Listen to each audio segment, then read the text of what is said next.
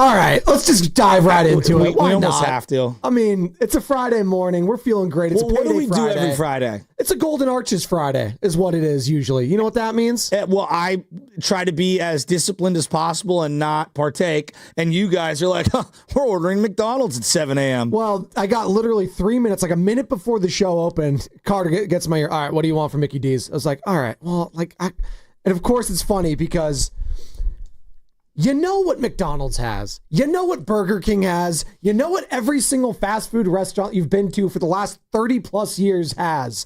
Except when it comes to breakfast, all right? Breakfast was a treat from a fast food place when I was a kid. We didn't get breakfast very often. We weren't usually up that early. You had pancakes or eggs at home. Most of the time, my mom said, do we have cereal? All right, you have a meal. Go. There you go. We have milk. You're good. All right? I grew up with a lot of brothers and sisters, all right? A lot of Kirkland trips, a lot of Costco trips. We had Honey Nut Cheerios almost always. That was the breakfast of choice. So we went to go to get a fast food breakfast. Usually that meant we were on our way for a trip somewhere, what have you. So it was a special occasion. So I need to look at the menu. And Carter, our producer's over there looking at me like, what the hell you got? We've been doing this for the last month. All right? So get off my back, Carter. I got to look at the menu. This sucker. Good morning, Joe. Well, then it diverted into me asking him, Carter, your mom brought you McDonald's at school, didn't she, growing up? You went to St. Vincent de Paul, Carter? Yeah. Yeah. Go Vikings. Yeah. Shout out Mr. Waters. And there were certain kids that would have unbelievable, impeccable lunches with little plastic containers and everything. We had a smashed up, dry as a bone. I'm talking dry as a bone turkey sandwich with that low-level bologna or turkey on it. Now, I'm not trying to knock my mom. We just didn't have a lot of money. And the peanut butter and jelly sandwich would be crunched in the backpack. I imagine Carter had like a 5-course meal every single day at St. Vincent de Paul. We had hot lunch. Oh, so That's what it was called, hot lunch. I remember it was that. only Yeah, one day a week for hot lunch at St. Gabe's when I was growing up. Oh, we had it every day. Well, you St. Vincent de Paul Marina kids. That doesn't we're surprise me. spoiled. We used to have it every day, too, at one point. But prior to that, it was like every Wednesday, I think, was the hot lunch day. So if you got there. But no, my parents would always pack it, too. And I was always jealous of the kids that got whatever, like burger, burrito, whatever was happening that day. But I got a smushed peanut butter and jelly sandwich. But I still love PB&J. And I love you, Mom and Dad, for providing me great education growing up that I transferred to a community college immediately and used none of it. So there you go.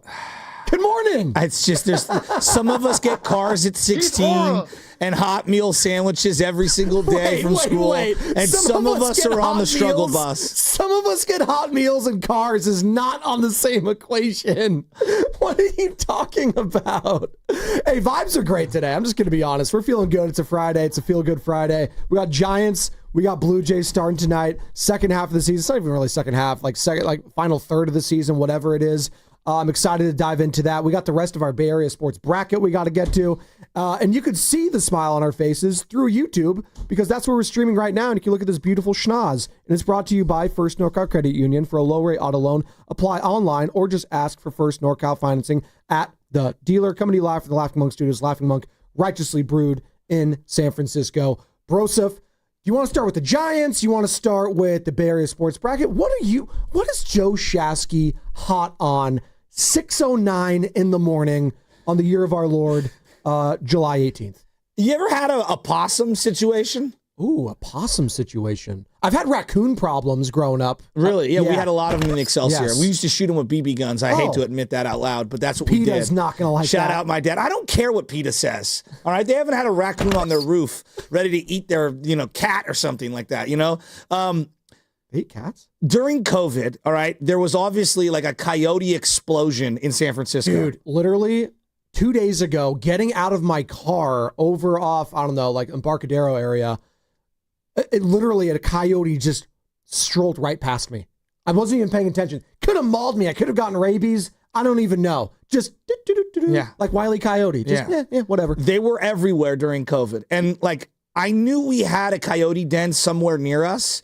in my house. I'm living off of Brotherhood Way. I don't want to get too specific, but I know where you live. we're near a green belt. Let's just put it that way. And my backyard is basically there's no homes behind it. And so there's all this shrubbery. Well, I built this big fence as big as I could, 6 feet. And then I added the lattice because the lattice doesn't technically count as fencing. And so it's like 8 feet. And the neighbors thought it was a little intrusive. And I was like, hey, look, I got 2 small little dogs. All right. And I'm very fearful that a coyote's going to jump over and grab one of the dogs, because one of our neighbors in the Excelsior had that happen where a small little dog with an old lady, she went and take him out to the bathroom. Coyote hopped the fence, grabbed the dog, hopped over, gone. Yeah. Gone. Now, I don't know about you, but my dogs are part of the family. Kuiper, gone. And so the other morning, and this is like yesterday morning or whatever, my wife says that she's taking the dog out, the little tiny Pomeranian. She's got to weigh 3 pounds, and she's a yapper. She goes out there, and there's a possum just sitting in the middle of the backyard. Now, she had opened the sliding glass door, and the little dog goes running out like she is gonna attack said possum. And I've got a bucket of baseballs and a hitting net because me and LJ like to hit off of the hitting tee and the hitting net in the backyard. And so Michelle says she freaks out when she turns the lights on because there's a possum in the middle of the backyard. And she picks up the baseballs from the bucket and starts firing the baseballs at the possum to get it to back up. It doesn't move. You know, possums are important. You know why? Because they keep the insect population, like the invasive insect population, under control. Great. I'm sure they are important. And I believe to the they're the ecosystem. only native marsupial in North America. In the words of many movies prior, if it dies, it dies. Let it go. I don't care. I just don't care. I care more about my family members, my dogs, than I do the possum. Going to attack you? What is this? I don't.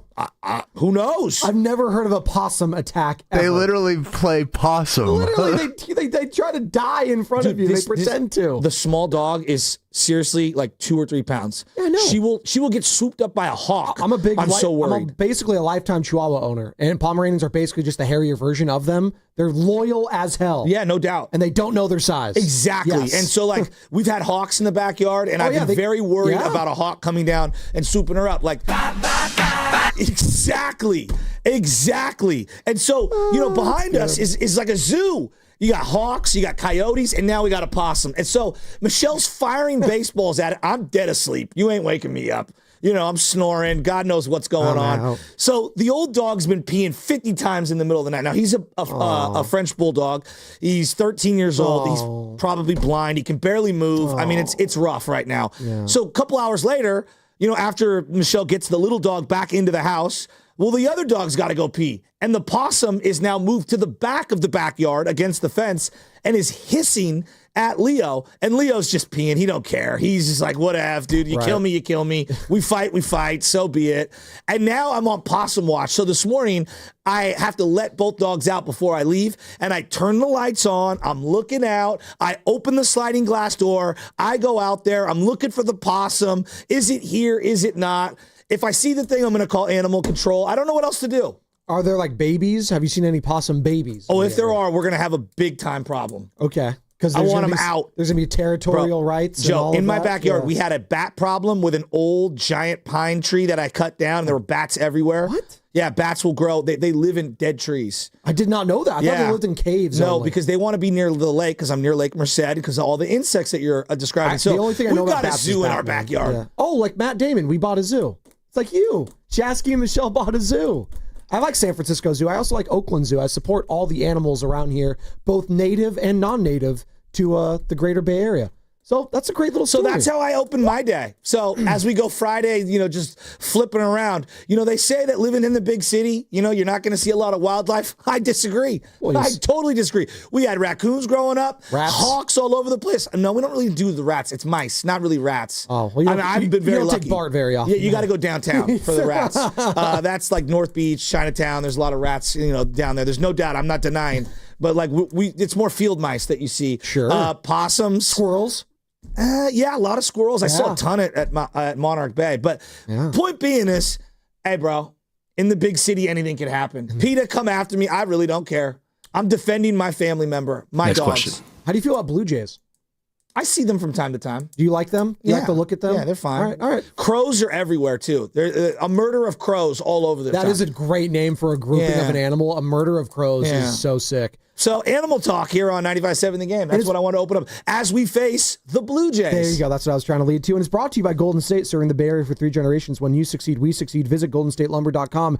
And right off the rip, I look at the pitching probables. I always like to look at when it comes to any series, especially coming out of the All-Star break. And guess who is on the bump for the orange and black tonight? Justin Verlander. As we go animal, a cougar. There you go. Oh, no. It wasn't your best work. That's I don't know. okay. He's somebody old. What would you? A dinosaur. Well, cougars We got a usually- dinosaur on the mound tonight. Cougar's usually for the female version. Well, do you know what the of joke that's- was, right? What was the joke? Well, the joke was if an older woman who goes after a young man is a cougar, this is a horrible joke. No, say it. You've already opened it up. An older man who goes after a young boy is a nittany lion. I'm out. Yeah, That was a Sandusky joke. It was not good. That was really bad. That was we might really have to bad. dump this entire last. You don't remember that joke? Yeah, I'm out on that one. We're gonna pivot past that. By the way, today is our final day of the All-Star Week prize Does blowout. everything have to be? I know Our it's prize today is one of the best ones yet. Well, hold on. You might see a coyote. You might see a possum at this location because we're giving out a day pass to Outside Lands. Joe, you know where Outside Lands is at? Where is it? Golden Gate Park. There you go. Another place that's got all kinds of animals. Exactly. That's There's what I was just buffalo in Golden Gate Park. That's crazy. Maybe horses. You never know. Yeah, you could see those. What are those white birds? They're not pelicans. What are those? Egrets? What are those? Egret. Egrets. Yeah, you can There see go. egrets. There's all kinds of stuff there. And it's a day pass to Outside Lands for any day of your choosing. We're going to be giving that out, and you got to be listening starting at 8:30 to learn how you can win. Can't wait for that. You ever been to Outside Lands, by the way? No. Ever? No. Never felt the need to. I'm You're an not old head. You're not a festival guy, really? No, I've You never went to been. Bottle Rock, though. Yeah, Bottle Rock's cool. Outside Lands, awesome. I'm gonna be real with you. Yeah. Not trying to hang out in Golden Gate Park when it's blistering cold at night. I'm just too old for Well, that. there's something to be said about getting like the atmosphere of San Francisco and the fog rolling in. get it every day. And hold on. But the fog rolling in at Golden Gate Park, like Carter will be on this. He's probably gone to Outside Lands many a time. Oh, I'm Steven sure he is. He's Risotto. young. He's like 12 years younger than me. I've seen Paul McCartney there. I've seen Kanye West He's there. got front I've row seen the seats, Killers there. I've seen Red Hot Chili Peppers. I've seen Hall & Oates at Outside Lands. I've seen a lot of people at Outside Lands, and it's a lot of fun. So we're giving out a day pass any day if you're choosing, starting at 7:30. Be locked in. Can't wait. So you got to understand, I got a lot of nephews and nieces that are, significantly younger than me. And I realized Outside Lands was not for me almost immediately when my nephew, who's now in his mid to late 20s, and all his buddies are getting married and whatnot, was like a freshman, like, I got to go to Outside Lands. It's like, dude, I'm a grown man. I should not be where my 14-year-old nephew is dying to go to me. Him and his buddies, like, they would bury 40s in the ground a couple weeks prior to the actual event. I go, how are you digging it out? I don't get it. Yeah, I was standing next to a guy once that started digging, and he literally pulled out an entire keg from the ground. It was I'm insane. not calling cap on that. I'm serious. way It was someone- nuts. Did he bring a tap in? How did he tap said keg? I literally was walking past it while they were digging. It was was a insane. pony keg at Pulled minimum. out a full-size keg, not a little it's not. Heineken one. No, I am calling cap.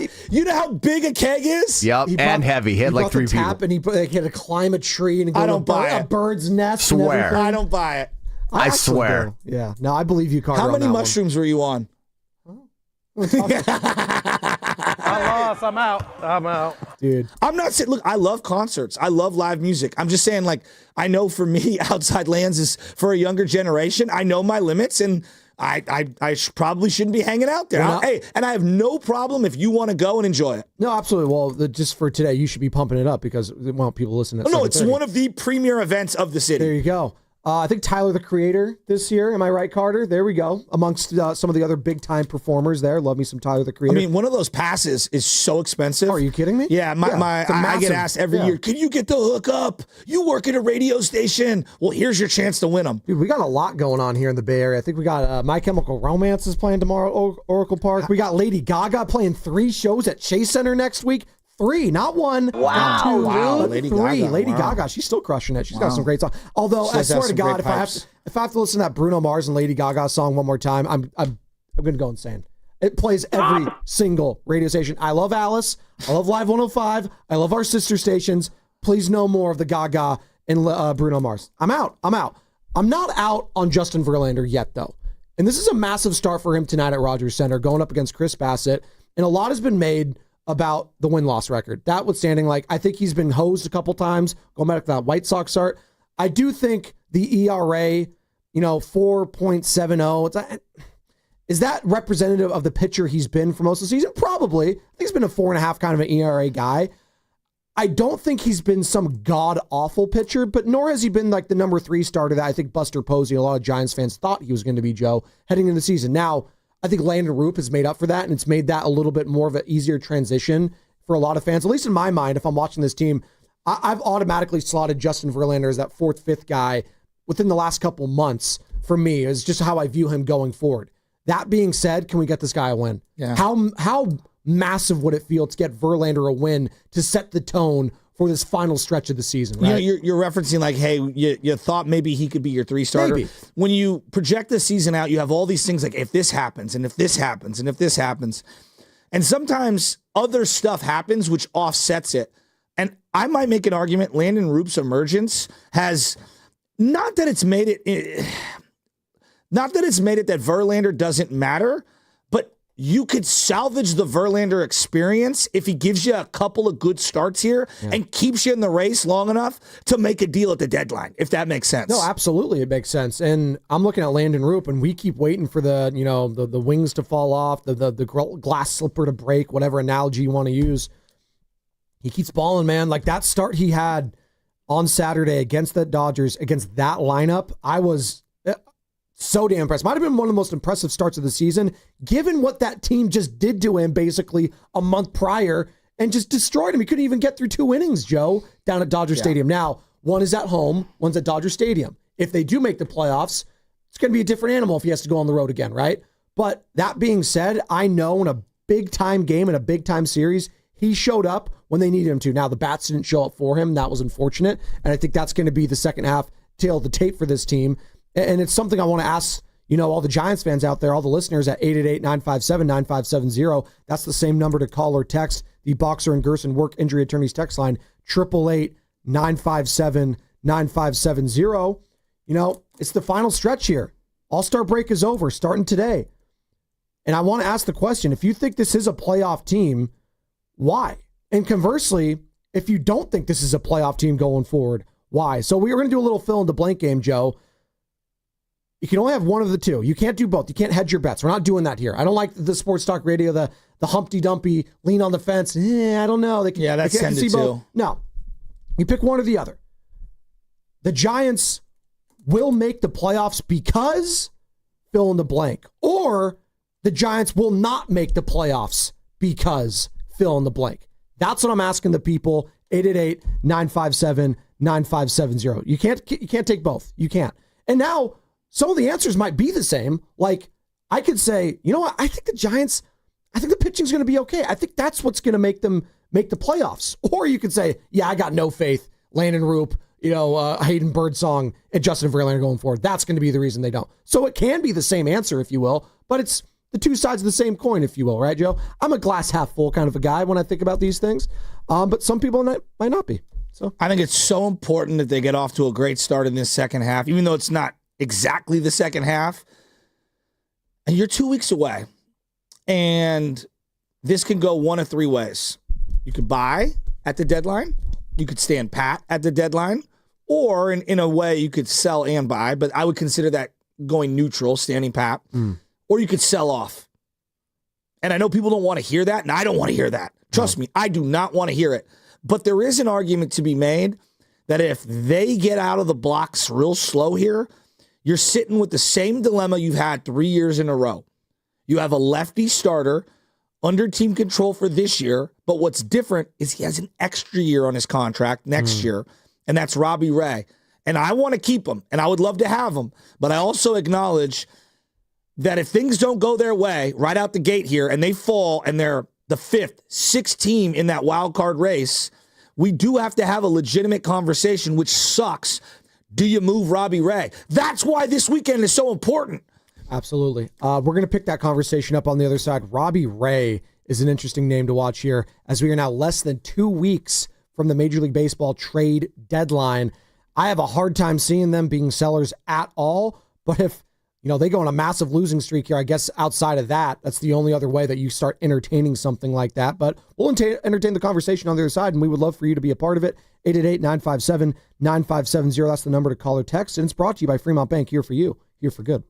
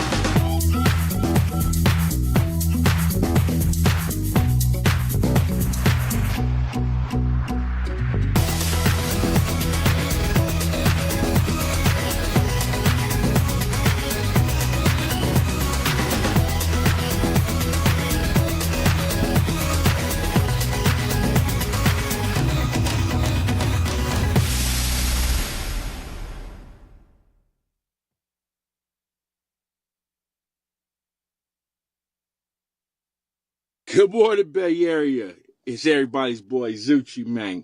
And you're listening to the New and Improved Morning Roast with everybody's boy, Joe Shasky, and my boy, Joe Spadoni. Oh, heck yes.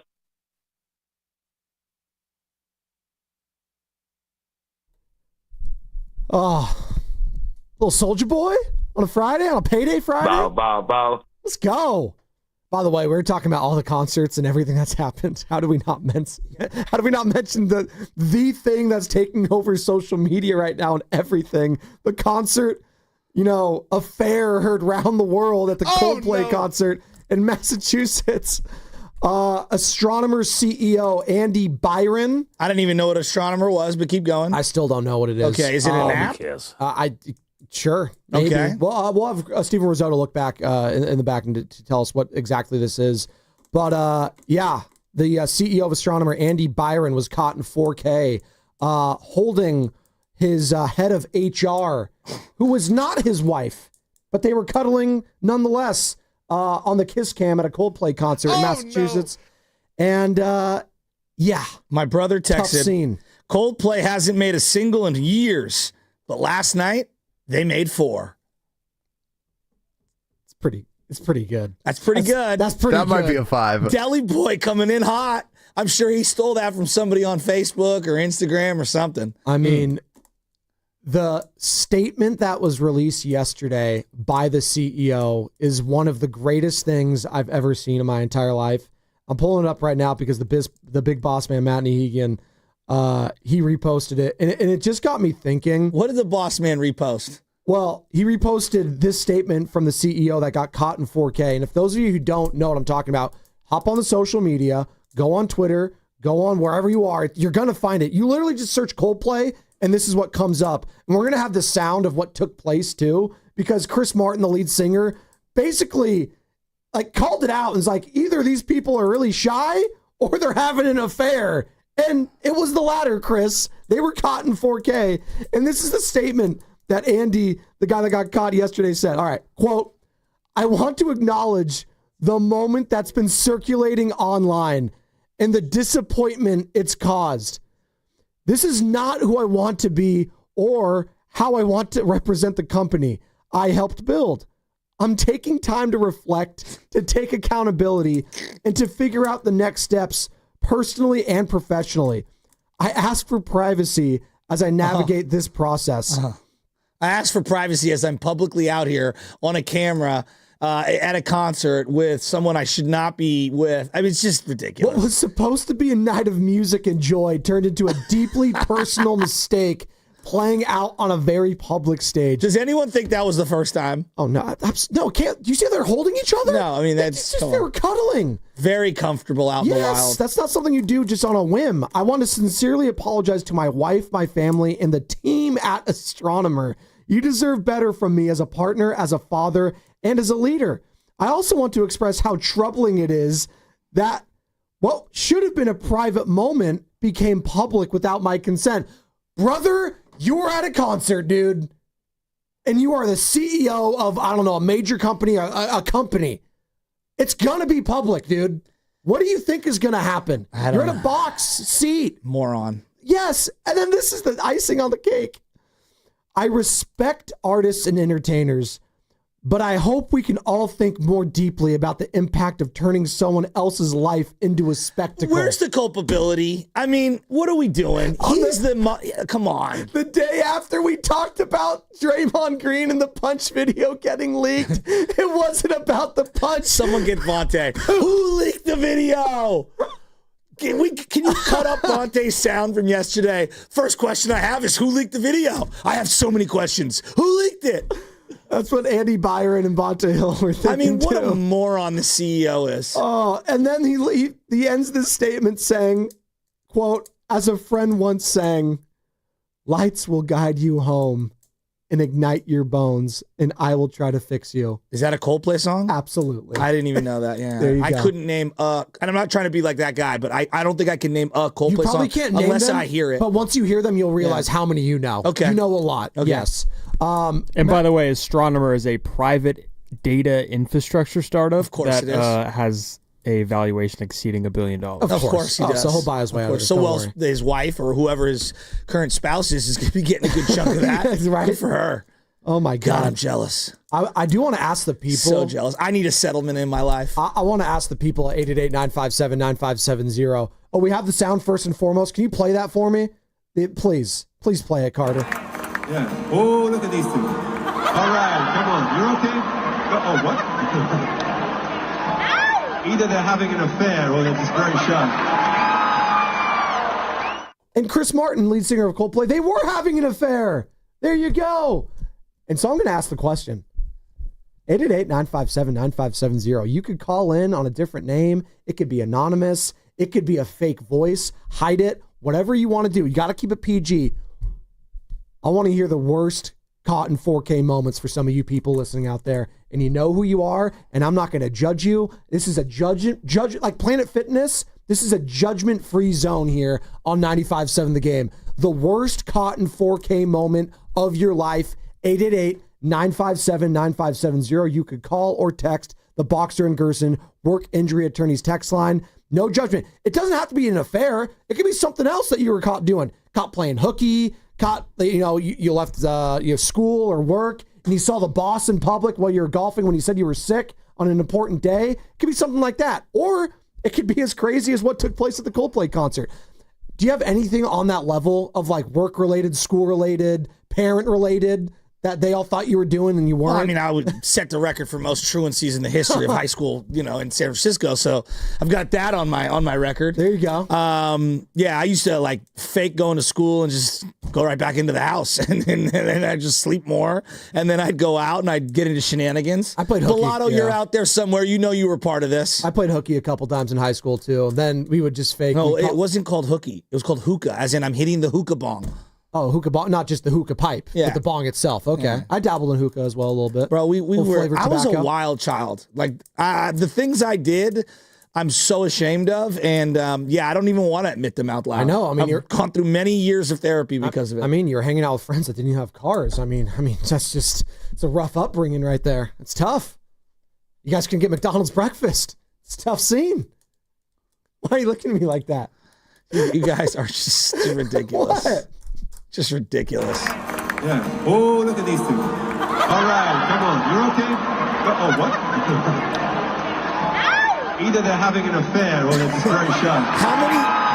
Worst caught in 4K moment of your life, 888-957-9570. So like you're thinking about that. I actually like more when a sporting event happens and somebody is caught crying or acting a certain way as their team is losing. Yeah. Like I think about that Dallas Cowboy loss to the Niners and the amount of people who became unbelievable memes for Dallas Cowboy misery is one of my favorite standstill photos all over the internet. You became one. Game 5. Dodgers Giants. I did. Remember that? Once upon a time, a couple years ago, there was just in the corner of the screen, I think it was TBS that series was on, and you just see Shasky after the Dodgers win. It was the Cody Bellinger grounder up the middle right off Camilo Doval, who couldn't throw his fastball for some reason or refused to throw it.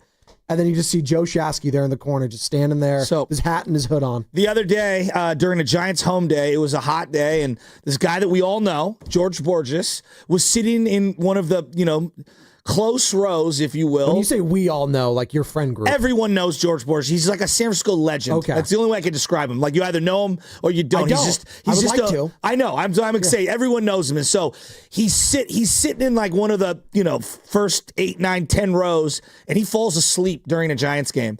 And the Giants broadcast catches him asleep. And the next thing I know, not only is the broadcast, making fun of him, everyone who knows him is firing off text messages to him. Well, Bonte, who knows him, happens to be broadcasting during the day and FaceTimes him. Hey, the NBC cameras are catching you sleeping. And he's like, what's wrong with me sleeping? And he became an internet meme and a sensation. And let's just put it this way. Everyone who knows him from the O Club, everybody who knows him just from around town, he's a lawyer, I believe, of some sort. Oh. Everybody was just crushing him. And George, I love you, but you got to wear it. You fell asleep at a Giants game during the middle of the day. Honestly, like if something like this happens, like in that, you just own it. Like it's George Costanza and Seinfeld when they were making fun of him eating the ice cream and it was getting all over his face. Yeah, I like ice cream. Got all over my face. What do you want to do? You just lean into it. And this is interesting from the 209 Give it to me. On the Boxer and Gerson Work Injury Attorneys text line.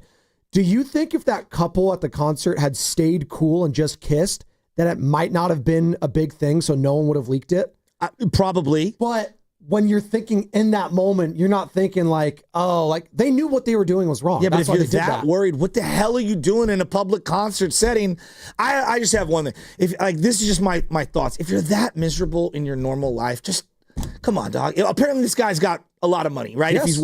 If the company is worth that much, I mean, sure and I know there's this whole divorce and the agony, and God knows he's got children. No, if you're that miserable, like, come on, Brother, what are you doing? I'm going through a similar thing in my own personal life. That's exactly what it is. If you are not happy, do something about it. Exactly. And don't hurt the person that you've been with or the children you've been with. Not to say that there's not going to be pain and hurt and all of that. I get things are complicated. There is, yeah. I trust me. I had a dear friend who was in a bad relationship, and I was like, dude, I just want you to be happy. Yeah. And now he's moved on, and his life is so much better, and he's so much happier. And I'm thinking, like, you went through all that misery. Like, thank God you both ejected from the situation. Right. And if you've gone through that similar misery, we want to hear about it. And misery loves company. So 888-957-9570. Your worst caught in 4K moment. You got to keep it PG. It could be anonymous too. Hey, again, judgment-free 95.7 The Game Morning Roast Show right here. And by the way, today is our final day of the All-Star Week prize blowout. Our prize today, as we've mentioned, we're talking about concerts.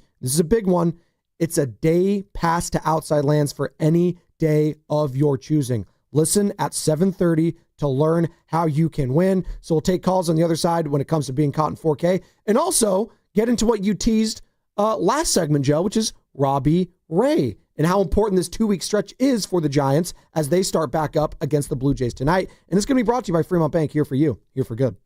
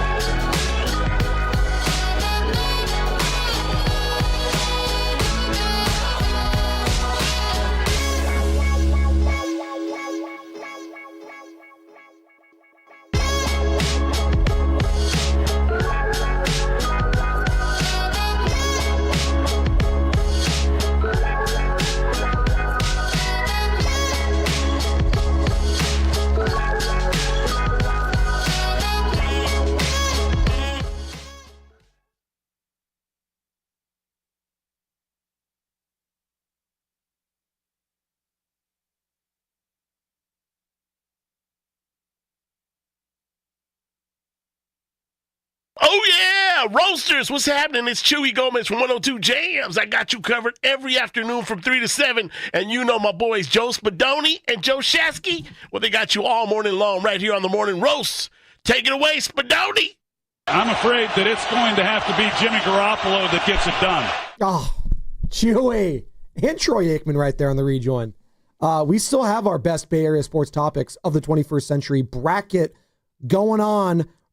We had Mac Jones v. Trey Lance yesterday, the Tuck rule, the Madison Bumgarner dirt bike accident, and, I mean, the number one overall seed, the 2007 New England Patriots of this bracket, or the 2016 Golden State Warriors. The Draymond Green, Jordan Poole punch heard round the world. I think that's going to be the topic that dominates this entire bracket, but we still got a lot more topics to break down today, and we will do that as the show goes on. We're talking Giants second half, which starts today. We're talking about it all, and the number to join the conversation is 888-957-9570. Happy Friday to all you lovely people. You made it.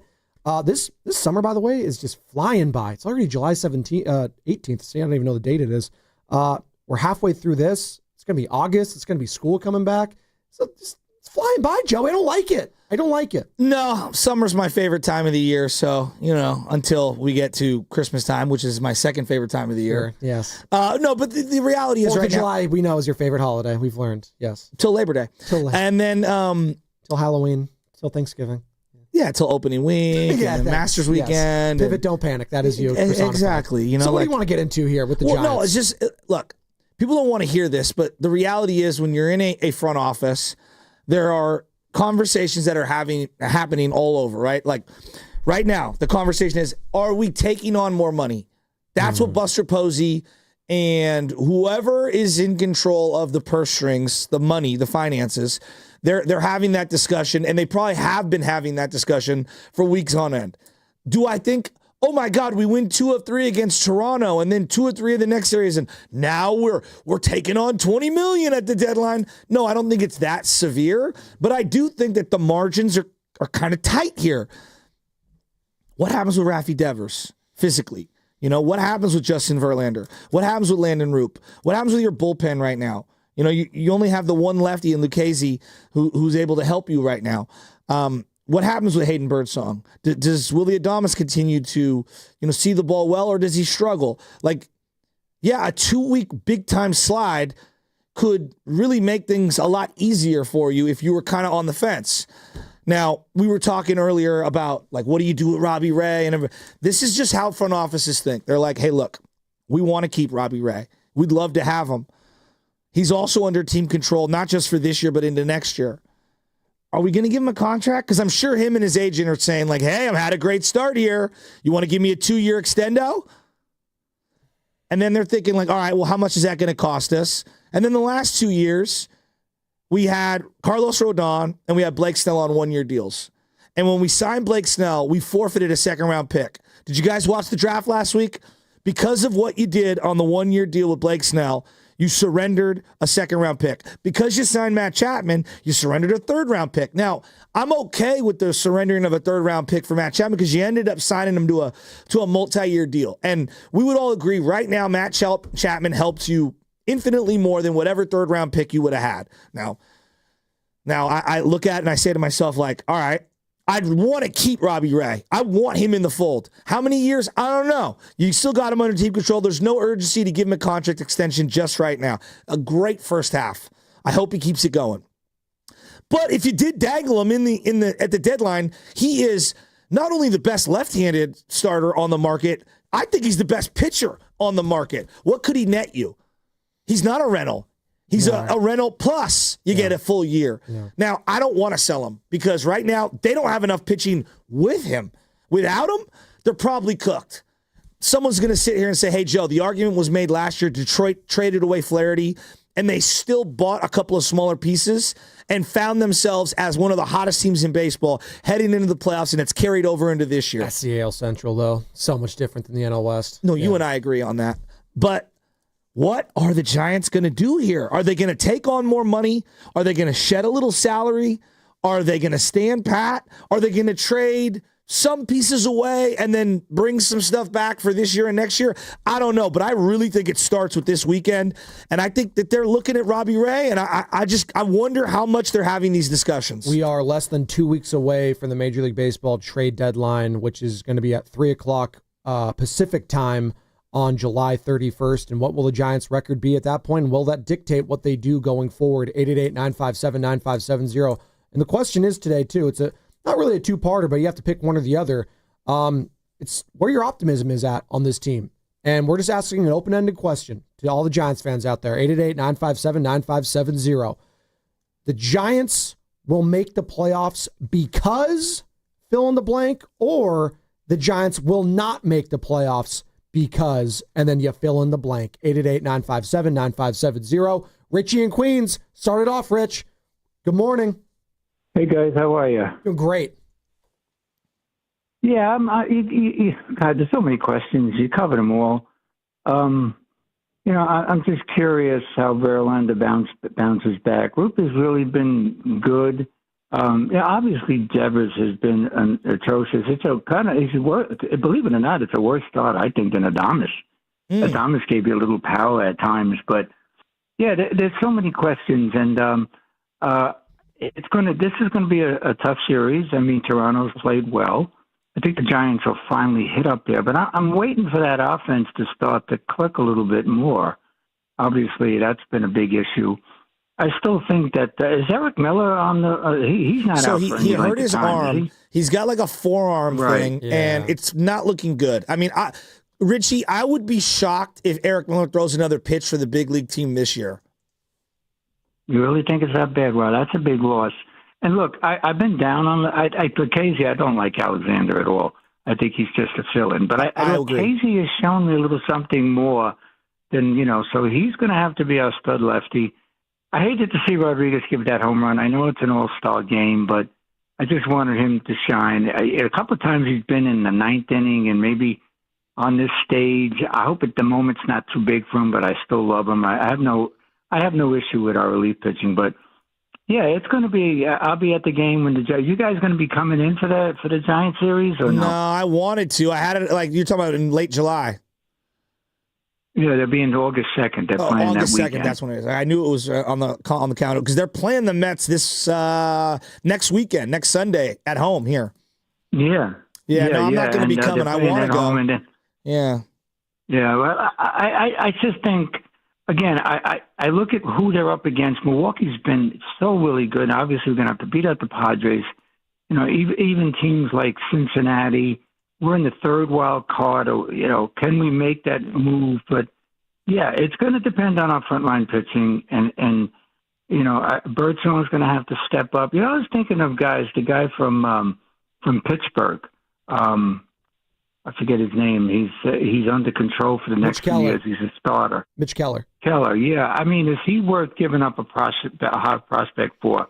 Until and maybe for Bird. So I think they're going to stick with Verlander because they made the commitment.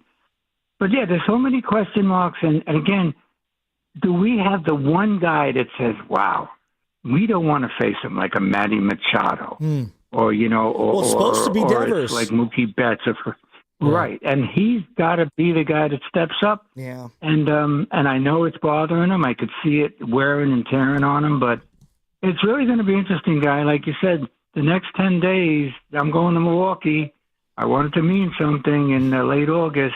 I know. So let's hope that they pick it up. All right, guys. Don't be a stranger, Mitchie. Thanks, Rich. That's Richie in Queens right there. Cousin. I call him Richie. Well, he sounds like Mitch in New Jersey, who he was a frequent caller here. I still think he tries to call every single radio station that's ever talked sports in existence.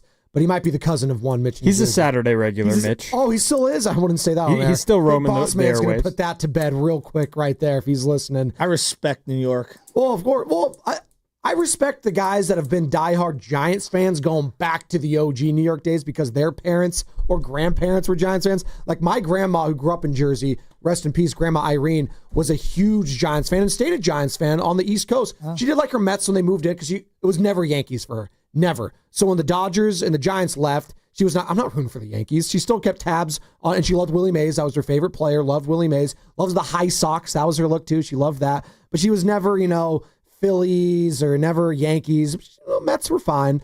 But she was a huge Giants fan. I think that kind of carried from generations still to this day, which is kind of cool. I always like that. Something about a New York accent and rooting for the Giants still does something to me. I don't know. It's cool. It just shows the history of the Giants still, reverberating in the boroughs out there. So he brought up Lucchesi. I like him. I think he, to me, is more of like a swing starter, long reliever. Yeah. That's what I think his role is. He's had success as a starter in the past. To me, he's like that Yasmero Petit role where like those guys are very invaluable, where you can come in and, hey, I'm a spot starter, or a guy gets blown up in the third inning and I have to go 3 or 4. Well, hell, you remember Petit against the Nationals in the playoffs, right? Guy was massive. How many innings did he end up pitching in relief? Felt like he pitched the whole game. I don't know, but you don't win that game, and you don't win the World Series with that Yasmero Petit. No, but he's so sick. George Contos should have had a perfect game, too. George Contos, at one point, before he became more of a defined reliever, was kind of like your swing guy at times. So there is a role for a guy on a staff like that, and those guys kind of go under the radar. But on a good team,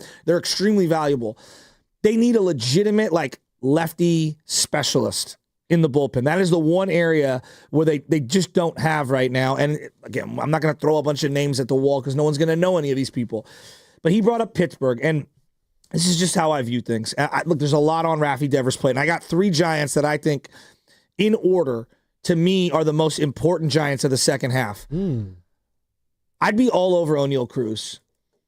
I know you need to get a starter, and I get that. But I'm looking at the big picture, and they just need some pizzazz right now. This is a guy from the Dominican Republic who knows Willie and knows Rafi, and I think that he is an ultimate change of pace guy. I know we talked about this earlier this week, but I think he needs a total change of scenery. He has been a bad baseball player this year. There's no other way to put it. Look at all the metrics, whether you want to go straight to WAR, all the people that are obsessed with WAR, batting average, on-base percentage, home runs, total bases, errors, range. He has not been a good player this year. He's kind of a knucklehead, and he has not played well this year. In the past, there's clearly something there. And I will admit, I am intoxicated by physical traits. If you are that big and that strong and can run like the wind and look like that, I'm always going to be enamored with you. I am guilty as charged. That's me. You're like when it comes to quarterbacks, you love big arm, you love movement, you love it all. You love the Trevor Lawrence prototypes. Not that I don't love the Dustin Pedroia try-hard types. I love the Brock those Purdy's too. of the world. Yeah, Yes. the Brock Purdy's of the world. But there's just something about a guy like O'Neal Cruz, and I truly believe he needs to be in a different setting, in a different lineup. Boy, wouldn't he be a fun acquisition for the Giants to throw in right field. Kidding me? The cruise missiles? I love those. Like, there is something to be said about the way the sound comes off of certain players' bats. It just hits different. O'Neal Cruz is one of them, where the sound is just different than his. Like Ohtani, you hear it, right? When he hit that homer against Logan, it just sounds different. O'Neal Cruz is one of those guys. Now, the problem is you have to make contact to do that, and he doesn't make contact enough for my liking. Although, when he did it in the All-Star, or the Home Run Derby, what was that, 513 feet? Oh my God. The power is unreal, Joe. Yeah, but there's question marks on attitude, on hustle, on heart. Like, these are a lot of things people are questioning. I'm trying to play it fair here. Like, right. he is an unbelievable talent. The highlights speak for themselves. But the guy clearly, just look at his batting average. Look at his on-base percentage this year. It's not good. Jung-Hoo Lee might be a significantly, not a little bit, a significantly better ball player this year than O'Neal Cruz, and that is a sentence. By the way, you're listening to 95.7 The Game, KGNZ FM and HD1 San Francisco and Odyssey Sports Station, and the home of the Golden State Warriors and Valkyries, always live in the free Odyssey app, coming to you live from the Laughing Monk Studios. Again, today is our final day of the All-Star Week prize blowout, and one of our best prizes, if not the best, is happening today. A day pass to Outside Lands for any day of your choosing. Listen starting at 7:30 to learn how you can win. And that's, again, about 27 minutes closing at that point. But I do want to say this. Are the Giants in a position right now to take on a guy like O'Neal Cruz? I feel like if I'm, as we're doing cross-sport analogies here, and we'll stick to baseball too, like if I'm the Dodgers, I can afford to add in a guy like an O'Neal Cruz to an already stacked lineup, right? In the past, I'm a New England Patriots team that can afford to take a risk on an Antonio Brown, or I know he's proven not the same like-for-like player, or like a prospect like a Tim Tebow. Remember when they did that? Are the Giants currently a team that desperately needs consistent bats and consistent power ready to go get a young, inconsistent player. I don't know. It'd be a risk. See, It'd be a risk. Of course it's a risk. They're all risks, but this is a guy's got some risks are like worth taking than others. Like if I'm going to risk giving up a lot of big prospects for a guy like O'Neal Cruz, who's a big prospect still, in my opinion, in his own right, like, yeah, I don't know. Maybe I'd rather like give up a little bit less for a guy that's closer to being like a 240, 250 hitter consistently. You know, Joe, I think that's what this team needs more. No, they need athleticism desperately. Well, they do. And they need some juice. Like that's what they need. They need another guy with some juice. And I think he needs a lineup where he's not asked to be one of the guys that carries it. And I think it's just what the doctor ordered. This is why you have Willie Adames. Oh. You don't pay you don't give a guy $185 million just because he's a good ball player. You bring him in because he's a leader. And we've seen clearly like Willie Adames is a rally guy. The dudes on both sides, the Spanish-speaking guys and the English-speaking guys all really gravitate toward him. The media gravitates towards that guy. He's a leader. Risotto and myself, like the guy that smiles. I was like, dude, I want to hang out with this guy. He's just a good vibe. Yeah, he's a leader. And look, I would rather have like a Stephen Kwan right now because he could be a top-of-the-order guy, but I just don't see the Guardians moving off him, and I think it costs you a lot. The reason why I like O'Neal Cruz is because clearly he's fallen out of favor in Pittsburgh. And I get what you're saying, like, hey, you don't want to give up prospects. No one's saying trade Bryce Eldridge for him straight up. But you got a guy like Marco Luciano right now. And if you've just been paying attention, the guy's got like 20 jacks in AAA. He's 23 years old. It feels like there's not a spot for him here. I don't know why that is. They could really use a guy that hits lefties. I don't know what his exact splits are right now in AAA. And I know because it's a hitter's league, it's not like for like. We've seen a lot of guys like a Mac Williamson who's crushed it in AAA for the Giants, and it just doesn't translate 4A players, to the right? big league level. Yeah. Like, right? But O'Neal Cruz, somewhere in this lineup, in the 6, 7, 8 spots, or maybe you put him at the top of the lineup and bat him lead off. I just think it fits. I do. And I think that he gives you that right fielder that you've been desperately searching for to kind of like give you that pizzazz and that long ball. And I think he fits the yard. He fits what we need right now. Now, where does that leave Yastrzemski? I don't know. I think Yastrzemski can kind of push Jung-Hoo Lee in center a little. I think he can be your fourth outfielder. Obviously, you got to give Ramos some days off here down the stretch because he wore down this year. So I'm just throwing out ideas. What do you do with Matos? What do you do with Luciano? Right? Those are two guys that it feels like you don't have enough playing time for them. So that's why I think they're on their way out for something. And would that be something that interests the Pirates right now? I don't know what interests the Pirates. I don't know what they're doing over there. Quite like they're just one of those organizations that I don't think they know what they're doing from top to bottom. They're constantly firing. I think the last stable manager they had was Clint Hurdle, and what was that, like a decade ago or something? Like it's been a revolving door. Like Andrew McCutchen is like the household name that everyone thinks of. Paul Skeens. Well, Brian Reynolds doesn't want to be traded to the Giants. Well, I think he would be a really good fit. But would he waive that for the right situation? I don't know. Like I have a hard time believing that stuff because Jimmy Butler at one point also said, yeah, no, I don't want to. Now, he didn't say it, but his team said it, Shams Charania or whoever was leaking it out. Brian Reynolds was traded from the Giants. Right. So maybe he feels some kind. Again, I'm just saying. Maybe, but I'm saying that's not the end-all, be-all for me because let's say the Giants 2 weeks from now, right at the deadline, are like right there at the Dodgers or they're neck and neck, and Brian Reynolds is seeing like the writing on the wall. It's like, oh, you know what?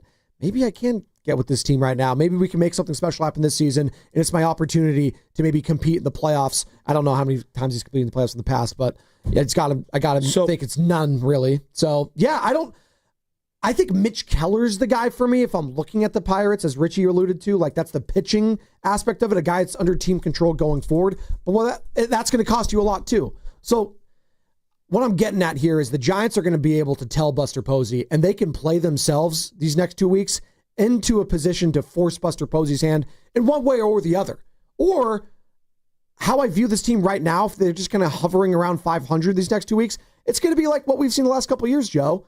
Maybe a move there, like a J.D. Davis type of a player. That's not good enough. But I'm just saying, if they're going to hover around 500 these next 2 weeks and kind of be, 5 or 6 games over, I don't know if that's going to move the needle for Buster Posey. Well, and that's why I think a guy who's under team control for the next 3 years, I mean, he's arbitration eligible in O'Neal Cruz. Like, it kind of fits the mold. It's not just a deadline deal. It's someone that you're hoping can get it right in this situation around that nucleus of Devers. Again, these guys all played on the World Baseball Classic team together. Devers, Cruz, and Willie Adames. Like, there's something there. I believe that there's something there. There's a fraternity. I mean, we talk about this in other sports. Guys want to play with their buddies and people that they like and that they know. And that doesn't mean, by the way, that they're best friends just because they played together. No. That doesn't mean that. We see teammates fighting all the time. But I think it's worth the risk, and they've been risk averse for so long. I'm okay with it. And worst case scenario, Joe, if it doesn't work out, what have you lost? Lucy isn't really helping you right now. Matos isn't really giving you everyday production right now. So I don't know. And again, maybe that doesn't get it done. But I saw an Athletic article, The Athletic, now owned by the Wall Street Journal. They had different tiers of buyers. Right. Okay, in the league. So, like, your tier 1 buyers, like teams that no matter what are always going to make a move, right? Dodgers, Yankees. Yeah. For example. Mets, probably. Tier 2, hey, Phillies. we have to make a move. Tier 3, trending to buy, all right? And they had the Giants on there, the Red Sox, and the Padres. New York Times, by the way, not Wall Street Journal. Oh, my bad. Continue. It's okay. No, my bad. New York Times. Thank you. I'm glad we had that clarification because no one is subscribed to either of them but people in the media. That's true. I subscribe to The Athletic, though, and thus New York Times, I guess. So there you go. But they have the needs for the Giants as second base and catcher. I don't think second base is a need. Right now, I don't. I think they can get away with Casey Schmidt. Yeah. I think they're fine in second base right now. Is catcher a need? Yes. I don't think you can find it on the open market. I think the thing that is robust around the league, there are a lot of outfielders. What do the Giants not have? Outfielders. Yeah. So that's why I actually think outfield is a position that you can go take a swing on somebody and bring in somebody with some swagger. I think it helps the lineup. They need a lefty hitter. I would, again, if we're talking like catcher, because that is like the depreciating position around Major League Baseball right now. There's just not a lot of good catching. It feels like we're in a depression period for them. Like a Travis d'Arnaud I've mentioned in the past, the Angels. Would love that. Like, he's a veteran guy. He's batting like 240 this year. That's a player I'd be in on. He's played in big games. He's won a World Series with the Braves. He's big moments. He can call a game. Now, I don't know what his defense is like these days, but I don't really care about defense right now when my at-bats are basically outs every single time in the catching position. It's basically an out whenever Patrick Bailey goes out there. Can't even bunt, for Christ's sake. It's tough to watch. It is. And I'm just calling what it is. So, like, if I can get another guy there, take a load off of Patrick too, give him some guy, and a guy that's respectable at the plate going forward. Like, that's a move that I can get behind. It's not sexy, but that's a move of a couple moves. I think that would appease a Joe Shasky kind of a fan. Well, they're going to need a variety of things. Yes. And I don't think they can stand pat. Even if they don't think that this is their year, I think you need to arm yourself for the end of this year and into next year. Right. Like, that's what I would be looking to accomplish. Well, what's been the Achilles heel of this team in the past? It's been they just faded. They just don't have enough bodies. Injuries start stacking up, and you just don't have. And they have no bats. Like, they just don't. And like, they need some pop here. And so I got 3 guys to me that are the key to the second half for the Giants. And we're going to get to that on the other side, and it's going to be sponsored by Crystal Geyser Alpine Spring Water.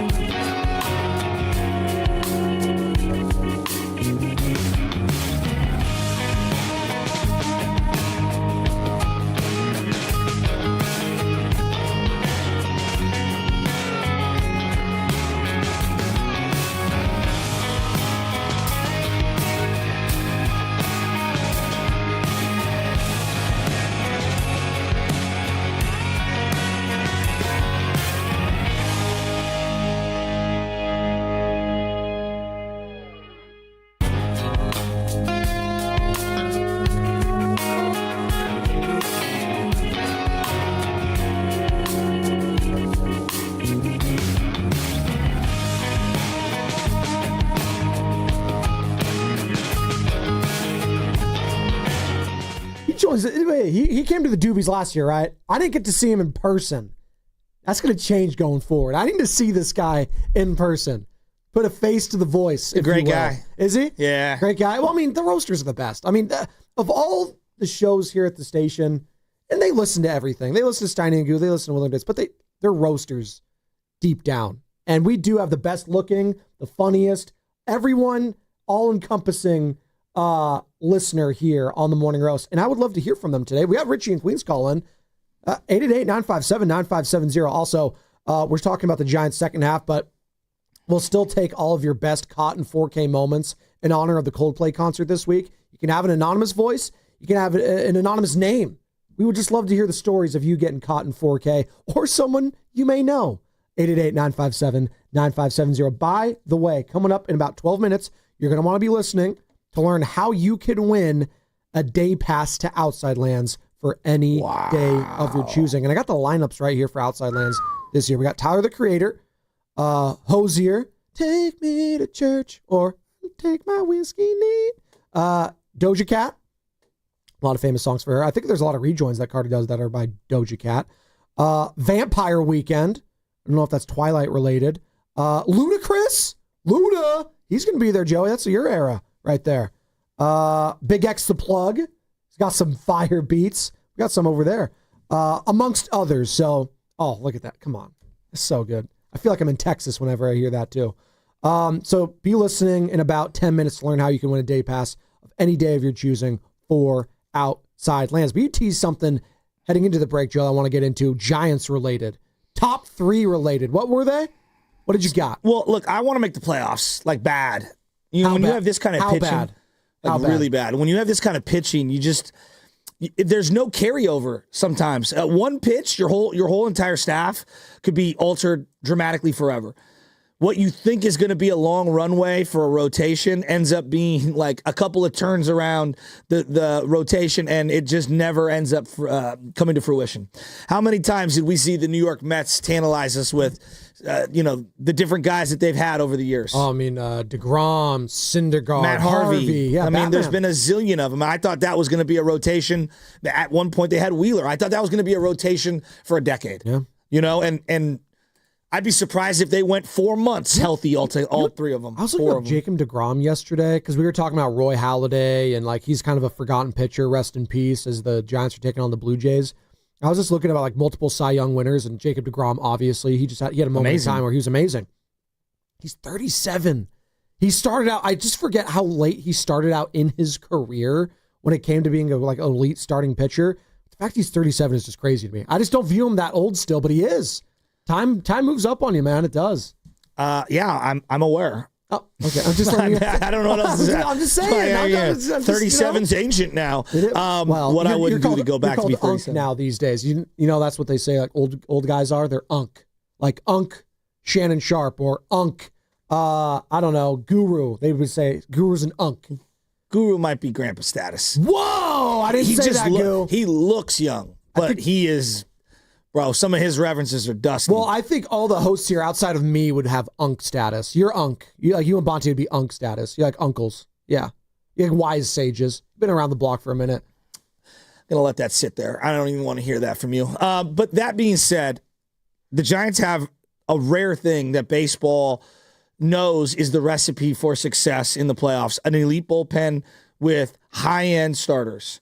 If you have those things, you can beat anyone. Now, you're going to need defense. You're going to need situational hitting. You're going to need to get lucky. The game does have elements of luck here. But if you have elite pitching, you're good to go. Now, if I were to go the 3 most important Giants for me down the stretch for them to get where they want to go, which is the playoffs, whether that be via the wild card or winning the West, I'm going to throw my 3 at you, and you tell me where you're at on them.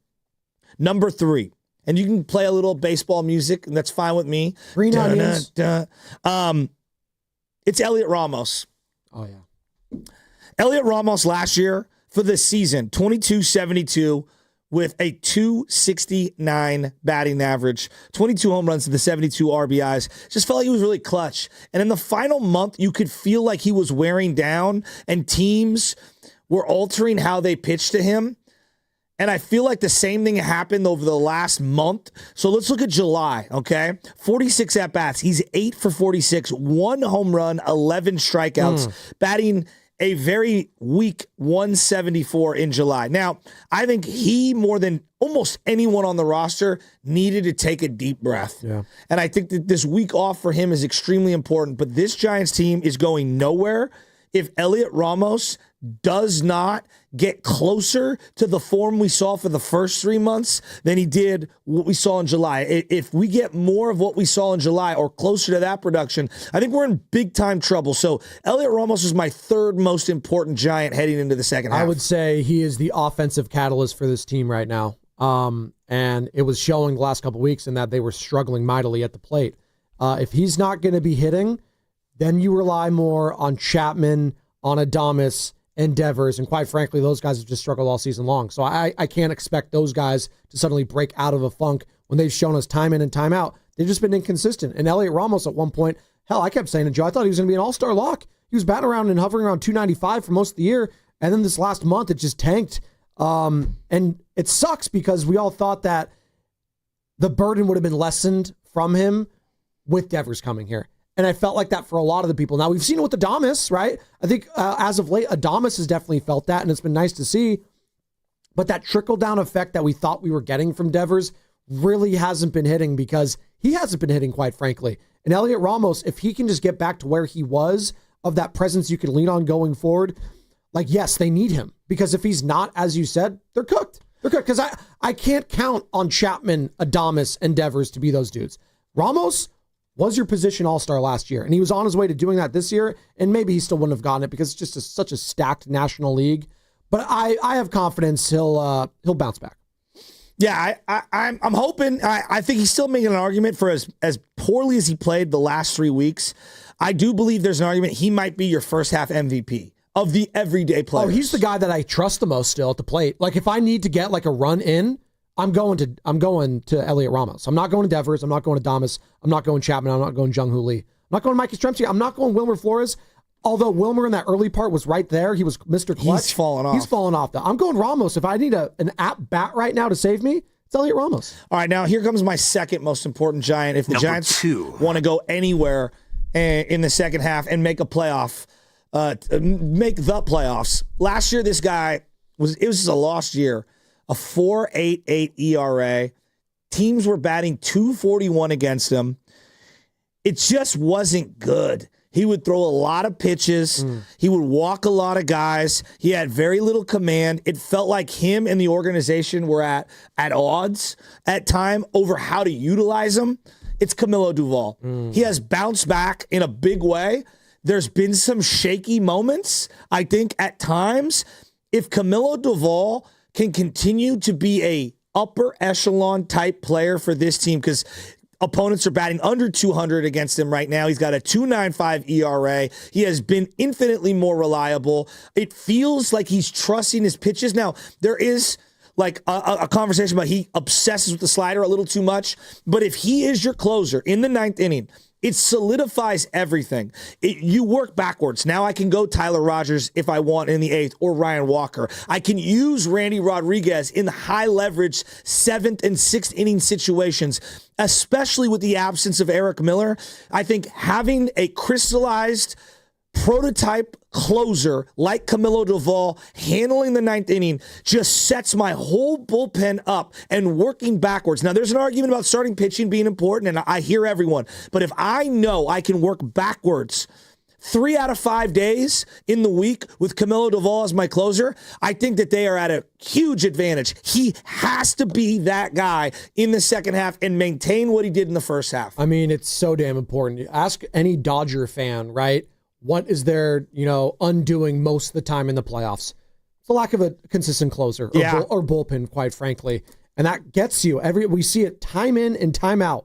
Oh, the Phillies or the Dodgers going to make it. Yeah, because their bullpens fall apart. And you can't trust your closer. And they lose the games. And you run into a hot lineup like we see every single year, whether it's the Arizona Diamondbacks, whether it's the Detroit Tigers. Like, that gets you. Emmanuel Clase, a guy that couldn't be touched sometimes, right? What happens? Turns back into a pumpkin, and it sucks. But Camilo Doval, I'm feeling great about him because he had saves against two of the best teams in baseball this week and two of the best lineups in baseball this week. That being the Phillies and the Dodgers. Two teams you might very well see in the playoffs, Joe. That was massive for me and my confidence if I'm a Giants fan going forward. Him being able to do that, going up against Shohei, Mookie, Freddie Freeman, Will Smith, and getting out of that when all the momentum was going where? Towards the Dodgers leading up to that. I think we all thought they were going to lose that game. And you know what? And I talked about it on that Friday or Thursday, I guess it was, whatever. Like, wouldn't it be something to see Camilo Doval go out there against the heart of that Dodgers lineup and get that save? How much confidence would that be built for him? And let's call it what it is. His lowest point as a Giant and as a Major League Baseball player came against that team in the playoffs in a do-or-die situation. You don't think that was monumental for him and his mentals going forward? Good point. It had to have been, Scar right? tissue. Yes. And you know, I always think of it this way. Name me a team that you like and you trust in September with a shaky closer situation. You just can't. I can't. And that's why I was always skeptical on the Dodgers and who was a Tanner Scott or whoever. He's having a pretty good year. But he was a good player for the Padres. He was. But didn't he kind of unravel over this past weekend? No doubt. He can be had. He can be had. And I think that just goes to show right now the dominant closer, if you will. And we've been talking about this all year long. Like the guys, the Craig Kimbrells of the world, the sub-1 guys that we used to just rely on and say there's, a couple of them in the league.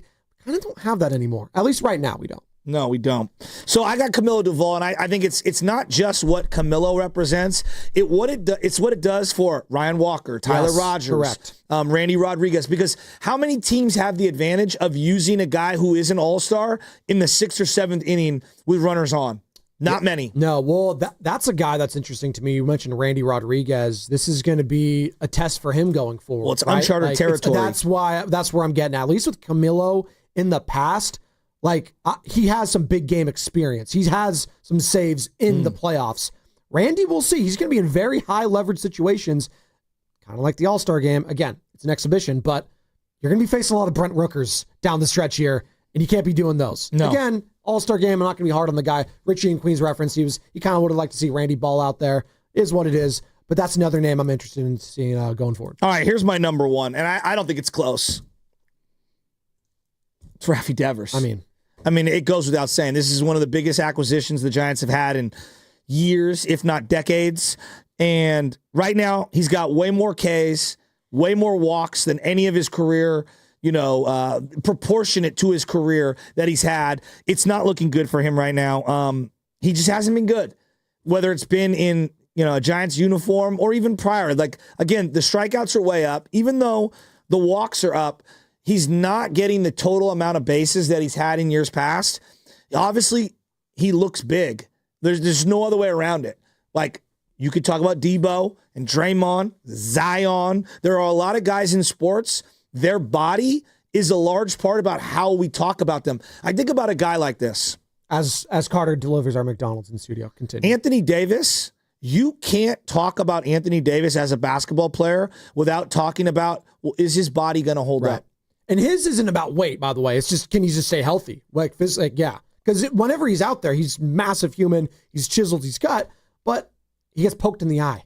Can he stay on the court? Yeah. Think about the way we view Joe Burrow. Yeah. No one denies he's a good player. He's a great player. Yeah. But we don't know where he's at health-wise. He's been banged up so much. Nick Bosa, another guy, right? Exactly. Christian McCaffrey. So I look at Rafi Devers, and there's the weight, and then there's the health. And right, so this guy last year, 28 and 83, 28 home runs, 83 RBIs. Can he get near those numbers? That's why I think it's imperative he gets off to a hot start in this second half. Just kind of calm the waters for everyone. And then when he's rolling, what will the burn-off effect be for Willie Adames if he's behind him and Matt Chapman behind him? And if Elliot Ramos continues to bat in front of him, what does that do for him? When you have a great hitter in the lineup, other guys around them, when they're thriving, also start to thrive because they see better pitches as teams try to avoid that particular player. I'm going to tell you this about Rafi Devers. I'm going to find out a lot about him in the back and the groin and the disc and all of it this weekend, because if he can't hit in Toronto against a team in his career that he's batting 307 against, 121 hits, 24 home runs, 74 ribbies and 59 runs scored in 105 games against the Blue Jays in his career, Joe, if he can't do it against that team, then yeah, I'm concerned going forward. And I'm starting to flirt with, let's shut this guy down for a little bit.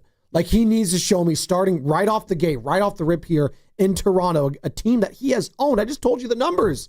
About 300 against this team. He knows them very well from his AL East days with Boston.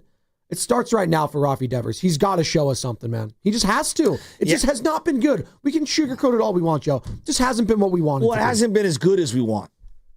Good in general. Hasn't just been good. He's been better than what they would have had prior. Like, I mean, remember, you had Lamont Wade Jr. playing DH at times, and he was one of the worst hitters in the game. So, no, I agree. It's not as good as we want, but it was objectively better than what they had 2 months prior. Sure. Which is not saying much. It's not saying much. Exactly. Low bars to clear. By the way, Lamont they Wade need the guy. Lamont Wade Jr. at the Angels, batting a crisp 156. Oh, there you go. In Anaheim.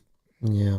I got Rafi Devers as the most important Giant in the second half. I think it goes without saying. And I'm not trying to like be the smartest guy in the room. I just think it's the most obvious. You know, it's so clear that they need this guy to be some semblance of one of the best hitters in the game. And I think what he does in terms of taking pressure off of others and then setting the table for other people to be able to hit in advantageous situations is paramount. I'm looking at Rafi Devers, and this is why I was so concerned a couple weeks ago about the groin injury, Joe. And I know a lot of people, and I'm not throwing you under the bus, but a lot of people are saying, oh, it's going to be fine. You still got to put him out there. He's the highest paid player in the organization, and you just have to treat those guys a little bit differently. Yes, you're going to treat everyone with care, but especially the Stephen Currys, especially the Brock Purdys, those types of players. And I know baseball's different. It is. There's not that kind of the quarterback position on the baseball dime. It's different. It could be the shortstop, it could be not. But you got to start caring about this guy's future with the team. And if he's going to be, hurting other parts of his body in the process, I got to start considering shutting this guy down. I just do. How many guys in baseball are game changers? Game changers. Wow, that's... Meaning when every time you watch them, like the teams are not only avoiding that person like the plague, but they are just an absolute game changer. Probably less than 10, I would say. I agree. Yeah, less than 10. Aaron Judge and Ohtani off the top of your head, right? Freddie Freeman. This year, Cal Raleigh has been one of those game changers. I wouldn't say he's even come close in his career. I think we would liken it in the NBA a superstar. Not a star, a superstar. When Acuna was right. Acuna was a game changer. 40-plus home runs, 75 stolen bases, just putting unbelievable pressure on a pitching staff. They need Devers to be a game changer. And that's what they traded for. And if he turns into that, Joe, that does change everything for this team and expectations for me going forward. If I see Rafi Devers become that guy, the Giants could very well be the NL West champions. They can. I know. If Rafi Devers does that. The problem is, he hasn't shown us that he can do that as a Giant yet. As a Red Sox, sure. Yeah, but I still think he's going to do some things. I mean, like, I hope so. You saw the other day. I don't want to sound like I'm just this negative Nancy when it comes to Rafi Devers. I'm just concerned about all the medical right now. So, okay, like, for example, people want to know why I'm so, like, critical on Jung-Hoo Lee. Because when I watch, I don't see ridiculously hard contact, right? And I'm not going off exit velo. I've told you, exit velo's BS. Right? Because you can put them where they ain't and get on base like Wilmer Flores does. And it doesn't matter what your exit velocity is. My eyeballs are telling me, are you taking good at-bats? Are you driving the ball with your entire body? He's close. I'm talking about Devers. He is close to busting out. I really do. I think he's going to bust out. By the way, it is time to give away today's prize, a day pass to Outside Lands for any day of your choosing. And here is how it's going to work. Sometime over the next half hour, we're going to give you 3 clues. After that, Carter, we're going to play a sounder. We're going to play it. I swear, I promise. Big summer blowout. And at that time, you'll have to tell us which former All-Star we're talking about. So stay tuned and listen for said clues. And I'm with you on the Jung-Hoo Lee thing. For me, Jung-Hoo Lee hasn't even finished a full season of Major League Baseball. It's one thing to come from the Korean League. What have you done in Major League Baseball for me going forward? So I know what Rafi Devers has done at this level. I know that. And different uniform, different league, I don't care. I know what he's done against Major League Baseball pitching. Jung-Hoo Lee, he needs to adjust back. I have yet to see Jung-Hoo Lee adjust going forward. And that's going to be something that we're also going to be monitoring. And for me, if I was doing my own top 3, I think Jung-Hoo Lee might be a part of that, because if Jung-Hoo Lee all of a sudden gets it going at the plate, that does change things going forward as well. You heard Dave Fleming, who joined us yesterday, voice of the Giants and our Giants insider, Joe, talking about it. He believes Jung-Hoo Lee is a big league pitcher. For me, that remains to be seen. I don't know. I've seen him come out hot, and then the league adjusts back. And it's a game of adjustments back and forth and back and forth. And I just don't know if he could be that guy going forward. And for a guy making that much money, like whether it's him, whether it's Adames, Devers, Chapman, one of those 4 has just got to step up. Well, this is the one risk. of them. This is the risk of signing an international player sight unseen to a big league deal. You know, like for every Yamamoto, how many dice Ks are there? Yeah.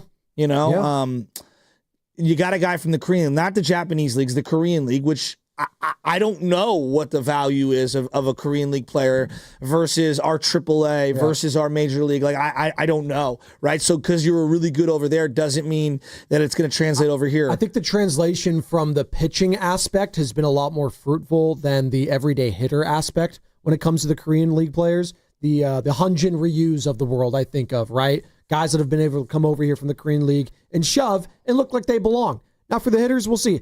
Ha-Sung Kim has had some success, obviously. Yeah. Going back to his Padres days. Hai-Sung Kim, I think I'm doing that correctly, for the Dodgers, been pretty good this year. But we'll see going forward. Again, I don't think it's me making a sweeping indication on the KBO. I'm not saying what you I'm are. saying is there's, like, whether you sign an international free agent, right? Like Could be from Angel Cuba. Villalona at 16 years old. Yeah. They just might not ever be the guy. Like, look at Luciano. They signed him at 16 years old. We still don't know, right? And so there's just an inherent risk. But when you sign a guy, Luciano, for example, at 16, you're giving him $3, $4, $5 million. To get Jung-Hoo Lee out of the KBO, I mean, the life of the deal is what, $70 million or $65 million on the contract? So it's just, the stakes are significantly higher. And when you look at where the contract goes over the next couple of years, it gets bigger and bigger and bigger. And this is one of the, domino rolls, if you will, or the dice rolls, of where we're at. So I don't know. I think he needs to prove himself. Like, does Buster believe in him? I don't know. We'll see. 888-957-9570. I think he's been solid. That's the number to call or text the Boxer and Gerson Work Injury Attorneys text line. Some of the players that you need the Giants to step up for in the second half, outside of everyone, obviously, who's that one player that you're circling, Giants fans, that needs to have a breakout second half year post All-Star break? Is it Verlander tonight? Like, that's what I was going to get to right now. Like, if Justin Verlander could be, and this is asking a lot, like a 3 ERA guy going forward, or a 3.5 ERA guy going forward. You just need a couple of starts in a row. Just a couple of starts in a row to just ease everything. And can we get him some run support early on in these games? Like, that would be massive tonight. That's what I'm looking at to start this first inning at Rogers Center in Toronto. Can we get him just a 1-0 lead? And just give him a lead. And just get a 1-0 right. lead. Just, can I do that? Because it feels like I can't. He's always behind the 8-track early on in these games. And it's tough. And again, this is a really good Toronto Blue Jays team. They're first in the AL East right now, Joe. Like, they are a legit team you're going up against. So this is a massive test starting off for the Giants in Toronto. And is it going to be Devers? Is it going to be Ramos? Like, Devers, I keep circling, he's batting 300 in his career against the Blue Jays. If not now, then when? If not now, then when? But Justin Verlander is going Hayden Birdsong, quite frankly. What's he going to be? I don't know. About guys that needed a break. Think about who's going into uncharted territory from this pitching staff in terms of workload or pitching this deep into the actual calendar season. Hayden Birdsong, Randy Rodriguez. You've got, what's his face? Landon Roop. Yep. Right? Okay, people say, what about Carson Whisenhunt, who's in AAA? Well, I mean, the AAA season, I believe, ends, is it October 15th or October 30th? Yeah. Right? So I don't know. Some of these guys don't have the workloads. I mean, those are 3 really important people. Like, if I told you for whatever reason they had to shut down Birdsong, Rodriguez, Landon Roop, that would put a bunky wrench into their entire kind of they'd be screwed. Pitching staff right now. They'd be screwed. That's why these next 2 weeks are so damn important to figure out, if you're Buster Posey and you're the president of baseball operations, hey, am I going to shore up and grab another starting pitcher out there? Am I going to go grab a Mitch Keller? Or is Verlander going to shove? Birdsong's going to shove these next couple weeks. Maybe we get like a fringe guy that could be a spot starter for you. maybe that could be a Joey Lucchese within your organization already. I think he's going to get a chance to start at some point. Because he's done it in the past. Yeah, and I just know how this works. Like someone's going to get a hangnail or a blister, God, or whatever. Like this happens. I know it's just the stupidest. What did I tell you at the beginning of the year? How many starters did I say every team's probably going to need? Somewhere between 8 and 11. Yeah, 10 or something like that. Like that's kind of the number now in the modern day. The days of 4 guys on your staff making 33 starts each are just few and far between. They don't happen anymore. And the teams that have those kind of guys, like they're trying to shore that up as well. They're trying to get all the other, bullpen arms and the Phillies of the world, right? Hell, the Dodgers, God, how many pitchers do they have that are still on the IL? It's insane, right? They got Tyler Glass now back. I think they're getting Blake Snell back finally. We'll see, right? So you got to think from a Dodger perspective, too. They're only going to get better from the pitching position, which is more incumbent on a team like the Giants or the Padres. You referenced that article, right? Them being kind of that fringe team of will they or won't they make moves.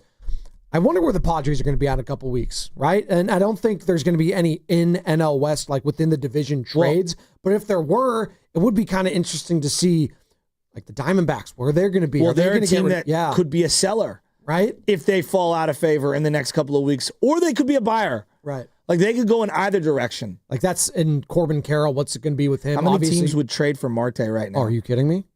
Yes. A slugging second baseman? Zach Gallen, I think you'd be getting on the cheap if they do trade him, so I don't think they would, but Merrill Kelly's kind of getting up there in age. You think about him. They've got pieces. Yeah. And they got pieces that have played in big games. Yeah. They were just literally in the World Series a couple of years ago, Joe. And I would assume that the Padres are going to buy. That has been their history over the last 5 years. And until I see otherwise, I'm going to, operate thinking that that's what they're going to do. And then I look at teams like the smart teams that you're going to be fighting for position. There's the Cubs that are out there.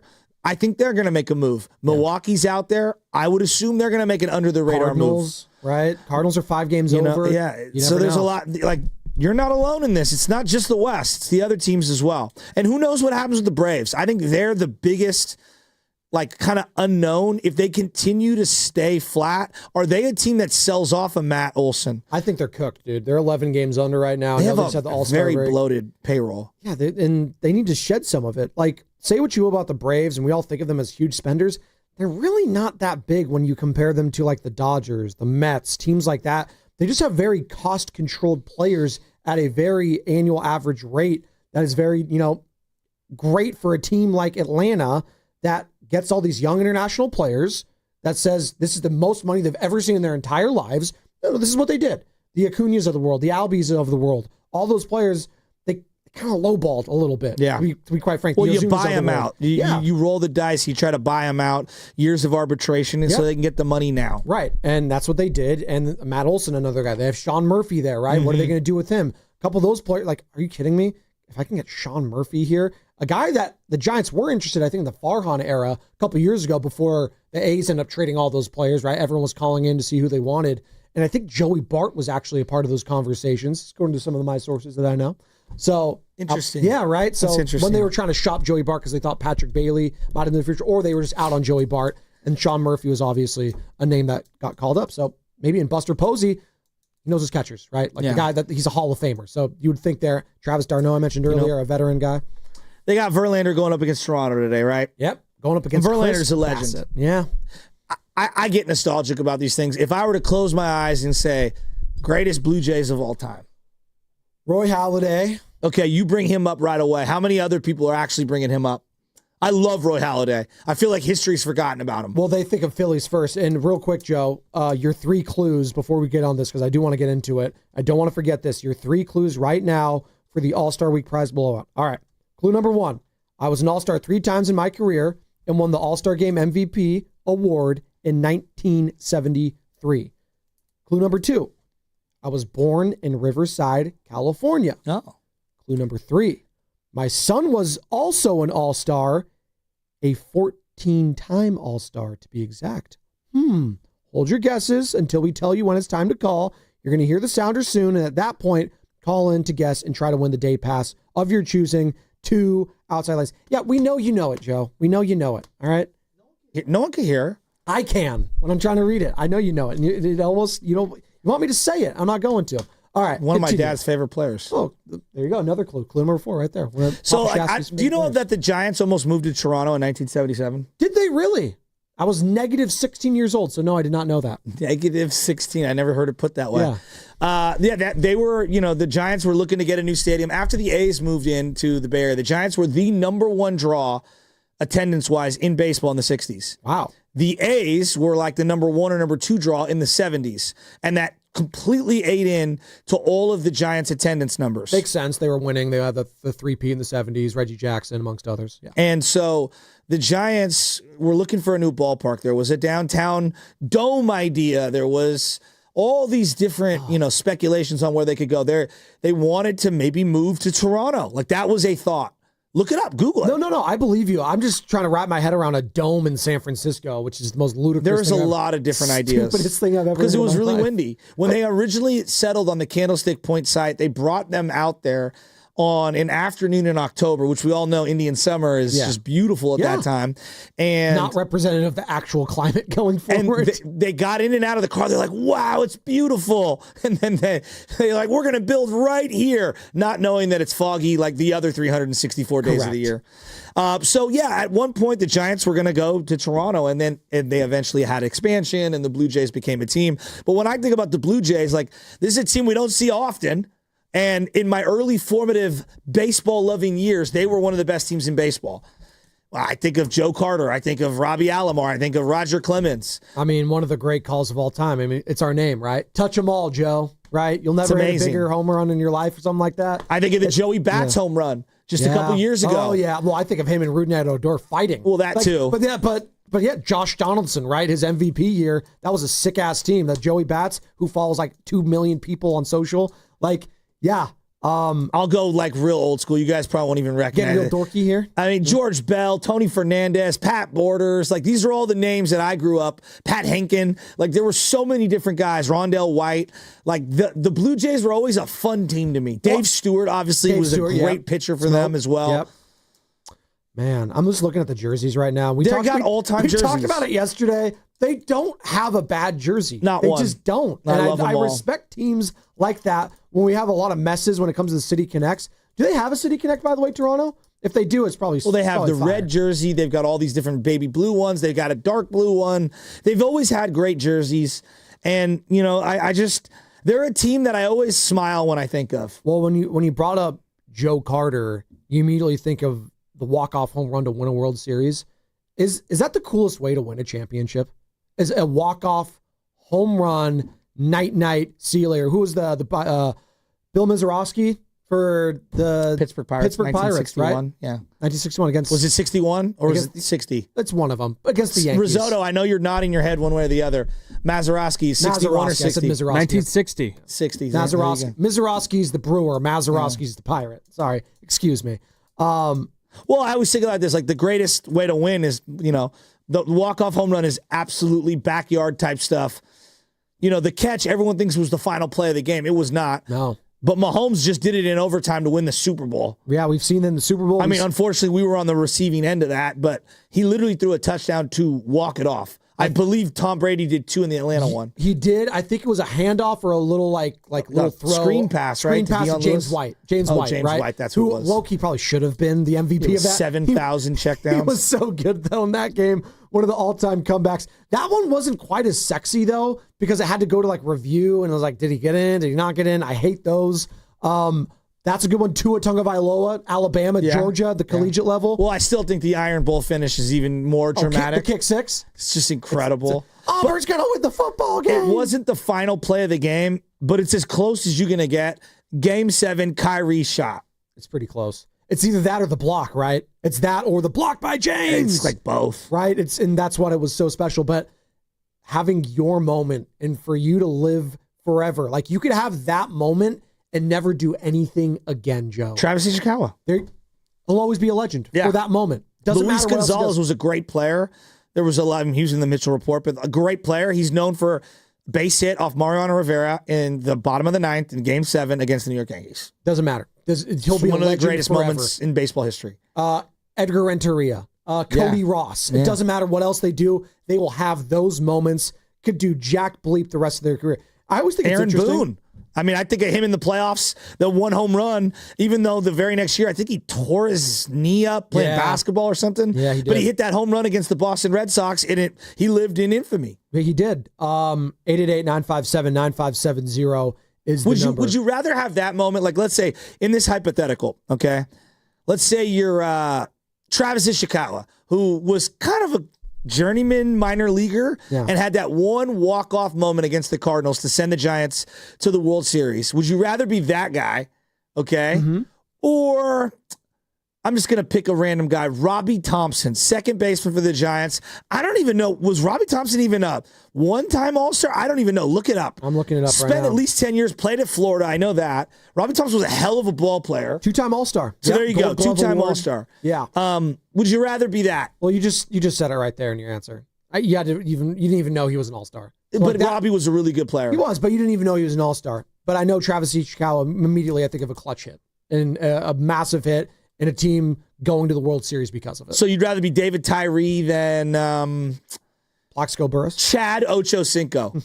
Chad Ochocinco. Oh, no, because Chad's borderline Hall of Fame. So, like, that's what I'm saying. That's an interesting one to me because I always go to David Tyree probably eats for free for the rest of his life he in does. New York. Yeah, the bubblegum helmet catch. It was insane, right? But Rodney Harrison was draped all over him. I know, it was still an insane play. I think it's whistled dead in today's league. I think he was getting pulled, Eli Manning. They would have whistled it dead because he was dead in the rights. He was going to get pulled down. He somehow wiggled out of it. I still don't know Just like how. the Ahmed Bradshaw play, they instead of blowing the play dead, they let it go on. I just don't even start. I know.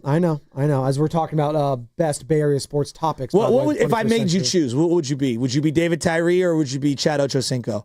Chad Ochocinco still. I would. Okay. I would. Would you be Robbie Thompson or Ishikawa? I want people to have my jersey. Like at the end of the day, people wearing my jersey. Would you rather Who's be Nick wearing an Ishikawa Foles jersey? or Dan Marino? Dan Marino. But Nick Foles is a little bit unique in this scenario. He's a Philly legend. Well, because he brought the first title there. So, like, that is baked in the equation, going on that run the way they did. And him going back there again after Wentz got hurt, again, like, made it like, dude, I thought they were going to win that game. Who was it against that they ended up falling? The Saints, I think? Bears? I think it was the Saints in the playoffs because Alshon Jeffrey had a drop pass over the middle. I think it was in the Superdome. And had they won that game, I still think that the Eagles might go on and win it all again, which is that crazy. Blowout. Oh, there's the sounder. It's time to win the Day Pass to Outside Lands. The first person to call our contest line and guess the former All-Star player correctly will win. That's the first person to call 415-523-4652. 415-523-4652, and you win. Be the first person to call in correctly. And thank you to Another Planet Entertainment for providing this awesome prize. Outside Lands tickets are available at sfoutsidelands.com. Steiny and Goo will give away the next prize at 12:30 today. We're up against it, Joe. We'll continue this on the other side. Plus, I mentioned it. I want to dive back into this best Bay Area sports topics of the 21st century list. We've done 2 of the quadrants. Let's do 2 more today. We got 2 hours, halfway home here. And in the meantime, it's the injury report. It's time for the injury report. That really hurts. Brought to you by Boxer & Gerson, Northern California's premier workers' compensation law firm, helping injured workers get their lives back for over 40 years. All right, this is a doozy. This is a big one. The biggest star in the WNBA will not be participating in the WNBA All-Star Game. That's right. Indiana Fever guard Caitlin Clark will miss the game and the three-point shooting contest due to a right groin injury. This is Clark's 3rd injury this season. She strained her left groin earlier in the season, along with a separate left leg injury. She will still take part in the festivities in Indianapolis. You got to think most of these injuries are due to her carrying the entire league. The injury report was brought to you by Boxer & Gerson, Northern California's premier workers' compensation law firm, helping injured workers get their lives back for over 40 years. What's coming up in the game is brought to you by Fremont Bank, here for you, here for good. Best Bay Area sports topics of the 21st century. Let's dive back into it. We got some good ones. It's Spadoni, it's Shasky, it's the Morning Roast. It's 95.7 The Game.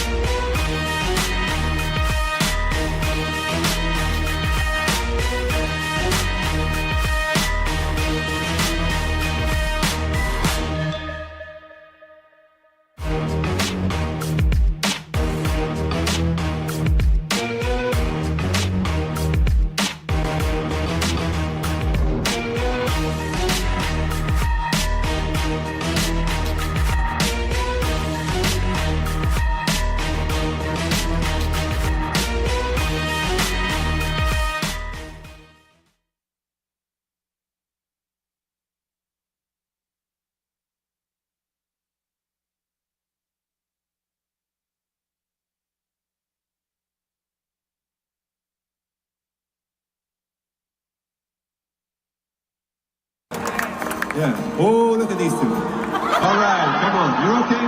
Oh, what? Either they're having an affair or they're just very shy. Oh, Chris Martin, they were absolutely having an affair. Sound courtesy of the Coldplay concert a couple days ago. Halfway home here on a payday Friday.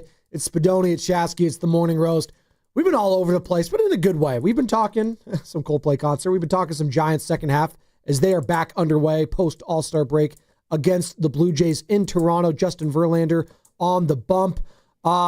We also have to get back into our best Bay Area sports topics of the 21st century, Joe. Yay! It's a quarter century mark here, 25 years in. And prior to that, we had some big ones, obviously. You know, Joe versus Steve, all of it, the immaculate deception, reception, the catch, all of it. We've had a lot of Bay Area sports topics. And in this bracket, we've had Jimmy and Brock. Are they elite quarterbacks? We've had the Barry Zito contract. We've had Alex Smith versus Aaron Rodgers, the Kevin Durant saga. Oh, and by the way, the Draymond Green, Jordan Poole punch, just to name a few. So are you ready to dive back into some more of these? Yeah, we got to fly through these because this bracket is large. It is. It's large and in charge, some might say. Kind of like Nikola Jokic's brother. Very large. And I guess he is at Summer League right now. And Jokic obviously is not anywhere to be seen, but just his Jokic's brother just sitting there, just hanging out. Oh. Have you ever seen him in person? Nikola Jokic's brother? No. He looks like the mountain from Game of Thrones. Oh, well, that doesn't surprise me. So does Jokic. I'm serious. Like, I saw him at the All-Star game. I actually thought it was the mountain from Game of Thrones. He's the biggest human being I've ever seen. I think his name is so sick. Actually, not Jokic's brother, but the mountain, the actor's name is Hafthor Bjornsson, and he's like a world strongman. But it's such a badass name. I mean, come on. You messing with that guy? No, you're not. We're gonna when get he into popped dude's melon. Oh my gosh. Oh yeah, you can say it now. Spoiler: it's like a decade ago. Pedro Pascal. I'm tired. You know, I'm really over this whole like you can't say it. You can't stop. There's so much stuff going on right now. Like in terms of like media, you can do whatever you want. If you haven't seen Game of Thrones by now, that's a you problem. I'm just gonna tell the people that haven't seen it, just stop after season 5. Could you imagine sports if we came on the next day? Don't tell me what happened in the fourth quarter. That's different. It's live. There's different aspects to this. Live programming, you have to react to the day after.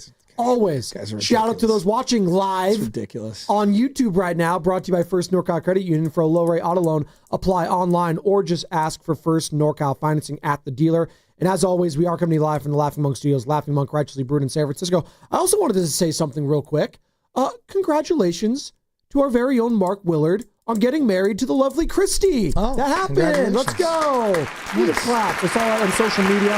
If it's social official, I think it's okay for me to say, right? Right? He's a public figure. We're good. Congratulations, Mark and Christy. Both of your families, reuniting your families now. That's awesome. So congratulations to them if they're listening. I hope they're not, because they should be having fun right now. And I hope they are. By the way, Christopher in Santa Rosa won the day pass to Outside Lands today. So congrats to Christopher in Santa Rosa as well for winning. I have 2 rules in life. Bill Maher, new rules. When it comes to weddings and gifts. Have I told you guys these before?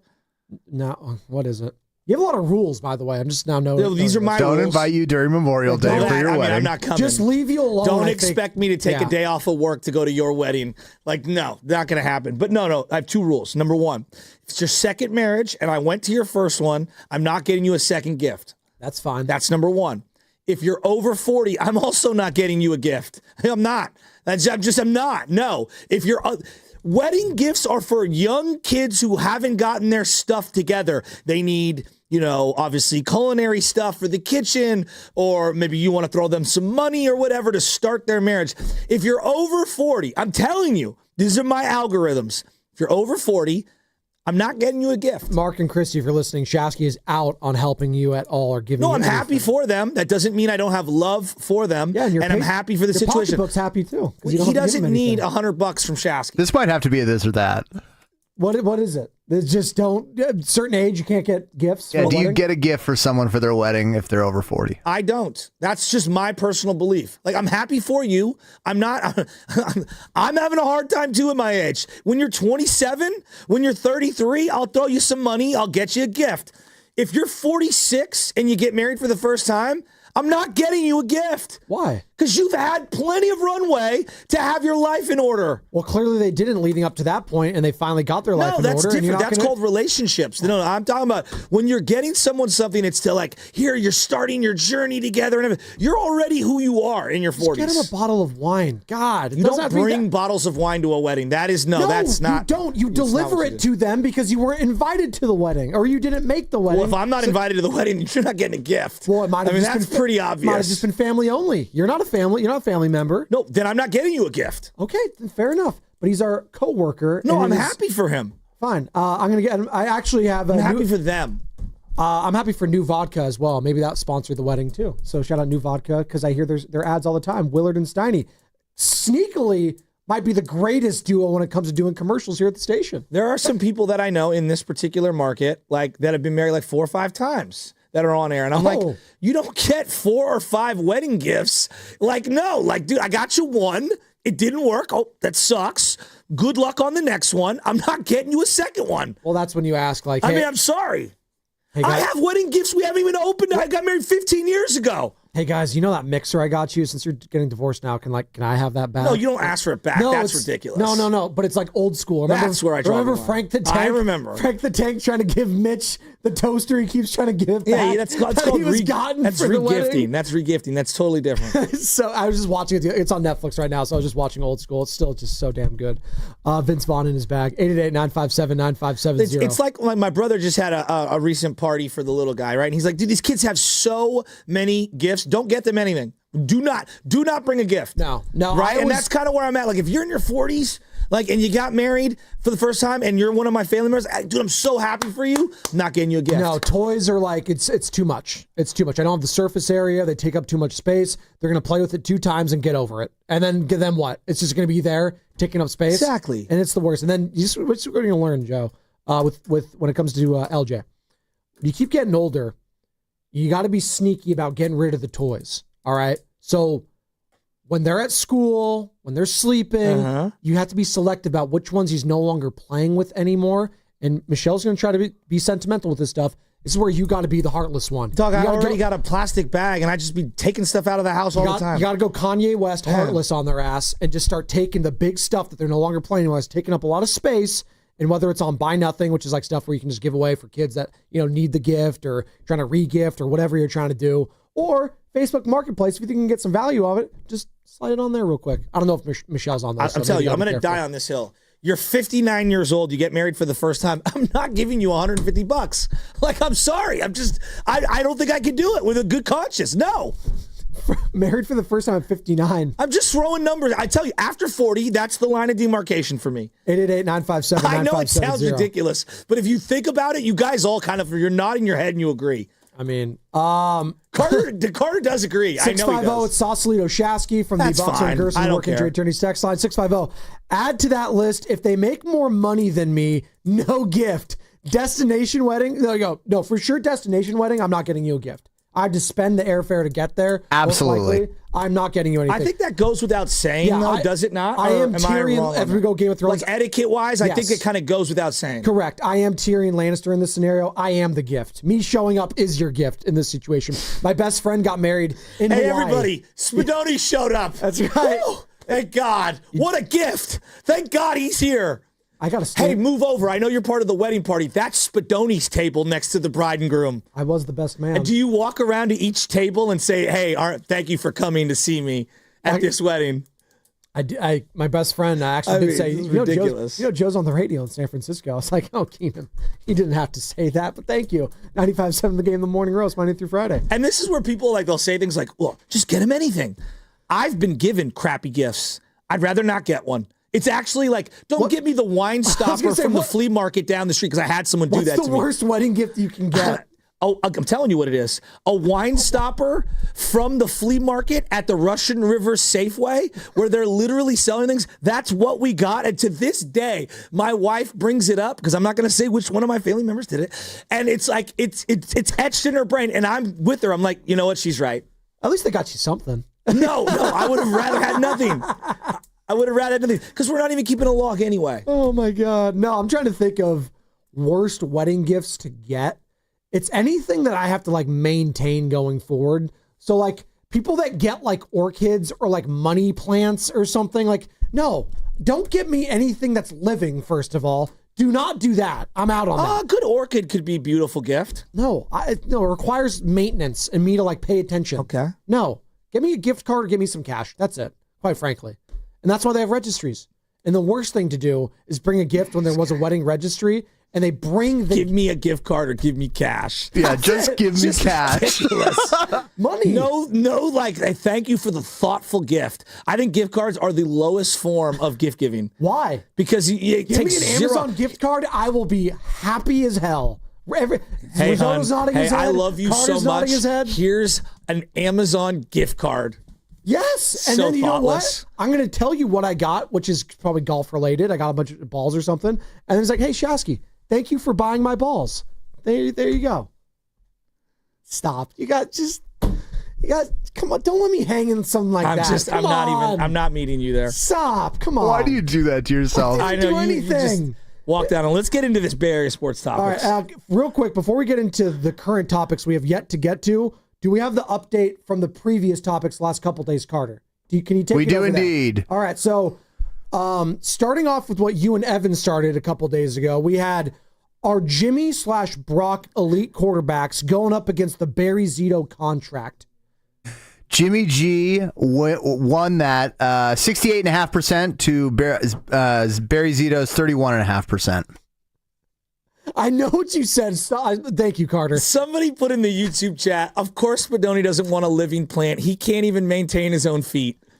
I thought that was a genius comment. My feet are pristine. They are gorgeous. Of all the feet at this station, mine are the prettiest. I can make the most money off of them if we start an OnlyFans here. I'm making the most money off my feet alone. Just get into the topics. All right. So Jimmy Brock, elite quarterbacks, advanced. It did. Jimmy advanced. Yes. Okay. All right.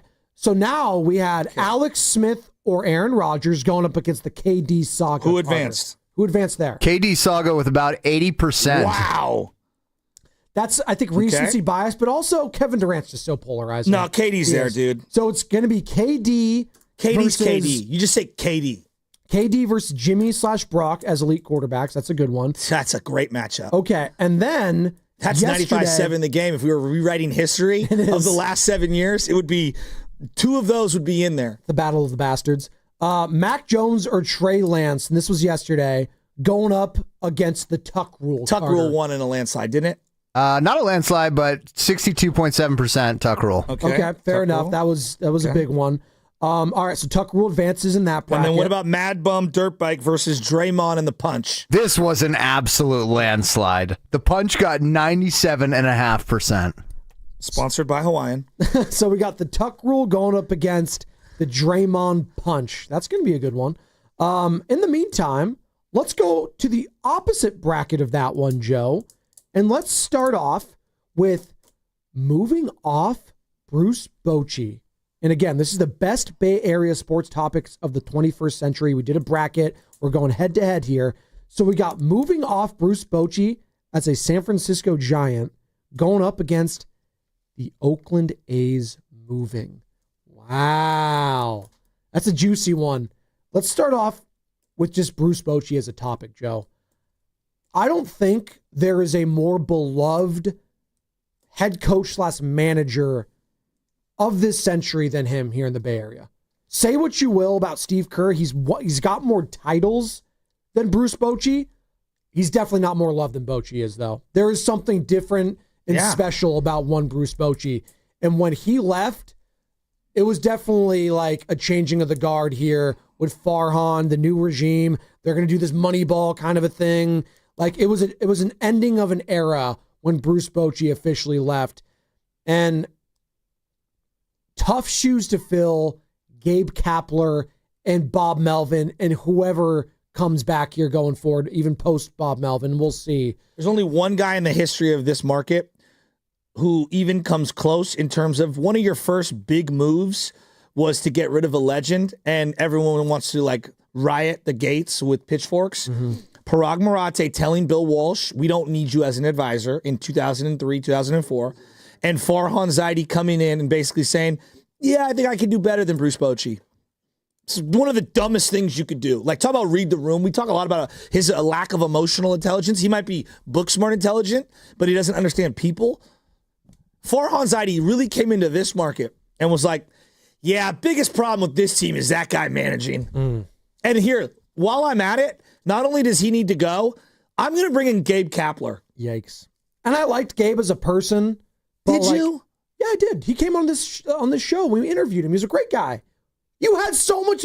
You have revisionist history about how happy you were to interview Gabe Kapler. Well, that's different. No, that's called. That's literally what I'm talking about. Yeah, but that just because I like to interview someone doesn't mean that I. Why did you like to interview him? What? Why did you like to interview him? Well, because I found him to be ridiculous. Exactly. That's part of it. As a person, I actually enjoyed talking to the guy. But as a manager, he left a lot to be desired. I think he's extremely fake and disingenuous and curated. But I think it makes a great interview. Those are two different things you can for feel me. that way. I don't want to just ether the guy on the way out of here. I thought Gabe Kapler was a good person. I just don't think he was a great manager. That's no, both of those are true. Okay. All right. Fair enough. But Bruce Bochy, as we're trying to gas up Bruce Bochy by tearing down others, Bochy was everything. He was a personable person. You could just ask him anything, and he's going to give you something, or he's going to give you nothing, but he's going to do it with Bruce Bochy here. He was like your grandpa. He's right? a godfather. He's the godfather. He was like your grandpa that you could just talk to all the time, right? And he's got the big melon. He got angry. And what I loved about Boch, and he'll tell you this first and foremost, we all think he was a go with your gut guy, but he'd be the first to tell you, he's like, yeah, I didn't like when people thought that of me because I actually did use a lot of the numbers. I actually was more cerebral and calculated than a lot of you thought I was, but he balanced it in such a way where you felt like he was going with his gut. No, he was using everything. Just made the right decisions. The guy was a maestro when it came to the bullpen. It was always on display, Joe, for everyone to see. In the National League, it was the Giants here in the Bay, and in the American League, it was the A's, and it was Bob Melvin in the playoffs making all the wrong decisions with the bullpen, and it was Bruce Bochy making all the right decisions with the bullpen or pinch hitting. They've been a franchise since 1860. It's John McGraw, it's Bruce Bochy. Yep. I mean, it's literally it. They had some really good managers prior. Roger Craig was a good one. People like Frank Robinson for a time being. Obviously, having Dusty Baker, he was awesome for the Giants for so many years. And Felipe up and down, but he won a couple divisions. So, it's or won a division. Bochy is, no one will be Walsh. He's as close to Walsh in the sense that we're actually going to continue to elevate his status long after he's been here. What I'll say with Bruce Bochy is he is on the short list of greatest managers / coaches of my lifetime. Now, I've been on this earth 32 years, so that only goes so far, but I'm just sticking to baseball. It's him, Tony La Russa, Joe Torre, and I think those are the top three. Tito Francona. Yeah, he's up there. That's not bad, but I'm going those three over Tito still. And Tito's great. He's awesome. And he took the Cleveland team to the World Series. Everyone's going to roll their eyes at La Russa, but he had such a long run. He was so good. But here's the thing with La Russa. He should have won 3 in a row. He should have. But show me a manager that coached a long time, and I'll show you a bunch of horrible losses. And the fact that he did get to 3 straight World Series, I think is an accomplishment in and of itself. That's of course pretty incredible. Like in today's day, that just doesn't happen, too. Yeah, but if this was in today's day, we would be having different conversations about him. Well, he'd be the Kyle Shanahan, right? But Kyle Shanahan hasn't even won one. So maybe Dave Roberts, kind of a comparison, but... I think a lot about, had Bochy managed the Dodgers over this last 13 years that the Dodgers have been on top. I bet they have 4 championships. Wow. Maybe.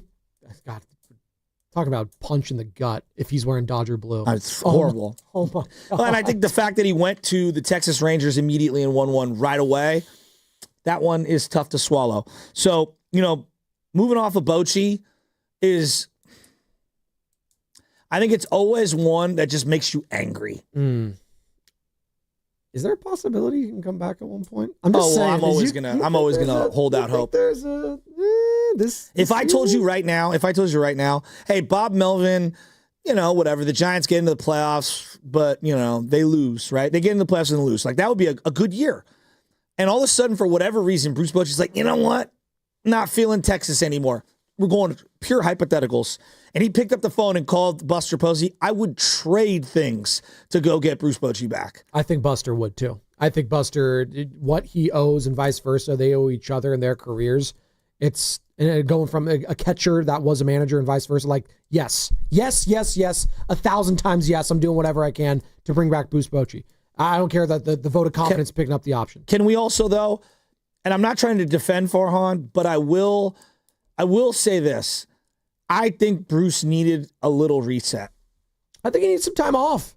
I mean, there were some health concerns there, was there not? Like, he was stubborn in how he managed the team. Yes, there was health concerns. Yes. But I'm talking about if you watch the way he handled the bullpens, and I don't think the bullpens were great, he was like a move late and a day short over and over and over again. There was a legitimate argument Dave Roberts was running circles around him.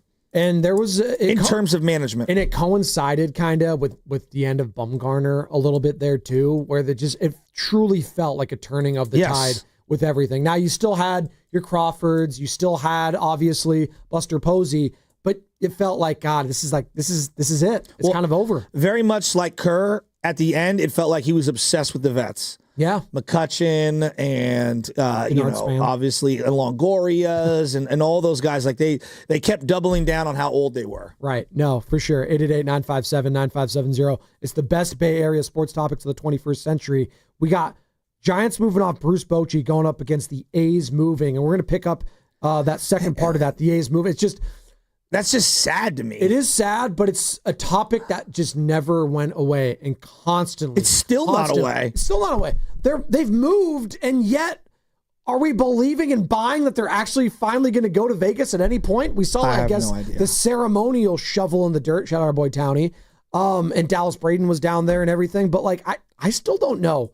And it's just everything that's gone on in Oakland too. The fact that the Warriors left, they're still in the Bay, but they're in San Francisco, and people that live and are from Oakland, from the East Bay, feel some type of way about it, obviously. Now the argument would be that they started in San Francisco, then moved to Oakland and back and forth and back. But the fact of the matter is the Warriors are still here in the Bay Area, and you can go across the bridge and go to a game. That's important, right? Like, had the Raiders not left and they stayed and played at Levi Stadium like the league kind of wanted them to, they built it with two teams in mind. That's what they did, right? So, like, had the Raiders stayed here, it'd be kind of like a Jets-Giants situation where they both play at the same place. Do we feel some type of way about that? I don't know. But the fact that the A's are just in Sacramento and they've been flirting with so long, whether it was Fremont, whether it was San Jose, the Giants, they're not letting us move. It's been an exhausting topic. And I do think exhaustion is part of the reason why we just kind of moved on from it, Joe. I think it's sad. Right? I think it's a really long, sad saga. But when something that sad drags on for so long, it becomes kind of like I'm numb to it sort of thing. Well, that's what I mean. Yeah. Like, I'm sick of hearing from politicians. Yes. I'm sick of hearing from Dave Cavill, even though he's no longer affiliated with the team. Cavill's gone. Yep. I'm sick of hearing, or not hearing from John Fisher. Yeah. Just the whole thing. And it's just... it's just an exhausting exercise. And I feel like when I first came to this station, you and I were doing A's postgame shows. You and Townie and Lucas Alexander fight on millennial problems, baby. You know, and I don't know, man. The A's moving, that topic, I don't think it's ever going to go away until there are multiple years into Vegas. So we got moving off Bruce Bochy, going up against the A's moving right now in our best Bay Area sports topics of the 21st century. 888-957-9570. You can weigh in there, or on social, you can vote on these as well at 95.7 The Game on Twitter. We got that up. So we'll divulge more of the best Bay Area sports topics on the other side as well. Plus, do we have a special guest at 9 o'clock, Joey? Yeah, I think the 9:30. I think the mayor of San Francisco is going to be coming in. Oh, that's a big deal. Well, couple years, the mayor's trying to get this All-Star game here. Okay. So want to pick his brain on that. So we got potentially... And he went to the Jimmy Butler coffee shop. Want to ask him about that. We'll get into that on the other side, and it's going to be brought to you by Fremont Bank. Here for you, here for good.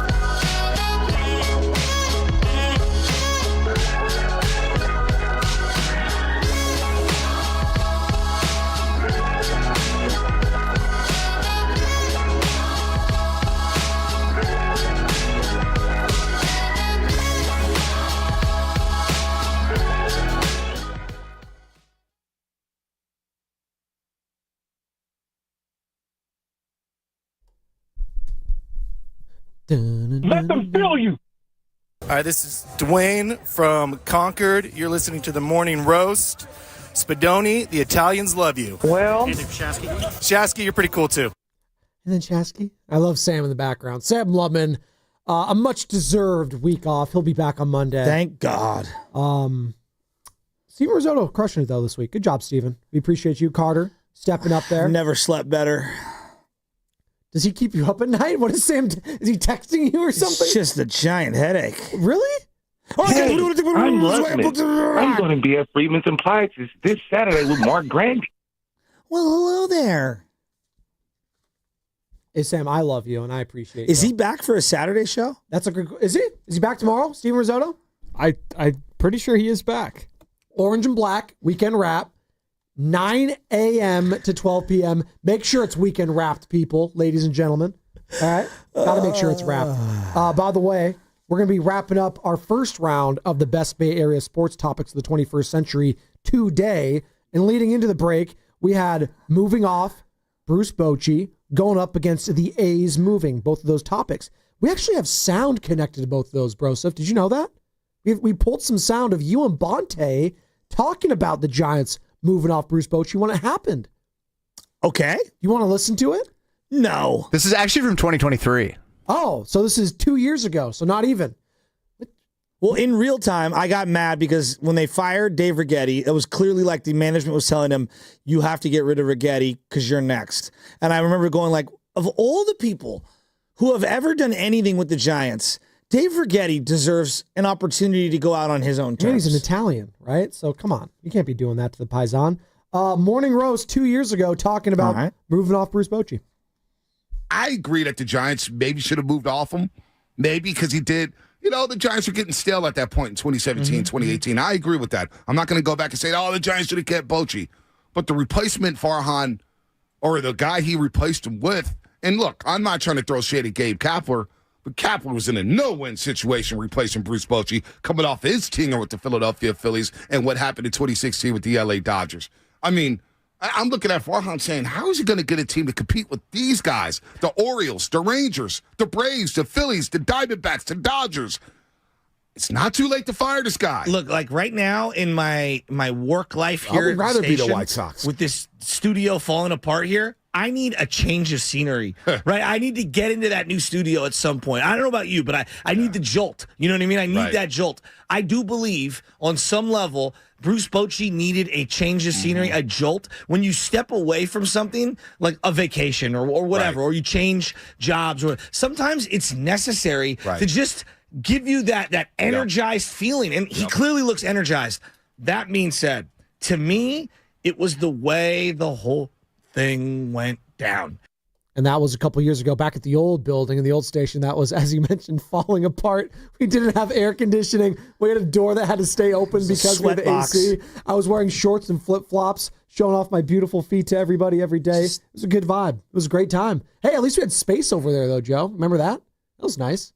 Actually, had like we could walk around and, just talk and not have people all up in our business. But that's all right. It is what it is. I love our salespeople. I love our account executives. I love all the other hosts here at the station. No disrespect to Gabe Kapler, but that wasn't disrespectful to Gabe. I thought Bonte said that very well. He's in a no-win situation. When you're taking over a legend, sorry, you're in a no-win situation. Whoever takes over for, Joe Torre as the Yankees guy, they're going to be compared. And who was it? Joe Girardi? And finally, he won one and helped that he played for the team. But hell, you have to go in realizing you're not going to be that person. Hell, and the radio analogy, I was taking over for Bonte Hill, right? Some might say the Joe Torre of 95.7 The Game. Some might say that. I'm not going to be him. I'm not. Can I just be Joe Girardi? Can I be Joe Spadoni in this case? I'm going to try to be the best that I could be. And Gabe Kapler, for 1 year, it felt like he hit all the right buttons. It was great. And then we started to realize the players kind of walked all over him. He wanted the players to please themselves, and that can't happen. And we had a Pasoy problem in the clubhouse, and the rest was history. So, is what it is. And now Gabe's moved on to bigger and better things, and he is now at the Marlins. So, he's in South Beach, hanging out, having some Cubanos. He's not in Sacramento with the A's and watching their ball club, though, because that's what this topic is going up against in the best Bay Area sports topics of the 21st century. Moving off Bruce Bochy, going up against the A's moving. and this was actually a really good cut that Carter grabbed, Steven Risotto. Brody Brazil. Was this on the morning roast? I believe it was when he joined you and Bonte, and it got very emotional last year as the A's played their final game at the Coliseum. It was actually a pretty cool moment. I remember, who was it against the Rangers? Bruce Bochy was actually there. And Boch obviously being a part of all those Bay Bridge series between the Giants and A's over the years made it kind of special there too. But this is Brody Brazil, formerly of NBC Sports California, getting emotional about the A's moving. Obviously, Brody, long ties with the A's. I want to be clear, this is not the ultimate relocation news, but it is a pivotal step, a defining step in this process. I just want to share something. Today, just in San Ramon with my son. Here we go. I knew this was coming. I saw a kid wearing an A's hat. Mm-hmm. And to think that in 10 years, you won't be seeing that around here, it's tough to swallow. It's something becoming extinct. It's been around here all my life, most of your life, and you won't see it. That'll be like an Expos hat. You know, the A's hat around here will be like an Expos hat. And yeah, sorry, not sorry, to be honest with you. You know, you are a human being, Brody, and it's natural to have a feeling like we just lost a family member. Yeah. And it really is just like that. And, you know, a lot of us around here, we were born in the 60s. We were here before the A's got here. And when the A's came, it became a dream of ours. And some of us were able to live that dream out. And we were able to go to the games with our fathers, with our grandfathers, and our families. And so the feeling that I see coming from you right now, I know it's because you won't be able to experience that with Max. And that's a tough one to have to bear. But it's not your fault. Brody Brazil and Bip Roberts, obviously sound courtesy of NBC Sports California, getting emotional there. And it's an emotional time, man. And it still is for a lot of people. You can't really put on the game. It's weird seeing them play in a AAA ballpark, and they don't even have a name. It's just the Athletics. It's just the whole thing is just, had it been a different ownership, maybe it gone differently, but that's the owner, is John Fisher, and he could do what he wants with his team, and that's what he's doing. So, I mean, were you in the building the day that they took all their equipment out of here and they said it's not you, it's us, or us, it's you? When we were with the A's, yeah, that was the whole Cavill special there. When it was, we didn't talk about them enough, and because they didn't rate, and because I don't know, you guys don't invest in your own team, so maybe there's a trickle down effect of you not investing in the team. We did talk about them. No. I'm saying.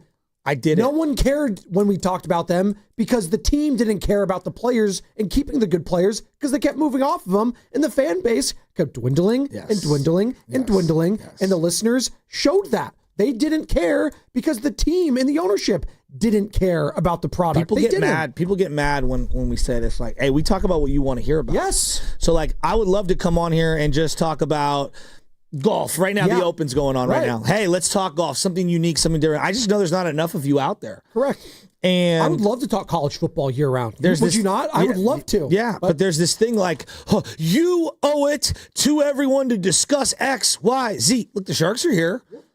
And there's a lot of Sharks fans. Yes. But there's not enough of them to warrant enough conversation on air that's the numbers are telling us that's what you guys want. Now, maybe there's a day where it changes and they win a couple cups in a row and we're all in and we're all talking opening shows talking about hockey. And there's levels to all of this. And the A's were just at the bottom of the totem pole when it came to talking about them. And now there's going to be people feeling some type of way about it. I understand it. There is just a numbers aspect to all of this. And yes, I ultimately always blame the ownership and franchise, because had there been a different owner and had you invested in the team, maybe you have, and maybe it's never the same. Maybe the Giants are always the cream of the crop. But I always chose to believe that there could have been two thriving teams in this market had ownership cared enough to invest in it. But when you keep trading players that are slowly becoming household names, that's when you have a problem. And that's when I stop caring as a fan. When you start trading the Donaldsons, right? When you stop, you don't re-sign the Matt Chapmans and the Matt Olsons and the Marcus Simeons, like all those household names and guys that have local ties, even the Simeons, as I mentioned. like, yeah, I'm going to stop caring, dude. Like, I'm sorry. Like, what's the point of just rehashing this for what? For who, for what, right? So it was unfortunate. And honestly, there's levels to this in Sports Talk Radio when it comes to just teams still that we do talk about.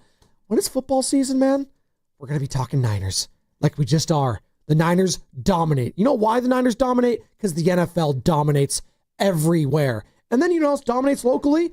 Stephen Curry and the Warriors. We're going to talk about that. And if the Giants aren't going to be playing baseball that's important in September and late September, yeah, sorry, they're on the back burner. That's why we want the Giants to do well. We want all these teams to do well. You think we were happy that the Raiders ended up moving? I would love to talk about two different NFL teams. Even the Raiders obviously didn't rate as much as the 49ers here locally, but it's another thing to talk about. The Antonio Brown saga in and of itself was insane. It was crazy. We were always rooting for more content here, Joey, right? But, you know, the ownership, they didn't care, and they didn't invest in the team, and I'm not going to talk about it, and we're not talking about it anymore, and it's unfortunate, and that is what it is at this point, and will they go to Vegas? We'll still wait and see. I don't know. But it's something that's always going to be unfortunate as we look back in history of Bay Area sports. What could have been and what was, because the A's were the first team to win a World Series out here. You know, the Raiders were the first team to win a Super Bowl here in the Bay Area, and now both of them are gone. So there you go.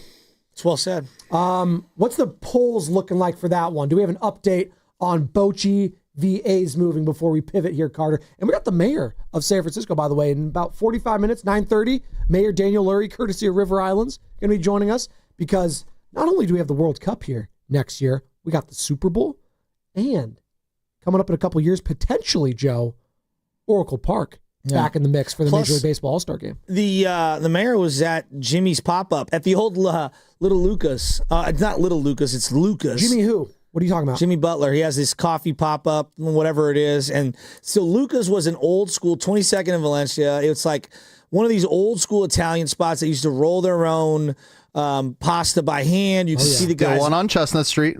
What? Still one on Chestnut Street. See, I didn't even know that. Right? Yeah. See, again, beautiful. When you grow up on the south side of San Francisco, we don't really go to the marina unless we're in our drinking ages. Yeah, the north side still has one. Yeah, see, of course they do. Of course they do. Is it Little Lucas specialty No, sandwich? Little Lucas is in South City. That's a deli. Okay, it's different. Yeah, And that's a what is- deli where you can get the garlic aioli sauce, which is fire. What are we talking Little about right Lucas now? is old. Lucas, like Italian. I don't even just call it Lucas. Lucca. Luca Delicatessen. That's the Chestnut Street. This is the one we're talking Yeah, about? but it used to be on 22nd in Valencia, right? And so it was vacant for many, many, many, many years, but it was there forever growing up. It was Mitchell's and it was Luca's in that particular corridor. And now Jimmy Butler put a pop-up, his Big Face Coffee or whatever is in there. And just, look, as a native San Franciscan who hung out on 26th and Poplar with my boy Seamus for years on end, there's a small part of me that's sad to see an old school place that was it was just a staple of the neighborhood, hollowed out for Jimmy Butler's Big Face Coffee. But I'm not mad at Jimmy for putting something in there because it sat vacant for a long, long time. But you know what? He did serve something Italian there, some espresso. So there you go. So maybe some older Italian guys were wandering Their over frozen raviolis, Joe, would go off.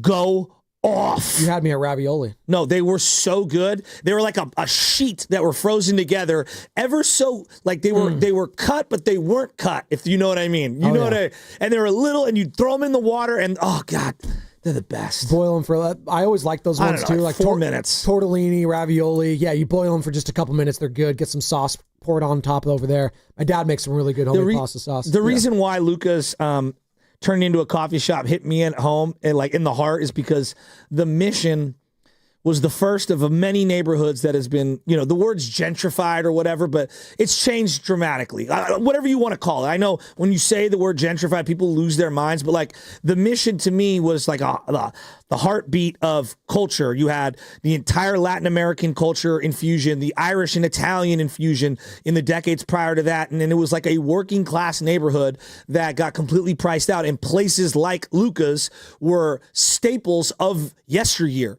Right? There was a little deli back in the day in our neighborhood that is now turned back into a deli.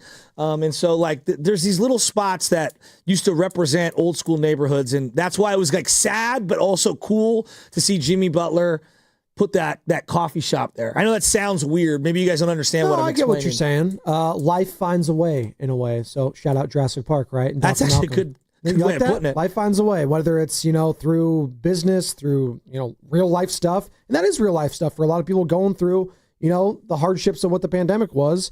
And, Jimmy Butler, shining a light on his own coffee, but doing it at a place that is near and dear to your heart. Yeah, I understand you feel some type of way about it. There was I do. first off, it was like the only place that had a parking lot. That's number one. And That's number two, big time, yeah. right? It had behind it had a parking lot, and then you could see in where they were handcrafting pasta, which we know now everything's automated, everything's AI. There's still an old school pasta. nostalgia to seeing that done. And then they had the artwork, the Luca on the side of the wall, which stands out. I know I'm getting real deep into the city, you're good.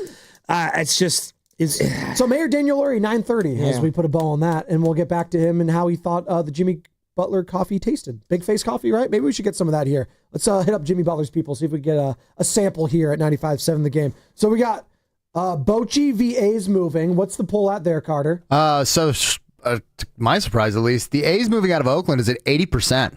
It's a big one. It's it's recent, right? And we do have a lot of loyal East Bay listeners, but it was just a huge sport. It was a topic. Again, you'll notice some of these that were local and may not have been big local as a story, but obviously it was. I'm not saying it dragged was. on, But it kept going. on, But that one becoming a national topic and people running with it, and then same with the tuck rule on the opposite side of the bracket, like those things that are like transcend local stuff and go national. A lot of people it resonates. Well, that's too. why I think the next ones are maybe. I think this is the toughest of the first round. This is a good one we're about to get to right now. I think this is a totally unfair matchup. Both of these could be number one seeds. Again, we are doing the best Bay Area sports topics of the 21st century, and this is the bottom right quadrant here as I'm holding it up on the YouTube, and it's all on our social media as well, at 95.7 The Game. You could find these here. We are going through it all right now. And coming up right now, we've got 49ers Super Bowl losses going up against Barry Bonds and steroids. Woo-hoo-hoo. This is Duke, North Carolina of the bracket, Joey. Let's start with the 49ers Super Bowl losses. And you had it right there just in the sentence. Losses. 3. You could even put the heartbreak of an NFC Championship games in there. But we're going to stick to the losses because it's the big game. It's the biggest game. No, I'm talking about all the NFC sure. Championship game losses could also be filed in there. You could. One thing Niner fans held their hat on. This is a bizarre thing in this day and age that people are gonna think we're nuts. Forever, you would see these like T-shirts sold in the Candlestick lot, 5-0, and then Too Short's favorite word. You would see those T-shirts everywhere. Snitch. Undefeated. San Quinn had many lines. Undefeated in the Super Bowl, like my Niners. I never lose. Things like that. It was part of what made the Niners so mythical. Is like, hey, when we get there, we win it every single time. That was their hallmark. We get to the Super Bowl, we are winning it. Whereas the Cowboys and the Steelers, they each had losses, and while the Patriots have obviously now had a loss, and they had one prior to them even winning one, they lost in '85 to the Bears. A lot of the teams that had been there multiple times had a couple of losses. It was the one thing Niner fans could hang their hat on when they were down during the lean years. And then when you lost that first one, the whole story of Jim Harbaugh's career arc with the Niners starts and ends with those Super Bowl losses. That Super Bowl loss. Is there anyone still left with multiple Super Bowl wins but no losses? Oh, Ravens, I think, are undefeated, but there's only 2. Tampa Bay, I think, is also 2-0. And then, the Raiders are 3-1. So, I think there's only a couple. But those, again, 2. But 5-0 at one point is insane. So, it's New England lost 85, and they lost to the Green Bay Packers, for example, when Brett Favre and Desmond Howard. But we think of them now there's 7 and whatever, 6 championships or whatever it is. Like that. I know it sounds stupid, but that's what Niner fans would say. Hey, we never lose Super Bowls. We get there, we don't lose. Well, that was for the longest time when it was Brady versus Montana. It was Joe never lost. He never lost the big game. Brady lost. Oh, so perfect team, my ass. Joe never lost. And he never threw an interception. You lost to Eli Manning. That wouldn't have happened to Joe Montana. And then it got to a point where Tom won 7. He went to 10 and won 7. He's like, oh, all right. Well, I guess. But even saying that, people would still say Joe Montana. They're still taking him. And that's fine. That's what we love about sports. You are perfectly fine to take your guy, Joe Montana. Well, there is something to be said Brady. for Montana never losing a bowl game, college or pros, and Bill Walsh never losing a bowl game, college or pros. There's something there. I don't know what, but there is something to that. And we're talking right now, the 49ers Super Bowl losses. So 3 of them, 2 of them against the Chiefs, 1 of them against the Ravens, and Jim's brother, John Harbaugh, the original Harbull in the Super Bowl. I have the Sports Illustrated New Orleans, where it's called the Superdome. Harbull, and they're looking at each other and they're screaming. Kaepernick, it was supposed to be his coming of age. It was supposed to be Justin Smith, Patrick Willis, Frank Gore, Vernon Davis, Justin Smith. It was supposed to be their crowning achievement. Yep. And they lost that game. And I remember walking up and down Mission Street just in a daze forever. Now, we thought, hey, the Niners are going to win the Super Bowl. The Giants, that's what, because at the time the Giants would go on in 2012 to also win the World Series. It was like, oh, we're going to win it in baseball and football. It didn't end up being the way. Then you get the second Super Bowl loss. You were up multiple scores to Mahomes in the Super Bowl when it felt like it was magical. Then you lose the other one in overtime. I mean, any one of those could have been by themselves. The Super Bowl losses, I mean, I don't even know what to say. Can you rank them for me? The most heartbreaking to the least heartbreaking for you. Yes. I'm just watching you right now, by the way, when we're talking about this, the 1,000-yard stare that you're doing in this studio right now, in regards, you go to a dark place when you hear that word. I can make an argument that some of the NFC Championship game losses are as hurtful as the Super Bowl loss. And I know that sounds insane, but no, the Seahawks one I get. The Richard Sherman aspect, it was the end rivalry. Of everything. Yes, that one. The Rams one. The Rams one, I'm telling you guys, man, we had that Rams one because Mahomes had lost while we were in the stadium. Yep. We saw them lose to the Bengals. It was like, here's the chance. And then everyone started saying before the game, oh, Bengals, Niners? I've heard that before. And then that was the kiss of death. That's all you needed to hear right there. And I don't even know if the Niners beat the Joe Burrow Bengals team. I don't know. That even that Rams Bengals game was super close and tight. But the fact that, Jimmy looked the way he did at the end of that game. Jaquaski Hart, you mentioned the story with your dad yesterday. Well, it's coming down to, it was this, literally. I'm afraid that it's going to have to be Jimmy Garoppolo that gets it done. So, yes, there's been some brutal conference championship losses. Hell, even you in Philadelphia, you never even had a chance. I mean, I'm not convinced the Niners were going to win that game. Well, I thought it would have been a good game. I'll give the Eagles credit. They were awesome. My wallet was convinced because I lost a lot of money on that one. The Super Bowl losses are just... I don't even know what to say. They change your history forever. Does Harbaugh get a contract extension? That's why he lost his mind. Does Kaepernick turn into something else now that he has a Super Bowl under his belt? What happens to the legacy of Justin Smith, Alden Smith, Bowman, Frank Gore, Vernon Davis, Michael Crabtree, Randy Moss, who was on that team, right? So many guys. If I say LaMichael James, people want to take that guy out with pitchforks. They don't think of his elite career at Oregon. Let's just say that. I believe he scored a touchdown in one of the other playoff games prior to that. He had moments. Butterfingers is what I think about him. And then the 2019 Super Bowl, the pose that the defense had after they got that turnover where they're all sliding into the end zone. I mean, it's just, the Jimmy throw to Emmanuel Sanders. What does that do? What does that do? What does that do to Shanahan's legacy? They win that Super Bowl. Oh, I mean, are you kidding me? He's on the Sean McVay. What does that do to Andy Reid? Yeah. What does that do to Mahomes? It's a trickle-down effect. Right? Travis Kelce. Yeah, all of them. those guys. Hill. Yeah. All those guys. What does it do to Nick Bosa, Deebo Samuel? Deebo might still be here. Who knows?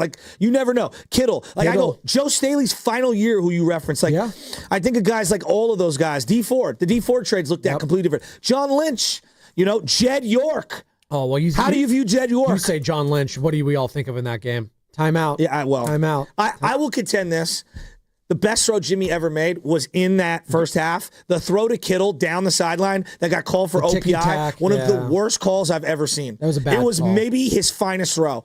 It was just, it was everything. It was everything. And then the one in overtime, I mean, where do I go? I mean, Jesus actually, Christ. we can go right here. This is actually your reaction the morning after they lost the Super Bowl last year. I'm still devastated. All of them. He's an all-time legend. And we said it when we were walking out, and somebody turned to us and goes, yeah, he's Michael Jordan. And that makes us the Utah Jazz. Wow. You know how hard it was to hear that?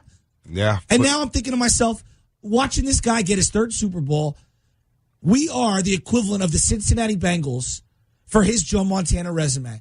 We've lost now, not once, but twice to him. And in this one, he turned it over. He turned it over. He left it on a platter for you to go and seize it. And the inconsistency with play calling, to me, the contradictory, I'm aggressive, but then I'm not aggressive. I'm going to give it to McCaffrey, but now he fumbles, and so I'm not going to go to him, and I'm going to go away from him. You don't touch the ball for an entire real-time hour coming out of the second quarter to the third quarter, and then we're going to come out passing when we have no rhythm. Losing Dre Greenlaw the way you did felt very Bowman-like. Losing one of my favorite players, and then not capitalizing and not punching the ball into the end zone.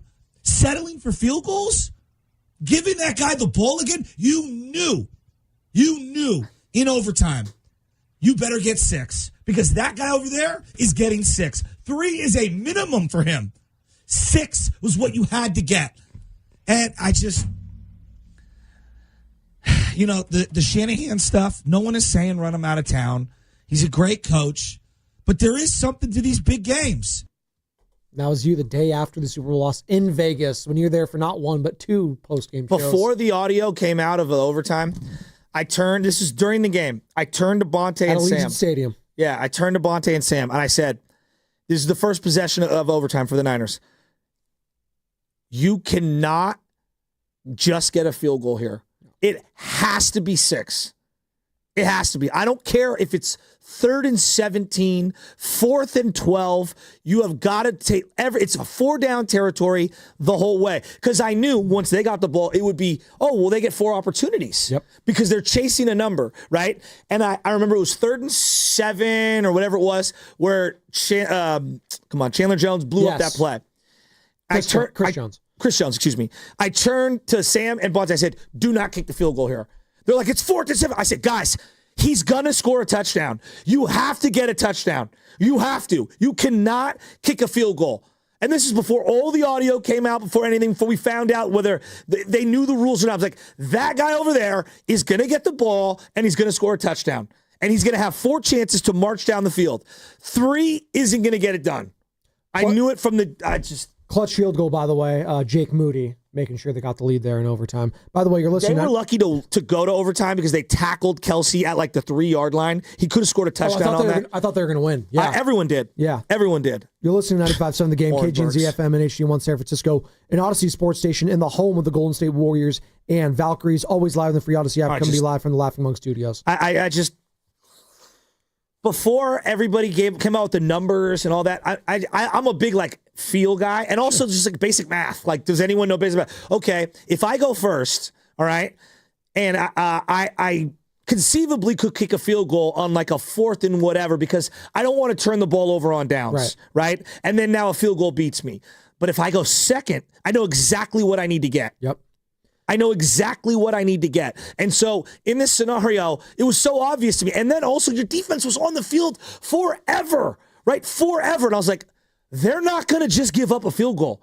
Because to this guy, Mahomes, 1 throw, you're in field goal range. Exactly. And he was scampering. They did have a 4th and short scenario. Yeah, it was a read option play that Nick Bosa completely blew and then tried to blame everyone else. This doesn't bother me. No, he did. He's a great player. He made a horrible play. Jair Brown got a crazy interception to start off the second half, and they lost yards. They couldn't do anything off of it. Yeah. I want to throw this baseball through the glass thinking about that loss. What did Carter do to you? Don't throw it. No, it's not in his. It's just awful. I mean, McCaffrey was terrible in that game. So straight up, it's just terrible. And here's the thing. It overshadowed some unbelievable balls he calls. The end-around backwards throw play with Juwan Jennings was as sick of a call I've ever seen Shanahan dial up. He had Ayuk twice over the top. He had Debo twice over the top. Brock was okay in that game, but they needed him to just make 1 or 2 plays. And I know there wasn't a lot of protection. So we're doing the best Bay Area sports topics of the 21st century. I've rewatched all those Super Bowl losses. You're sick. At least a dozen times. You're sick individual. How do you do that to yourself? You're like Jimmy Fallon in Fever Pitch watching the Buckner play over and over and over again, expecting something to change. Sammy Watkins getting pressed by Richard Sherman is one of the dumbest things I have ever seen in my life. He just went, boom, I'm by you, old man. Burnt toast. It's not even close. The running back whose name is evading me right Jet McKinnon? No, it was the 2019 running back for the Chiefs. He's still running for yards right now. Who was the 2019? It wasn't Clyde Edwards-Helaire. No, it was number 25. He was like a random dude. Let me think about Thompson or something. Someone, yeah. So the 49ers Super Bowl losses clearly still stinging for Chris Joe Culliver Shasky. in 2012. It's going up against Barry Bonds and steroids, Joey. Barry Bonds and steroids. Damon Bruce used to read a page out of Game of Shadows. That's how he would say it on his show. And he'd read a page out of Game of Shadows every single day. Not only did this play out with federal indictments on the cover of the San Francisco Chronicle and Examiner every single day, Gary Radich would say, I don't know, was Dibs sent down to the courthouse? I can't remember what he did, but they would have someone out in front of the courthouse, talking about the FBI investigation and the trial and everything like that. This went on for a decade. Bonds and steroids. By the way, though, real quick for the Chiefs running back, Damian Williams and Williams and Darwin Thompson. There you go. So I think you said no, Thompson. but it was Damian Williams who went off. He late had in that the game winning, the game clinching touchdown. Yeah. And 55, Frank Clark had moments in that game. Yeah. Honey Badger, remember that? Yeah, Yeah. I just have to say the names, and I get the 1,000-yard stare, like Shasky was just on the beaches of Normandy. That's what Patrick in Mahomes 2019. is. In He's 2019, the Germans. Debo and these end arounds was working so well, and they just went away from it. Raheem Mostert came out of the NFC Championship game with the most yards ever, and they didn't go to him. And he didn't touch the ball till I think the 12-minute mark of the second quarter. They didn't go to him, and he was your best dynamic playmaker at that moment in time. And then Frank Clark after the game literally saying, why did they stop running the ball? We couldn't stop it. They couldn't stop it. And that was what was frustrating about this last Super Bowl loss. We'll get back into Barry Bonds here in a second. I'm sorry. These losses, I'll never get over them. There was something like, I think for a lot of people it's just refreshing to see the Chiefs get absolutely eviscerated after hanging on for dear life all season long. It doesn't and the Eagles, make me feel any better. No, it doesn't make you feel any better. But it just go to show you, they just leaned on what they were doing well, and they just didn't let their foot off the gas. Whether that was Vic Fangio rushing for and just making Mahomes confused in the pocket, whether that was Kellen Moore leaning on the running game or passing, didn't matter. They were just hitting all the right numbers, and it felt like for the first time, because the Tampa Bay one, the Chiefs lost to Tampa Bay, they were without both their starting tackles. I thought that was, and the Tampa was playing at home, for God's sakes, and it was Tom Brady. I think there was a lot baked into that. Well, we should have took Tom Brady. I'll never forget Tom being Brady, at home during Aaron COVID Rodgers. radio saying that if Tom Brady wants to come to you, you take him. And everyone thought I was crazy. We were actually talking about it last year. He's washed. We were talking about it last year. If Tom wants to come out of the booth, do you still take him? Do you take him right now? I actually kind of might consider it if I was a certain team, which is insane. How many Super Bowls would they have won if they would have just got Brady for that one, couple-year stretch? I think 2 Super Bowls. At least one. Jesus Christ. No, yeah. They wouldn't have won one. They would have won at least 2. At least 2, right? I mean, he wins that one in L.A., right? Yes. Yes. Jimmy couldn't throw the ball. I'm ready to just snap. Trent Williams' arm was like also falling off too, wasn't it? Like Trent Williams' ankle. He had a high ankle sprain. They ran the exact same play 2 weeks in a row. 3rd and 7, where they moved him as like a fullback or a tight end in motion. And in the second time against the Rams, they stuffed it. And then I said, hey, you got to go for it here because you've crossed so deep into do not give Stafford the ball. And what did Shanahan do? Oh. He punted it, and then they kneeled it at the 2 or whatever it was. And then one pass, boom, we're here, pass interference. So do you feel more There's an argument the Niners could have 9 Super Bowls. Wow. I mean, what? It's true. There's an argument to be made. I know. I'm not saying that they did. I'm saying there's an argument that they could have 9 Super Bowls. 2011, 2012, 2013, okay? That's 3. I'm going to give you the 20, whatever the one were the Broncos. I'll give you that one. Against the Patriots, though, I don't know. That Patriots team was so damn good. You beat the Legion of Boom. You beat the Patriots' brakes off the following year with Kaepernick. You ran them off the field. and then Brady had to make some crazy comeback. He did make a crazy and comeback. that was in the snow. I know. The sleet snow. So I hear you. I watched that Niner team. They matched up, and that defense in 2012 wasn't as good as the defense in 2011. That Niners game in New England, Was I one think of the greatest today was one of the best games I've ever watched. Kaepernick threw a 150-mile-an-hour fastball to Michael Crabtree on the sideline, and I could feel it whizzing by my face on the television. That's where I'll go to my deathbed. I know Cap didn't turn into a great quarterback when it was all said and done. He was unbelievable. He was a video game. Sounds like this might be the winner. For, I know. like, I'm losing my mind. No, it's, again, heartbreaking And then the three losses, Super Bowl. man. But you're asking me how many. The argument is like, okay, give me 2 of those 3 Super Bowls, right? So now I'm up to 7 Super Bowls. And then, okay, if Brady comes, you'll win at least 2 of those. Now we're up to 9 Super Bowls. That's my point. The Niners, there is a realm where they have like 9 Super Bowls, but they don't. They don't. And they're still searching And for they're 0 another for 3. one. They're 0 for 3 in this century as we're talking about the best Bay Area sports topics of the 21st I century. hate talking about this. I'm sorry. Do you hate talking about that more than you hate talking about Barry Bonds and steroids? Because that was an exhausting topic for a very long Some guys time. are allowed to just wiggle out of steroids, you know. Ivan Rodriguez, David Ortiz, Alex Rodriguez. Well, A-Rod's, I think, still getting punished for it. Oh, is he? He's not in the Hall of Fame. Absolutely. He's literally, it's him and Barry Bonds are 2 of the greatest players I've ever seen in my life, and neither of them in the Hall of Fame, and it's a joke. So he's so punished. Major League Baseball as a whole decided to have him on 2 separate platforms for playoffs and postseason. He's so punished. I feel like if Barry Bonds wanted to do that, he could. He was told, get out of the game, and we don't want you. They were mad at the Marlins for bringing him in. If Barry Bonds approached Fox Sports, Major League Baseball, or ESPN, they would absolutely make him, no doubt. It has to be, coverage. like Samson's talked about this, it has to be approved by Major League Baseball. And they would approve it immediately. I don't know. They were really think mad. so. They were really mad at the Marlins for bringing him in as a batting coach. I think we're underrating how much hated Alex Rodriguez was for a time. But Alex is charismatic on TV. He's way better than Bonds on TV. I actually think Barry's really good on TV. Like, there's an arrogance factor that actually, like, because he's Barry Bonds, I respect it, and it's okay. Like, when he was at Rickwood last year, I thought that was really him and Ken Griffey talking. It was what if Satchel Paige, remember? It was what if Satchel Paige threw the ball? Gone.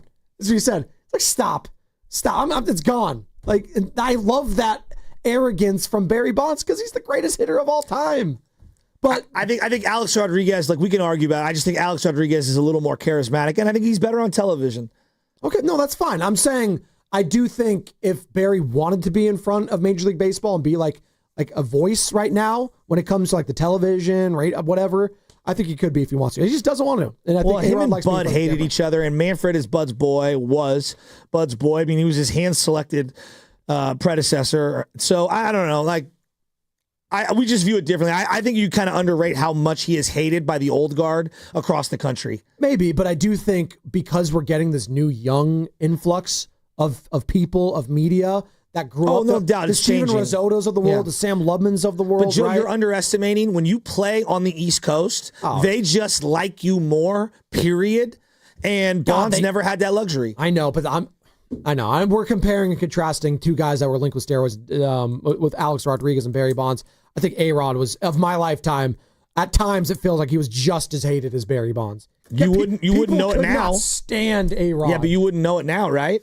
Not now, but still, people still think he's corny, and they look at A-Rod and just kind of like roll their eyes, like, this guy really, like, they think he's inauthentic. They do. No, I don't discredit that, but I just think that overall, I think more people smile when they see A-Rod. We got some sound here that we're going to get to on the other side in regards to Barry Bonds and that whole thing. When it comes to steroids, when it comes to all the Mitchell report, all that stuff. But the best Bay Area sports topics of the 21st century is what we are discussing right now. Who's winning the Bonds in the Super Bowl? That's what I wanted to ask. We tease it for the other side? Yeah, let's tease it for the other side. All There right. you go. So it's and then we've got some more we got to get through. Sorry, I went down the misery rabbit hole. Well, we have to. The 3 Super Bowl losses. I mean, my God. But it's the 49ers Super Bowl losses going up against head-to-head Barry Bonds and steroids. You can vote on that at 95.7 The Game on our social. On the other side, we got the mayor joining us as well, though. Daniel Lurie, courtesy of River Islands. And it's also going to be brought to you by Fremont Bank. Here for you. Here for good.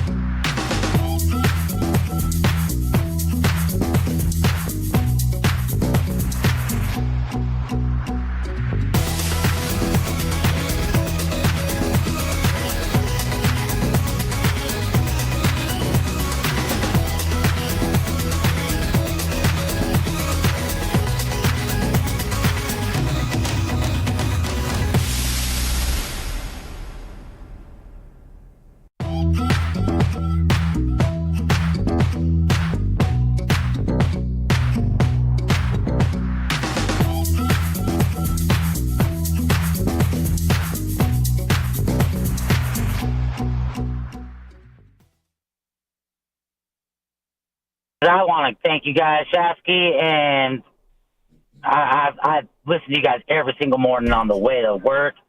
You guys make my morning drive way better. Duh, sure. I love the show within the show, or outside of the show, whatever you want to call it.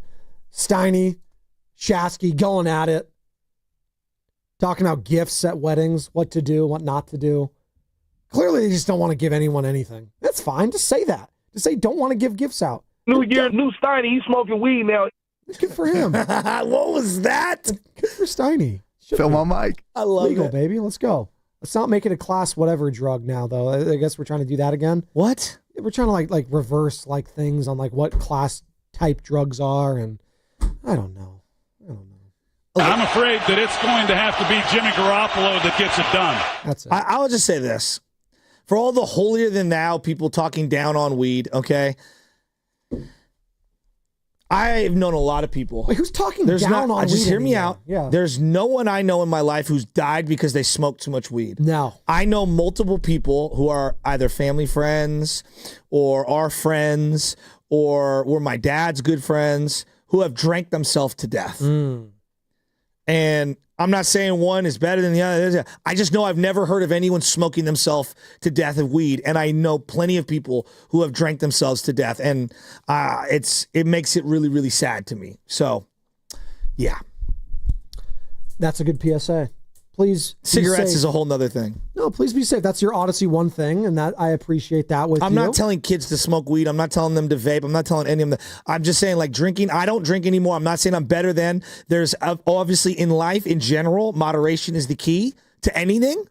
But like, drinking is so bad too. Like, well, the worst part about it is so readily available. That's the thing, and it's in your face everywhere you go. And if you don't drink, there's the peer pressure, and it's ridiculous. Yeah, and you know what? I took the DARE program as a child, so I dared to resist peer pressure, baby. All right, I remember those. They used to give like a cigarette to this like see-through lung thing, and then the lungs would fill up with smoke. Exactly. See what it did? Hey, the DARE thing did freak me out. They said that if you drink 140, you go into a coma. 2, you die. And I was like, well, I must have died 3 times this weekend. Oh my God. Well, they would say some of those things and the numbers, and the kids were like, cool, let's do it. Like, because you have the knuckleheads. I was like, oh God. Oh man, you know it's not cool. Mickey's 40 was my thing of choice. What was yours? Old English? No, Four Loko. Rainier Ale? Four Loko. Four Loko, brother. That wasn't even around when I was a kid. No, St. Ides? No, you were not a St. Ides guy. Well, never mind. I don't want to get in trouble here. I don't want to promote like underage drinking, so I'm not going to say exactly. Carter's I drank period. Courvoisier. Alizé.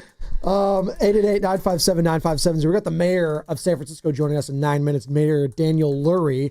We're going to talk about all the fun things happening around the Bay Area in the future and also right now because he stopped by Jimmy Butler's coffee pop-up, Big Face Coffee, and get his thoughts on that. Plus, we'll get his thoughts on some of his favorite Bay Area sports topics of the 21st century, Joe, as we're talking about the 49ers Super Bowl losses going up against Barry Bonds and steroids in our Bay Area sports topic bracket right now.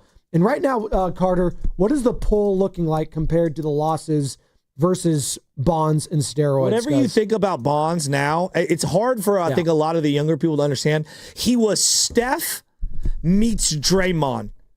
And the reason why I say that is the excellence of Steph Curry, but all of the controversy of Draymond Green. You're right. And not Draymond doing things off the field. I'm talking about just like the stuff that he would do on the field. Bonds, all the off the field stuff was as controversial as all the things Draymond does on the field. I'm not saying they're better than or worse than, and I'm just trying to give you an idea for the younger audience, like the Steven Risotto, for them to kind of understand. You were tracking this guy following one of the most sacred records in the history of America. Forget sports, just America. 7:15, you know what I mean? Right. 7:56, right? Like all those things. We were watching this guy track that while being the godson of one of the most popular players any sport ever. And he did a thing that was against the game that Bernie Sanders brought people, when he was a senator, brought people to the White House to defend themselves against because it was federally illegal. The top 1/10 of the 1%, Bernie Sanders.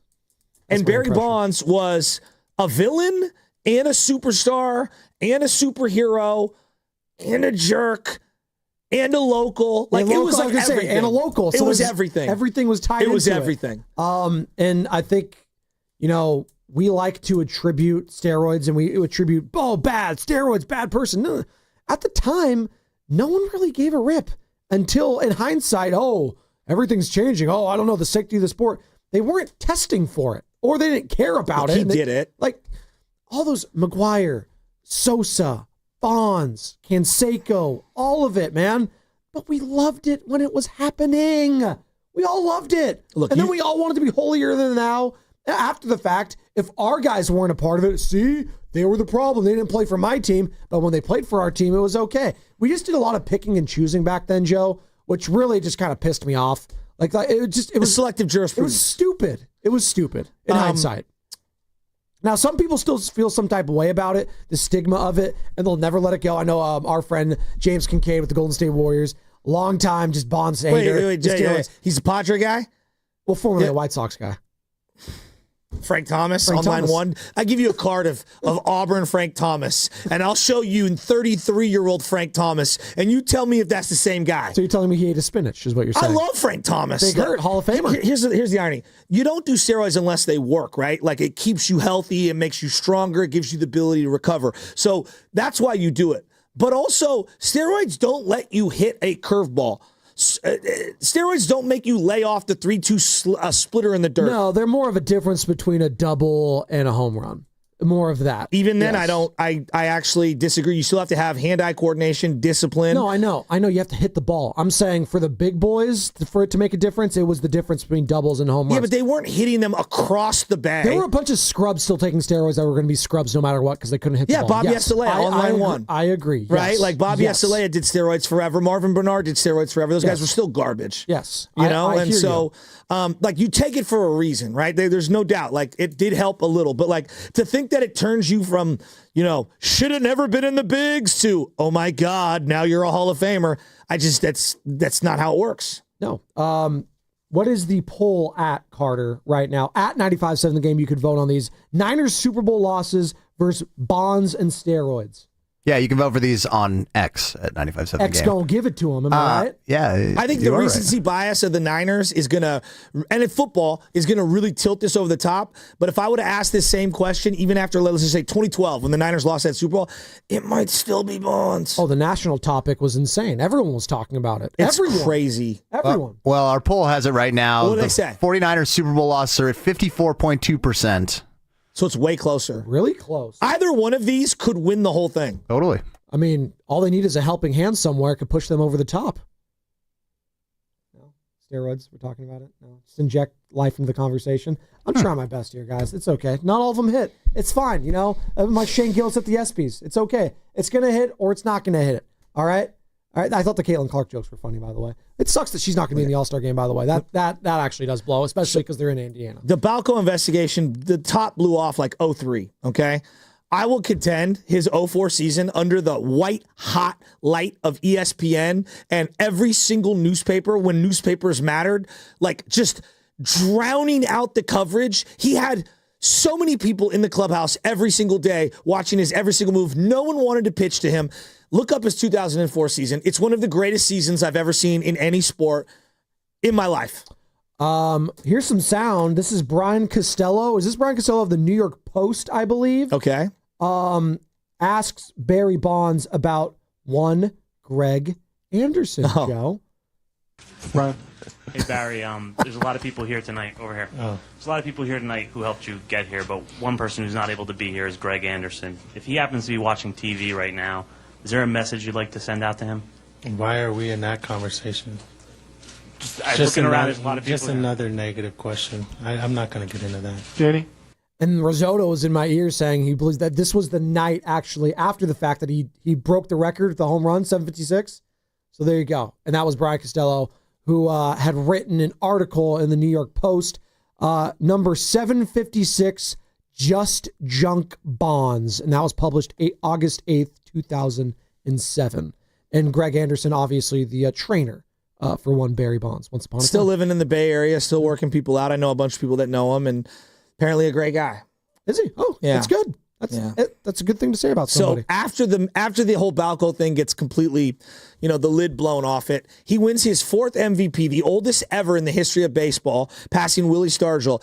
I'm going to give you these numbers, and they're not even going to seem real. 232 walks.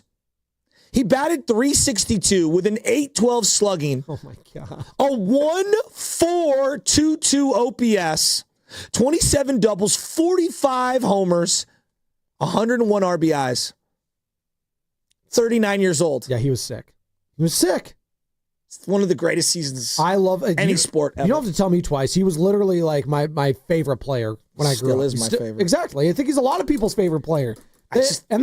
They're kidding themselves, the people that get mad about it, that they did not enjoy watching it. Imagine if, and I'm not trying to like put this into the ethos in a negative way. I'm trying to give people an idea to understand. Imagine if Steph or LeBron got caught for steroids in the primes of their career. Right now, because LeBron's still playing at that level. That would be what we would be going through right now. And it would be even like we have social media on top of it now. Baseball was one of the biggest sports in the game, in the country at the time. They were the superstars. Imagine if they would have got caught in whatever, right now in their ages, like it would be unbelievable. Well, it would be a collection too, because you said it. It'd be Steph and LeBron, because it was McGuire, Bonds, Sosa. It was Roger Clemens, 7 Cy Youngs. Roger Clemens, Palmeiro, right? Yeah. All these guys that we thought it'd be were like all Paul Hall of George, Famers. James Harden. Seriously, that's what it would be. Exactly. And just think about where we're at now when it comes to the talking about steroids. And we do like to pick and choose, by the way, the sport. Does anyone give a rip when someone gets blasted or get popped for steroids in football? No.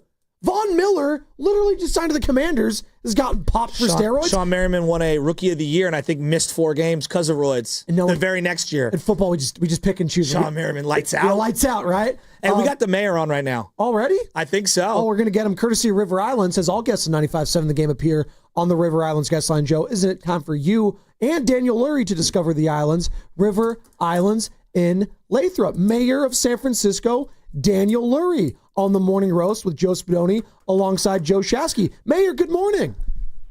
Good morning, you two. How's everybody doing? Oh, we're doing fired up. Well, we're talking. We did like a little bracket of the best Bay Area sports topics of the 21st century. So like the last 25 years. And you as the mayor of the city, I know you're a big sports fan. I'll just rat-a-tat-tat some of them. The Warriors blowing a 3-1 lead. The Tuck Rule. The Kevin Durant saga. Jimmy G or Brock Purdy, are they elite? Barry Bonds and steroids. The Niners losing Super Bowls. The Draymond Green Jordan Poole thing. For your money, what's the one topic that in your household you guys can't stop talking about in Bay Area sports last 20 years? Careful, Mr. Mayor. Wait, what? Why are we starting on such a bummer? I thought we were trying to.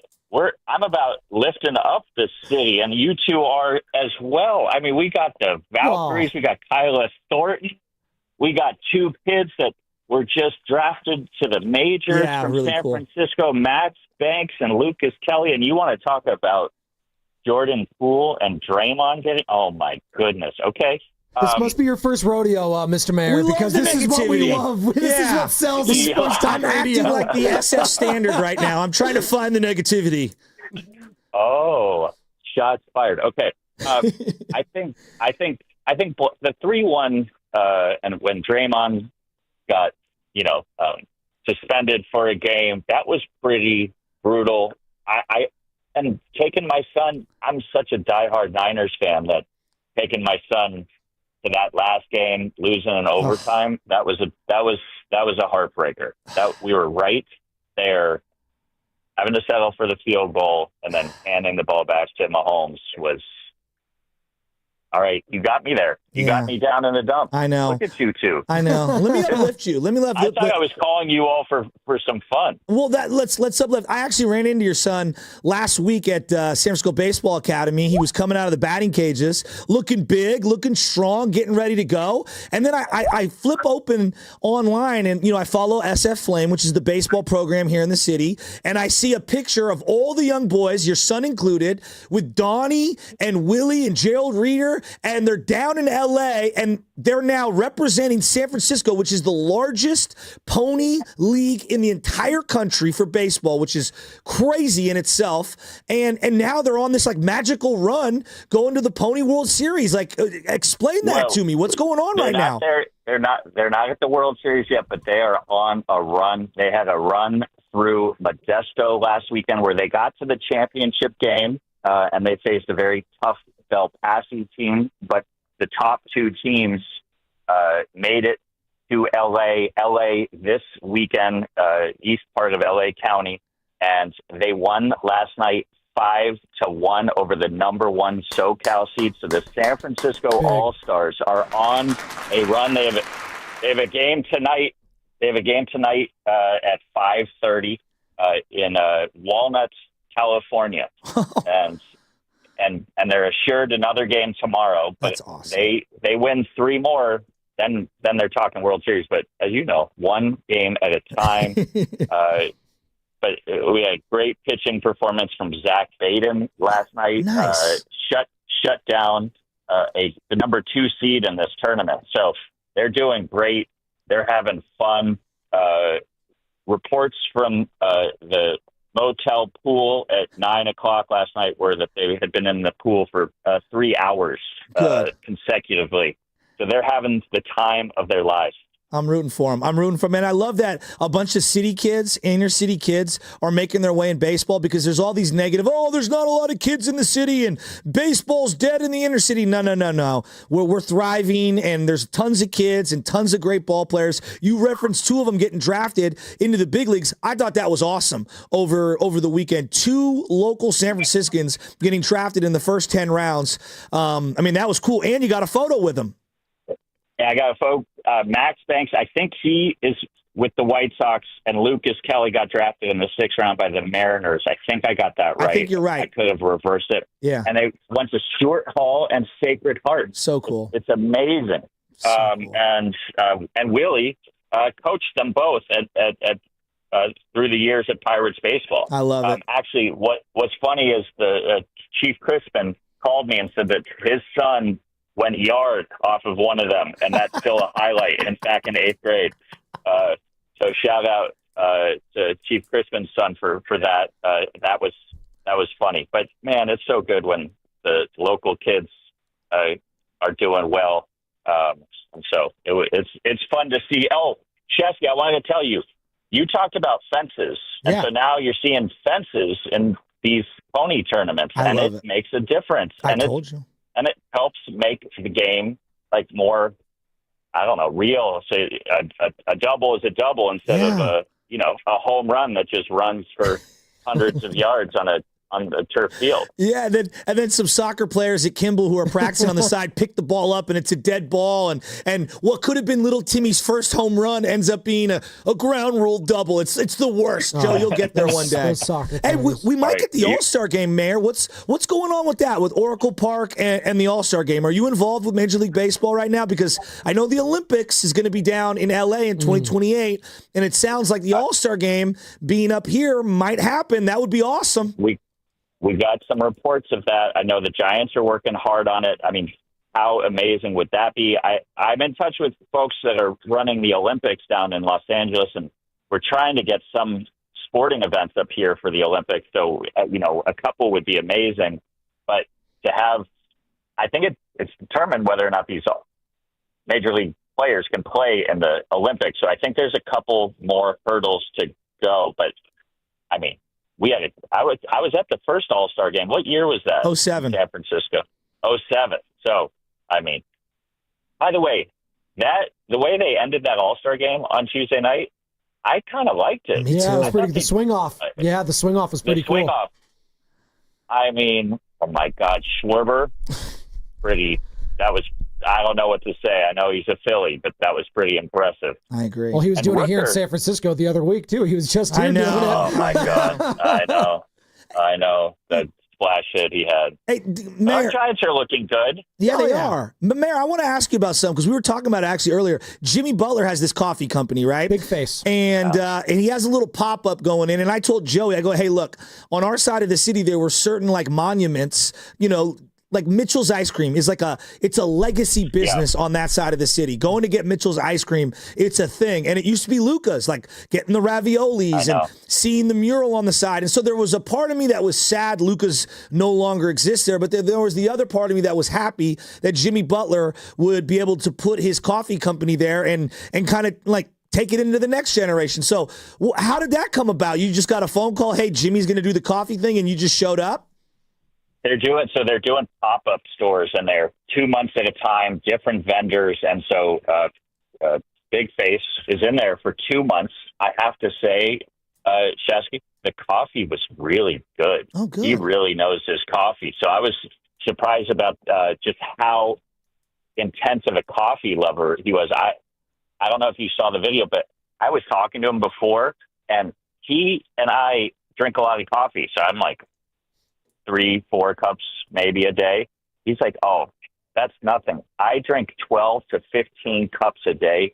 He told me that he has a oat milk cappuccino before going onto the court every night. But by the way, I mean, the guy can ball, so something's working, but 12 to 15 cups, that was intense. I have to tell you, he could not have been nicer. Had such a good energy and vibe about him, like happy, really appreciative of. He had people around the corner. So yeah, Luca's being out is sad, but adapting it and giving other brands a shot is helpful. And by the way, another athlete that I ran into this week was Colton McPivot. Oh wow! Yeah. Where'd you see him? I saw he was doing a program, a 2-day program for young kids who working on physical, up and coming football high schoolers. He was doing a 2-day program with my friend Tarek down at this Empower gym in Jackson Square. But they were getting the kids out to the park, so they're doing something with Park and Rec. But Colton McKivitz wants to invest in San Francisco. He wants to bring the locker room into the city. What an incredible human being that guy is. And I think we're going to be hearing more about him this year. He's taken more of a leadership position on the Niners.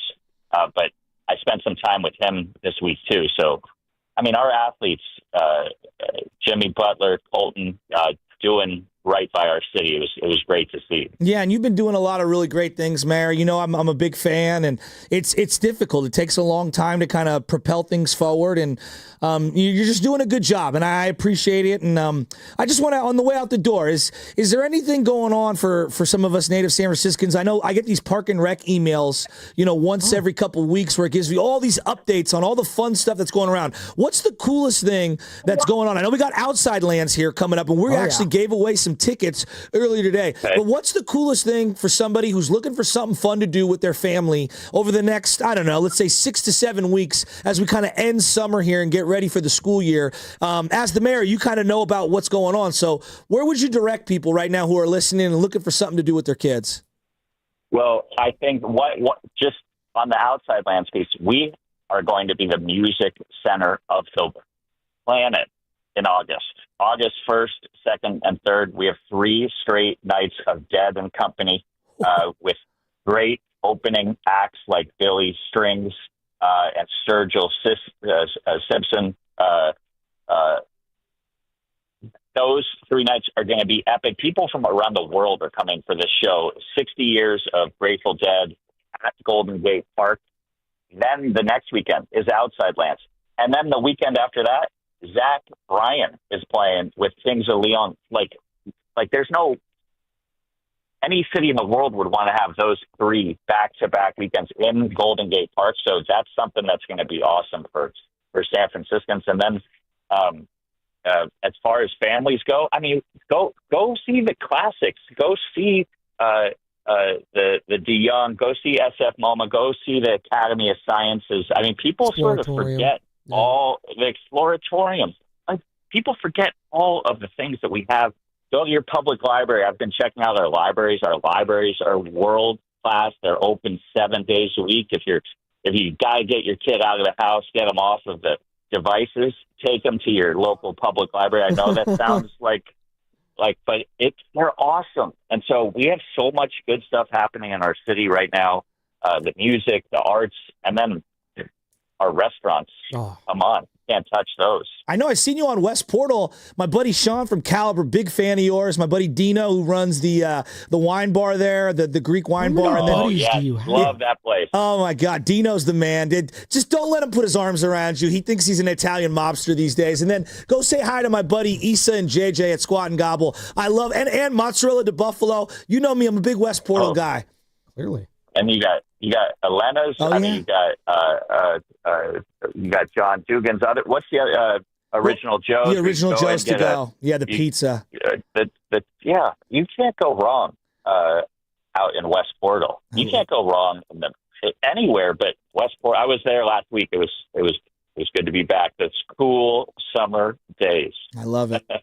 Well, tell Sawyer, give him a high five for me, and tell him to give Willie and those guys a high five. Keep representing the 11U Flame team for the city of San Francisco and our community. Go win a championship, baby. Let's go. Let's go, San Francisco. Have a good one, you two. Have a good weekend. Yeah, see you soon. That is the mayor of San Francisco, Daniel Lurie, courtesy of River Islands, as all guests on 95.7 The Game appear on the River Islands guest line, Joe. So, like, you know how we have the Little League World Series that's going to be coming on your television? Yes. Pony, which is an alternate league with different dimensions and rules. Let's just say you have more respect for the Pony League than you do for the Little League. I grew up a Little League. I mean, a Pony guy, not a Little League guy. So I played it too. I played Mustang, which is which is the Monterey County. The whole area does Pony League as well. Exactly, yeah. So these guys went through everybody in Monterey. Yeah. They went through everybody in Modesto, which is like the Northern California region in the central part of it, because they have it like bracketed out. Now they go down to L.A. and they got to face all these Southern California champions. And so if they can win a couple more games, they go to the World Series in Texas. Oh, is that where they take place? Well, that's where it was the last couple of years. Now, where do they play? Like, do they play? Oh, these unbelievable fields. Well, I was going to say it's probably hot as you know what out in Texas. Oh, my God. July and August. Joe, for us city boys, when we went down to Monterey, it was hot. Carmel Valley gets, wow, there's sun. Oh, my God. Yeah, exactly. So I think it's really cool. Well, it's funny that you brought up, like, and I like that because, like, hey, like, what do you mean there's new stuff? We got the classics here in San Francisco, and Risotto was in my ear. Yeah, go to Alcatraz. I've never been to Alcatraz in my life. Really? Ever.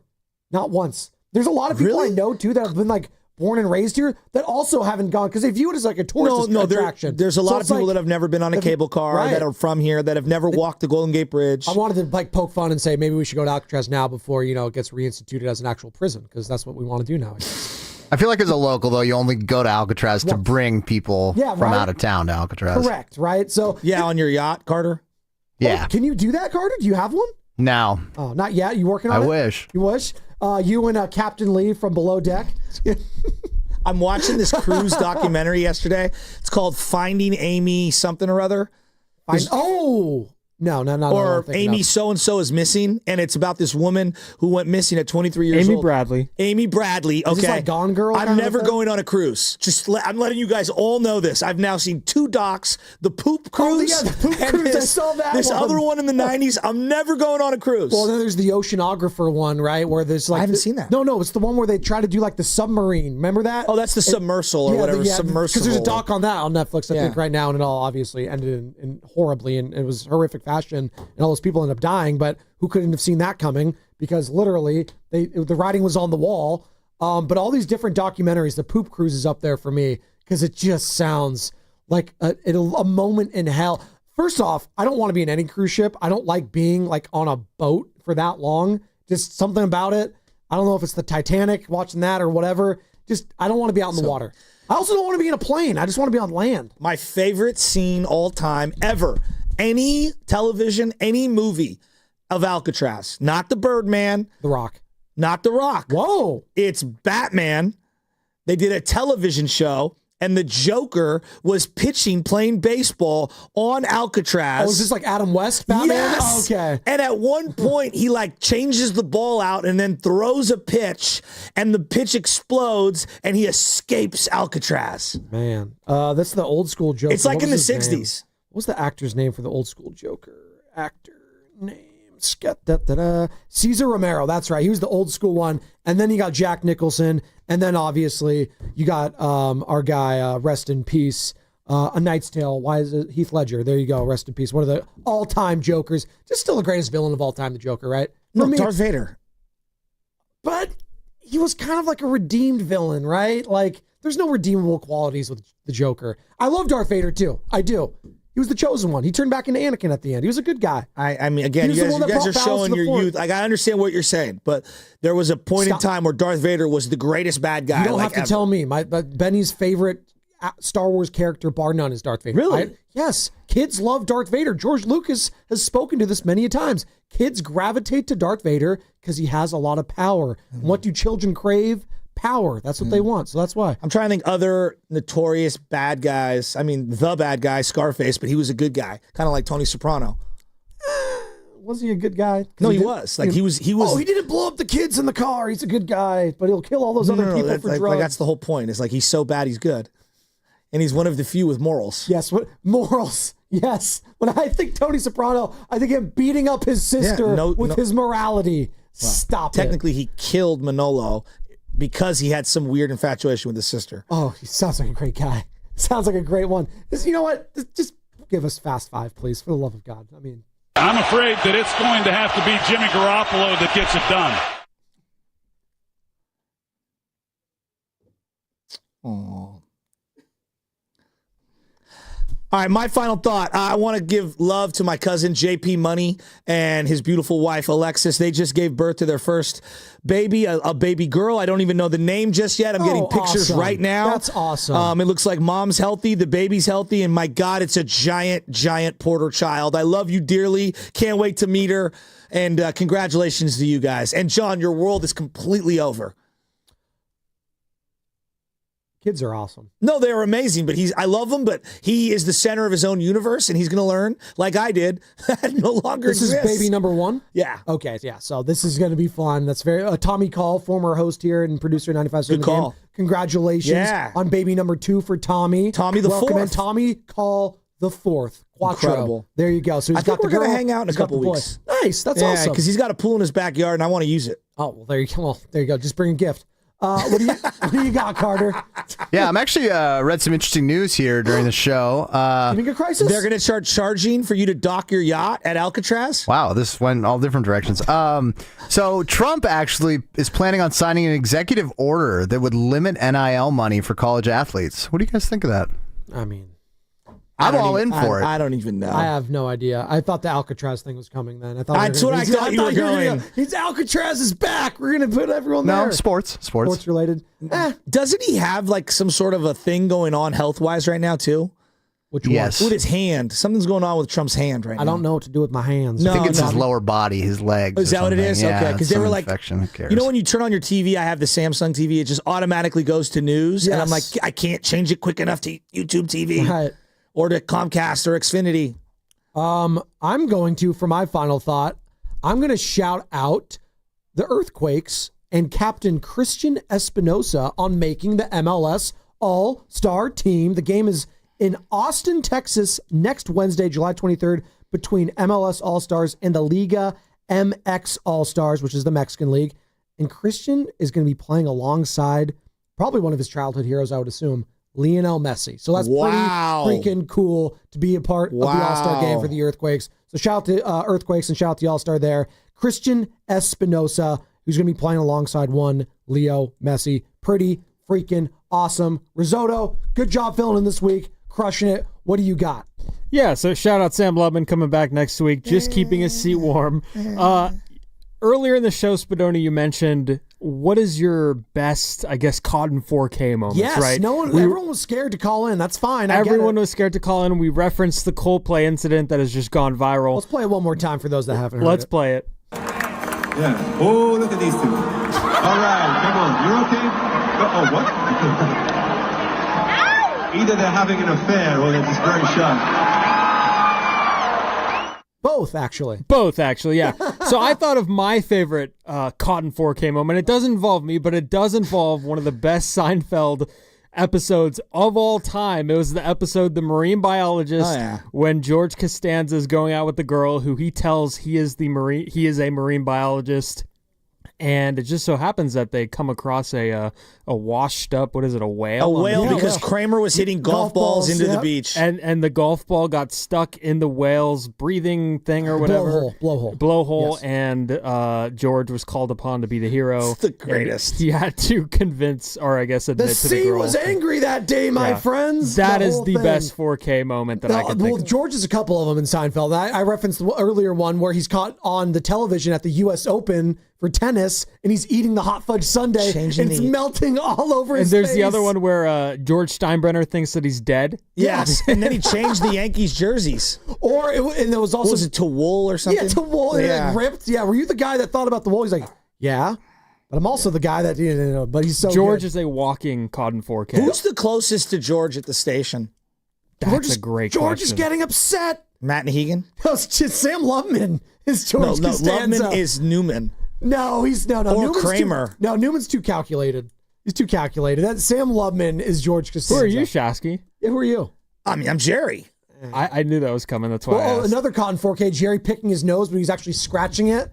And then the girl, he kept trying to tell her, I was scratching it. I wasn't picking it. She's like, I know what I saw. It's like, I'm actually probably more Larry David.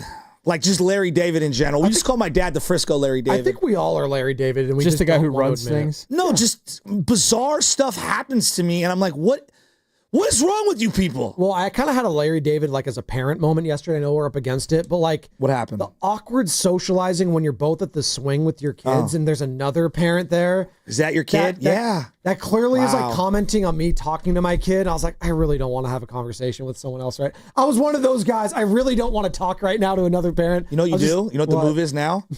Oh, my phone's ringing, and I just pretend like there's someone on the phone. Right. No, and I'm usually a nice guy, and I'm very outgoing. And producer call. It was one of those. Yeah, it was a producer. You heard it. You guys were there. Kids were screaming. It's Loveman. I gotta go. Give me a minute. Right. Yeah. That was it. By the way, we'll finish up the best Bay Area sports topics of the 21st century next week because it just ran away with itself. There's so many different topics. We haven't even gone to the Warriors blowing a 3-1 lead yet. We haven't even gotten to that one. We'll do it on Monday. Wait a minute. Spoiler alert. The Warriors blew a 3-1 lead. I don't know if you heard that.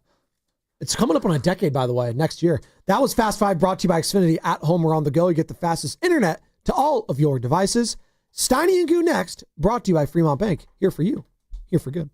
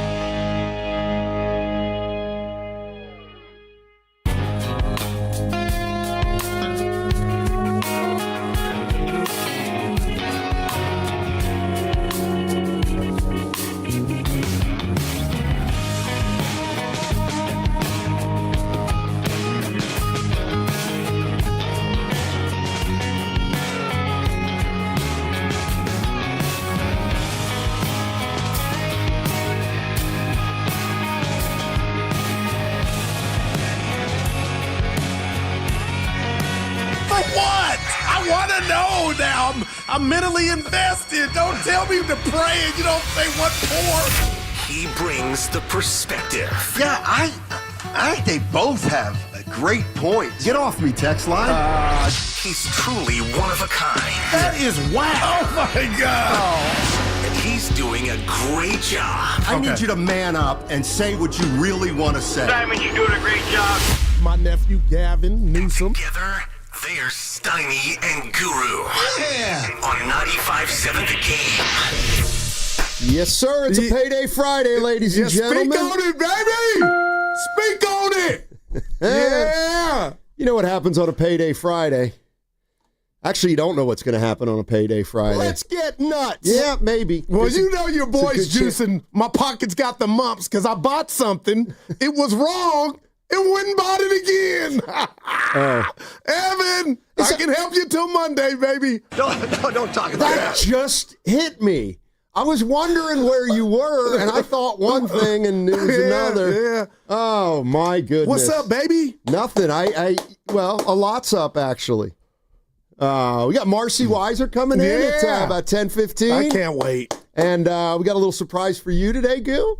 Now, when you say that, just kind of let it breathe, because when you build stuff up, then when it actually happens, if it's not Steph Curry or something like that, you're disappointed. That's the story of my life. Nobody wants to be disappointed. Well, don't get your hopes up too much, but I'm hoping for it to be a feel-good day for you. All right. That's for sure. I was just thinking about this today. Guru, well, you know what? I'm going to start with the thing that intrigued me most. Okay. Because we've been talking about the, you know what? How do I want to do this? All right, I'll do it this way. I'll pat myself on the back. Should I get a victory lap? I think I should get a victory lap. I don't know about that. Yeah, no, I'll tell you why. I should get a victory lap. All week we've kind of been talking about motivates these athletes, how important is winning, and all that kind of stuff. And I just feel like my whole week and all my takes, were just punctuated yesterday when my main man, I'm trying to think of one. When my main man, Damian Lillard, goes back to Portland. How would you get a victory lap? Oh, baby. Yeah, I do like that for Dame. What do you mean? No, you can't do that today. This is the day when you say, I guess he doesn't care about winning a title. What? I'm going to let you do your version of why you think this constitutes a victory lap for you. What I told you was I was shocked because I assumed Dame was going to try to come here, come to the Lakers, or chase a ring, and he went back home. So Dame stood on business when he said he don't want to get a ring like that. So I'm shocked. We were in the boss's office. That news broke, and Dame stood on business, Steiny. Let me tell you something. You got to get something through your head. Ring chasing and the Golden State Warriors are no longer synonymous. You don't know. You know what? Please. I've been feeling good about the Warriors. Nobody's coming here to ring chase. Please. Exactly. You got to love it. Damian Lillard. Yeah. You know what? I'm going to go to a city that I'm most comfortable in. Well, that's his home. I'm going to go to the city I love. I'm going to go to the city that loves me. Well, how many suitors were there for him? I do wonder that. Oh, a lot. Well, it says who? Shams. Shams said it. Way to go, Damian Lillard. I am happy for him. Mr. Priority. That's a feel-good story. Because let me tell you, he ain't winning one in Portland anytime soon. See, this goo is where Chauncey Billups should have been axed. I think there's a chance Portland's better than the Warriors this year. Perhaps. Now you're laughing. I'm not laughing. But Portland ain't. Hey, get the Channing Frye sound. What did he say? He's bitter these days, though. No, what does he have to be bitter about? His hairline. No. I don't. You know what? I take that. That. Who am I to say talk about hairlines? I'm sorry. You can because yours. Yeah, I just got a haircut. A little line up. You know what? Evan, reunion tomorrow. Evan might pull up. You know what? So is it supposed to be like a little bit slanted? No, it's not. That's how my hair lays, Donnie.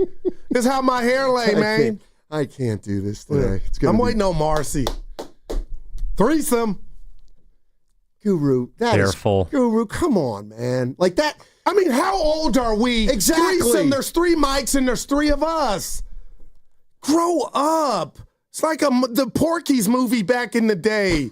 Grow up.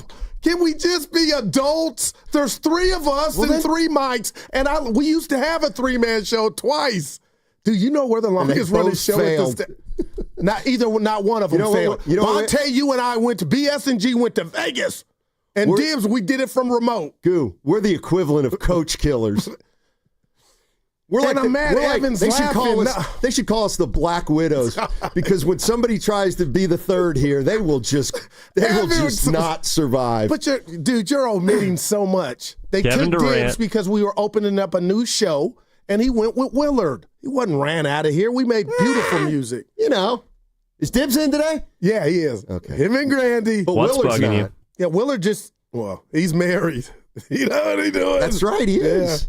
Congrats to Mark Willard if he's out there. And you don't got a gift here, Mark. Listen. I tried to get you one. Yeah, we're gonna have some. Yeah, we're gonna have a lot of fun today, talking about a lot of stuff.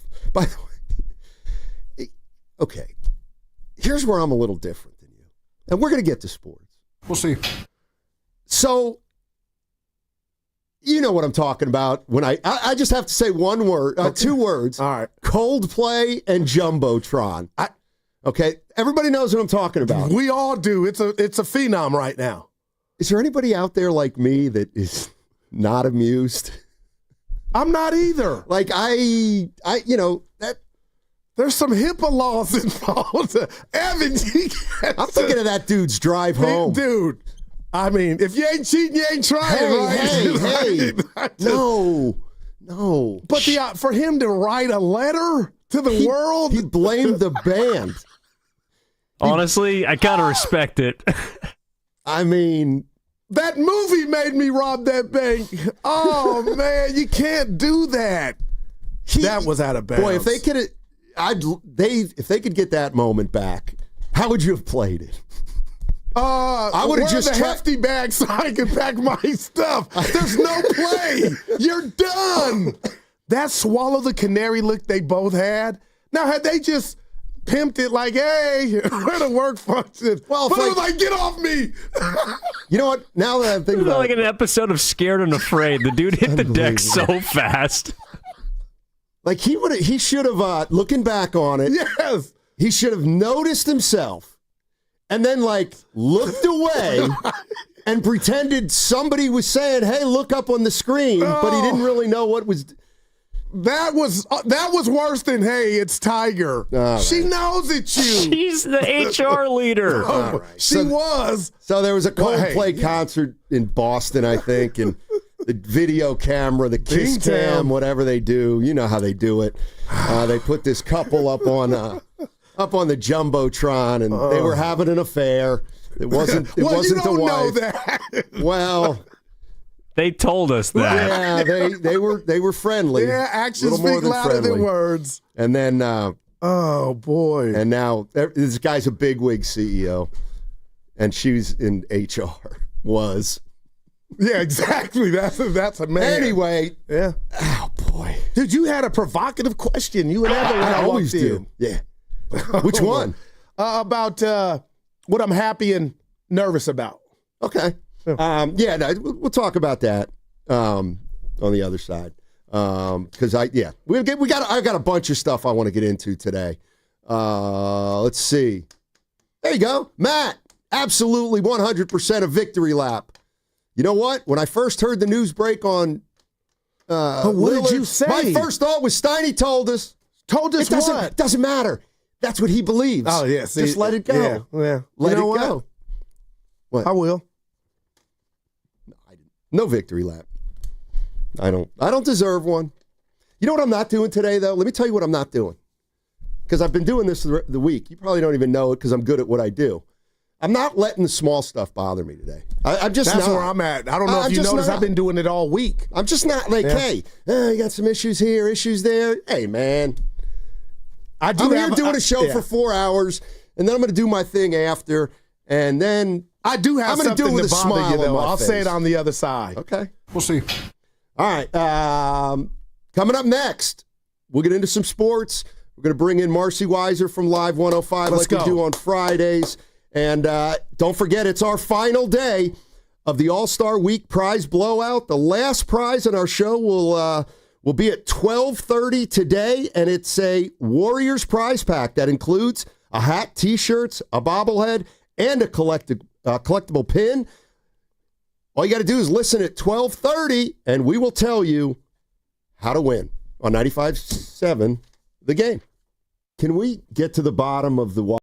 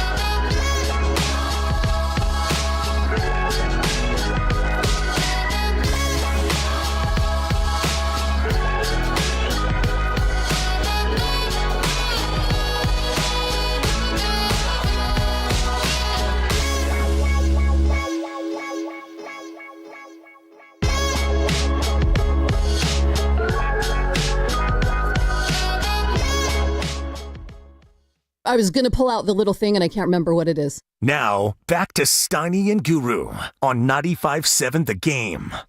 All righty. Marcy Weiser, Live 105, will be in here in a couple minutes when she gets around to it. I'll tell you what, I'm listening to this podcast, and there's a guy on there that's saying unbelievably provocative things. Who is it? To Evan Giddings. Uh-oh. He's using words like malpractice as it relates to Kuminga and as it relates to the Warriors on the Locked On Warriors podcast. Look at my man. Evan was a guest, and there's our girl. You think I'm talking about the Warriors in a certain way? We'll get back to Evan in a second. Yeah. Good job, E. We'll bring in Marcy Weiser. It's been a 3-week hiatus for her. Man, it has been for us. Turn the mic on. Let's get nuts. Is that better? That is better. Yeah. How you doing? Good, Guru. How are you? I'm all right. I need to apologize for yesterday. I was a little loud, and Steiny told me he got a complaint from one of the neighbors. It wasn't a complaint. It was just an observation. You know what? I'm not going to get that loud moving forward just because I know you're there now. You can get as loud as you want. All right, there we go. That's energy. That's pure passion. Yeah, she's usually out of here at 10:30, 11, so you can... I hear you're going on vacation. No. Settle. This is Marcy and I. I know, but I want to do something first. Okay, all right, go before ahead. We get into... All right. Because Marcy is going to be the reason we're doing something today. Oh. So, in case you don't know, it's been Appreciation Week here at Odyssey. And we have an appreciation wall. That's right. So we have an appreciation wall where everybody compiled who they're appreciative of here at Odyssey. And we've got a lot of employees, and man, I got to believe there's 185 appreciations up there. And I started reading it, and I want to personally thank Marcy. She appreciated me for going over to do the Live 105, hits every morning. And we looked high and low, and we could not find anybody who appreciated you. And Guru, I appreciate you. I want you to know you need to pop over. Okay. All right. Exactly. Steiny, you won't get jealous if I go over. Not at all. Okay. All right. I got a license. I'm taking you up on that. I'm coming over. So the one thing we'd like to do today is, because we do think it's unfair. Yeah, I mean, it's a joke that you're not up on that wall. So we want to have a Guru Appreciation Day today among the staff and among our listeners. It's like the spouse that says, "Where are my flowers?" And then I go get it's manufactured. No, it it's don't not. hit the same. I know how you you're feel. Not one of them, are you? I'm not one of those. Oh, here they are. No, it's not manufactured. It is. The listeners are just finding this out, and they're going to be a big part of it. We'd like our listeners to call in and tell us what they appreciate about I'm not you. A basket case, Marcy. They'll only call if they really genuinely appreciate right, you. I got you. Exactly. And I appreciate them and you. And Steiny sometimes. The one thing I will say is, if we're going to have to eliminate the Goo, I appreciate you for being able to put up with Steinmetz. Yeah. That's part of my job. But let's not focus on that part. Hey, Steiny. Yeah. Did you see my name on the wall anywhere? I wasn't looking for your name. I was looking for me partner. You didn't make it either? I don't know. I haven't seen your name up there. Does your pen work? You could have said something, Steiny. Yeah, she invited you on her show. Well, how about I kind of thanks? invited myself. I'm hating. But how about a thanks? I forgot. There but it is. I think the bigger story is I may be in a studio with two of the most selfish people at our station, because nobody appreciates you because you don't do anything. Wow. I mean, I'm positive, Marcy, like it's natural. You want to just walk out of here with me right now? Let's go. All right. Yeah, get some coffee. Get away from this guy. So you only have to say 2 words now, and everybody knows what you're talking about. Coldplay and Jumbotron. That's it. Did you talk about that today? Andy, yeah. What do you think? Yeah. I noticed on social, a lot of people are sharing the fake response from the CEO guy. Oh. It's not even, I don't even think he's responded yet. So that wasn't him who said he blamed Coldplay?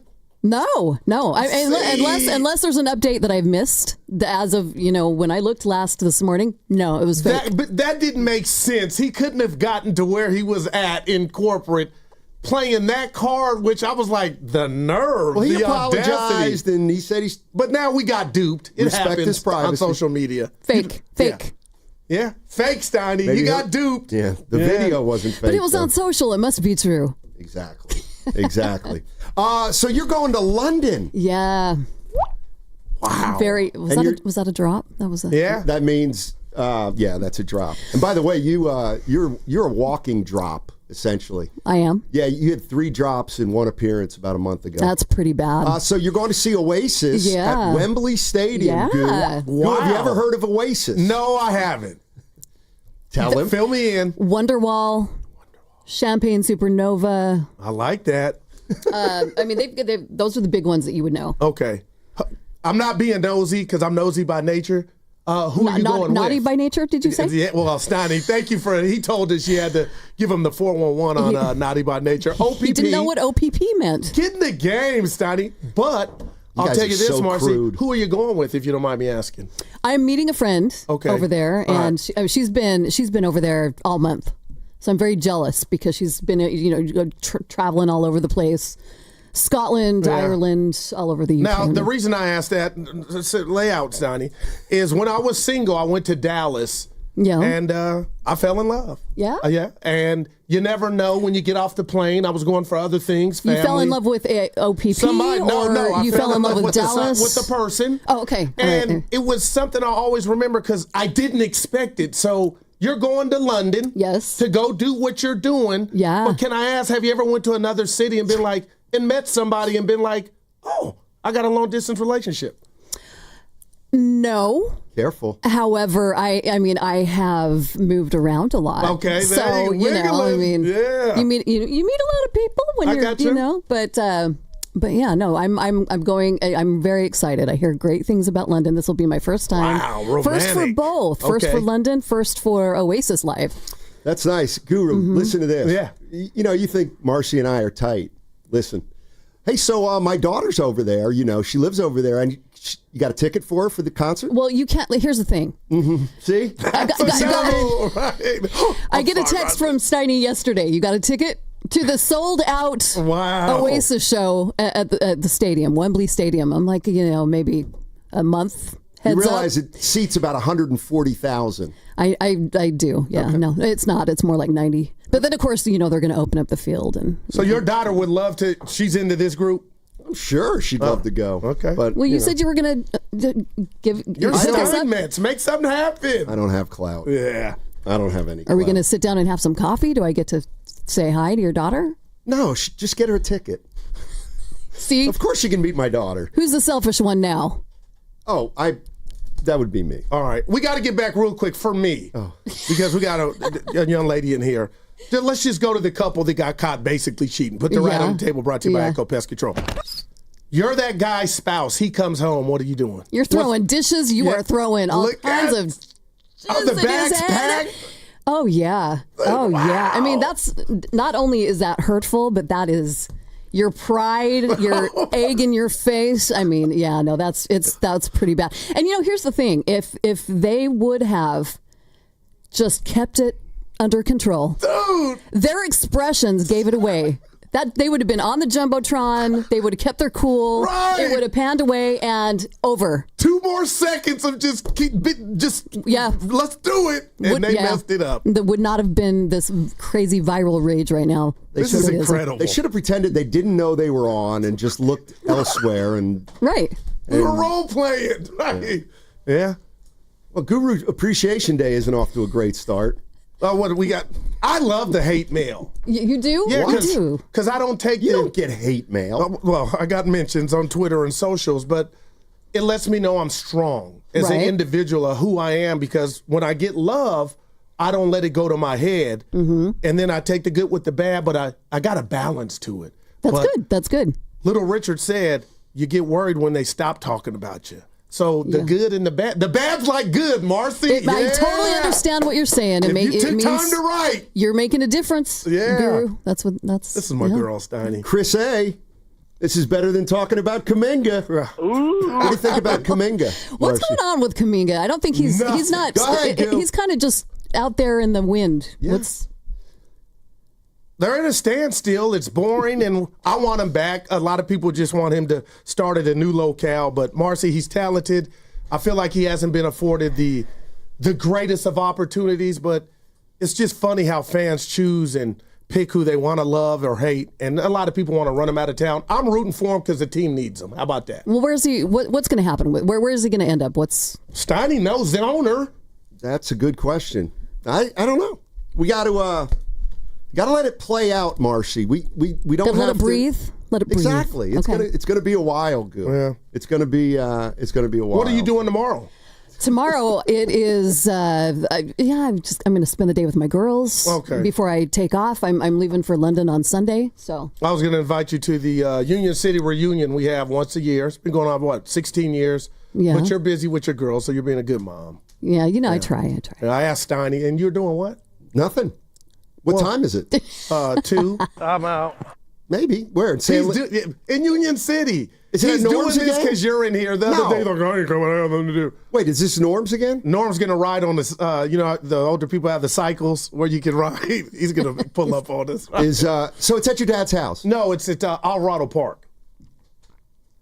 Like a public park? Yeah. It'll be safe. Yeah. Oh. Yeah, no. Yeah. You're out because of the park. Yeah. Pretty much. If you never leave the house, bad things can't happen. That's right. No, that's right. Wow. I like that. So you have to get out of here at 10:30? No, I've still got plenty of work over there. So all right. Well, so this is the last time I'm going to see you before you leave in yeah, Guru. yeah, Well, have a safe trip. yeah. Thank you, Travel miss safe. you. thank you. Miss Won't- you guys too. So Won't no see next ya. Friday. You'll be out. I'll be out. Darn it. Now, have you pulled the ratings for when he comes in yet to see if anything's gone up? I've not done the little Okay. microscopic, All right, I was just curious. pick apart yet. Yeah. So yeah. We'll All compare it to when I go in because I'm going to pull up on her. All right. When are you leaving today? Competition. I'll come say goodbye. No, another 45 minutes Okay. probably. All right. Well, thanks for coming in. What a great Thanks for having me. voice. Yeah. Aw, Guru, thanks. Thanks, Guru. That's why one of the reasons we appreciate it. Guru, I appreciate you. Nobody appreciated me. The walls tells the truth. But thank you, young lady. No, I do. I appreciate Have fun you. in London. All right. Thank you. Bye, guys. See ya. All right. Marcy Weiser, Live 105. Yeah. Dude, you guys got a good thing going. There you go. This is Oasis. Oh, I've heard this. Evan, I don't know the name. Rookie Maybe. mistake by Marcy. Left her mic on. Maybe. Wonderwall. This is nice. You're gonna be the one to save me. Yeah, I ain't mad at it. You're my one who won. I ain't mad boy. at that. Yeah. All right. She's Hey, what are you awesome. most worried about with the Warriors? No, I'm done discussing sports. Well, I was for the first half hour. Now I can get back into it. The question I asked Evan and you this. Okay. What are you most concerned about with the Golden State Warriors? Oh, no, not Warriors. Forget Warriors. They stink. We know that. Right. No, I'm just kidding.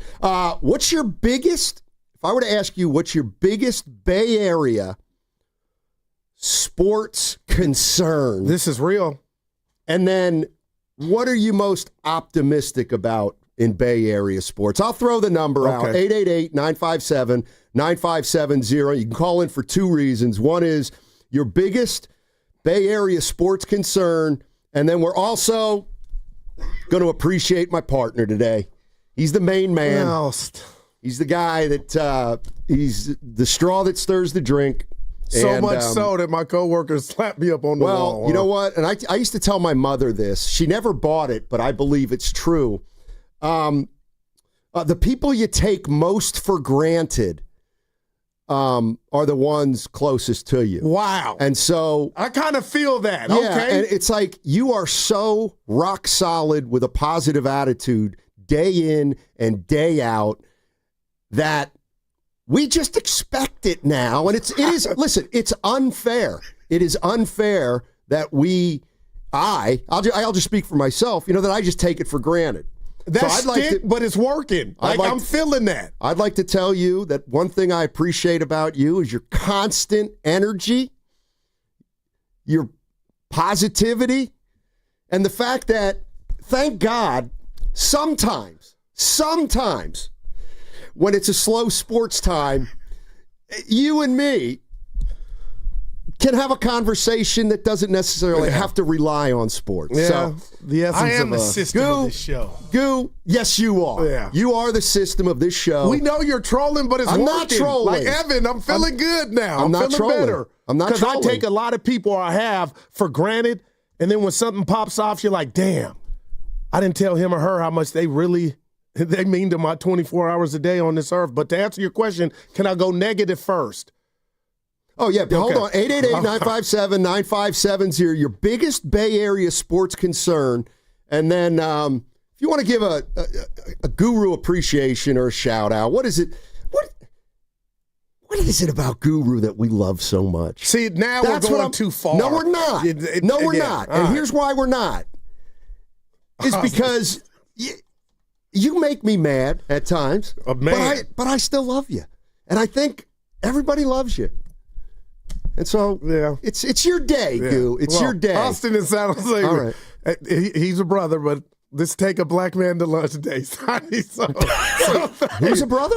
Austin in San Jose. So he said, Steiny, is this take a black man to lunch day? Because you're putting it on thick, and I love it. I'm here for you. 2:30. Yeah, 2:30. But Steiny, you're laying it on too much for Goo. That's BS. You put me in a better mood. So did Marcy, but yeah. You get on my nerve, like, no matter what happens, if they fired us today, I mean this, people. Yeah. Oh, he talks to you like this. I let you talk to me like that because I know you're a true blue, and I'd break you in half in 2 seconds. But Steiny, seriously, you are my dude, man. You know what? If you brought it up, if we get fired today, I mean, we'll just take this act on the road. I mean, or YouTube. Yeah, I mean, you know what? And I don't want to speak for you, but they can't fire us.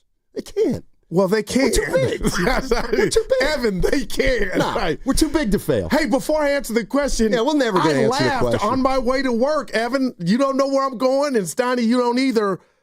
Why, when I kept saying this one phrase this whole week, why did it put you in a sour mood or on Hot Rocks? When I said as a show, we're putting up numbers. Shut up!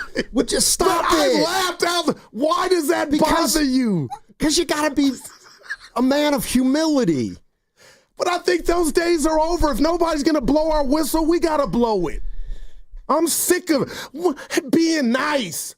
Well, I'm sick of being wins mean. When we get them. We're putting up numbers. I'm sick of being mean. But look at you. But that's what I mean. Like, just... it's I like hear you. I hear you. Like would I ever say something like, "Hey, Goo, I was a pretty good college basketball player at Division III level." Well, you actually, do it monthly. You Never do it mind. all the time. Come on, baby. You just want to talk basketball, don't you? That's great. Anyway, so what do you love about Goo? All right, let's get back to the question. What's your biggest Bay Area sports concern? What team and what issue? And you want to go negative first? Yeah. Well, just concern. I'm born and raised, bred here in the Bay Area. I have love for the San Francisco 49ers. I feel like I'm employed by them because we talk about them, and rightfully so, on this station like we do other teams. So I got 3 jobs. And Steiny, I'm telling you, man, why I was so disappointed for the Niners, even Kyle and the organization, is they've built something. And it started in 2019. They got to the Super Bowl. They've been to multiple Super Bowls. They've been to multiple NFC championship games. And what I keep telling you guys every time I step on the mic is tomorrow is not promised. That's life, and that's also sports. But how and what I don't see on this Niner defense, Ayuk being in sick bay, Debo, who was once this offense, is jetsoned to Washington. And right now, partner, Brock Purdy got his bag. I feel like he earned that bag. But what are you getting with that bag now? And my point is I can't wait for week 1 as they open up in Seattle in this season. All that to say is, Steiny, I think the better days are behind this team. I hope I'm wrong. But, man, how could somebody be sitting here with their chest out if you can't pick their schedule and say the Niners are still Billy Badass? I just feel like they got to hit a soft reset. You don't feel like they did that this offseason? Kind of letting go of the veterans that they felt underproduced and then going with a lot of younger guys probably that they drafted this year? Well, I like the question, but what if I told you, how's McCaffrey going to react those knees and the thigh? Well, they got question marks. You're right about that. And what's going on with Juwan Jennings? And if you pay him, is he really a number one? He's your number one. Of course he's not. See, so I'm just like, what are they? And I'm just wondering where they're at right now. Like, I'm being real. They have been good, meaning bad. They should have a ring, man. And I think when you have a ring, you buy yourself time. And the fans are fed. You know, they've eaten. So it's like, okay, go hit that reset. We're here. We ain't going nowhere. But I hope this isn't the best chance that they've had has passed us by. I really mean that. Like, how confident are you in them right now? I know you're big on their schedule.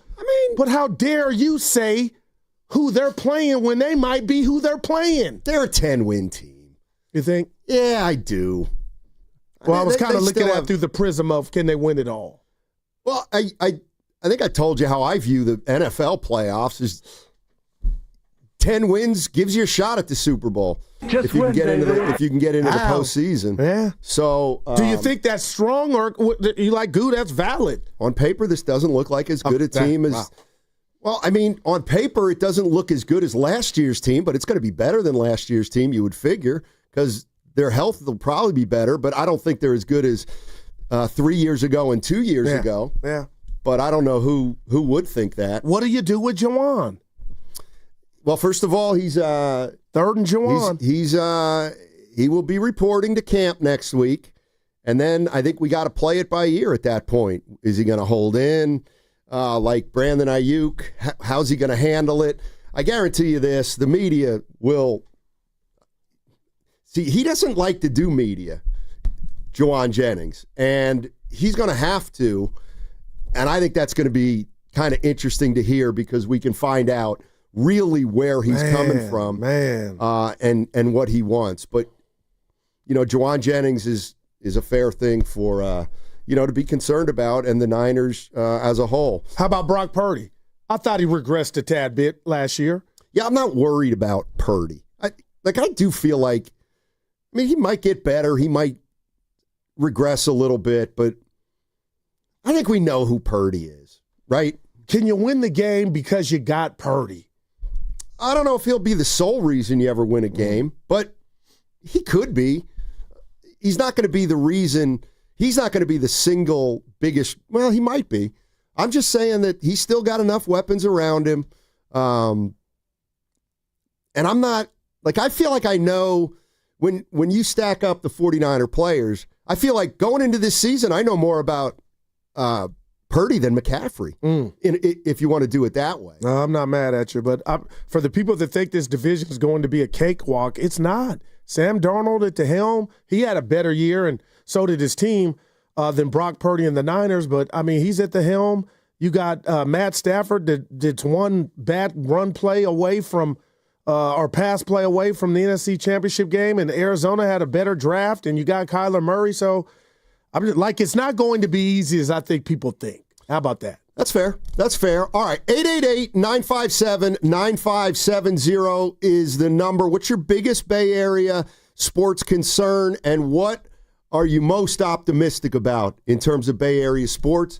And let me start it out. This is from the Boxer and Gerson Work Injury Attorneys text line from the 510 Guru. Simply put, your ebullient enthusiasm is infectious. That's why we love you, bro. Oh. Every day I drive by the house delivering, and I see Norm, and I give him the UPS horn honk. I think, wow, how lucky that guy must feel to have a son like you. I'll be at Alvarado Park tomorrow to say what's up. Wow. And to drink all your beer. Yeah, there you go. I think that's Demetrius, right? Yeah. New vodka. I'm going to take some new vodka. Call. Yeah. Good call. All right, that's what we're looking for today. Guru Appreciation Day. He doesn't need a wall. He doesn't need a wall. All right, it's our final day of the All-Star Week prize blowout. It's the last one of the week, and it will be a Warriors prize pack, and it includes a hat, T-shirts, a bobblehead, and a collectible pin. All you got to do is listen at 12:30 to learn how you can win. What's coming up on the game is brought to you by Fremont Bank. Here for you, here for good.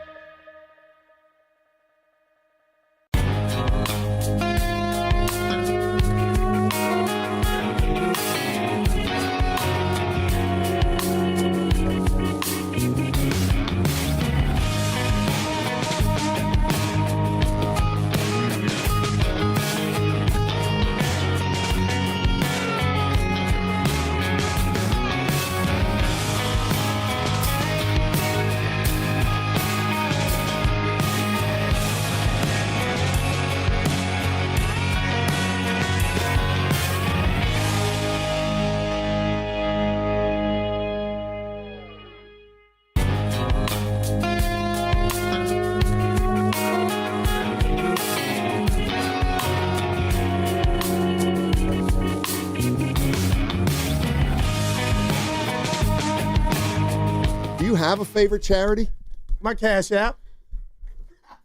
Now, back to Steiny and Guru on 95.7 The Game.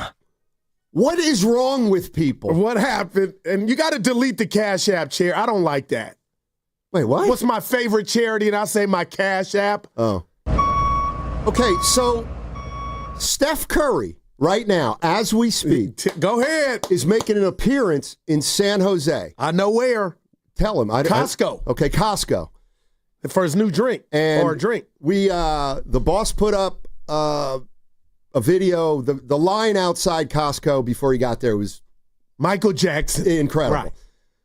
So the boss just put up on our social media, which includes everything, Twitter, X, Instagram. I don't know if we're on TikTok, but all Twitter and X are the same thing. Yep.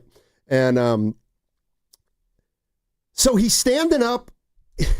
It's really wild. He's standing up in front of a group of people, and I guess he's starting to sign some autographs, and somebody essentially throws a golf ball at him. I guess to sign, but okay. Did he catch it? Well, no, he didn't catch it, but his reflexes are so incredible that you just see him like staring straight ahead, and then he puts his his arm up. He's like a mutant. And the ball was like 1 inch from hitting his face. Yeah. And he just like knocked it away. And he's like, what are people doing? Yeah. Don't throw golf balls at Steph Curry. Those hurt. Anyway, you want to check out how quick this 37-year-old's reflexes still are. I wonder how long he's out on there. X. And how long would you wait in line to get in to see him? I wouldn't. Oh, I mean, would you wait? Would you wait in line? Curry nothing. Would you wait in line to see 49er Frankie? Well, that's my guy, but that's Curry's my guy. I mean, he gave me a jersey. I mean, I'll just ask him to come over to the pad. I'm not going to wait in line. I mean, since you've been giving me love, I'll lay out. We're talking about your biggest Bay Area sports concern right now. And let me see if my guy... do we have it? You're going to play it? All right. When I ask for it? Okay. You know what my biggest concern is in Bay Area sports. You know what it is. Health. Kind of. No, I do not. Tell me. Tell us. My biggest worry is the post-Steph Curry era. But it is. Why worry about that now? You're not focused on today. You might not be here for that. We might not be here for that. Why are you focus on now? Because that's what they're missed doing. Opportunities that they can't get back. Oh, Wiseman. Yeah. Okay, that had nothing to do with life after step. Well, it does. Could you imagine? Imagine what? If he was just, let's say he could get you 15 and 10. Man. What if he was Miles Turner? So, boy, why would you bring that up? Well, Thundercats. Because we're talking about our biggest concern. Yeah. Like, I think the Niners, okay, yeah, they might be a little down this year, but they should be a playoff team. I feel like with that schedule. I think the Giants, for the most part, sure, they're not hitting, but I think haven't been to the playoffs in a while, pal. Well, right, but I think by and large they're in it this year. Posey's taking over. So but those sound like low standards. Giants won 3, 10, 12, and 14. You're like they're in it. They're not going to win 3 more. No, I'm just saying, get in the offs. It's been 4 years. But I'm not worried about that. They look like they look like they're headed toward a successful season. If I was your clinical doctor and you were on my couch and you're wondering about the future of the Warriors, and you are, let's just do it. How the hell are you not keep Kuminga Malcolm X by any means necessary? Simply because he doesn't want to be here. Okay, so you have to have a conversation with him. Well, you're not going to talk him into wanting to stay. Do you think you can? You could lay out when it'll be his turn and what we need from him in the meantime. I think we all got to come to the realization that he doesn't want to be here. Unless everybody's mistaken. But he's got to have a suitor that wants him as much as he wants to get up out of here, right? Doesn't feel like that's happening. Yeah, okay, this is one way to look at it, Uncle Looney. Steiny, the Dubs have 0 bad contracts. So nothing's in the oven. Well, first of all, I would disagree with you on that, Looney. I think in the grand scheme of things, right now they've got 3 bad contracts. Is Curry one of them? Yes. Yes, Curry, Butler, and Draymond. Well, those are your dogs right now. But if you want to... No, I guess I got a problem with bad. They've earned those. No, We're Warriors! They're not favorable. How about that? What if I told you you're being sometimey? But you're right. But you're still getting your bang for your buck from those 3. No, you're not. That's the point. Well, we could go Kevin Durant in Houston. Is he worth his contract? Like, he's still a baller, but his best days are behind him. We could go Giannis. Well, Giannis is 31. Your team goes 32. around and the place is packed because of Butler, Steph, and Dre. Right. You're talking about the place being packed. I'm talking about winning. And just think about it this way. 7 years ago, Jesus, Curry was, MVP type player? Yeah. What do you think he's making? About 48? Probably the highest paid player in the game back then. Now he's making $15 million more. 7 years later, but he's not quite earned that. He's earned it, but he's not the player he was. You know what I mean? But he hasn't fallen off. Okay. Well, yes, he has.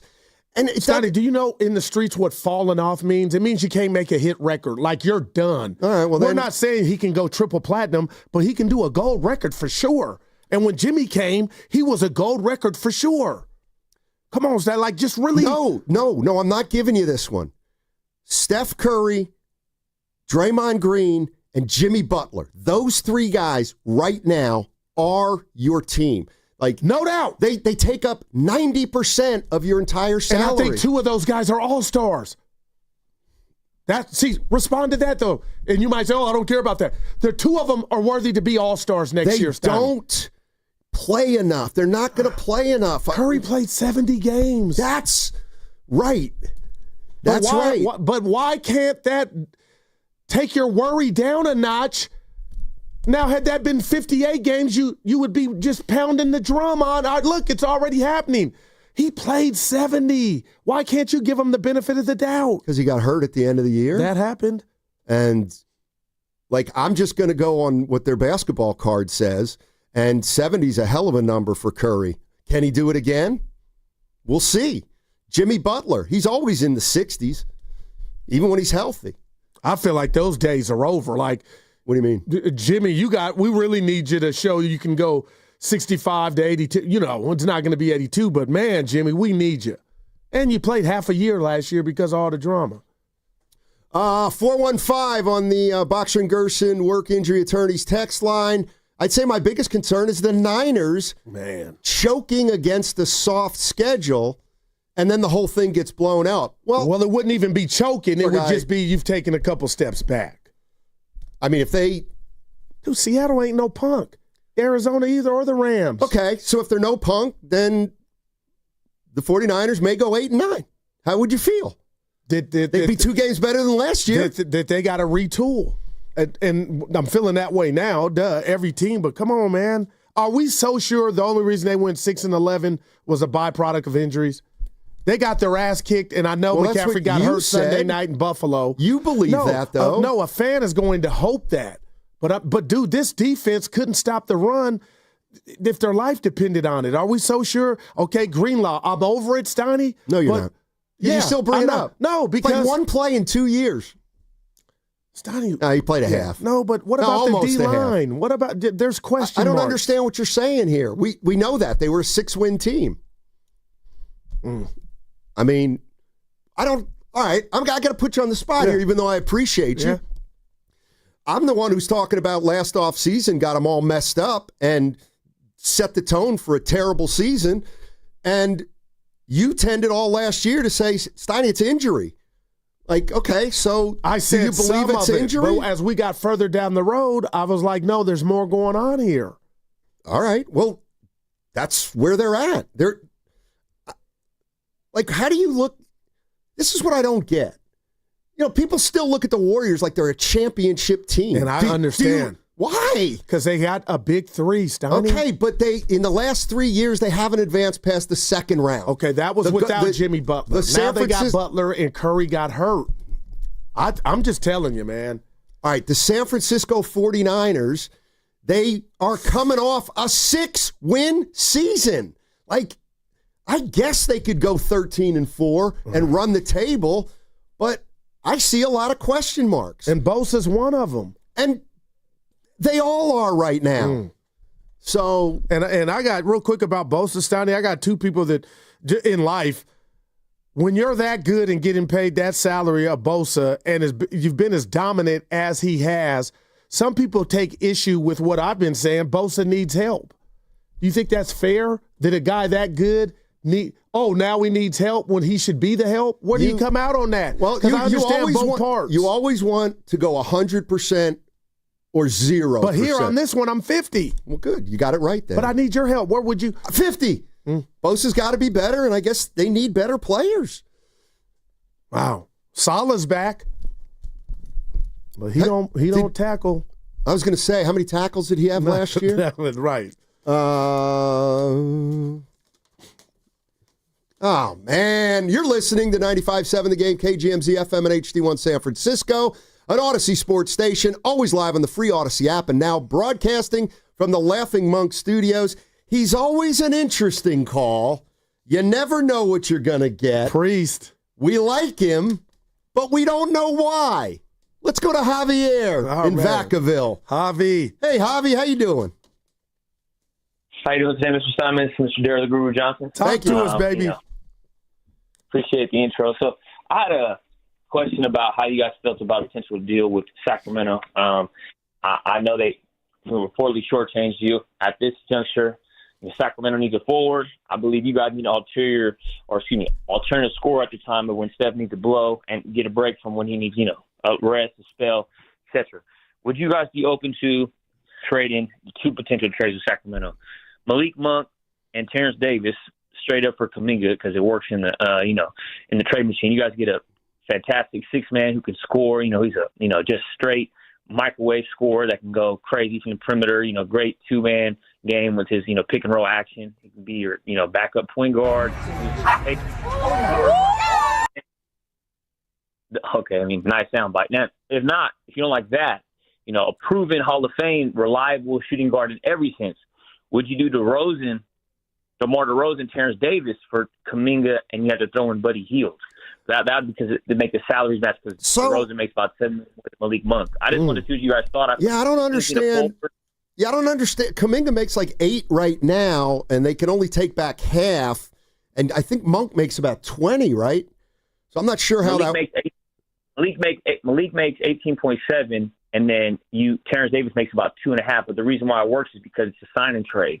The difference is you can only take half back if it's player for player. But if it's more than one player, then you can take back the excessive amount of the Kings can send 125% more of what, or 125% less of what Kuminga would make in the sign and trade. I'm signing. I would take Malik. 24 years. I would take Malik Monk right now for Davis. And Davis, he said. For Kuminga. Yeah. Sure, give me Davis. I got Terrence Davis included as well because that's using 125% of Sure. $24 million. I would do it. At 3 years at 72. Javi, you're breaking up right now, but yeah, I would. And you Guru know what? wouldn't. No, hold on. Oh, I gotta, no. I'm a listen. Oh boy! Hey, it's Guru Appreciation Day. So this is one of the reasons we appreciate him. Now I got to just tell you 3 days ago where Guru said, "I don't want Malik Monk. No. I don't want Malik Monk." But it's Friday. Now listen, and it's payday. But Take I'm gonna the tell you this. temperature. I was in my feelings, and what I appreciate is watching Monk play ball because I do think he could score on anybody. Like he's just a scorer, right? So if you're telling me my worst fear would be we lose Kuminga, but you had a guy like Monk, and he is a bucket getter, Steiny. Terrence Davis, okay. But the bottom line is if you could get Monk coming in off the bench at this, because now we're talking about 2 or 3 years before this thing is really retooled, I wouldn't be mad at that. No. But I don't think the Sac's doing that. Yeah, I don't either. Right. But that's why they offered Saric and Carter. And Carter's not a bum. He's a scrappy dude. He could play. Anthony Carter's son. I thought you meant Carter Chicker. Oh, no. That's our guy. No. No, but yeah. Monk's a baller, Steiny. Why? And he wouldn't come here to be the one. But he was a baller last week. Well, yeah. I was in my feelings. Okay. That's fair. And you're not having That's why we love you. He and wouldn't the rules have are the different. role here that he has in sack. He's counted on in sack. Not that he was the root to their problems. But listen, I love the mid-range game. But Steiny, I'm over DeRozan and Levine. I just am. Fair. Here's one out of the blue. You invented #random. Yeah. 510 on the Boxer and Gerson's work injury attorneys text line. Steiny Guru, I have a random question for you. I love it. What do you think is harder to do for a non-professional athlete? It would be like you or me. Getting a hit against Paul Skeens or tackling Derrick Henry? That's easy. You're going to say the wrong one. Tackling Derrick Henry. Oh, that's the easiest. No doubt. Oh, yeah. Oh, yeah. Gotcha. No doubt. I thought you were going to say baseball. No, please. I mean, see, the thing is, Skeens, any pitcher. You go low on Derrick Henry, you can knock him off balance. Now, you can't tackle him high. You've got to go low on Derrick Henry. Yeah, and no doubt. He's a big boy. And so, if he slips up and you're in the way, yeah, I'm 237. Yep. He'd I'll run tell me you over. No, I wouldn't let him run me over. Don't you get it? I'm looking at your shoulders. You would try not to let him run you. I would just. You would be in Kaiser. You'd be Steiny, you couldn't. You could try. I'm looking at you and I'm looking at me. Stop it. We couldn't. Okay, go. Unless I want you to envision this. Because Henry's running wide. He's running wide and he thinks he's got room up the. He's turned a corner up the sidelines. Right, I'm picturing him. And here I come. Meet Steiny in the hole. I'm A-gap. I'm an outside linebacker, and I was on the other side of the field. So I got a full head of steam, and we're going to meet. And I am going to throw my shoulder into his knee area, upper thigh, ankle. And he's going out of bounds. There's no doubt he's going out of bounds, right? Oh, in what world or dream are you talking? Evan, you what a boy. He would put your shoulder into your chest. Oh, my God. We didn't ask whether I would be knocked out or not. We asked whether he would go down. Theodore Rand said Steiny would be turned into, both of us, a bag of bones. That's one of those that, yeah, I think I probably would have a better chance of tackling Derrick Henry, but I absolutely would rather face Paul Skeens. You know what, though? I'm going to change mine. Skeens is a righty, right? Yeah. Who cares? I bet lefty. Skeens doesn't have anything on me. Like, Skeens is tough on righties, but lefties... He's tough on everybody. And the other thing about... Here's the difference between Skeens and Derrick Henry. Skeens has to come in. He has to come in at some point. Does Derrick Henry not? Derrick Henry scampering out of bounds. Dude, his knee would kill us, man. In the chest. Hey, I'm a P1 of Willard and Dibs, so I don't want to make this about me, but I will. We've both had we've been afforded to throw out a first pitch. I still got mine on my video and the Bob Melvin sound. That was like 10 years ago. It don't matter. It happened, though. I threw a heater, too. But Dibs, listening to Dibs, I'm not crying, but this is why he's the GOAT. He took batting practice at the game. He took BP. Did he really? I would love to do that. Well, he got there early. No, but somebody facilitated it. But you think you could hit one out? No. Not now. I think I can. No. I don't think Steiny, I hit a softball 300 feet. It's a softball. But the ball's coming straight. It's not a curve. Evan?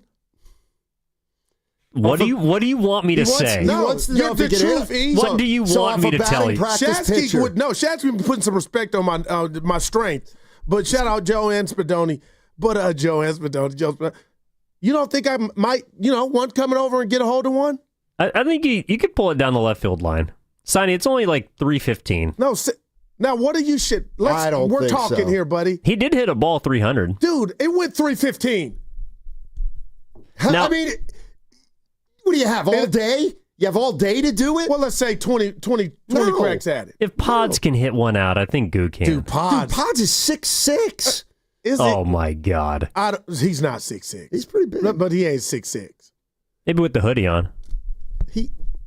Steiny, I would love to get the opportunity. You'd be surprised at your age how much strength you've lost. But I swung a bat just last year and hit it 315. That's a softball from the Hegan. He didn't pitch.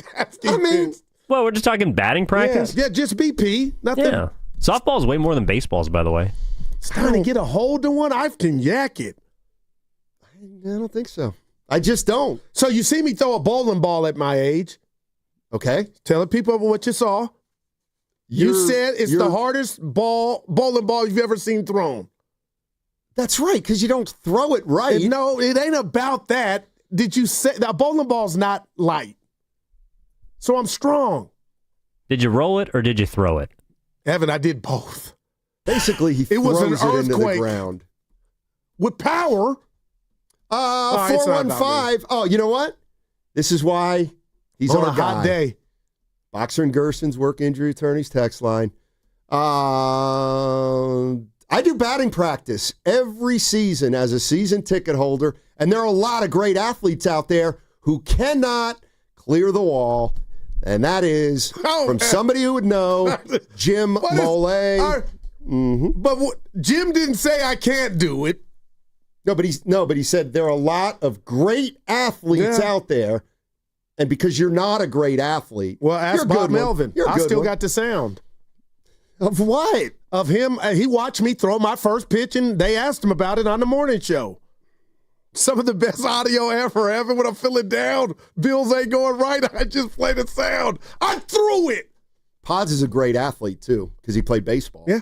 That's why he hit the snot out of that ball. I remember But he hasn't played baseball in a long time. Yeah, but we're talking about a batting practice. That's what we're talking about. We're talking about batting practice. Donnie, I could get a hold of Who's stronger? Who's stronger, you or Pods? Oh, my God. Well, Mookie Betts isn't very strong, but he can still hit the ball 500 feet. Now, hold on, Steiny. Come on, Goo. Yeah, hold on. Goo. I'm in my...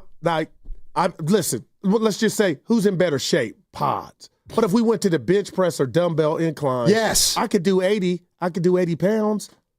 So could he. I don't think it's crazy to Goo could get a hold of one. Dude, that's all. Evan, I guess that's all I'm saying. Just like at the company softball picnic. Yeah, just like at the company softball, and that's the mistake you always make. You actually think some of this stuff is translatable. Evan, oh, Lordy. Evan said it right. If I get a hold of one I swing a 34 bat. Well, I need that. Here's the other thing.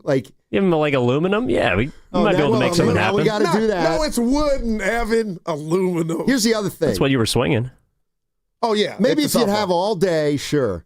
But if you only have 25 swings, The only way you hit a homer, you're righty, right? Yeah. Is you better hit it right down the left field line. Well, that's what Evans. And if you don't, I got oppo power too. Well, yeah, not you're at going to that hit it part. over the cove. Yeah, no, that you I'm can out. hit it into the cove. No, I'm out. Say that Okay, next.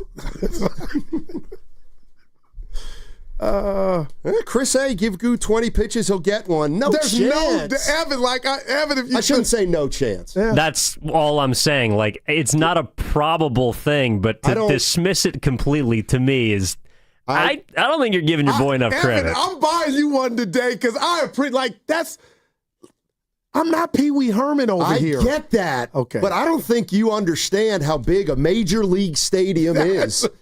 Dude, you pull one down that line, Evan, on a good day with the no wind. We're losing all our people who appreciate you now. Okay. Goo, I love you, bro, but there's no way you're stronger than Pods. All right, I'm not Curry saying is that. smaller than him. Come on. I'm on the decline. Curry deadlifts 600? Yeah. I don't put it past anything. Yeah, that sounds like a lot. The strong thing, I'm with you. All right, 888-957-9570 is the number. We're moving along, and it's our final day of All-Star Week, and that means it's the final day of our All-Star Week prize blowout. The last prize on the show for us to give out is a Warriors prize pack. It includes a hat, T-shirts, a bobblehead, and a collectible pin. Listen at 12:30 to learn how to win.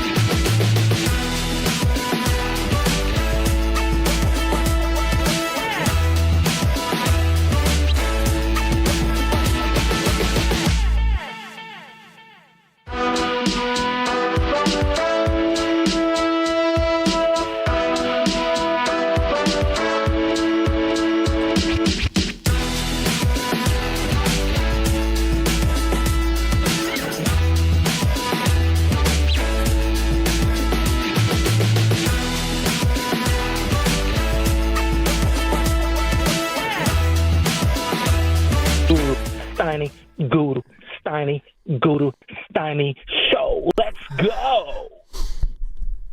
Guru, you ever what's the worst what's the worst way you've ever ended a relationship? Either you did or it just got ended. By phone. I'm just thinking about the video again of the dude. Oh, yeah, it's the incredible, CEO man. and the other dude. And Marcy was right, Steiny. There's no coming back for both of them when you go home. Probably not. Or Probably not. were their actions predicated on, you know what? No, that's why they ducked and dropped. If I get caught, the inevitable is going to happen anyway. There may be a doc. What do you do? And who put the camera on him, Steiny? Damn. Just a random. Yep. Let's go to Gene in Oakland. He's got a Kuminga idea. Gene. Hey, Gene. Hey, guys. Hey, so first of all, I want to call this week while it was still my birthday week before it ended. So happy birthday, Gene. Happy birthday, Gene. Yeah, man, you look good, baby. Yeah. Thank you. Yeah, I turned 79 on Wednesday. Wow, anyway. you look good. Still doing well, buddy. Still vertical. Yeah. Still vertical, yeah. Anyways, here's an idea I've tried out a couple of times, already. And the first time I didn't quite get through it. The second time with Willard and Dibs, the answer or the response was, well, there's nothing new here. Just move along kind of thing. So I like you to kind of hear me out, all right? Sure. So here's what we know. Yeah, here's what we know about Kuminga so far, right? We know that there was nobody in the league interested in giving him anywhere close to what he thought, or his agent at least thought he was worth in free agency, at least thus far. We know that the only offers, at least that we heard about, would be basically insulting and would be essentially giving the guy away for nothing. Okay. All right. We know that he's had a bit of a chip on his shoulder in the past.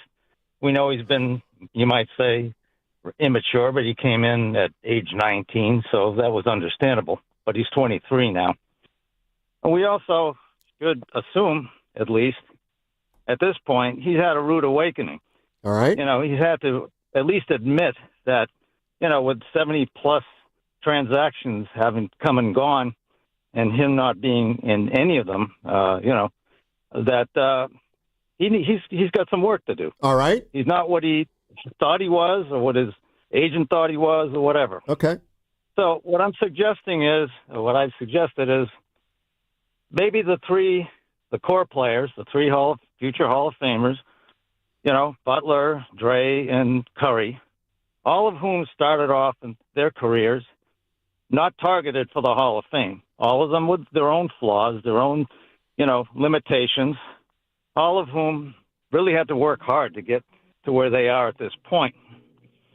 But all of them had motors. They all started a little older, all right, like around 22, which is roughly what he is now, And I'm saying maybe try something like another summit, get them together with JK. Of course, he has to agree to this, and say, listen, JK, you really want to get to a point, as you said, where you are the man, where you are the star, You don't want to come off a bench. You want to start, and you want to start on a winning team. Well, these are the things that you have to develop in order to get there. You got to work on your rebounding, your off-ball defense, that three-pointer, and other things. You need to improve these areas. And if you do well enough, then maybe you can get to where you want to be. So I'm thinking that maybe the gravity of the three, wise men, let's say, talking to him like this and giving him, basically a come to Jesus moment would maybe make a difference. But here's the other part of this. All right. Let's say it doesn't. Can I finish? Yeah. So, yeah, sure. Anyways, maybe you see that Kuminga doesn't have the motor to do it. Now, once again, all these three guys had motors right from the beginning. And does he really want it? Can you see, maybe after such a discussion, does he really have the desire to work hard to get to that point? And if you say yes, you take a chance on him, all right? Maybe you give him 15, 16 mil for 2 years, each of 2 years, and then really work closely with them to develop these skills. All right, Gene, you know what? We get it. I get it, but will he buy in right now? Or is that ship sailed? Of all the things Gene said that, I was with him the whole way. But then the one thing, I'm not disagreeing with him either. The one thing I kept thinking about was, do we know that Kuminga truly respects Curry, Draymond, and Butler? Now, I know he's got to respect them on some level because they're champions. Okay, I was just about to say. But if he doesn't feel like they, as veterans, have done him any favors, then I think we're at right now. That. Yeah, no doubt. And I feel that. Remember, I said to you all, and I hear you, Gene, but remember I said to you all that maybe I feel like Curry and Dre haven't gotten to bat for him. And the only one positive thing that anybody said about Kuminga here lately was Jimmy Butler, although Steph was not playing, and it was easy for Jimmy to say it, I can play with him. But, yeah, that wasn't with Steph. That was when Steph was out, you said that. But I'm with Gene in my heart. But, Steiny, I feel like you're asking Jonathan to buy in. And that piece with Anthony Slater about a month ago while he was in Cleveland working out, if you don't got to be a mind reader to kind of get the gist of, I think he just wants to start fresh, man. Yeah. But easier said than done. I kind of believe. How do you start fresh here? Or is it too? You can't. I'm sorry, you cannot. All the same players are here. The same coach is here. You can't wipe away the past. But you're devoid of another Thundercat like him. What he brings on a good day, this team still is lacking. That's what's crazy about this. See, I don't like when you say the Warriors are lacking what Kuminga has. Length of athleticism and power. That's it. Those are three things. Al Horford's not giving you that, Steiny, and I ain't mad at Al. He's 40. Melton ain't giving you that. I'm about ready. Man, you want the baby to be here already. No, I'm ready. He stinks. No, he doesn't stink. Kuminga stinks. Nobody would say that, Steiny. And that's why the Warriors aren't taking pennies on the dollar. If he stunk, they would have said, hey, you know what? Give us Sarge and Carter and those 2 second-round picks. They might. Who knows? But Kuminga, when we were talking earlier, Guru and I, about our biggest sports worries in the Bay Area, professional sports worries, and then what we're most optimistic about. And what I'm mostly worried about with the Warriors, and listen, this is what I'm worried about, and I get it's not right now, but yeah, I worry. Listen, I covered the Golden State Warriors get the drop ready. I covered the Golden State Warriors for 12 years. They missed the playoffs 12 straight years, okay? That is nasty, 12. Steiny. And so, you talk about, I have PTSD from the Curry injury. It's like, I do. I don't want the Warriors to have a lengthy dry spell after Curry's gone. But I do believe they've missed opportunities, and now they're in a spot where it's going to be much harder to do that. They've missed major opportunities. So Zach Lowe of The Ringer, right? I've been thinking about this, and I was listening to some sound today. So listen to Zach Lowe, formerly of ESPN, knowledgeable guy, now of The Ringer. He was talking about the Warriors and what happens after Steph. The other depressing thought about the Warriors as currently constructed, depressing, but also like the most likely outcome by far to the end of a dynastic era, is that the 2 timelines thing has not happened. And the post-Step future, despite all the talk about it, all the careful planning for it, several savvy picks, like Pajemski looks like a good pick for where he was drafted. Even like a guy like Jackson Davis looks like a good pick for where he's drafted. Definitely. Despite all of that, the post-Steph future looks incredibly bleak. The Kuminga transaction, whatever it is, to me is maybe the single most important franchise-building transaction that's coming in the next 2 to 3 to 4 months in the NBA. And I just don't see a world in which that transaction sets the Warriors up for a happier post-Steph future, because I don't think that's going to be we re-sign Kuminga and he's a breakout star for us. I think it's going to be a sign and trade in which the return is slightly underwhelming. Zach Lowe, the ringer. Wow, man. I don't even know what to say to that. And again, you could sit here and we can do it all day long. Who's it on? But the bottom line is Moody, what was he, 14th? And Kuminga have not been what you needed, along with James Wiseman. And imagine if you had, again, I'm just doing it because we're having the conversation, if you would have kept Poole and going through what he did, going to Santa Cruz and resurrecting who he is, and Moody would be further along and Kuminga would be just a part of the future, then we get excited. But I don't think Helen Keller can see right now the cupboards are bare. And the Warriors they've messed up a few times. If we're going to put Kuminga he's out of here. You know what this reminds me of a little bit? The tariffs. Tell us the how. tariffs. Well, careful here. Yeah. Oh, please. Yeah. So this is what I believe about the tariffs. All right. I don't think we felt them yet. I totally agree with you. Okay. And that's why I feel like you're right about the Warriors. And that's why, we're not going to feel these. I still don't think we felt the mistakes that they've made. Right. And because it can still, you got Curry, right, where he's at. But that's going to go away. Okay, but I guess what I'm saying, Steiny, is why are you in the diamond lane? That's the fast lane. Why are you in the diamond lane of getting there? They might win a chip this year or get to the Western Cup. Shut up. Stop. On Daryl Appreciation Day. Sorry. No. Stop. You said ass. stop. No, but Evan, you get the genesis of what I'm saying? Steiny, hello, everybody agrees. But let's enjoy this and next year. That's what this is about. And that's why I'm like, you can't take pennies on the dollar for Kuminga. Do what Gene said. Send me over there. Cuss him out.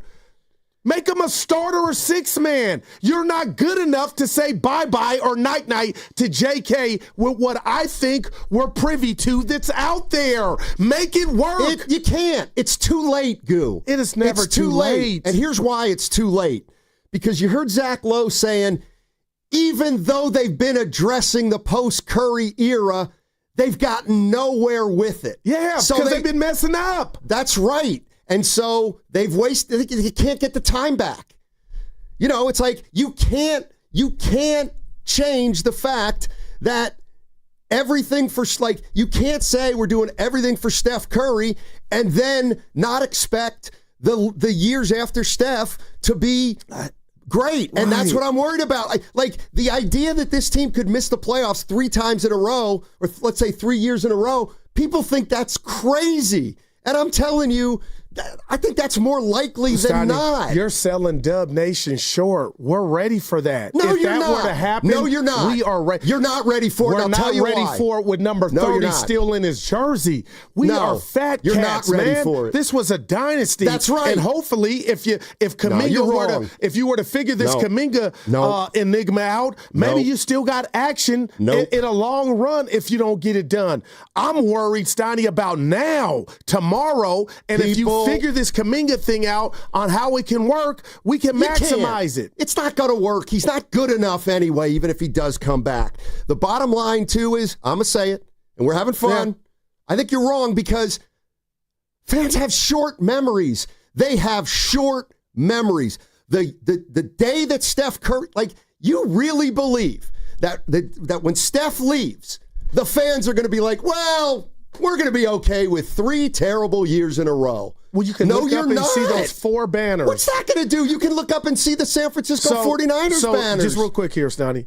Did I live a lie during the 12 years that you say you covered the team and they didn't make the offs? We lived that. Right. That place, people still supported the Warriors. That's right. So you're saying now, after the Curry era, which we all don't want to deal with, but it's coming, and you're not going to give Warrior fan credit to step back and say, man, okay, it's some lean years right now, but we had 4 chips watch one of arguably the best player, one of the best players to ever do it. Nobody's bringing out pitchforks and lighter fluids, Donnie. It's so easy to say that now. But talk to me if you're 15 and 32 the year after Steph and you've got nothing and fans are not going to go to Chase for a 15 and 35 team and go, oh, but look up at the banners. That's not the way it works. people are not going to go. So is Joe Lacob going to lower prices at Chase I after can't Steph? speak to that. I can't speak to that. But what I'm saying to you is he's at fault too because of the Wiseman debacle. It's because not of just Wiseman. Oh no, it's just Kuminga. It's Moody. It's Draymond Green. It's Poole.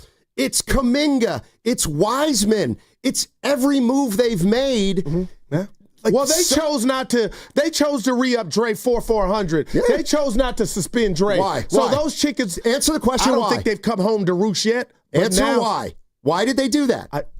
Because he's got power over the team. No, and because I don't know why. Steph wanted him. Well, all right. Okay, so what I'm saying is, I get it.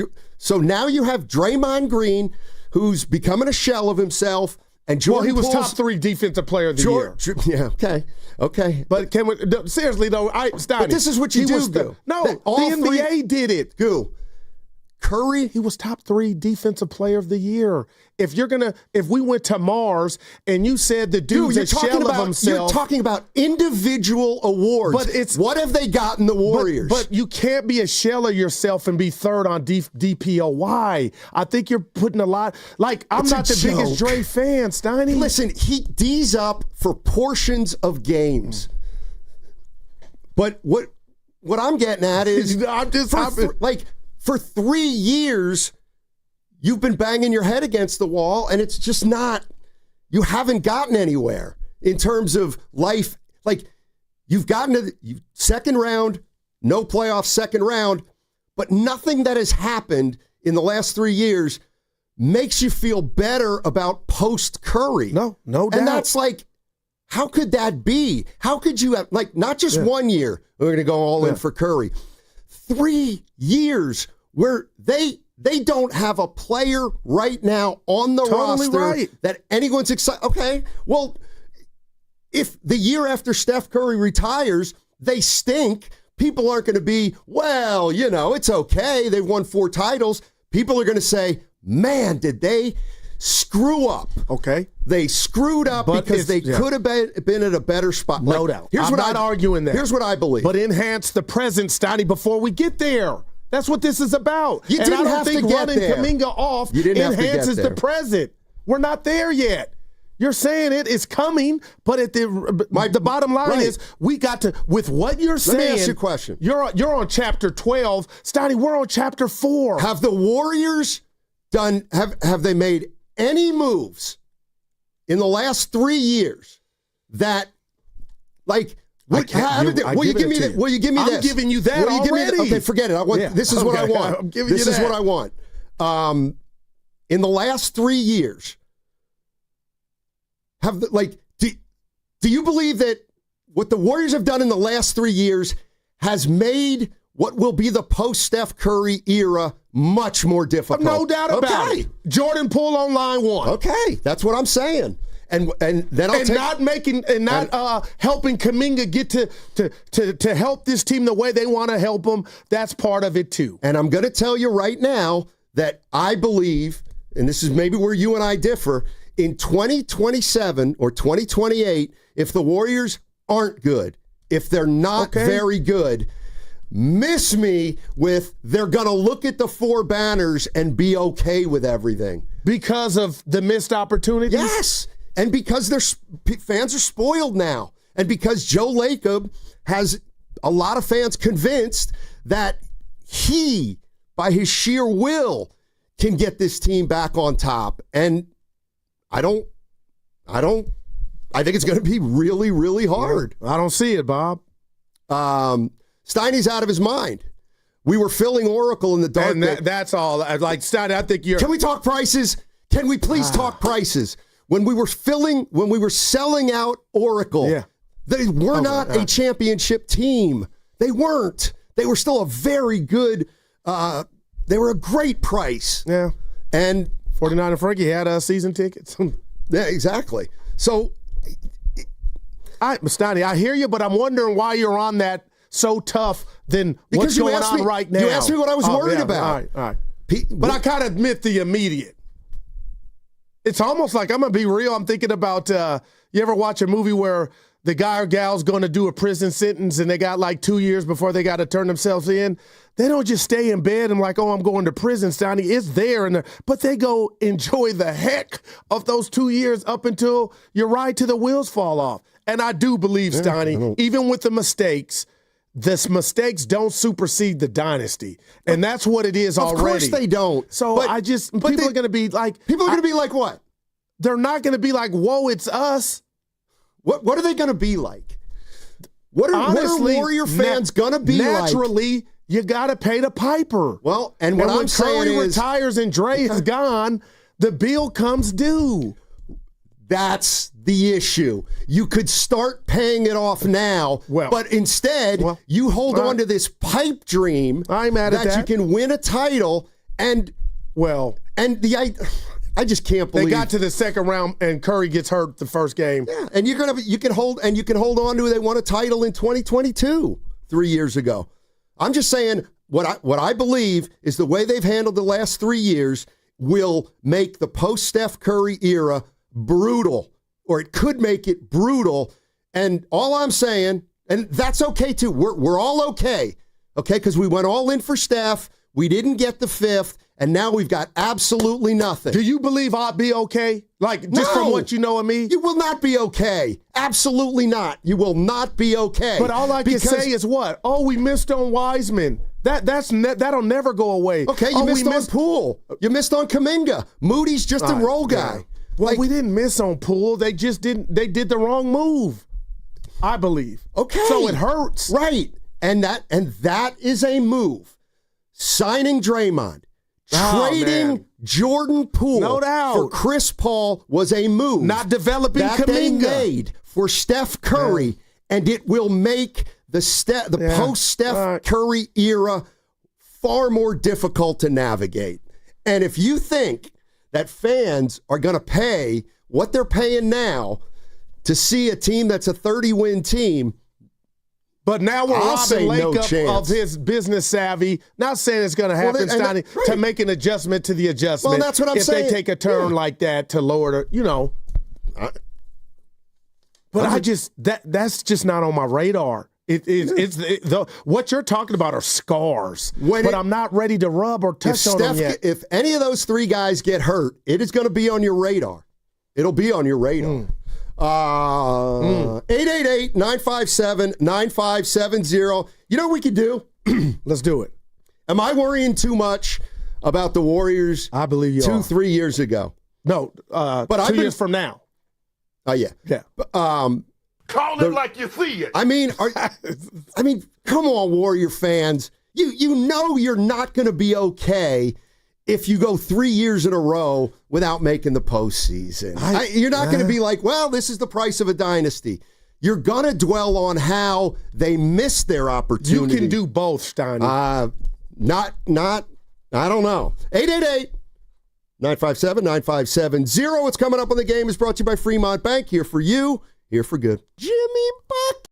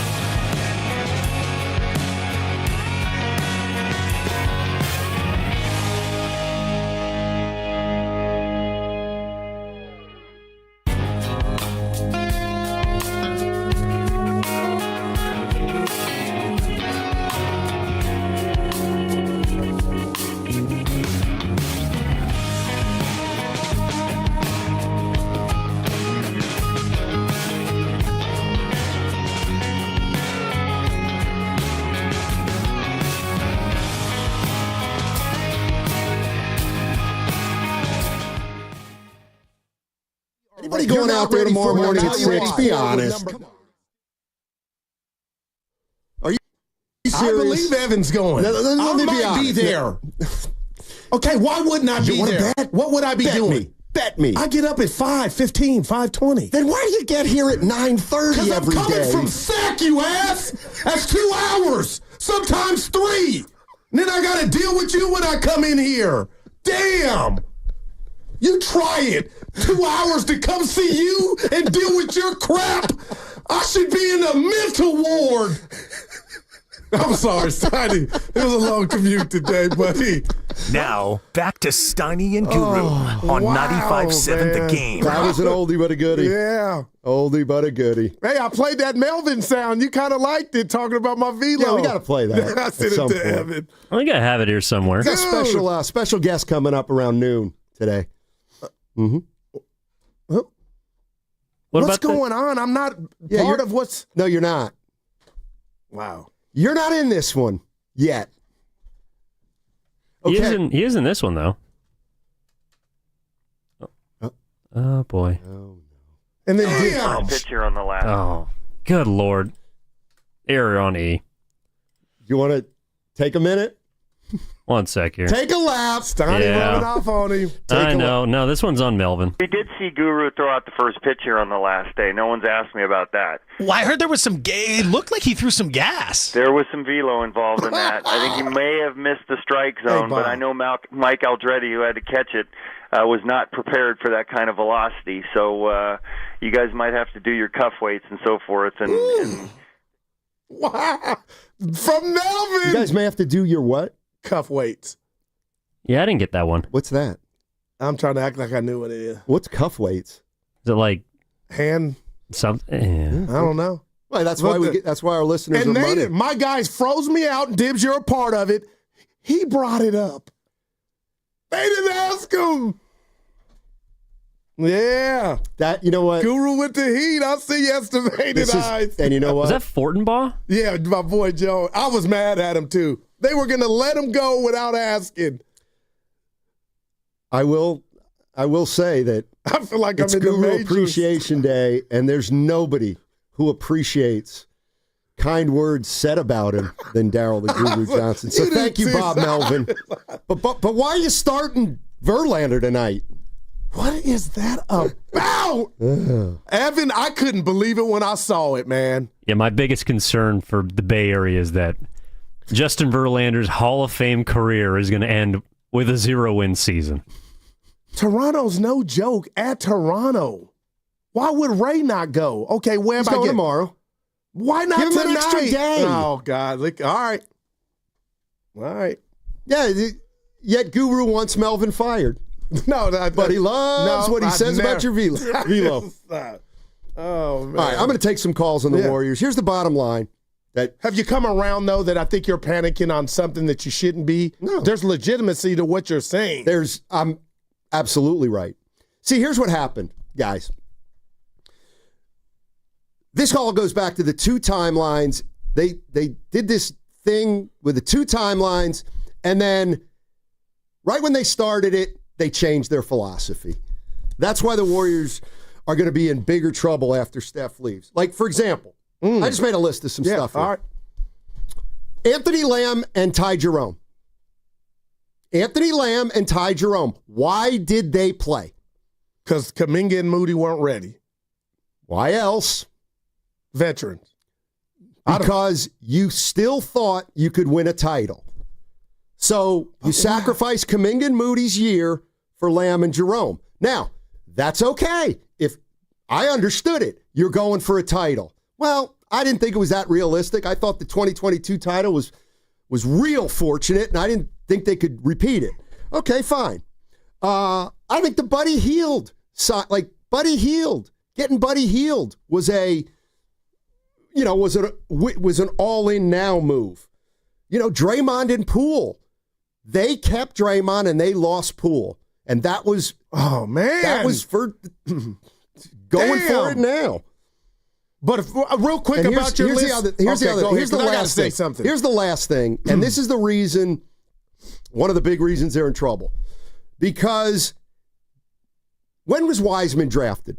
2020, I want to say 1. Okay. If they were still in anything for a title. Yeah. They were on 2 timelines then.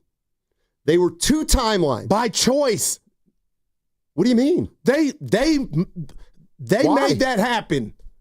If they want to say it was 2 timelines or not, those were their choices. That's right. And so that's the direction they went. And then what they did is they changed to all in now, but it was too late because when they had a chance to draft Wiseman, they could have gotten Miles Turner. No doubt about it. Miles Turner. Okay, well, why would you have gotten Miles Turner for Wiseman? If you want to go all in, back in 2020, it was still Steph Curry. You still thought but they thought they were done winning titles. That's why they drafted Wiseman. All right. Okay, so now they draft Wiseman. He doesn't work out. But in the meantime, Curry still got it. In the meantime, they get off that and then do everything for right here and right now. So I think they got caught in the middle. But they won a chip, you're forgetting, Steiny, in 2022 that nobody saw. Still to this day might be the most random chip ever. So I think that's right. That constituted, oh my gosh. They won the chip despite this 2 timeline thing. Yeah. They won because the 3 big boys played great. They had a hell of a 6 man in Poole, and even Otto Porter and Bielitsa were that's why they won it. They didn't win it because of Wiseman, Kuminga, and Moody. Well, I want to say something. All right. So then they win it, and now they go, oh my God, we're not done winning. We got to do everything for Steph. So in 2022-23, instead of maybe let's see what Kuminga and Moody, let's let them grow, they didn't let them grow. But that's their own fault. Who would argue that? That's the hell what I'm was saying. Anthony Lamb at that time? What you've done the last 3 years is going, and what you continue to do, I believe. Well, now you're stuck because now you can't even get any measurable contributions from Jonathan Kuminga, and I'm not putting it all on his doorstep. But just think about what you said. I'm asking you because now I got my answer. Do you believe had Jerome and Lamb been Kuminga and Moody, they still wouldn't have won? I don't think so. Well, actually, I don't know. They didn't play the champ. But that's what stunted I'm not their sure growth. Lamb and Jerome were in the championship year. No, I'm just saying, as far as the season ending, you still wouldn't have got there because that was when you lost to the Lakers when they beat you after the pool punch. My point is those minutes, Lamb and Jerome should have been Moody and Kuminga from the jump. Well, why? Who are they to get in? You're making my point. Okay, right. So that's an error. But it's an error for then and then where we're at now. Where would Moody and Kuminga have been had they been going through their puberty then for Anthony who? That's all I'm saying. Like that, and you're saying it, but that's an error. But you want everybody, I never was saying put in Lamb and Jerome. No, but you were saying everything for a title. And when you say that can get you a title. That's right. And Kuminga and Moody would have made you a worse team that year. They had no experience. And all I'm saying is, but that was a great time to get it to them, Steiny. Right. And what I'm saying is, to this day, they continue to operate that way with Kuminga and with Moody. Let's go to JD in Oakland. What's up, JD? Hey, man! I'm here for you guys, man. Really, Jay, I wanted to call to stop the squabble. And first of all, Guru, I know it's Appreciation Guru Day, but listen, for you dealing with Steinmetz, Guru, you should have 4 or 5 appreciation days a month dealing with Steinmetz. That's my man. I got to listen to my boy Guru. But listen, I'm going to tell you guys a couple things. First of all, listen to each other because you're saying the same thing. It's like me fighting with my wife. You guys are both saying the same things. Matt is correct that you're not going to be able to sell tomorrow about all the championships we got yesterday. You're not going to do that. We have created some Dallas Cowboy fans out of these Warrior fans, so they're not going to be like, oh, well, we did win 4 championships. Remember, we haven't won one in 3 years, and doesn't look like we're going to win one for the next 3 years. So at that point, they're going to bicker about not being a championship quality team. However, we don't have to push the gas on the next 2 years because we may not win a championship, but we can get better than we are now. I hate to say it, but there may be an option at some point for Steph to chase one more championship somewhere else, or for Draymond to chase one more championship somewhere else, and then we can get better with picks or with draft compensation. However, is Dunleavy going to be the guy that we put all our faith in to get us some good draft decisions? I mean, does he have it? I don't know. I mean, wow. You know, these are the things we got to look at. I mean, if we really want to pay homage to Steph, we may let him go somewhere for a year to see if he can get another championship. Does Detroit or somebody want to take Draymond so he can go home, so he can do something else? And then, we can, because it's a business. At the very least, it's a business. And if we stay where we are, when those two leave and Butler leaves, the cover will be bare. And another last thing, you guys haven't even talked about Steve Kerr. Is he going to be around after 2 years when they leave? Then, we'll have money to get a free agent, but, I'm sure they'd want to play for Steve and not somebody else who comes after that. JD. So that's my take. Guru, I just gave you a big man-sized air hug. And I love you. Hey, Jay, I know you played high-level hoops. You're from the town. You've been around, and I mean this, and you're my therapist. Real quick here. And you probably know Draymond. I know he's a good dude off the court, but I got to say this. When that pool thing happened and the Warriors didn't discipline him, can't you just tell me through the phone that was wrong? Well, you don't want to pick a side, and you understand in basketball those things happen, but the way Draymond did it, he was 100% wrong. Okay, and you have to take that stance with him. You have to take that stance with him. Thanks so much, JD. Appreciate it. Appreciate it. We got a guest.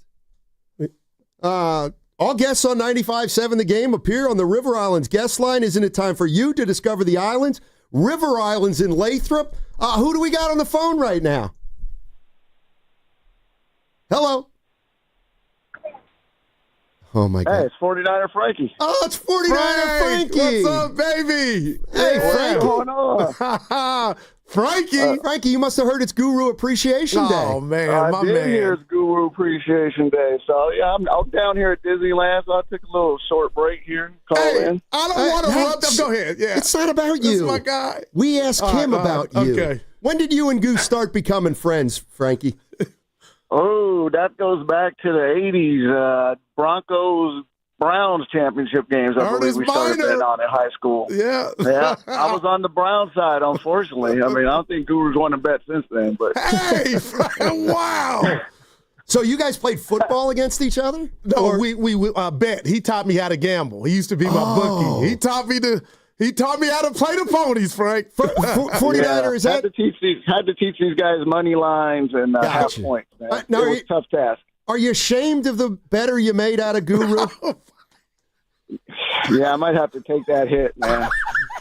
What kind of question is that? Hey, Frankie, be careful, man. Oh, man. Let me ask you this about Guru. Yeah. If I were to ask you, how many Guru stories do you think you have? What would you put the number at? It's easily in the hundreds off the top of my head. If I sat down and wrote them down and gave me some time, I mean, be here for a while. All right, can you give me one story about Guru that makes you appreciate him, and then maybe one where you didn't appreciate him so much? All right. Yeah. So hey, he's a talker, right? Yeah. I mean, he was at my house probably when TVs were about $2,000, and he's watching a game at my house, and he notices the pixel. There's one pixel out, and he notices it, right? So I can't call in and complain. So I get him on the phone. Next thing I know, I got 2 weeks later, I got a check for $1,700, and to this day, that TV's still in my living room, working. That's Guru talking right there. Oh, man. Do you remember that? Yes, I do. That's my dude, man. All right. All right. What about? I don't know. Was that you appreciated that or not? I can't. Yeah, we got him a new TV. Yeah. Definitely appreciated that. I still got that TV. That's. So I'm thinking about it. What did I do? He's there for you. So I mean, it's tough to come on. We can't appreciate him, but I'm going to go back to the '92 NFC Championship game. Man. I got Guru a press pass. I'm working the press box for the Niners. And that's the you gotta like them Cowboys game by Jimmy Johnson. So Guru's on the field. I mean, we're watching Young go deep for a 63-yard touchdown. We're standing in the end zone and gets called back. Guy McIntyre holding. Yeah. But he's there with my pops, and they win the game. I don't know if I ever got a thank you from that. Now that I think back on that. Oh, Frank! Wow. So. You had a press pass? Yeah, he got me one. So you were cheering on the sidelines? I was in the press box. Oh, cheering in the press box? And it was bad weather that day, and it looked like it was going to go bad. But when it was over, he still had to work. So I was the last one in the stadium. True story. It's raining in the Bay at Candlestick, and I'm at the last seat in the house in my Cowboy Parker looking like God loves me. Yeah. Nice. Hey, real quick. Oh, go ahead. Yeah, I got a story for him. So you're in Disneyland. So I didn't know you had small kids. I don't. I have 20-year-olds. I got a 26 and a 23-year-old. I've been bringing him here their whole lives. What? Hey, I'm sitting here in a Mickey Mouse Club T-shirt. His no family shame. loves Disneyland. Patty, too. So we got 3 adults down at Disneyland. Oh, yeah. All right. Hey, last thing for that's me. controversial, 49er. Frankie used to throw house parties, man. He had the boxes before the boxes. Yeah. Remember Steve Young and the Niners were up 23-0 at Arizona, and Jake Plummer brought him back, and it's just me and Frankie in his house. His parents are gone. Evan, I hear a noise. Frankie breaks the coat rack at the house. The coat rack in the hallway. And I looked at him, and I didn't say anything because I knew he was hot, and I said, that's a fan, right? But they had lost. I said, that's my dude. I love you, man. That coat rack became kindling. I appreciate this. Hey, what do you got? The what's it called? Matterhorn? You gonna hit the Matterhorn? Actually, I'm sitting under the Matterhorn, and believe it or not, it's not working. It looks like they're testing it. Stay away. Like Matterhorn. I don't need the chiropractic adjustment anyway. So. Oh, you're not gonna. Oh, I like the Matterhorn. That's pretty cool. Now, have a good time. Hey, 49er Frankie, you're the man, thanks for baby. calling in. Guys, I appreciate it. Have a great time down there with your family. All right, that's my 49er man. Frankie. That's my dude. From Disneyland. Yeah. Good for him. Why'd you have to rub it in that they're all they're into Disneyland? Like, they're all older. Yeah, no, I said that's great. At the end, I said. Not weird, because adults enjoyed it. Well, happiest place on earth. They say that. It's pretty fun.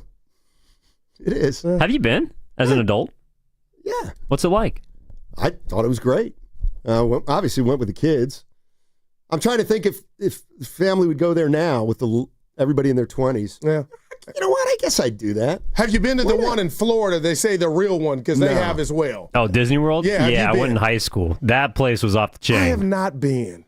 No, you know that whole thing about like adults who go to Disneyland. You know, sometimes people think that's weird. Yeah, I just said it. Yeah, I don't. It's fine. I don't care. Well, you questioned him like you thought it was weird. That was just a shtick. Ripped him. That was just shtick. You know who else does it? Our old friend Kyle Madsen. You're right. Kyle Madsen loves going down with his wife. That's a great pool. That's fine. Hey, to each his own. But we can admit Mickey Mouse, like, he's LeBron right now. Like, he ain't doing much on TV. Well, like he's old and on his way out. Right. Yeah, I don't think he's put out a new movie in a that's while. all I guess I'm saying. Well, Goofy was in here the other week, and you guys didn't want to go say hello to him. How weird was that? Lucas, he doesn't talk. Or did that Goofy talk? Well, he's a Disney character. Yeah, you can't. Mascots should not be able to talk. So were we going to say, hey, I'm Guru and this is Steiny? I don't know what they wanted us That's to why do. I wasn't a part of it. That was on all Mount Bad Idea more. Well, so Lucas, he said that there's something, it's like someone who's afraid of mascots, like a fear of mascots. It's a medical term. Oh, I'm afraid and of he rats. has it. Wow. I don't get it. That's shtick. No, I take it from a guy who knows shtick. No, this guy hates like Oski the bear, like Cal. Are you talking about Lucas? Yes, like he cannot stand Oski the bear. I want to come in and you know what that means? Give me a costume. We got to bring them all in. I think that means 95.7 the game needs a mascot. Oh man, Pods. What is that? Masculophobia. It's a real thing according to AI. No, man. Wow. All right. I don't have it. Let's go to Caleb. Caleb's man. in Livermore. Hey, Caleb, how you doing? What up? What's Payday up? Friday, huh? Yes, You know sir. it. Yep. Hey, Goo, man. What's up, Caleb? You my guy, man. No, hey, Steiny, man. This is for everybody there. So yesterday, I was watching some back of your guys' episode yesterday on YouTube. Dude, what in your mind said, man, you want Barry Bonds to be the manager of the Just, I think he could do the job, Caleb. Dude, that's all. Hey, Evan, whenever Evan has a chance, he has to play that. That was the most, that literally, I was on the floor dying for 20 minutes, bro. Now real quick, what's so funny about it, though? What's funny? No, because Barry's listening, Caleb. It was just the reaction. It was funny seeing Steiny, too, because Steiny looked at you like, are you serious? Well, that's always funny. But what you got, baby? Yeah, I had to do that for you. But, shout out to Goo Appreciation Day. But, look, can we do a final once and for all Kuminga take? Like, can we just look, man? Jonathan Kuminga will probably not be back with the Golden State Warriors. I mean, let's just call it for what it is. At the end of the day, he's an extremely talented basketball player. I think he is no doubt a guy who has all-star teams in his near future. But we see it with a lot of young guys. Sometimes it just doesn't fit on a specific team. And it happens. Like, there's no problem with it. At the end of the day, like, clearly Kuminga just doesn't fit with this Warriors team. And I think it'd be good for them just to find a team where he can excel and prosper at, and the Warriors can get something back that helps them compete now. Hey, Caleb, before we let you go on this Payday Friday, when you say it doesn't fit, I think of nuts and bolts, but why doesn't he fit? That's not a good enough. That's on everybody. He's got some talent. Make him fit. Why doesn't he fit? I can't, what does that mean? Yeah. That's what hurts, man. Let's be real. No, I hear you. So, when you look at the Warriors, right, everyone has to fit into the Steph Curry universe. I mean, it's Jimmy Butler has talked about it, and it's like Kuminga's one of those guys where we've seen him in moments do the dirty work. We've seen him in moments where he fits into that system. But Kuminga is a guy, you have to give him the ball and let him work. In the Warriors system, you have to be able to screen and roll. You have to be able to off-ball screen. You have to do a lot of things in that system where Kuminga, I think at this point in his career, he wants to be a guy where, hey, let me work, let me cook. And I don't think he's going to be able to do that here in Golden State. Yeah. Good stuff, Caleb. Appreciate the call. Still frustrating, though, Steiny. Alnetta Harrison on the YouTube chat. My son doesn't like clowns. I get that. Phobia of clowns. I think that does have a name. Clown? Yeah, something like that. Anything scares you rats from both of us. I can't stand rats. I just Coulrophobia is the fear of clowns. Yeah, that's a real one. So no circus for Alnetta and her son. All right, I see Doug, Jonathan, Christian. I'm going to get to Christian on the other side for sure. I see Bobby. Christian thinks the Warriors are going to be fine in 2 years. That's a tease, people. Please, I can't wait. Hey, it's our final day of the All-Star Week prize blowout. The last prize our show will give out is a Warriors prize pack that includes a hat, T-shirts, a bobblehead, and a collectible pin. Listen at 12:30 today to learn how you can win, and that segment brought to you by Safeway.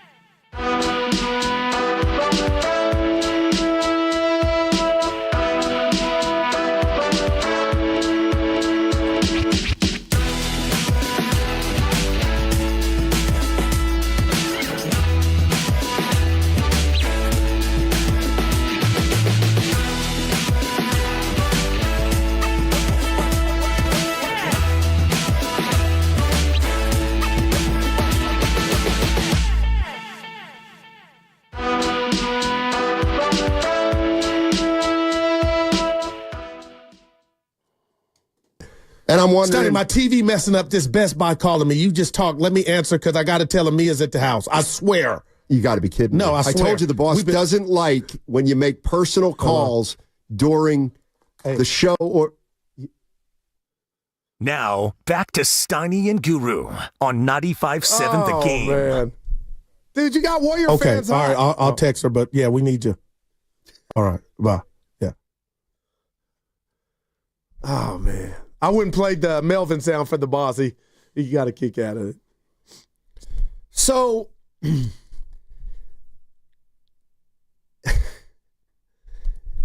why do you do that? Why do you do that do what? to the wonderful Mia? You call her during the break and you put her on speakerphone and I can hear your entire conversation. Okay. And she said something that was just so funny and it went over your head, but I couldn't stop laughing.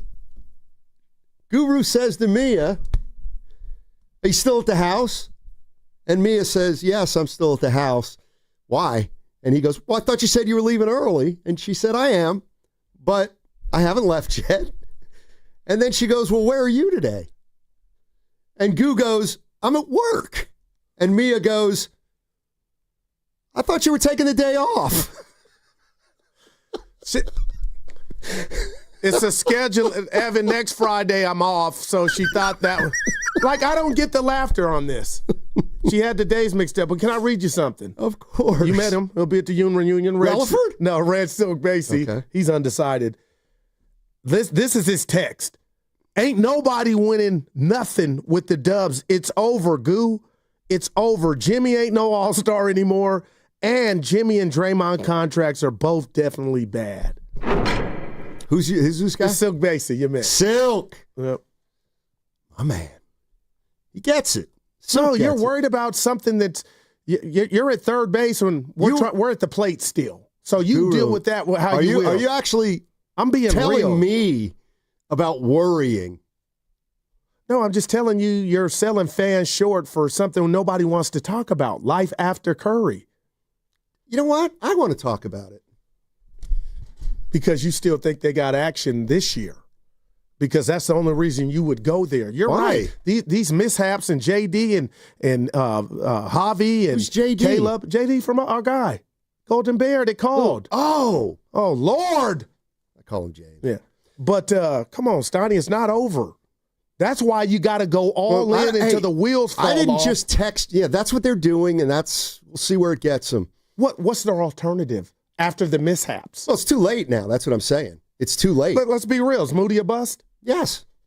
No, he's not a bust. He's fine. For where he was drafted? He's a seventh man, but he started on this team. And that was why they didn't go past the second round. I know, then he had a hurt hand.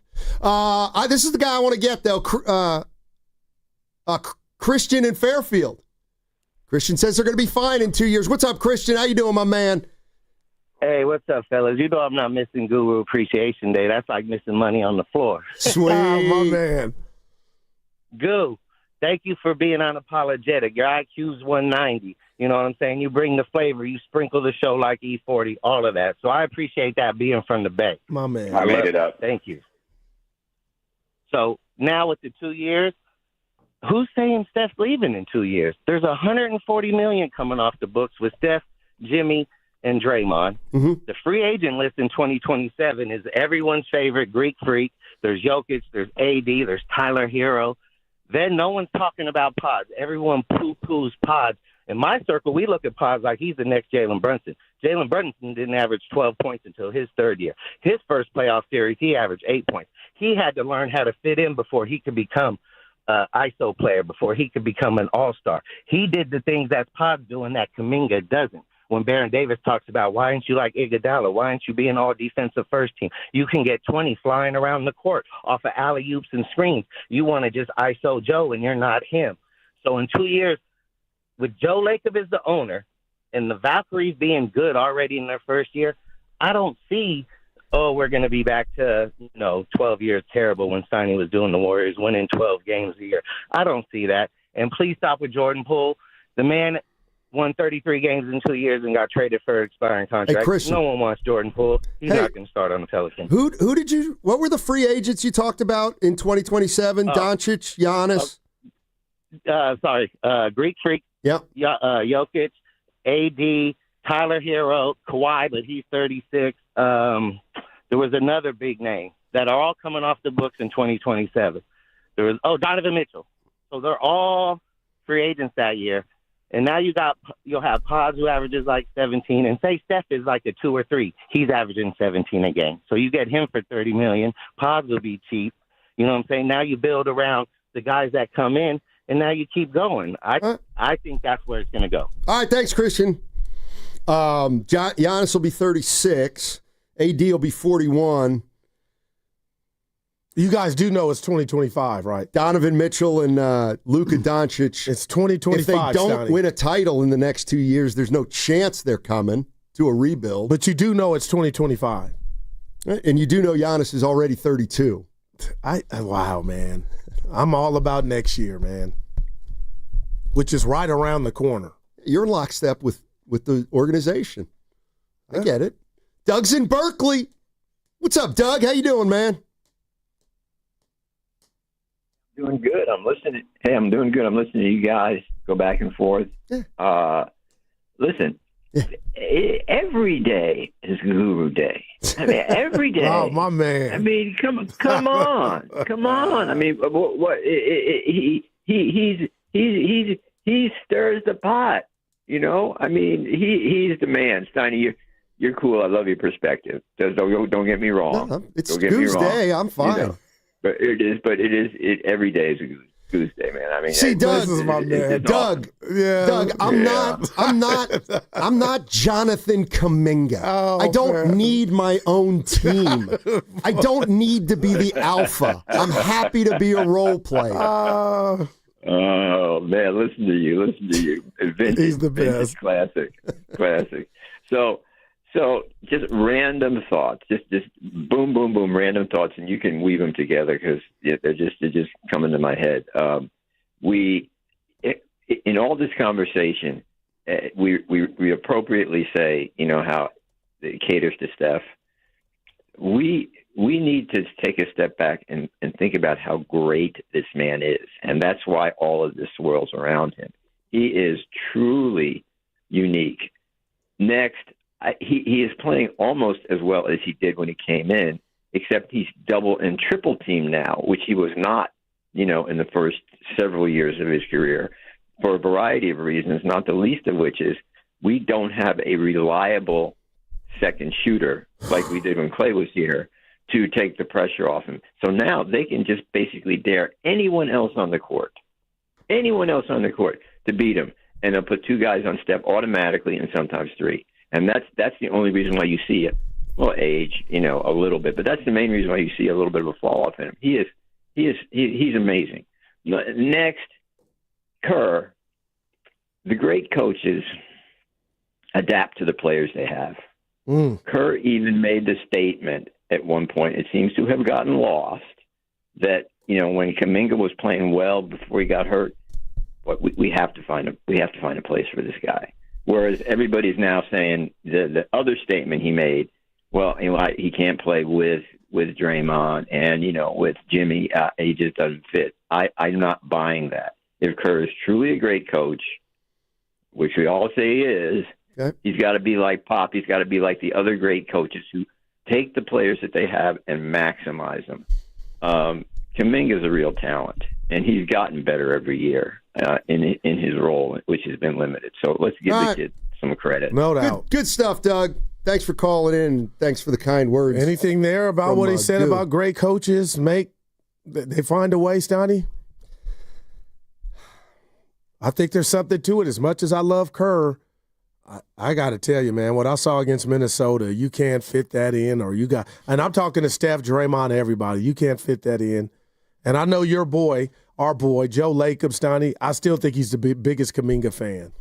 And I think maybe that's what's holding this thing up. He might not be going anywhere because of Lacob. I mean, you know, you asked the question earlier. to a caller. I think it was Caleb. They were talking about Kuminga. And you actually said to Caleb, why doesn't he fit? Right, no, I mean, Guru, have you been present for the last 5 months? I have. We've been talking about whether but there's Kuminga no definitive answer. Yes, there is. And if you want to be fair, it's there not. is. Okay, go ahead. Just remind us. There are answers to there are reasons he doesn't fit. There are, because this offense needs players to do certain things. If Steph's going to be playing defensively, they play a certain way that he's not a great help defender. The way they like to play is an open offense. Read and react, that's not quite his strength. They're small, and they'd love for him to play bigger than his size. He doesn't. Those are some of the reasons. Let me put it this way. These are some of the reasons why people think he doesn't fit. Like, I don't mind the fact that he's kind of one-dimensional. And I think of him, he's just a scorer. I think that's what he is. He's a scorer. Well, okay, let's figure out how to use him just as a scorer. Maybe, and he's not a cone on defense. His body is not lumpy. He's not dumpy, Steiny. He's got, come on now. He's not a bum, and I'm not saying you're saying this, but don't dare tell me he's a stiff at defense. He's not good. He's not he's a below average defender. So is that all on him? No, okay. Or is the team failing him? How? You're supposed to improvement, Steiny. The coach cannot help you improve defensively. Well, his coach is. You must have the will. Same with rebounding. I mean, I'm just telling you. Those are the reasons why people think he doesn't fit. Like, the one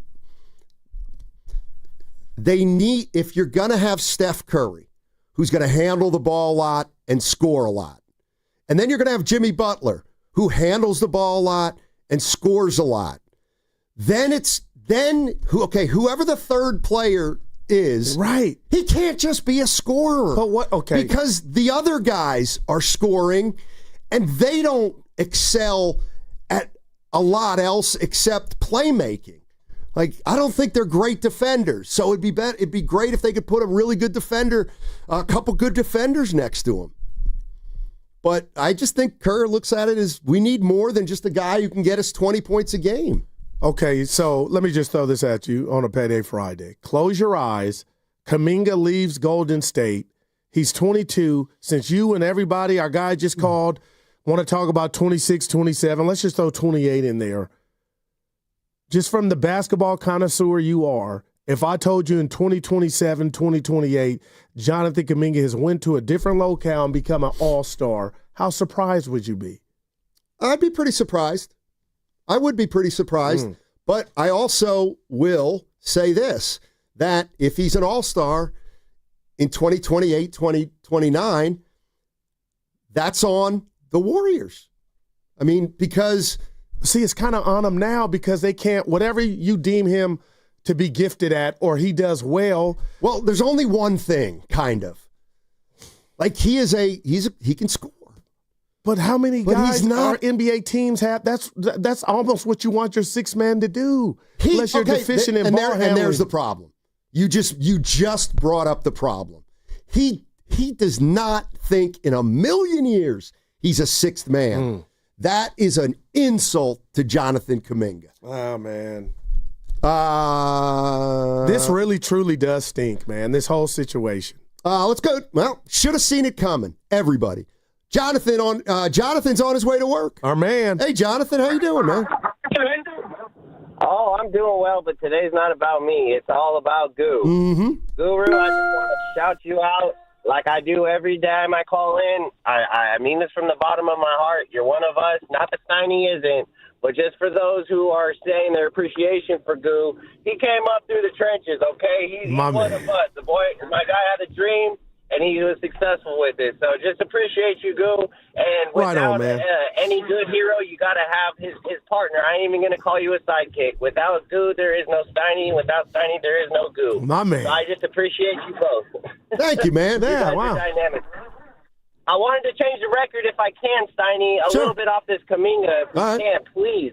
I'm with Goo. I want Barry, as much Barry as we can, man. I'm 35 years old, and I grew up with being ridiculed and being, judged for being a Barry fan by others across the water and across the country. Barry this and Barry that. We're not going to slander my guy on the radio, But, again, now he's coming back. We had Barry Bonds bobblehead day. I see him, getting in the clubhouse. This is great for Giants baseball. This is our hero coming back, and I'm all for it, Goo. As far as coaching, I'm not going to laugh. I don't know what he can bring. I'm like you. The man obviously it can hit the ball like no other, so why can't he coach somebody how to hit it? Let's let him do it and fail before we laugh.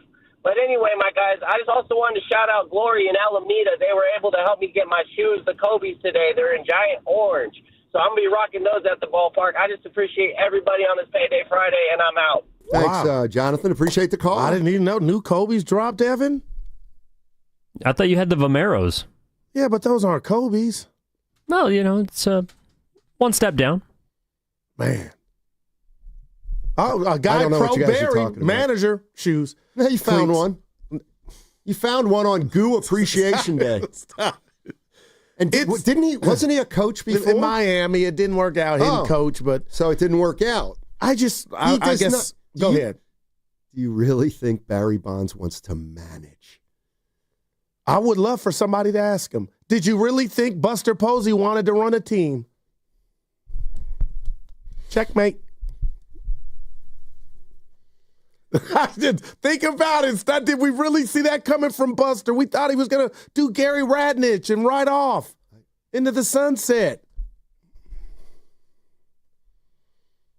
No. Well, okay. You got nothing, Steiny? I got nothing. Hey, and Melvin's my guy. Barry Bonds. Hey, Barry Bonds. Okay, he's trying to sell the Bay Area that Barry Bonds, A, would be a great manager, B, would get along with the media, and C, has one iota of interest in doing it. Do you know what his passion is? Do you know what his passion is? Riding bikes. That's right. Okay.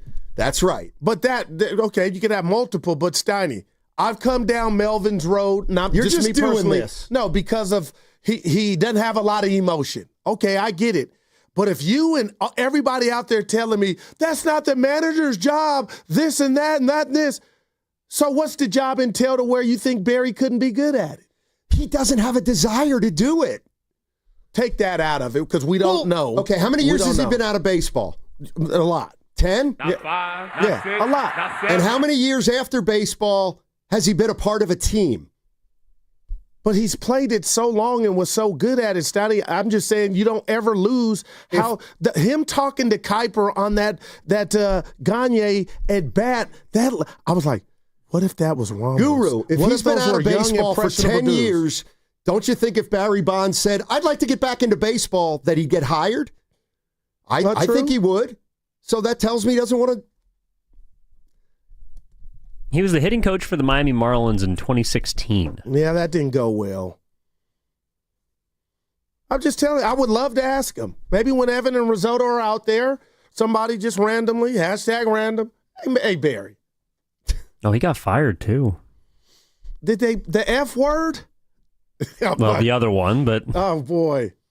Let's go to Bobby in Los Altos. I think Buster Posey is I got you on that one.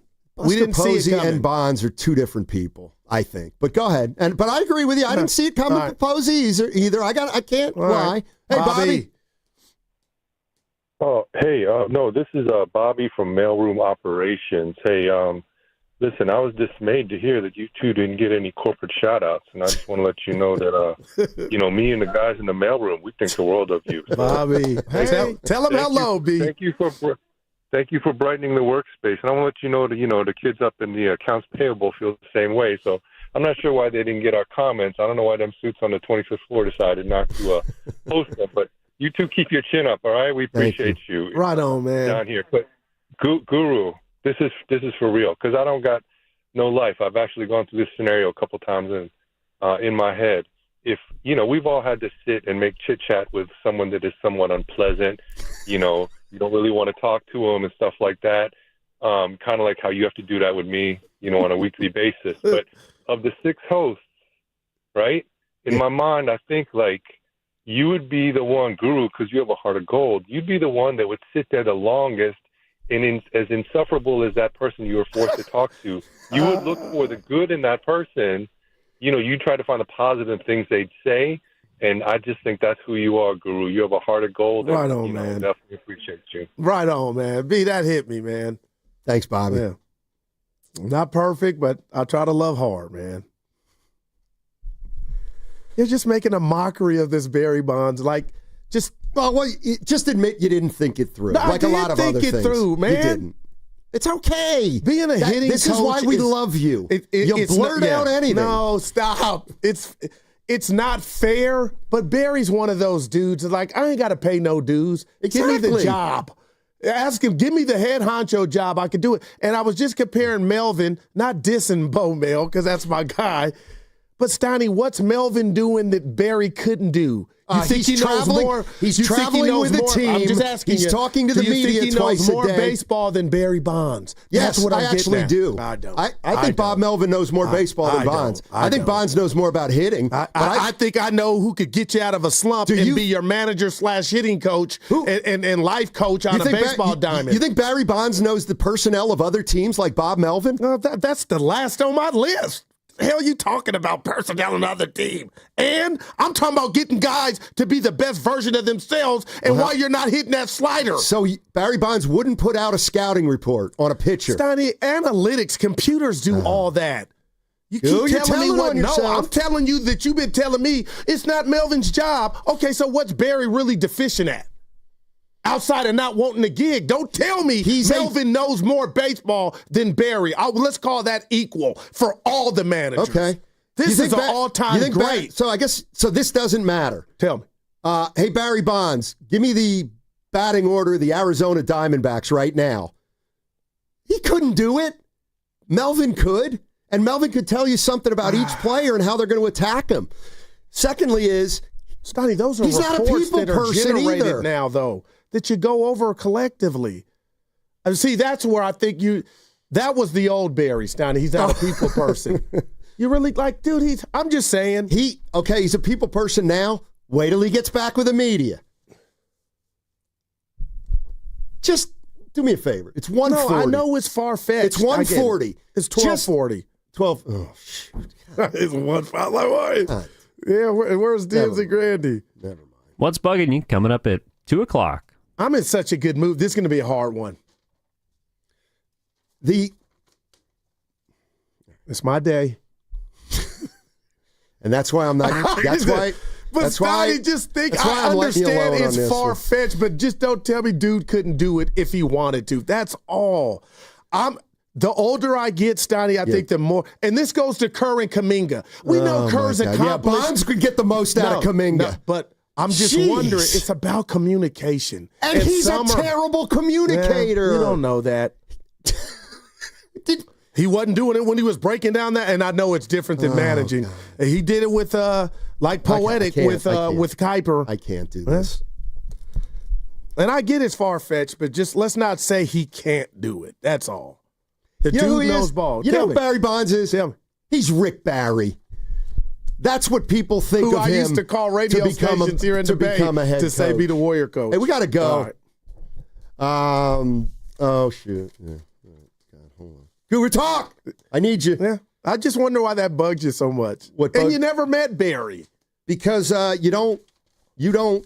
I got to get to these questions. Hey, it's time to give away the Warriors prize pack. Here's how it's going to work. Sometime over the next 30 minutes, which is actually 20 minutes now, we're going to give you 3 clues. After that, we're going to play a sounder, and at that time, you'll have to tell us which former All-Star we're talking about. So stay tuned and listen for the clues. I'll give them to you right now.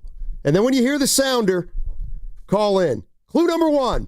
I was an All-Star 6 times in my career and won the MVP award in the 1969 All-Star game. Number 2, I was born in Mobile, Alabama. Number 3, I hit the most home runs in the history of Candlestick Park, and I will be forever memorialized by a feature at the new ballpark. Hold your guesses until we tell you when it's time to call in. You're going to hear a sounder soon, and at that point, you call in, give me the right answer, and you got the Warriors prize pack. Yes.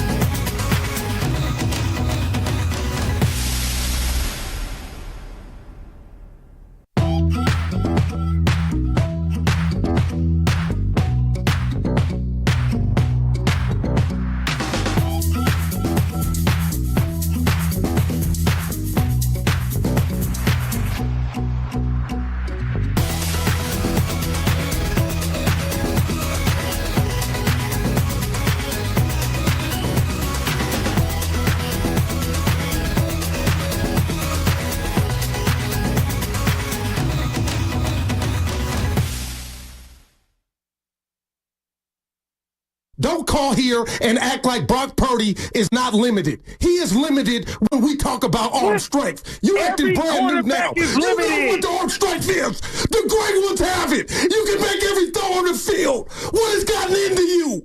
Quit being scared, Mike, and admit Brock can't make all the throws. Joe can make them. What has gotten into you? Quit being scared. Now, back to Steiny and Guru on 95.7 The Game. Who is that? Good Lord, Evan. I don't know. Man. Wow, Steiny. Hey, in the next 10 minutes, we're going to be giving away a Warriors prize pack, and that includes T-shirts, a bobblehead, a pin, lots of stuff. So in the next 10 minutes, when you hear the sounder, I'll give you the number to call in, and you can do it. What you got? Just take your L here with Bonds. Let me ask you this. It was a wish. Let me ask you this. Yeah. But Tim Lincecum, he'd be a good manager? No. Why not? He's a great player. He could really teach pitching. He won 2 Cy Youngs. Him being away from the team in the game as long as he has, and me not, hearing him just talk about the game, I wouldn't say that he would make a great manager. How about Rich Aurelia? I think Rich would be a great manager. That's just telling you how fair I'm being. Keep going. What about Hunter Pence? I think Hunter Pence could do it too. My whole point, and Pence again, couldn't do it.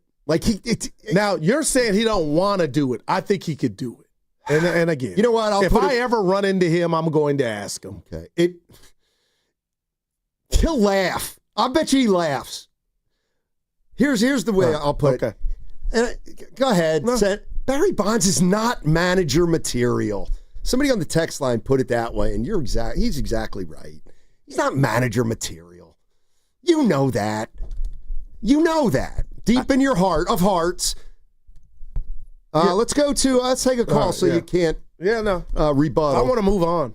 You should. It's a bad take.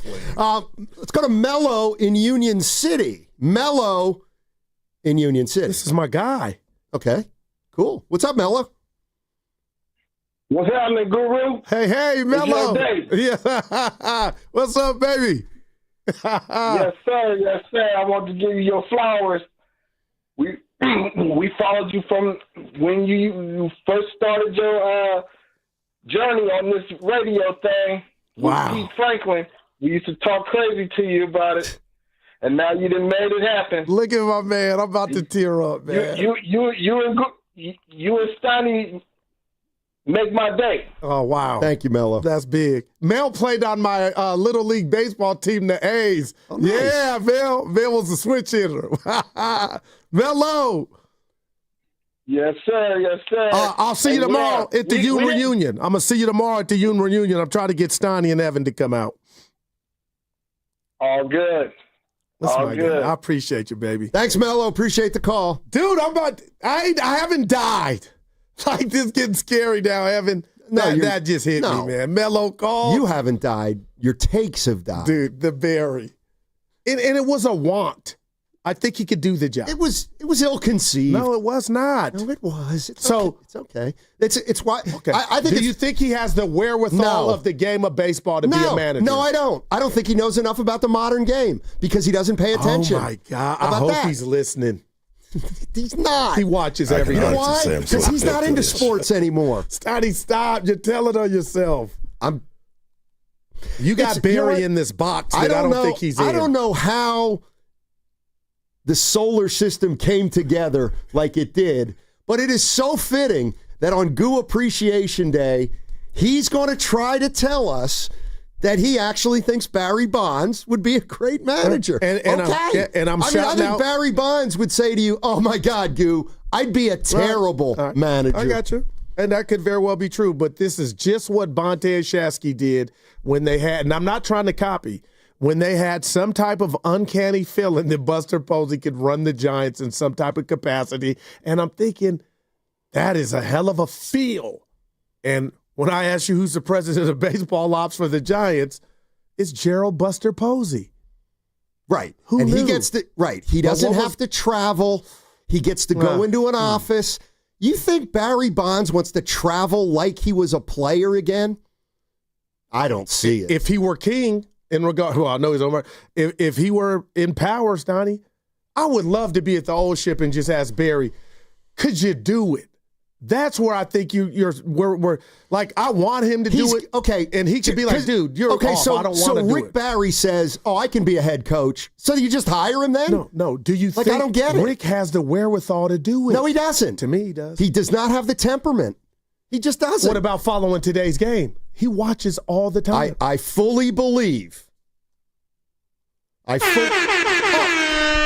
All righty, it's time to win the Warriors prize pack. First person to call our contest line and guess the former All-Star player correctly will win. The first person to call this number, 415-523-4652, and guess the player correctly, you win.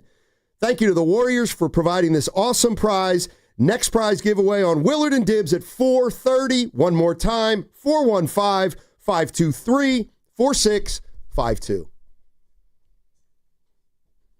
Yeah. My man Mello called in. Yeah.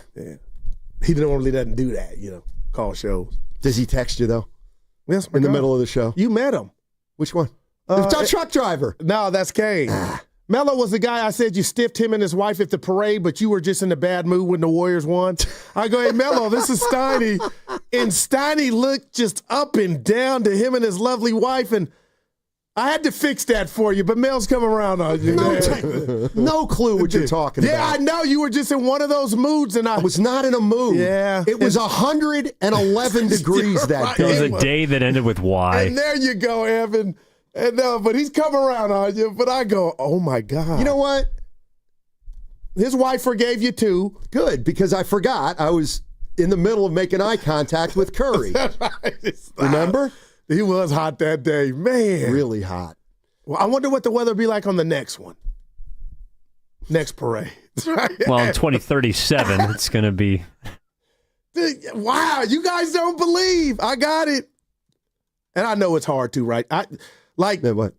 Let me stop on my appreciation. Yeah, day. you should stop on Barry. Listen, you give me a trifecta that can match Dre, and I know championships aren't won just with three.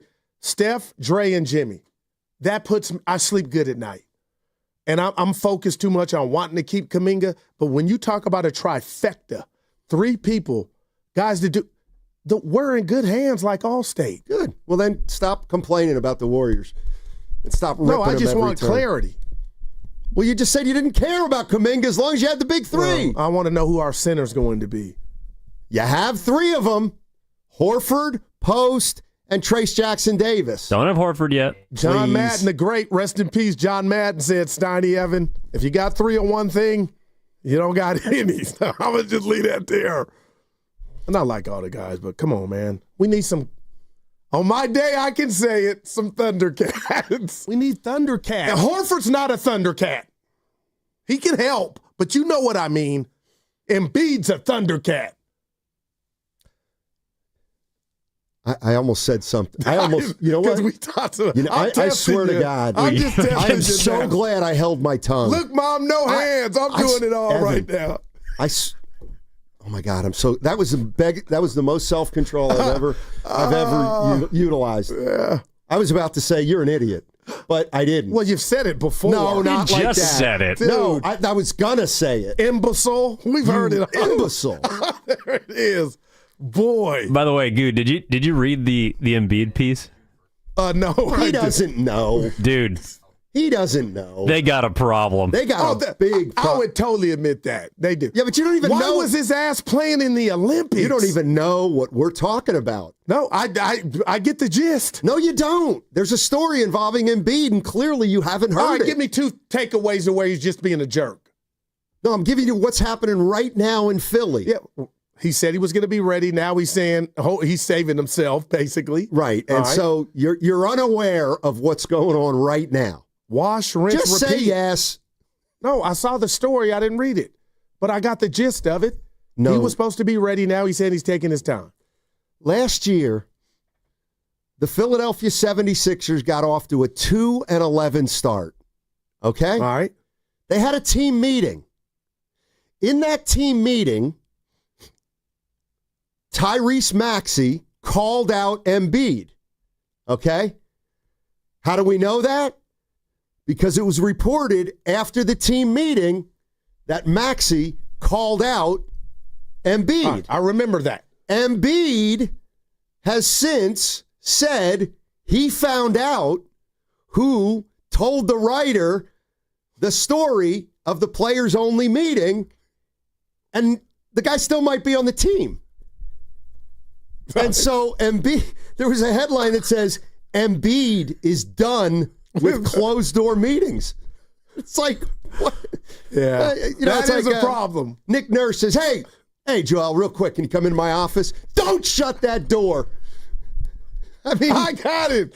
But he's your problem, man. They are a nightmare. Yeah, no that doubt. team is in big and trouble. Paul George is part of it too. And it's because you can only go as far as your leadership, and they are wanting. You're listening to 95.7 The Game, KGMZ FM and HD1 San Francisco, an Odyssey sports station in the home of the Golden State Warriors and Valkyries, always live on the free Odyssey app.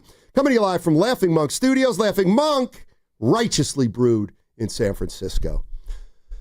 Got anything to say? Nope. Let's go to B. B's in San Jose. Hey, B. Steinmetz and Guru, you guys are both doing a great job. Thank you. Happy Goo Appreciation Day. Yeah. But can I at least cheer you up a little bit, Steiny, before I get to the Goo Appreciation and give you one? I'd love it. Steiny, I love when you are singing, Steiny. Like, I got introduced to it when you did your Adams song, I never thought I'd die alone. And ever since, when I hear you start going into tunes, it just brightens my day. Okay, that's noted. But hey, noted. But singing Steiny, that's you, dude. And but Goo, I think the thing I appreciate and what you bring to the Monday through Friday on the game is your wordplay and analogies. Those are just always on point. Like when you did yours yesterday with Jordan Poole, you said he's what you take from San Francisco to Oakland. He's a bridge. Or the refs didn't have to take over that game, but they went all too short and started blowing the whistle. Or one of my favorites where you go, why would you be bringing out these Oldsmobiles and Buicks when you got a Ferrari right in the garage like Kuminga? My man. Hey, I'll leave you guys with this. My last Bay Area sports concern here that's been coming is that I worry that the Giants could go and Posey could go get bopper after bopper, hitter after hitter who has good years, but then they get into China Basin and their averages start dipping and their home run totals start going down. So my biggest concern is that the ballpark is just going to keep haunting hitters no matter how many they try to go after and no matter how ambitious Posey is as a GM. I worry that the ballpark thing might just cripple the batting. That's what I got. Can I say something to you before you leave about that? And I know Steiny's coming for me. I understand what I'm about to say to you. Last Friday night, Ohtani made that park look like Wrigley Field. Last year, Bonte and I went to the Giants-Yankees. Not only did Soto hit one, Judge hit it. So I hear what you're saying, and that's the narrative about that park. But if you get the right bopper, I don't know. Steiny, I'm starting to think it might be the boppers, not the ballpark. See what you did, B? Yeah, I'm just saying. Ohtani hit that thing in the ocean, man. And it was Friday night. I did it. All I would say to that, Goo, is small sample size. Yeah, I get it. Yeah, and you did it again. Big buck. And like, you know what? I'll point out all the things we appreciate about you. And you did it again, and this is something we appreciate about you. You're talking about the ballpark, and the three names you use are Aaron Judge, Ohtani, and Bonds. And Soto. I use Soto too. Yeah. No, they are legit boppers, Don. That's three guys headed to the Hall of Fame. Well, Devers might not be. He's not going to the Hall of Fame. If we wanted to stop now and say, is he on track? How would What's you the answer highest that? he's ever been in the MVP vote? That doesn't matter? That doesn't matter? Well, I think it was 13th. Remember exactly. I checked. But my point is, it's numbers, Donnie. And here's the other thing. Getting traded doesn't help him. Chucky in Oakland, because he's now playing in this park, Evan, and he can't hit. Chucky. He's got to. Okay. How you guys doing, What's man? I up, always Chuck? appreciate your show. Thank you. I always appreciate you guys' show, man. Good to hear you guys, man. And you already know I'm a Kuminga fan, so I'm not gonna go into that, man. I just hope, dude, get opportunity, man, the ball. But I did want to ask you a question about Kuminga. I wanted to say if say it's true that he about that contract, and say he would have took that contract, would he have got? Would Kerr have implemented him into the on the floor where he would have got more minutes? And do you guys think that? I want to ask this question before I keep going. Do you think he would have got any DNPs if he had signed that contract? I'll let you answer, Steiny. That's a hell of a question. It is a good question, and follow the money. That's a good question. I don't know the answer to that. I think the politics of it would have been like, I got to play him. Well, and I'd like to think that Steve Kerr has more conviction than that, and that if they paid Kuminga whatever they paid him, I mean, could you imagine if they paid Kuminga what he might look like? I think that's I told you scary this the to other me. day. There's no Jimmy Butler had they made that commitment. That's just me. And let me ask you this: how'd you feel? How would you feel about that? You wouldn't be as good, not even close. Checkmate. No, what? Checkmate. You took that from me, but bottom line is that injury didn't help anybody. Well, he wasn't Kuminga. He wasn't in Butler's league before the injury. I got you. He's not even close to Jimmy Butler in terms of all-around playing. Let's do this on a late Friday, Steiny. I'm being real. Kuminga can't be the answer. Who's the most at fault or to blame for Kuminga's lack of growth since he's been here for 4 years? It's Kuminga. Like, it can't be anybody but Kuminga. Like, it can't. I'm sorry. So those summers you were working out where he joined Willard Dibs and you weren't here. You fell for that, No, not me. But Joe Lacob couldn't have called or Kerr, get your ass back here. You are so like that naive. has to mean something. I'm not naive. I'm just telling you I'm watching. Jonathan, please, Jonathan. Why does it got to be that like that? Hey, you think in 4 years they haven't conveyed multiple messages to him? Well, if you're right and you're not saying what the job wants you to do, shame on you. Oh, so if Nahigan tells you to come in early or do something, I know you're coming to do it. So whose fault is it if he doesn't? It's Kuminga's. But also, like, what? No, stop. Do you have any? No, stop. Do you have any? You act like you know. You don't know, man. I do know because I've been watching the Warriors for 4 years. And he doesn't play. Better than you think. It doesn't matter.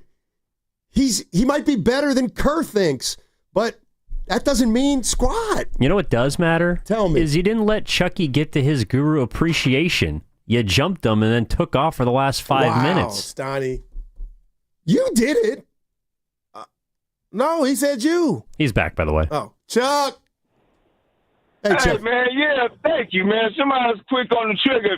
But I just wanted to say, man, I really wanted to say there's no way in the world I would have ever been able to call you guys again if I wouldn't have called on Guru Appreciation listen Day, to man. him, man. Appreciate it, man. Chucky. Hey, Guru, man, what I appreciate you, brother, is like, see, me and you are similar. We similar in the fact that we don't let nobody think what we thinking. We don't let nobody assume our thoughts, we let people know where we coming from the gates. There won't be no questions about what my mind or what I got to say or anything. We let people know from the gate. And that's why I appreciate you, man. I appreciate you, brother, because look, man, what you're doing right now is because something that you pursue and that you put work in. I understand you want a contest, man, and I appreciate that right there, man. That says a whole lot of character about somebody, man. That's character,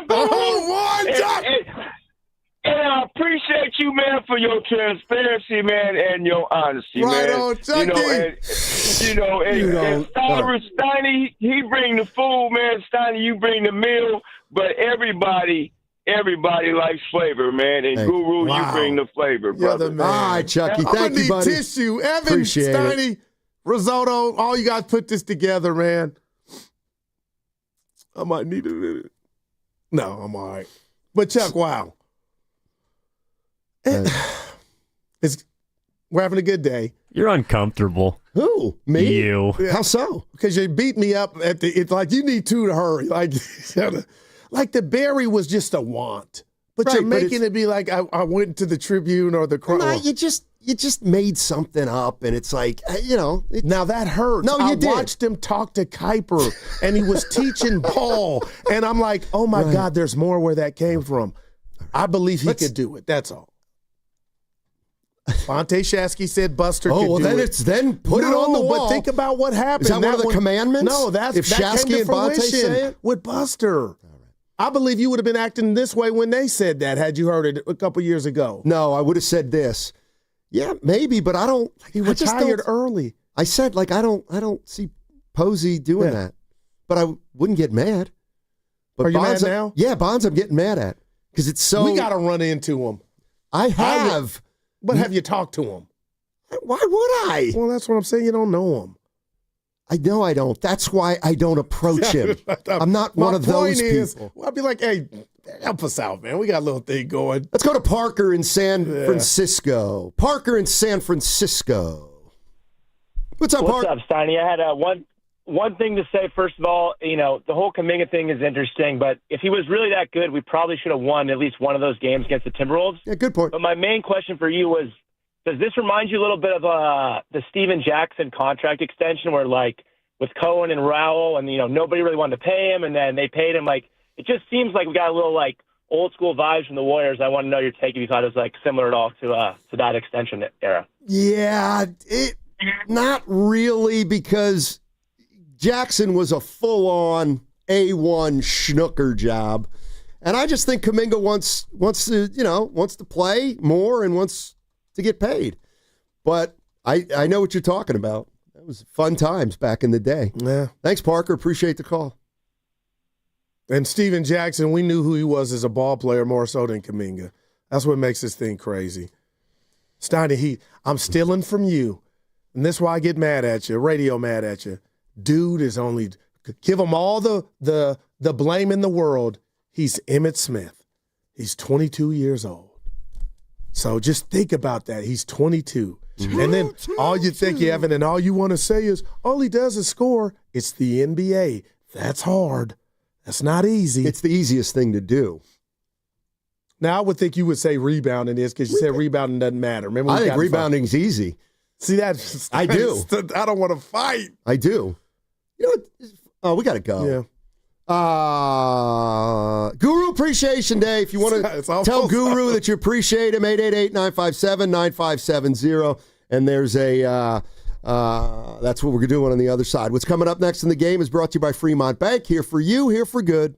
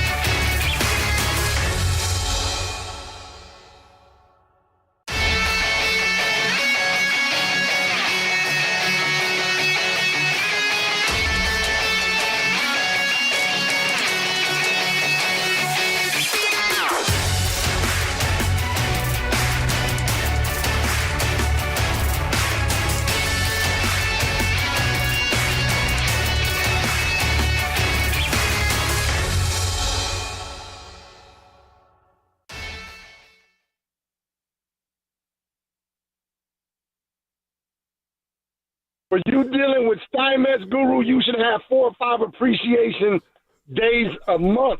Now, back to Steiny and Guru on 95.7 The Game. All right, welcome back. Thanks, man. We're having some fun with our guy, Guru. It's Guru Appreciation Day. No, he's not.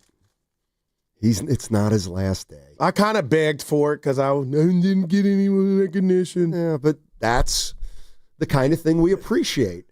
That you're not afraid to. I didn't make the wall. You're not afraid to appear very needy in front of people. Yeah. I love it, man. Oh, let's get to him right away. He was the subject of this one. Who is Go this? to Filmo Mike. Mike. Yeah, Filmo Mike. What's up, Filmo? What's up with it? Can you hear me? Yes, sir, Mike, baby. Hey, what's up with it, man? Hey, man. Hey, Steiny. Yeah. Before, shout out to Guru Appreciation Day. Much love to Guru. But Steiny, bro, you gonna have to work on your little advertisement with New Vodka. Why? Oh boy. You do not sound happy, bro. What are you talking about? Yeah, Mark. Yeah, it's I love it. It's great, Mark. Very cool. I just take you a little bit here. I had the party, and we had a good old time.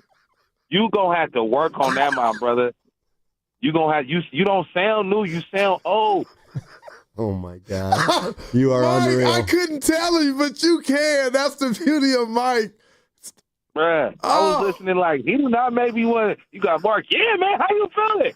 Yeah, Mark, you know. It's, Okay, all right. Hey, listen, Indy vodka. I needed this on Guru Appreciation Day. That, oh, in Mike. fairness, that was a taped advertisement. I'm going to ask you to personally listen at 1:42 when I do a live read, and I'll try to do it that way.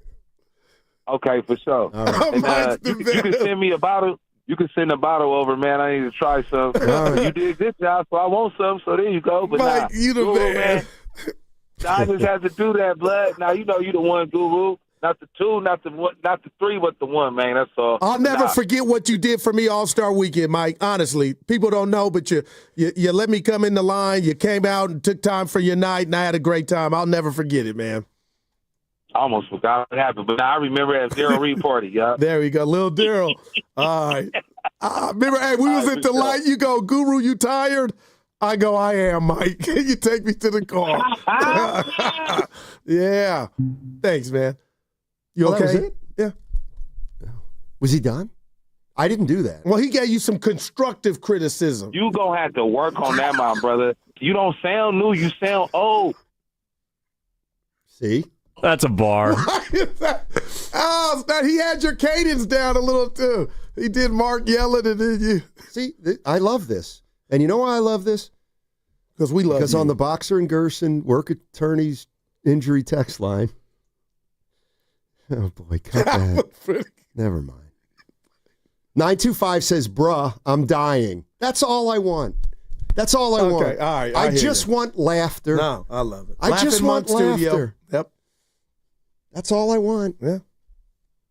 Yeah. Guru, I love you, but you are not hitting the ball at an Oracle. Wow. Yeah. All right, let's. Will's in Pleasanton. Hey, Will, how you doing? What's up, guys? So, true story, Guru Appreciation. When I was a kid, my mom remarried, and my stepdad always called a turkey the bird. And he would be like, what size is the bird? When are we cooking the bird? When are we stuffing the bird? And I was like, why do we call it a bird? It was always just seemed odd to me. And then, my kids came along, and they would say the same thing. Why does Grandpa always call it a bird? Well, then about 3-4 years ago, Guru came out with one of his classic lines. Why do they call a bird bird? Is it because it looks like a bird? So whenever my stepdad now says that around Thanksgiving, the whole family goes, why do you call it a bird bird? Is it because he looks like a bird? Oh, man. You'll always be part of our Thanksgiving, Guru. One of my most embarrassing moments. I appreciate That you. Yeah, is incredible. Can you find that right now? So the listen, we don't have it anymore? It didn't make it. No, yeah. we lost it in the move. Well, I am happy. You should be. But bird does look like a bird, and that's what I was kind of wanted to say. But do you see my point about, just a teeny tiny sliver of a filter? Just that one thought, like, hey, Steiny, why do they call Bird Bird? Because he looks like a bird? So you're saying I blurred it out. Yeah, and That's who I am, man. So you're saying Larry Bird looks foul? No, I'm going to give you a 3. Oh, Fillmore Mike's, Steiny. I'm going to go back and run that on the way to the cafeteria. He had your cadence down. That's fine. Yes, I can. 510. LOL. Can you tell us what no velvet rope needed means? Yes, I will. Those fancy clubs. Yeah, New York. Those fancy clubs where nobody's inside, but they make you stand in line anyway to make it seem like there are people inside. And then they have the red velvet rope, and it's like it's an expensive place for no reason, and it's all show, and it's no substance, and nothing of import is happening there. You don't need that with new vodka. That's not what we're about. We're about a quality vodka at a quality price, and we are not about all this superfluous crap, this cosmetic crap. It's good vodka at a good price. That's why I do it. There we go, baby. Mark, yeah, it's I love it. Thank you. You were chanting Fry? You were chanting Fry said? I'm lukewarm on him, but no. Okay. Channing Frye was asked, give me something that you think's going to happen this NBA season. It was a hot take. It was okay. He asked for a Warriors hot take. Let's go. This is Channing Frye's Warriors hot take. I can't stand when people say this is going to be a hot take and then people get mad because it actually is. Yeah. Okay. This is from Channing Frye. I hate doing this, and I'm not being a troll. The Warriors blow it up halfway through the season. Oh. I do think that team will be good, but look at the trend of where the NBA is going. OKC is a very tall team. The Cavaliers, tall team. Boston, big team. Denver, big team. Minnesota, tall team. Houston, extremely tall. Golden State is still playing small ball, and I don't know if that works anymore. Ready? They have to make another move for me to be confident. The Kuminga situation lingers. And who's their starting center? I just don't think you can be successful playing small ball anymore. You need to have a legit big man. Now, maybe they go get Nikola Vucevic. Maybe they get somebody. But who's their shot blocker? Who's their rim threat? Who's their lob threat? They used to have those things. Hey, seriously, Sonny, I'm going to put I hate every part of what he said, but there was some, like the lake in Oakland, there was some merit to that. Like, wow, man. And I've been expressing to you all who's going to be, Looney's leaving, and I know you say Horford, okay. But Steiny, he said blow it up midway through. That would be the ultimate worst-case scenario. And Kuminga, yes and no. I got to go back here. Yes and no. Kuminga's body type is what he's talking about, this new NBA. He's talking about a center. He's talking about a rim-protecting center who can also catch a lob and dunk. Well, we don't have that. Well, TJD can. 6'8". Yeah. But, man. So that's yeah, that was sobering. But what do you think of it? Like, seriously, like. I think it's very possible. I hate to say it. I just And there's not another move outside of getting much of nothing for Kuminga, Steiny. So you were saying blowing it up. See that, like, okay, this is my parents, and you can blame Mary and Bob. But whenever anybody says something like, well, that would be the worst case scenario, I'm sorry. I think, well, let's try to think of one worse. And I can think of a lot worse. Curry getting hurt. No, not necessarily. I could see this. Nobody gets hurt, and they don't make the playoffs. That would be worse than blowing it up midway through the season. It would really be over then if that were to play out. I just can't see that happening. That's why I was doing that trifecta exercise. That's what I have faith in. And I don't even know if you can afford to load manage those three dudes to the degree you think you need to with what you have on the roster right now, and this question mark about JK. That's why. Damn. That's why they've got challenges. They've got challenges ahead of them. They just do. How you feeling? You feeling blessed? Yeah, I feel good. Feeling blessed? I'm always good on payday. Blessed? Yeah. Good, Well, why are you saying it like that? Highly favored. Yeah, that was great. It's Guru Appreciation Day. Well, I got to tell you something you're doing. You talk about these phrases you don't like. Yeah. You're using one. It's your sign-off. And I got to tell you, it is outdated and old. And I've been meaning to tell you. Do it, buddy. Yes, sir. Oh, that's an original. Dude, but that's an original. And you know what? Yes, sir. Count the bucket. No, Steiny, and you know what? We are a little past that. It's actually not an original. I got it from somebody. I know you did. Who? Who'd I get it from then? A million people come to mind. No, there's only one. The streets were saying it. Yes, sir. No. Fabby Davis. No. Please. Fab. Bob Fitzgerald. Curry from the top of the key. Yes, sir. I'm going to give you that. Here's when you sound like here's the one. I'll be honest with you. Here's the one that everybody loves. You don't know. Yeah, no, I do know. Hey, Steiny, how you doing? Dynamite. What? Yeah, Dynamite. How you doing? Dynamite. And that's not an original either. That goes back about 20 years. See, that's cool to you. I'm not saying it's bad. But when you're cool. On text, yes, sir. I'm like, dude, that thing is so 2000. Okay, do you like check and noted? His yes, sir on the thread. I'm like, that's old and outdated, too. Yeah. The 10-4. Yes, sir. Hey, by the way, I do have a little bit of 49ers news. So I signed Alfred Collins. They did, not that. So they are starting training camp next Tuesday when the veterans are officially in camp. They announced today that the PUP list, the physically unable to perform list, includes Brandon Ayuk, who we knew about. Also, Ricky Pearsall is on the PUP list, probably to begin training camp. And we were worried about that. Yeah, he's been dinged up this summer, but you now have two wide receivers on the PUP list with Juwan Jennings in the wind.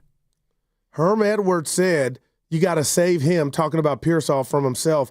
Evan, do we know why he's on, with what ails him, on the PUP list to be this young?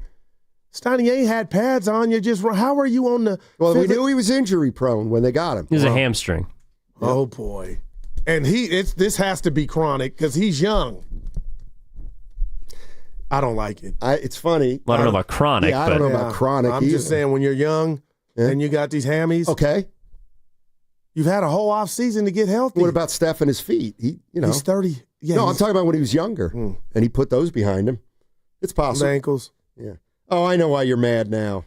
I'm in a good mood. No, you're not. I know why you brought up yes, sir. Because Joe Shasky sent us a text on Tuesday and said, hey, guys, seriously, that was it. I can't thank you both enough for today. Thank you. Yeah. And I said, yes, sir. Yeah, and you didn't get back to him. Yeah. No, I called him. Yeah. He called me. Would you call him? We talk all the time.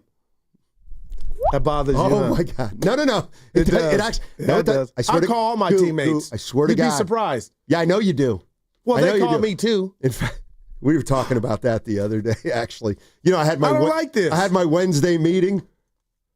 And why would I come up? Oh, you came up before we even started. You came up before we even got to the place where we were having a meeting. What? And what was said? I said to him, we really don't even have to do this. Guru told me everything from your meeting yesterday. See, now you're going there. What? Right, you went there. Because I wanted to not. No, last year you did me dirty on air. How? And I still got your text messages where you apologized to me. Which one? You thought you ruined our relationship. Yeah, when you went 0 dark 30 for like a weekend. Remember I left you guys that hot voicemail. Oh, but that was the one that later you acknowledged you were wrong about. No. Yes. No. Steiny. You don't even remember what it was? Oh, I totally do. What? You told the boss. Go ahead. And made him feel like I was playing him. That's not the way it went. You don't remember. Yep. You don't remember. It was about Bonte. Yeah. Yeah. Remember? And then he goes, and Guru's so good at it. He goes, wow. But that hurt me. Oh, that was great. I got a phantom text. You need to listen to the crossover. And it was like Halloween, scary writing on the text. I go, okay. That hurt me. You do kind of still spill the beans more than you should, Steiny. No doubt. Actually, the that boss hurt me. You called me and tried to fix it. Admit that. I know, and you never got back to me. I was that mad. For no reason. You were wrong. No, I was You were wrong. dead wrong on that. You misread the whole sitch. No, I said Goo had a tough poker face. Yeah. And you know what? You got and as for sharing information, the funny thing is that's what the boss and I were talking about yesterday, and there's nobody that shares more information than the Goo. Please. Come on now. He's a walking newsletter at Odyssey. Seriously. Not on the appreciation wall. Wow. That's pretty good, man. I hope I didn't come up. Okay. How could you not? You're my partner. We had to talk about the show, the strengths of the show, the weaknesses of the show. You want to hear what he said? Well, I had my meeting with him. You came up. Yeah, of course I did. We're partners. It went long. It's like Kobe and Shaq. I mean, you know, when Phil Jackson said, Kobe, let's talk about it. Yeah, he was talking about Shaq. And you probably were like Pippen when Phil told him, go up here and show us how close you feel to the team. And what did he sign his name, Steiny? Way over on the other wall, Evan. Pippen's a strange dude. Dundada, I said that Guru's a walking company newsletter, essentially, because he has all the information. Hey, watch this. Who's the last person to get promoted at KCBS? Oh, that I don't know. Oh, please. Oh. I know the politics. I don't know that stuff. All right. You know, we have this sound on our board, and it looks like it's a potpourri of various things that they were talking about on the morning show. Okay, let's go. I mean, some of these look like they're great. Draymond, guys. How about Madison Bumgarner talking about the dirt bike? We're not going to steal their bit. Okay. We got 5 minutes. Yeah, I got a question for you. How about that? What are you trying to do? I forgot. This is a great one. Remember? No, I don't. Evan, let's go, baby. Ahead. Shocker. So Damian Lillard signs, effectively, a feel-good retirement contract with the Portland Trailblazers. 3 for 42, not going to play next year, likely to end his career in Portland. Whether you like it, whether you don't like it. My question is, if there is a former Warrior in the league that you could offer a Damian Lillard contract to bring back, like a retirement contract, which one would it be? I already have my answer. Go ahead. Andrew Wiggins. Wow. I mean, man, if somehow, and I thought there was some action there, but Evan, I think he could fit in like a glove, man, and if somehow Kuminga could have been part of a package to bring us back Andrew Wiggins, as soon as you asked me that, I said, that's my guy. I'm not going to hate. I know it wasn't all pretty, but man, that's my guy. A-Dub. Okay. I thought most people would say Clay. All right. But then the guy I said, Evan was like, okay, but we're talking about, I guess, like I said, Jordan Poole. Yeah, but I misunderstood. I was like, if you could give a guy the contract right now, it'd be Jordan Poole. I'm not mad at that But now either. I have a different answer. Because this guy would actually fit. I think this guy would make him better. And I haven't heard his name on this question. All right. So a guy we could sign for, 3 for 58, 60? Well, just the idea of a contract to bring him back. Wiggins is mine. You ready for this one? I think I know who you're talking about. Harrison Barnes. He could fit on this team. Mm-hmm. Because he doesn't mind being a third option. He's a significantly better defender than either Kuminga or he's better defender to me than Wiggins. Gary Payton II. No. But you guys basically said the same person. Yeah. I'm not mad. I think I want Barnes over Wiggins. Oh, Steiny. Because at least Barnes, he won't frustrate you because he always leaves you wanting. See, But I'm not ready Wiggins- for that, though. Wiggins I'm not ready does for it that. so infrequently that you start saying maybe he could do it every game. Barnes had a game winner against the Warriors last I'll year. never forget it. Exactly. The Black Falcon. Let's go Frontline in Hayward. Hey, Frontline, what's going on? Hey, you guys. Happy Friday, Payday Friday. Yeah, thank you. Hey, Guru. What's up? Happy Appreciation Day for you, Guru. I Thanks, love you, man. Right, I love you too. Yep. Yes, sir. You guys have a great show. I just want to tap in real quick. And the Warriors, they big three, have a good season next year. If one player get an injury, that's an injury to all. That's how I'm looking at it. You fellas have a great day. Be Wow, blessed. back at Thank you. you. I am And then here's shocked. when Guru goes, well, if anybody gets hurt. Well, if anybody gets hurt. I just heard. Oh, Listen, Shea Alexander. Can If you Chet shut Holmgren, up? if Chet Holmgren gets hurt, well, he did. Listen. And they won 68 games. I can't believe now you or I didn't say Durant. Nobody said Durant, Evan. And who was yours? I was curious. That's true. Who was yours? B? Was it KD? I think it's Clay. Yeah, it'd be Clay. Not Now, are they coming back? No, they're coming back right leaving now. what they were or what they are now? What they are now. Oh, Wiggins. And I love me some Clay. So all of a sudden, Looney's not that good. No, it's not. He's Oh, not. Looney was the key to the Warriors off season. No, I'm just a real one. I miss. We're gonna miss Looney. And your boy just told you that. Who? The guy made fun of the hairline. You just read his The quote. guy. Channing Frye. No, yeah, Shannon Fry. Man, Steiny, that was cryptic. Oh, I hope he's wrong, boy. Yeah. Anyway. Dibs and Grandy. Oh, yeah, they'll be coming up next. And it's. I the, really appreciate you guys putting together Goo Appreciation Day. I didn't see it coming. You deserve it, Goo. Shut up. You If I did, deserved you it. would have wrote it, not be on the wall. That's so true. This doesn't fix me not being on the Are wall. you serious? It doesn't? I asked for this without asking for it. No. But I love all the people that show love, man. You are. Can I be honest, You're though, a before we special get out, guy. Evan? You're a special guy. I thought 49er Frankie was Curry or Myers. Curry's in San Jose. I thought it was Stewart. He go, are you there? You know what? And Frankie's my guy. We didn't think about But it I like thought that. it was Stafford. Oh, God, I wish we could have done that. I didn't know. And Frankie's You my know guy. what? I wanted to be. Curry I said, would've- these guys Curry got would have Curry. given Guru a jersey, too. We should have done that. Well, he's got a birthday coming up. Oh, Evan. When you said, are you there? I go, they didn't got the chef for their boy.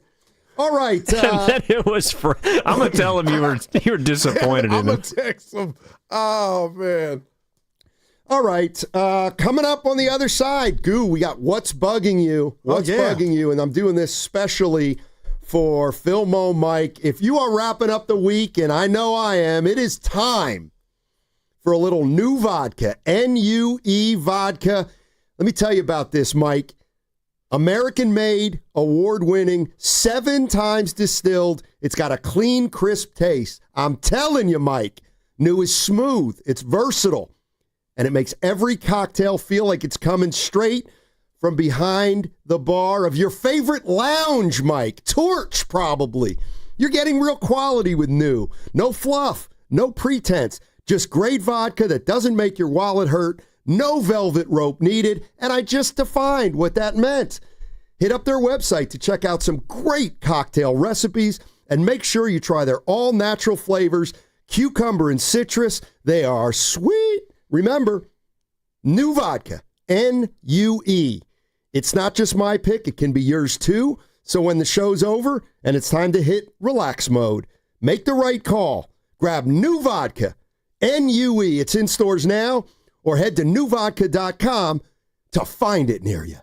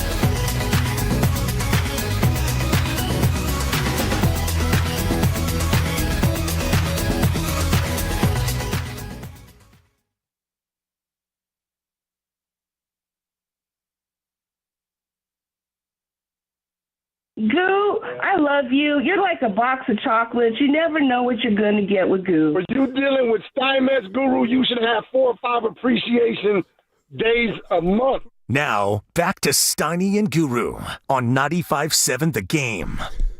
All right, it's time for the crossover. Let's welcome in Dan Dibley and Mark Grandy. Yeah, Mark and Dan. Dan Happy and Friday, Mark. guys. How's Yes, it going? sir. Goo Appreciation Day. I He told me appreciate today. you, Goo. That's my Wait. guy. I appreciate you. You don't like the yes, sir. That's a classic Vern Lundquist call It is. from the Masters. Hello, friends. But Steiny uses it every time on the thread. It's Joe like- Shasky Dibs invited Guru and I onto his show earlier this week. So This Guru is and when it I, got to me. Guru and I actually were on Shasky's show for an extra hour, 9 o'clock. We did a whole hour. You mean the morning roast, right? Correct. It's not just Shasky's show. I couldn't think of who he was hosting with lately. I love it. I'm kidding, Spadone. Shout I out love you. Spadone. You did a whole extra hour? Yeah, we did 5 hours and 10 minutes. 5 that and a day. half, including the car. Yeah. But it was fine. Anyway, Shasky sent us a text and just said, "Hey guys, seriously, I appreciate coming in." And I said, I answered, "Yes, sir," with exclamation points. Dibs. It's like it's a saying, but it's kind of old. It's That's all. acknowledging that you got it, buddy. Because he got mad Don't and worry gave us about a it. list of sayings he doesn't like. Such as? Stand on business. I love stand on I business. hate it. Or he's in his bag. I Remember hate that? he's in his Yeah. bag. My new favorite is say less, which is, basically when, somebody says something that's a good point, say less. I like that, Dibs. Not pay less, but just say less. If you ain't cheating, you ain't trying. That's a one of the- classic Guru. Yeah, that's an original. Yeah, I'd like him to lose it. Like that couple that got busted at the game. Yeah. Oh, my. Yeah, like What you was that? at 24 Hour playing basketball. Oh, check it yeah, out. don't- 7'4". No, 6'5". And it's really Everybody, like, What were you going to Yeah. say, Goo? Say it. no, everybody understood that's finessing the game. And some dudes are on it and they kind of love that. Are you on it? Oh, I used to do it all the time. It didn't work all the time, but Steiny got, you're that guy ruining the game. But how are you two? doing great. Yeah. I got to tell you, I'm irritated. Oh, I could save it. Or we could get to it now. No. You save it. You got 11 minutes. Well, is it Still, a- what's bugging Is you? it officially what's No, bugging? it's the breaking news that Evan gave us about Ricky Pearsall. So you got this situation with Jawan Jennings. Debo's gone. Your boy's in sick bay. Ricky Pearsall's a baby, but Herm Edwards told you, Dibs, Willard and Dibs, he didn't say he's fragile. You got to save him from yourself. How the hell do you got a hammy issue? And this is the offseason. You had to have pads on. Make it make sense to me. And I told him, shout out Dr. Dre and Snoop, when you're this young and you get that soft tissue, it could be chronic. Nice. Yeah, that's a 4. And bless you for that. I was wondering where you were going with it. And, he's had a couple of different soft tissue injuries, right? Wow. And he's just now entering his second year. And I just am a little bit concerned about what he's doing in the offseason to get ready and what he should be doing. I don't know if he needs to be doing Pilates or doing yoga with Moses and Kavan or doing something other than not Kavan what he's anymore. doing. Right. What he is doing is clearly not getting him ready to be camp prepared to play a football season. So that one is, I wasn't shocked by it because Ricky Pearsall's had a little bit of this dogging him early in his career, but it is troubling when you've got Jawan, I want more money. Ayuk is out for Also on the pup list. Right, and I think he'll start the season on PUP, which makes sense. So right now, if you think about your receivers, you've got a contract-frustrated Jawan. You've got Ricky who can't go to camp. You've got Ayuk coming off an ACL. What are we doing here, Does guys? this help Jawan? Probably. Yeah, leverage-wise, yeah. Just to clear up any confusion, there's 2 pup lists. There's the one that happens in the regular season, which, as Dibs said, is probably where Ayuk might end up I being, would which guess, means right. it costs you 4 games at least. Yeah.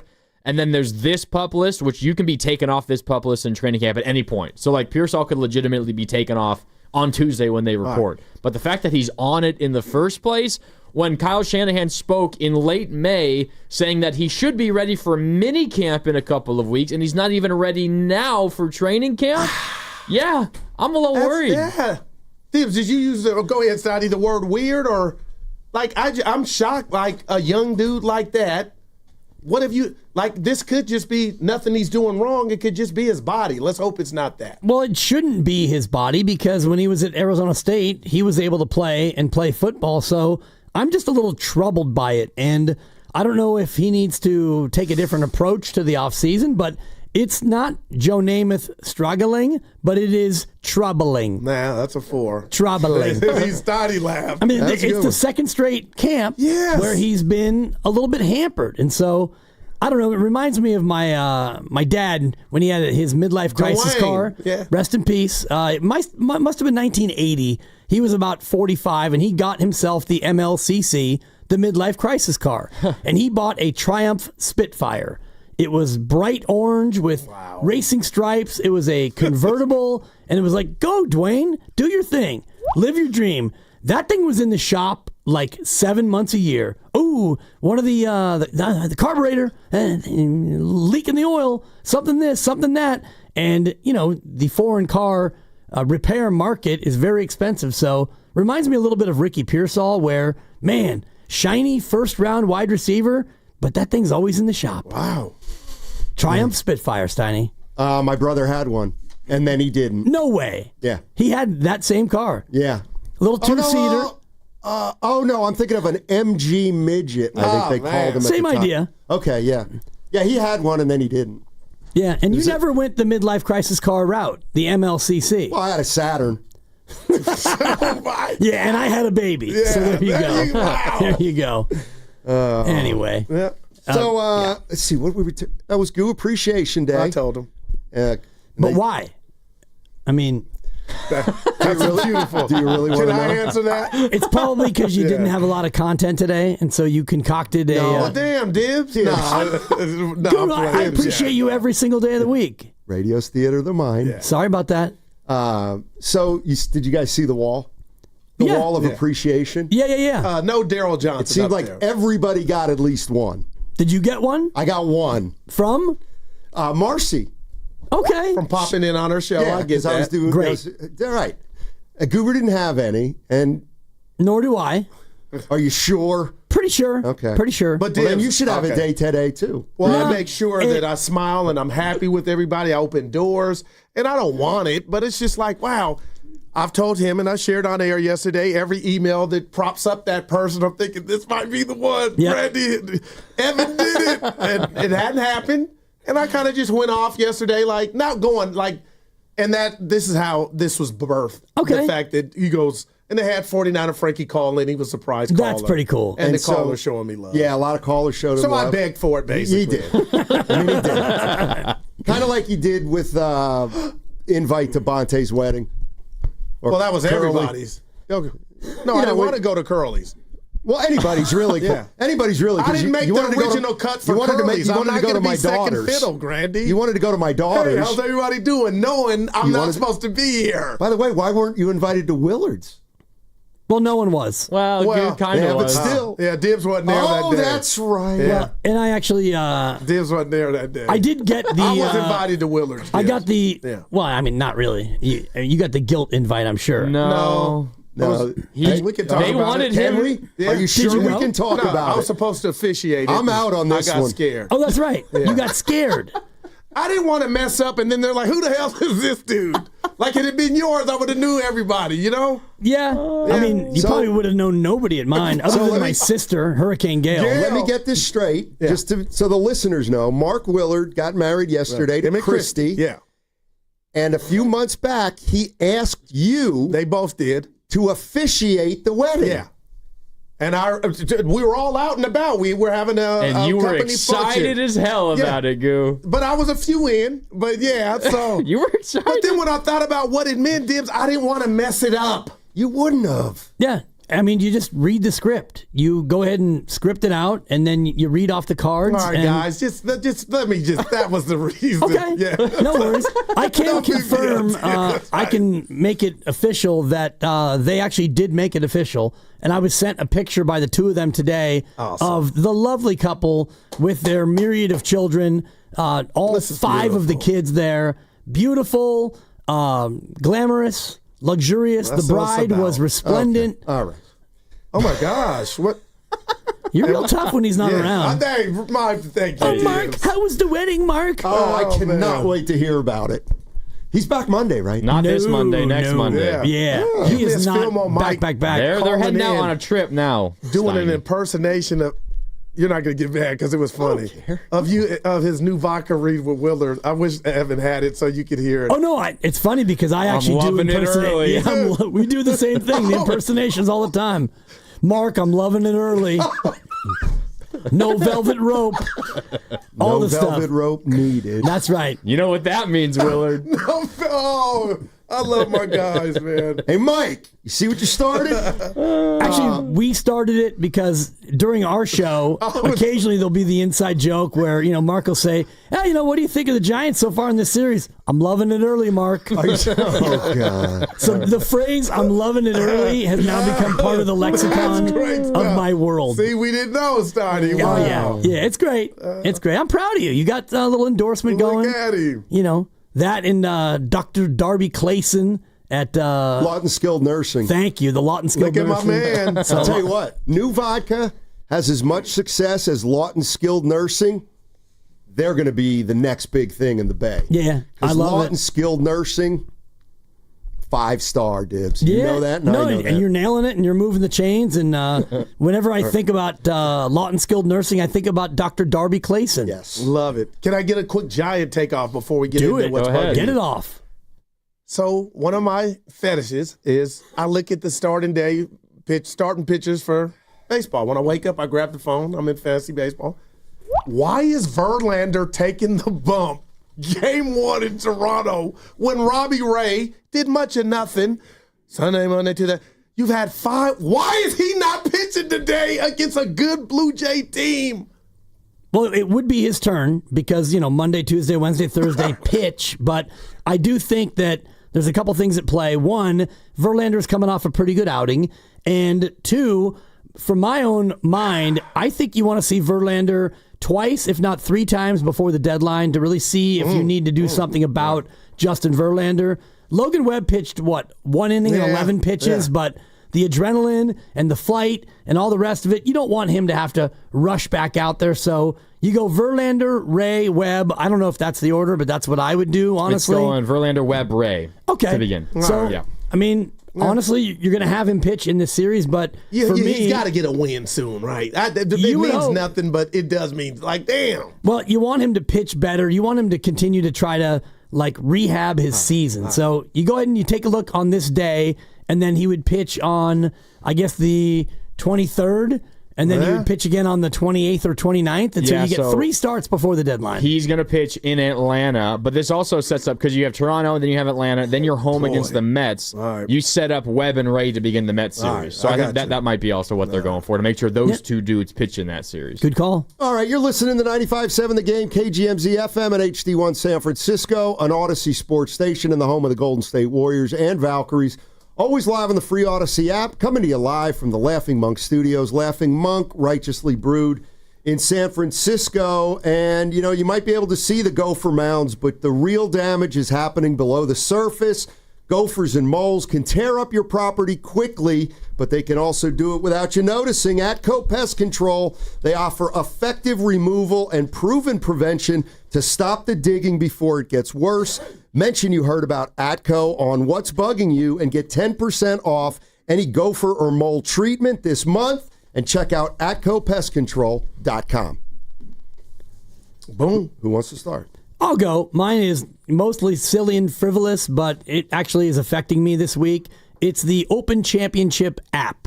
Right now we have the Open Championship going on, which some would call the British Open. All right. And this app is only worthwhile for 4 days a year. And so every year I download the app on the Wednesday before the tournament. And so you can follow along with the leaderboard on your phone. And normally you can also get live feed and live videos. But first of all, you download the app on Wednesday, and by Thursday morning, it's saying this app needs to be updated. You're telling me I need to update the app even though I downloaded it 11 hours ago? What is wrong with you? So you hit update, and it updates, and there's no real change. And then you go to watch live, and now I have to create an account and give you my email address. Even though it's free, I need to create an account to be able to watch the live golf on my phone? No, thank you, Open Championship. I don't want 361 days of your spam. Open Championship app, you stink. Wow. I like it. Well, I do too. I'll go next because mine is also somewhat related to technology.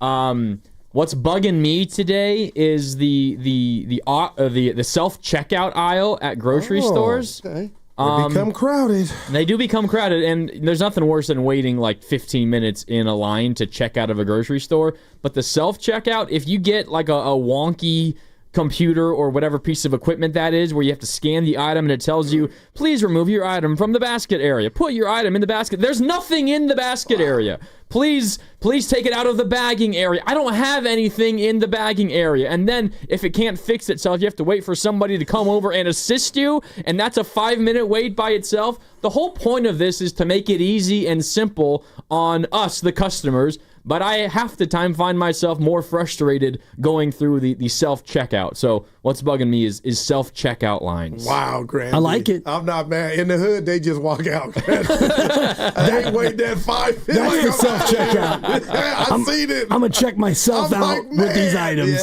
Yeah, it happens. What you got, Steiny? All right. What's bugging me, and this is Grandy, I hate to do this. Uh-oh. Wow. You hate to see it, Evan. Uh-oh. You bugged me this week. What did I do? It's because I texted you guys while you were on the show. So here at Odyssey, we have a standard. Okay, we set a standard here. The older generation that the younger generation really should try to follow. And you were in Vegas earlier this week. Now Dan Dibley's a little bit older than you, and he's got a small child. So I understand why he stayed in and got some sleep. Randy, how old are you? 29. You're 29 years old. Uh-huh. Okay? And let me be clear. Right off, this is not about drinking. You went to bed in Vegas at 10 o'clock. No, I did not. You said you didn't stay out late. The other day you told us you were in not bed. that late. I got back to the hotel at midnight. Well, I mean, that works too in Vegas. Is that not... Randy, there's a long history of Odyssey people in Vegas. It goes back to Fortenbaugh and Chris Townsend. And it's unheard of. It's unprecedented. A 29-year-old, you did not represent the company well. I apologize. And even if you didn't want to do it, this is why I harp on being a team player. This is great. That's a team player would have gone out in Vegas despite not wanting to. They would have made a little sacrifice. But now we're thought of differently here at Odyssey. Reminds of the Listen Vegas. to your OG, I set a Grandy. terrible example, huh? Oh, man. And you know what? Not to us, but to the younger people here. The Carter Chickering. Yeah. No, he's not Speak on younger it. than me. That is too funny, Grandy. The Ken Luttrells. I think Also older. I think Right. Risotto might be the only one younger. All right. Well, he's important to be a good role model too, and you weren't. Yeah, even the future Odyssey employees who are out there, somewhere there's a kid who's 13 listening who will someday be here at Odyssey, and he's thinking, man, I hope that I can someday go to Vegas and stay out till midnight just like Mark Randy. Oh, man. That's All pretty right, good. Goo. Yeah. It's a good one, Steiny. Thank you. Well, nobody asked, but Saturday I went to the Summer League game, dolo. I parked somewhere I shouldn't have, and I knew that going in, so when I came out, I had company. It was a meter maid.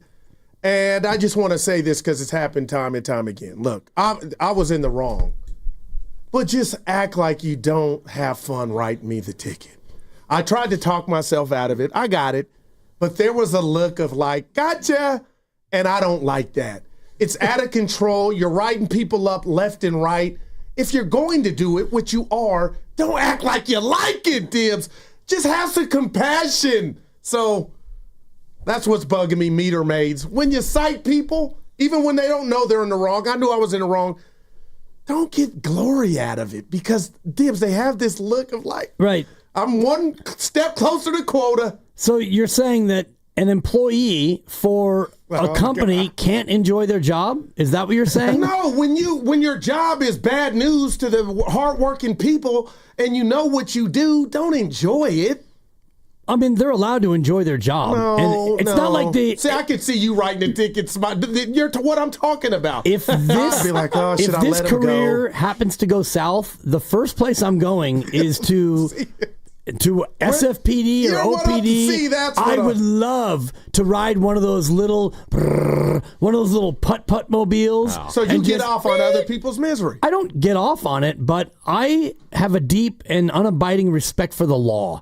And if you're parked where you're not supposed to park, and I can and print out a ticket and slap it on your windshield, that's fine. As long as and I don't believe that we in the business like the term meter maid anymore. We in the business? Eventually I'm going to be there. We prefer to be called PEOs, parking enforcement officers. No, I'll call you a meter maid. I'm with you. Do you call the mailman a mailman? Even if the mailman happens to be a female? Or non-binary? No, it's a postal carrier. Did you know what I mean? I know exactly what you mean. Jobs are giving people bad news and they get off on it. I got fired by this very station March 11th, 2014. I went out for a midday. I'm laughing with you, not at I you. went out. Well, it's been 11 years, so I'm over it. I went out for a midday salve with my dear friend Sal Castaneda, Dana Ali, and Matt Steinmetz. We went to a place that's now defunct. I know, it's not around anymore. The Graduate. Okay. The Graduate. So we go inside for a midday libation. Nice. It was a libation sensation. And yes, I was gone. As I'm in there, I look out and I'm getting a ticket. And so you gotta be kidding me. Hours after I got let go by I think it was Entercom at the time, but it's neither here nor there. I know, we know the people. Yeah. Oh, yeah. That's all that matters. Yeah, and Jeremiah Crow apparently wept in his office. Wait, I got fired and you're crying? But I digest. Okay. So I go out there, and this parking enforcement officer, he wasn't a meter maid, he was about 6'1", 280, and I go, whoa, dude, I just got fired today. And he's like, gave me the shrug. I said, at least let me snap a couple pictures. And he's like, sure. So I said, okay, hold on, lift up the windshield wiper, and so we did a full photo shoot. And I didn't feel bad for him. He's doing his job. Oh, and I wasn't doing my job because I didn't have a job. But that's just the way it goes, Goo. If I get out to my car before they put the ticket on my windshield, then it shouldn't count. Speak on it. I think everybody learns this first is, well, I've already started. Once you start, hit the paper. You know, because it used to have the carbon.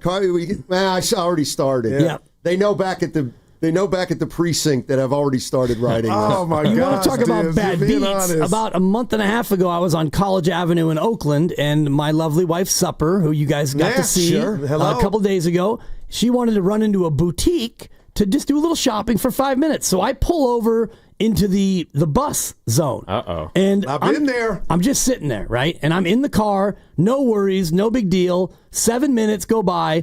And no parking enforcement officer comes by. You almost said meter maid. Almost dropped it. Nobody comes by, and she gets in the car. We leave. 3 weeks later, we get a ticket in the mail. Apparently, what they have now is it's AI. So the buses, and apparently a bus drove by. You gotta be kidding me. They didn't need to use the bus area, but the bus just drove by, and like AI snapped a pic of me in the zone. $120. There's no. If this happens in the Union, I'm finished. Well, I do know that oh, my God, dude. What is going on? I did hear about 3 months ago that people had been getting tickets unknown like that. Yeah. And they said, well, we're having a 60-day grace period, but just to let you know, like, you're going to be ticketed. So you got a warning like the first 2 months. Yeah. But obviously it's after that. Must have been. Wow. And I wrote a letter of protest, and I'm waiting to hear back. And in typical fashion, you had to mail the letter of protest for an Oakland ticket to Rancho Cucamonga. Yeah, because Oakland can't have their own resources to mete out a dispute. So we're sitting and waiting. I don't like my chances, but that was a lesson.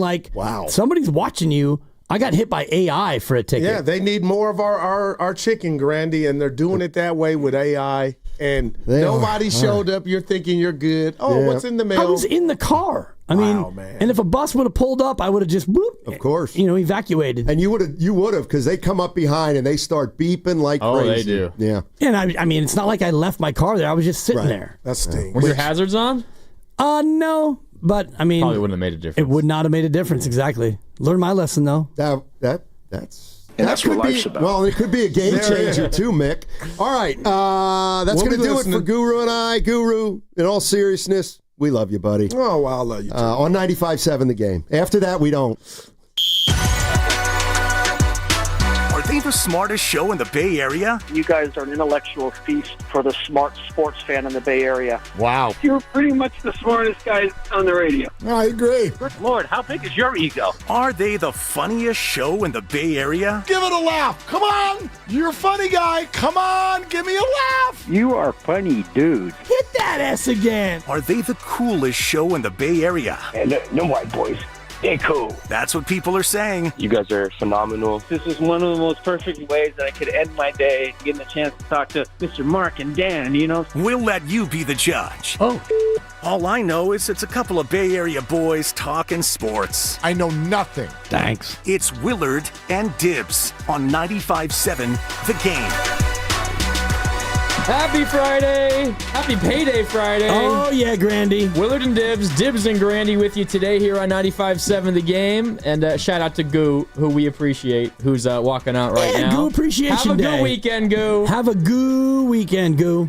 Maybe a better weekend than Ricky Pearsall, Dibs? I feel sad that this is a thing, but, you shouldn't be that shocked because he had a little bit of a tweak, is what it was referred to, right, back in OTAs. And, Kyle Shanahan basically said he would be good to go by training camp. And now camp for Ricky starts in 4 days. Yep. And he's on the physically unable to perform list. Wow. Troubling. Yeah. So this was Kyle Shanahan during OTAs, which happened in late May. Shanahan speaking on May 29th, telling all of us about Ricky Pearsall's hamstring that he tweaked. And then there's a follow-up question mixed in here as well, and you will hear his answer to that. Shanahan on Pearsall, May 29th. Ricky's been awesome, but Ricky has a tweaked hamstring, so I'll be surprised if he does anything in OTAs. Be back for minicamp or out? I know he could be, but by the time you get to minicamp and there's just 2 days left in school, we probably won't just throw him out there. But he should be healthy by then. Okay, so Kyle Shanahan saying, again, almost 2 months ago in late May, that Ricky has a tweaked hamstring. The follow-up was, will he be ready for minicamp? Not training camp, but the 2 days of minicamp. And Shanahan said he should be, but we probably won't play him anyway because it's only 2 days and not worth the risk. But he should be ready. And now, Dibs, we're getting set to enter training camp, and he's still not right from that tweaked hamstring. This it's not a disaster because he could, again, come off this list, the physically unable to perform list, at any time in training camp. But the fact that he's not ready now when Shanahan suggested he should be ready for minicamp, I mean, this is troublesome. I'm worried. I am too, and it's almost 2 months. It'll be 2 months from when you played that sound, when he actually tweaked, quote unquote. Yeah. And when you tweak your hamstring, that for me is about a 7 to 10 day thing where, it's just a little bit of a twinge, and you're going to rest it because when you rest it, it gets better. And now we're 2 months removed from the quote unquote tweak, and he comes out on the PUP list. So either it was a tweak and it got worse through training and a re-injury. And we know from Herm Edwards joining us, his college coach, saying, yeah, you got to protect Ricky from Ricky. Maybe he went back at it and re-injured it. I don't know what the situation is, and I guess we'll find out on Tuesday when everybody reports and Kyle Shanahan ostensibly will speak. Yeah, I don't know for sure when Shanahan will talk. It might be Tuesday. Maybe it's the first day of actual practices, Wednesday, because if memory serves, when they show up, they're just reporting on Tuesday and there's no actual work that happens. But Shanahan might talk Tuesday or Wednesday. Regardless, he will be talking next week. And one of the first questions I can imagine will be about Ricky Pearsall. The other one will be about Jawan Jennings, would be my guess. But yeah, there's no way to spin this as good news. I want to pump the brakes in terms of this being disastrous. And this is not a nightmare, at least not just yet, because I think what most of us, when we hear PUP, the physically unable to perform list, we think, oh my God, he's going to miss 4 games. There are multiple PUP lists, and the one that he's on right now here in training camp in the preseason is entirely separate from the one that you put players on in the regular season, which causes them to miss at least 4 games. So this does not mean anything for his availability for week 1. But again, it's just the fact that hamstring still is not right yet when it should have been right like a month and a half ago. Yeah. That's what is scary about this, is that this is a guy who time and time again just has these nagging things that make his availability feel like a question mark almost 24/7. And it's even made worse now by the fact that, Brandon Ayuk is out, and he likely will be on the real PUP list, and he probably will miss the first 4 weeks, maybe even a little bit more. I wonder when he reports next week, and he will report, I wonder what he's able to actually do. He'll probably be doing work on the side or maybe even behind closed doors as he continues to try to get ready for, I guess, October would be when I think Brandon Ayuk would most likely be able to get out there and play actual football. And you got Juwan Jennings, who has a contract situation that he's not thrilled about. So you start to look at your top 3 receivers, Ayuk and Pearsall and Jennings, and you've got out, camp, pup, and not happy with his contract. What are we doing here, right? That's scary. Yeah. And then your other receivers are unprovens who you hope are okay, but you don't even know if they're NFL quality. And a guy who is probably looking at a 3-game suspension for a DUI, and that is the boilerplate NFL suspension number, and that's where you usually get the 3 games, and that's Robinson, right? DeMarcus Robinson from the Rams. He got pulled over and arrested for DUI in LA, and he was going 100 miles an hour. That's usually something that, even as a first offense, the NFL is not going to just gloss over. So you start to move down the depth chart, and I know you're looking at it now. I can see your eyes scanning it. Like, who's left? You've got the rookie, Watkins. So Jordan Watkins, the rookie. Jacob Cowing, second-year guy. DeMarcus Robinson, as you laid out. And then the others are Junior Bergen, Isaiah Nayor, Russell Gage. You're making this up. No, Tariq Owens. That's a name that we know. Yep. Isaiah Hodgins and Malik Knowles. Of those names, those are the wide receivers. How many career catches do you think those people have? Oh, Russell Gage definitely has some. Isaiah Hodgins has some. I would guess that the others don't. Jacob Cowing maybe has a couple from last year. Yeah, maybe a couple. I don't know. We're talking about less than 100. Oh, Russell Gage is a veteran. He might have a good chunk, but none of these guys are special. There's no doubt. Gage has 244. Yeah. And the last one's coming in 2022. So it's been a while. Right. I mean, that's 2 full seasons. Combined catches last year for these guys, it's probably less than 25 for these combined guys. Maybe even less than 5. Isaiah Hodgins last year had... Oh, he only had 2 catches last year. He had more in 2023. Jacob Cowing last year had 4 catches. So you 6 catches between those guys. Jordan Watkins is a rookie, so of course he had none last year. Isaiah Nayor, also a rookie, so he had none last year. Junior Bergen, a rookie. He had none last year. Tariq Owens, of course, none last year. Malik Knowles, none last year. So out of all of the other guys, other than the key guys that you just named, Dibs, that have issues surrounding them, and don't include DeMarcus Robinson either, Jacob Cowing and Isaiah Hodgins are the only players that had catches last year, and they combined for 6. I mean, wow, right? So you've got Ricky Pearsall, who is going to start camp on the PUP, and Ayuk is out, and, Juwan Jennings, you would expect that the 49ers are going to resolve it. And maybe if you're Juwan now, you up your price a couple of notches because of all the things you just laid out, the lack of wide receiver depth that you really have. If you're Juwan Jennings and you want a new deal, not that you're happy about Ricky's tweaked hammy, but you think about that and it might help you in your negotiations. It might. So the Niners did not just put Ricky Pearsall on the PUP list, and it's officially the active/physically unable to perform list. They put 6 players on that list. Brandon Ayuk as well, no surprise there. Ricky Pearsall, offensive lineman Andre Dillard, who's a reserve offensive lineman. Defensive lineman Yetur Gross-Matos, who, assuming that he's healthy, is going to see a good amount of action this year. Safety Malik Mustafa, who's coming off of his ACL injury, no surprise there as well. And then linebacker Curtis Robinson. Those are the 6 on the PUP list.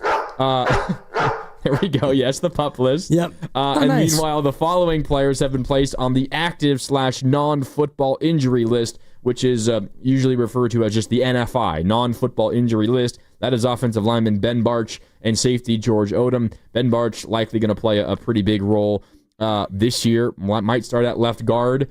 We shall see if he's healthy, but he's currently on the non-football injury list as well. So there are some big, important names that are on these injury lists to begin the year. And if you're the 49ers, you've had a relatively drama-free offseason, and you want that to continue.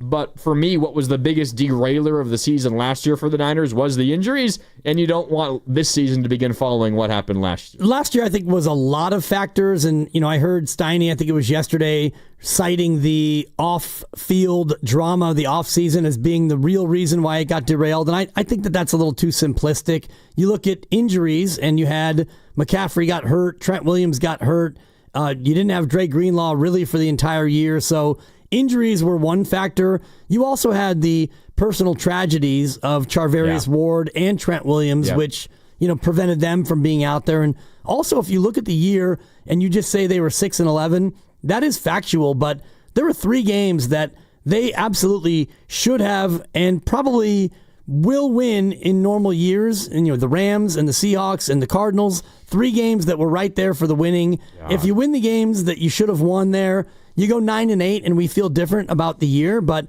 being 6-11 and having a last place schedule this year, it definitely kind of helps you as you move forward, but you have to be healthy and you have to be buttoned up in order to take advantage of that. Yeah, no doubt. Like, injuries weren't the only thing that went wrong, but as we try to gauge, all right, reason number 1 why they went 6-11, for me, it's a pretty clear one. It is the injuries. I mean, it's Trent, it's McCaffrey, it is Ayuk, obviously, early in the season, and then you had a bunch of players that were Dre Greenlaw, you didn't have him basically the whole year. He played a half. You didn't have Pearsall for, 5 or 6 games after the gunshot? That's not the only thing that went wrong and not the only thing that contributed to a disappointing season, but for me, that's public enemy number 1, is just the health. I would add in the fact that you had 2 coordinators that weren't very good. That's a good point. Special teams and defense, and I'm not trying to throw dirt on top of them being 6 feet under, but we said it at the time. And Ryan Schneider and Nick Sorensen. Neither of them are coordinators anymore with this team. So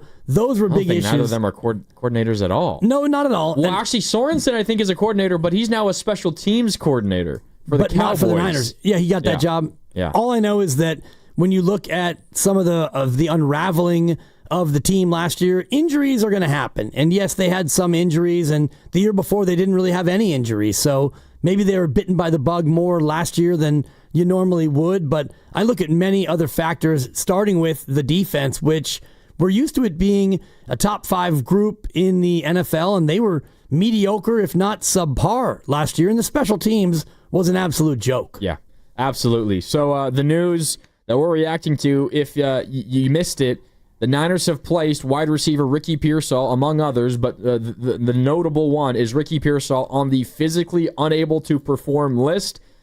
This is not a good sign for him as he begins training camp on that list when we thought he would have been ready to compete at minicamp more than a month ago, but that is not the case. He's on the physically unable to perform list to begin training camp. We got more on the Niners that we are going to get to, including some best case, worst case scenarios for all of our Bay Area teams. Plus, with the Juwan situation still up in the air, just how important is Juwan to this Niners team this year? And does this news make you feel differently? We'll get to that later on today, but we also have the beginning of the second half of the Major League Baseball season. It is already underway. The Giants get underway in Toronto today at 4 o'clock. We got a lot to talk about with the Giants as well, and we will do that when we come back. Plus, we give away our final prize of our All-Star Week prize blowout this afternoon. We're giving one lucky listener a Giants prize pack that includes a Matt Chapman bobblehead presented by UCSF Health, a Giants puffer vest presented by Ghirardelli, and a Jung-Hoo Lee hooded shirt presented by Life Plus. Listen at 4:30 to learn how you can win. It's Willard and Dibs, Dibs and Grandy with you. Back with more next on 95.7 The Game. Save on summer's sweetest flavors at Whole Foods Market. Get 18 ounces of organic blueberries for $5.49 each with Prime through July 29th. Make a no-bake berry crumble with whipped cream for an easy dessert. While supplies last, shop in-store or online. Terms apply. When businesses thrive, communities score. That's why Bank of America is the official bank of FIFA World Cup here in the Bay Area. And our more than 110 local business specialists are ready to help your business win. What would you like the power to do? Learn more at bankofamerica.com/local business. Bank of America, official bank of FIFA World Cup 2026. Bank of America Corporation, all rights reserved. Comcast Business helps turn today's small businesses into engines of modern business.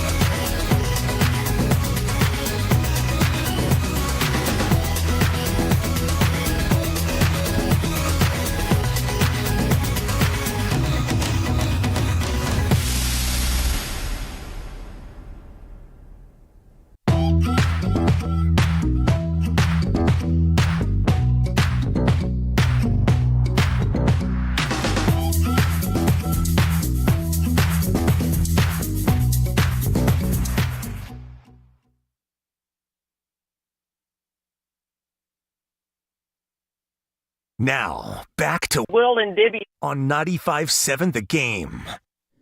Welcome back, Willard and Dibs. Dibs and Grandy with you. Congrats to Mark Willard and Christy, who tied the knot yesterday. I don't know when they take off for their honeymoon, if it's happening today or whatever, but they'll be back a little more than a week from now. Coming up, not this coming Monday, but the Monday after. Willard will be back on these airwaves, but they officially said their I do's yesterday. Congratulations to the happy couple, and Dibs, we'll see them in a week and a half. Yeah, pretty exciting, and get a chance to get out there and have a little honeymoon in a very fun locale. Don't want to give it away in case anybody happens to go there, and they may want to stalk the two of them. Yep, leave them alone, but it's a great time in your life to be able to tie the knot with somebody you love. Yeah.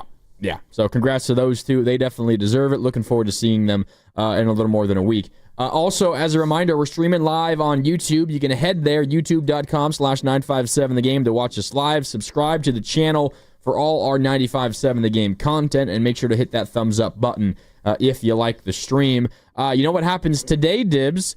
The Giants back in action in Toronto. It is Verlander on the bump. You excited for the second half of Giants baseball? Very excited. And, it's a little bit less than an actual half of a second half, and that doesn't bug me. Not technically, I guess. Well, it bugs other people, I guess. And, the halfway point was 81 games, and they've played 97. So can we still call it the second half? I think we can. And I'm excited because the team, I think, is in a good spot, obviously right in the mix in the wild card chase. And also, I looked earlier, and according to their opponents' records, they have the 22nd hardest schedule, which is to say they have a fairly easy schedule. Their opponents the rest of the way have a combined record of sub 500. So the schedule lines up well. The rotation's been great. The bullpen's been best in baseball. There's no reason why you shouldn't go out there and make the wild card. Just to give you a taste of the schedule to begin this unofficial second half, Toronto for 3, Atlanta for 3. Then you have this really weird stretch of your schedule where you have the Mets and then the Pirates both at home, then the Mets and the Pirates both on the road. So you go Mets, Pirates, 12 games. Only against those two teams. Then you got the Nationals, the Padres, the Rays, the Padres again. You do have some tough teams that are coming up. But all in all, the rest of the season, they do have a relatively favorable schedule based on what some of these teams have done so far this season. But you mentioned it. They've played 97 games. They're 52-45, Dibs. 7 games over. 6 games behind the Dodgers for first in the NL West. A half game behind San Diego for second in the West, and also for that third and final wild card spot. So they're not currently in a postseason spot, but they're right there as close as anybody else. And Dibs, if we were to look at the standings and to gauge out how many wins it's likely going to take to get to the postseason, right now, an 88-win pace is the third wild card team.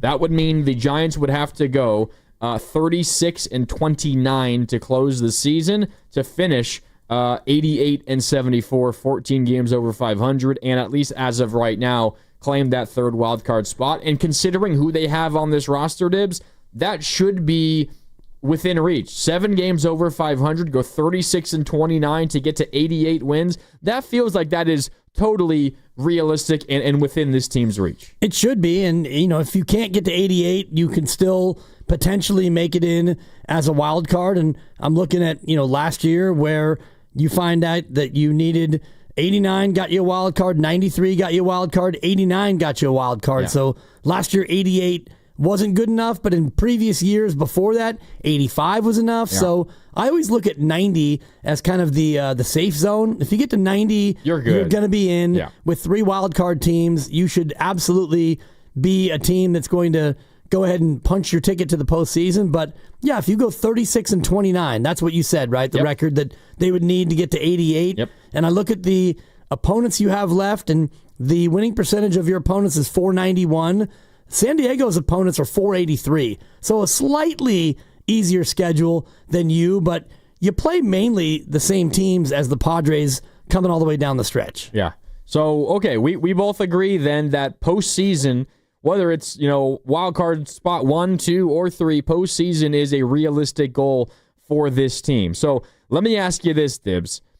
In order for the Giants to achieve their goals in the second half and go to the postseason, Who has to be their MVP? Like blank. Like fill in the blank. In order for the Giants to achieve their goals in the second half, blank has to be their MVP. And I've listed 5 different guys that I think should be in the running for that. Okay.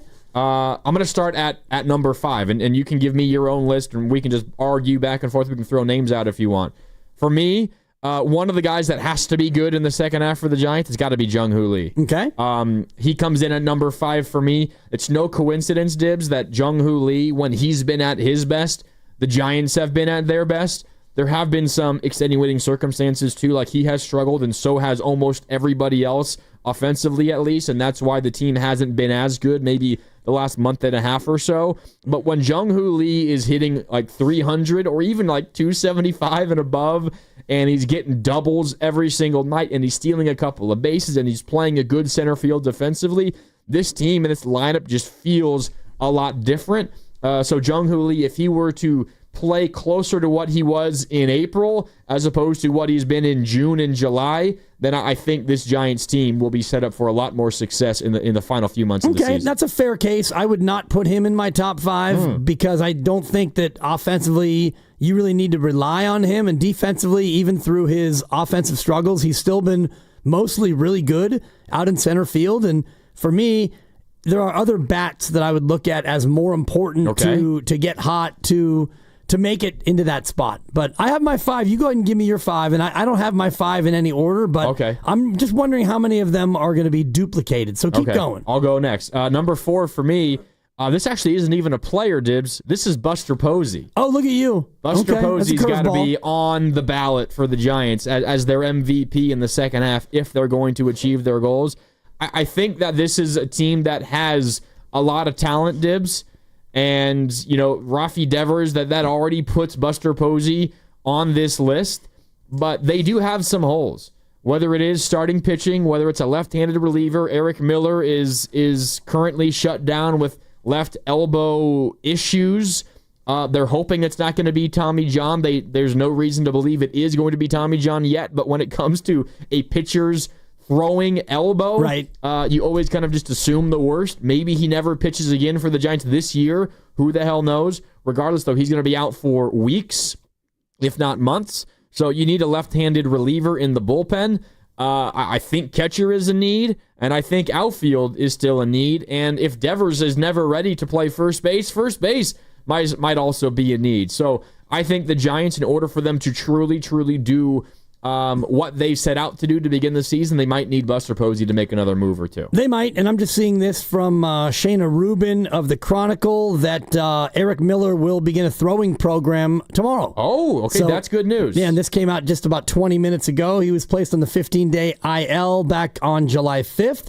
He was projected to miss 5 weeks, but he's going to go ahead and start throwing again. And if the 5 weeks turns out to be the time, he'll be back in mid-August. But I like what you're saying about Buster. A starting pitcher is TBD. Tonight's a big start for Verlander, I think. And if Verlander can just be good, if he can be your number 4, because right now Landon Roop is your number 3. If Verlander can be a solid number 4 starter, I don't think you need another starter, but the left-handed arm in the pen, I've been saying that all along. Even if Eric Miller comes back so you're and only he's lefty. able to pitch, he is your only lefty. So I like that. I still wouldn't put Buster in my top 5. I wasn't thinking about that in terms of this conversation, but I like the curveball you threw there with Buster Posey. Try my best. So 888-957-9570. In order for the Giants to achieve their goals in the second half, and the goals that we've agreed is going to the playoffs, in order for the Giants to do that, who has to be on their MVP shortlist? And you can give us a call, shoot us a text, 888-957-9570,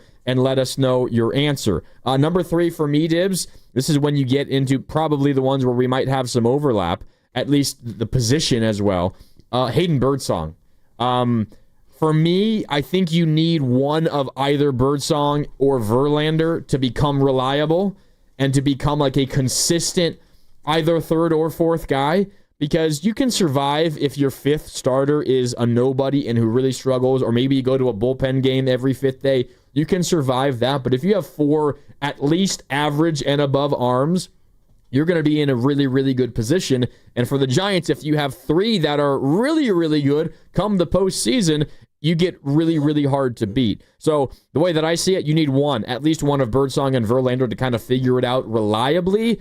And honestly, maybe I'm in the minority here. I feel like I am more willing to bet that Verlander would be a little more consistent going forward. So if I'm to maybe play this game a little bit and have some fun with it, I'm going to pick Birdsong to figure things out, because I also think that we might also see Verlander figure it out. So Hayden Birdsong, if he has a big second half, I don't think many of us are expecting that. Right. That gives this team another level, in my opinion. And I like the way you're framing that, because I also don't think that it's going to happen. So I would actually put Verlander in my top 5 as far as most needed to be the MVP of the second half, because Hayden Birdsong, even if he pitches well, he's going to be getting up to his innings limit. If there is an innings limit, he might be there. And I would much rather see Verlander, a guy who's got MVPs and Cy Youngs and World Series and all the rest of the accolades that he has earned. I'd rather have him find it and get sharp. That way you get to October and you're not relying on a 23-year-old Hayden Birdsong. So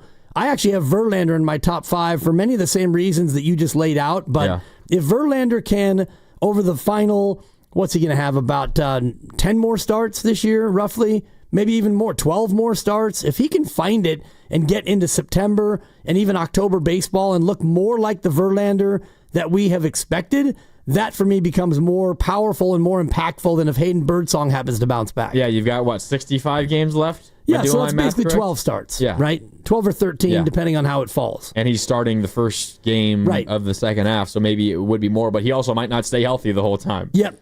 And your number 1 and 2 are the same as my number 1 and 2, and I wonder which one you have at number 1 and which one you have at number 2. I'm guessing. I don't know. I'm guessing. My number 2 is Robbie Ray. Is that one in your top 2? No. Robbie Ray's been amazing, and he's an all-star. He has to continue to do that. In my opinion, I'm not saying I doubt that it's going to happen, but in order for the Giants to really continue who they've been as a pitching staff, it's not just you need either Verlander or Birdsong or Roop to continue.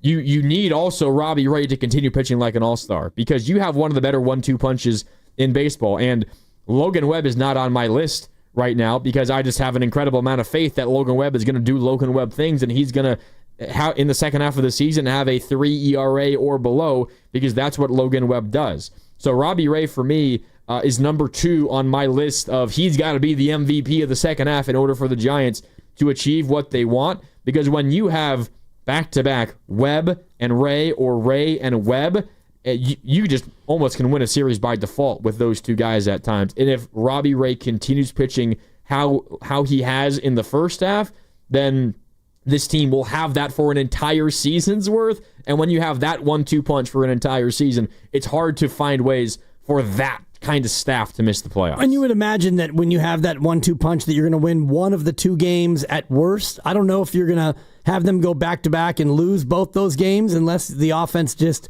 doesn't show up. Which I guess is possible. And that's why I didn't have either one in my top 5, either Logan Webb or Robbie Ray, because I expect them to keep doing what they're doing. And we can talk about best case and worst case scenarios coming up, but if they continue to pitch as they have and as you would expect them to do, which, right now you've got both with 9 wins, both under 3 in ERA, both with a whip of 1.17 or lower, they've both been so steady and so solid that I don't think that you need them to be any more valuable than they've already been. Yeah, you're right. You just need it to continue. But this is also a guy in Robbie Ray who he's no spring chicken, and he had Tommy John in his somewhat recent past.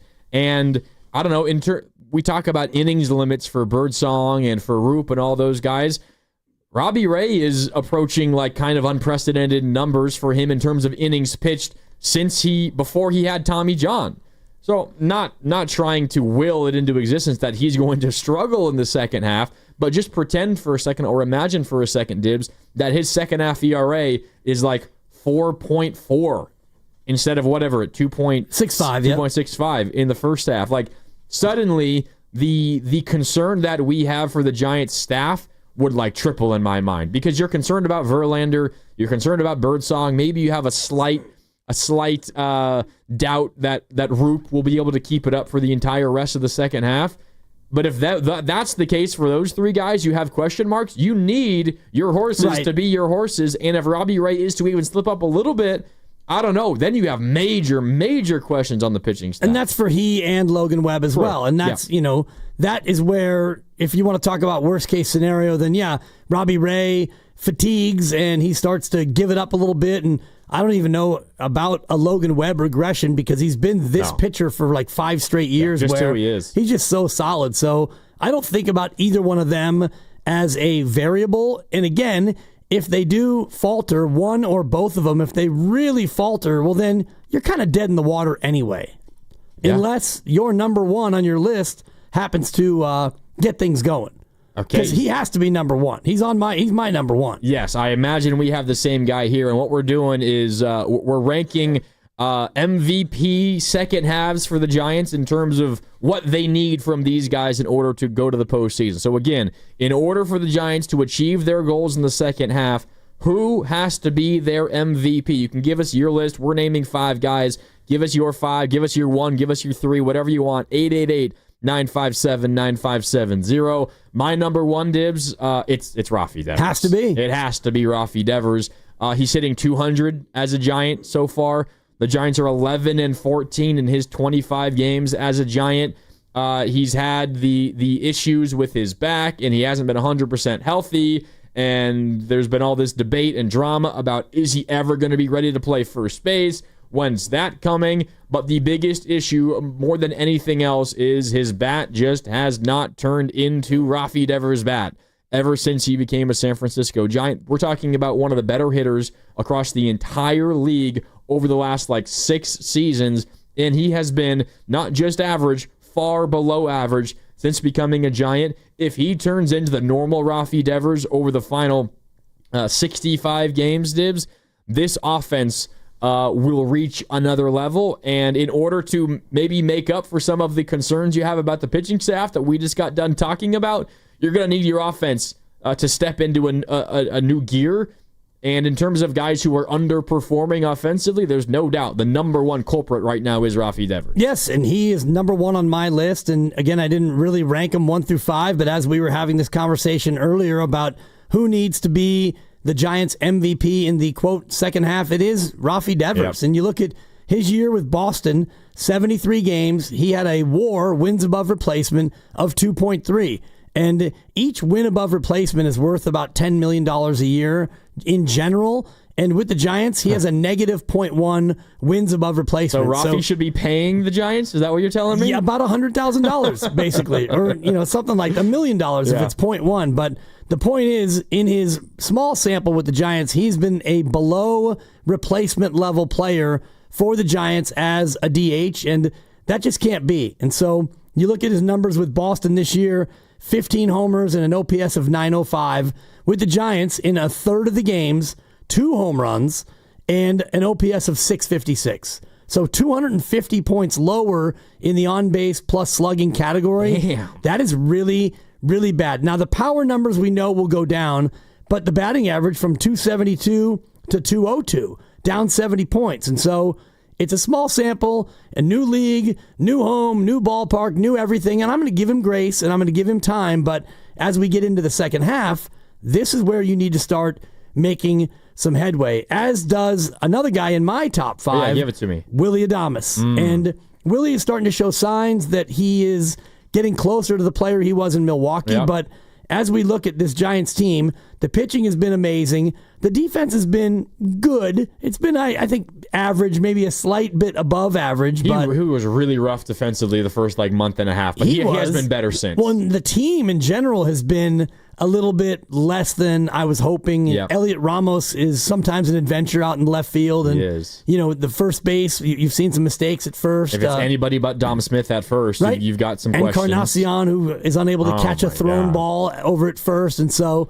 I think Adames defensively has been a lot better the past month. Yes, but I agree. Offensively, you need he and Devers to be a real 1-2 punch in that order, just in case you have a start from one of your pitchers that isn't great. your offense should be able to make up for some of those deficiencies. You're absolutely right that they need Adames as well to at least not be terrible, like be average at least, hit 250 the rest of the year or something like that, and drive the ball, maybe not only home runs, but lots of extra base hits.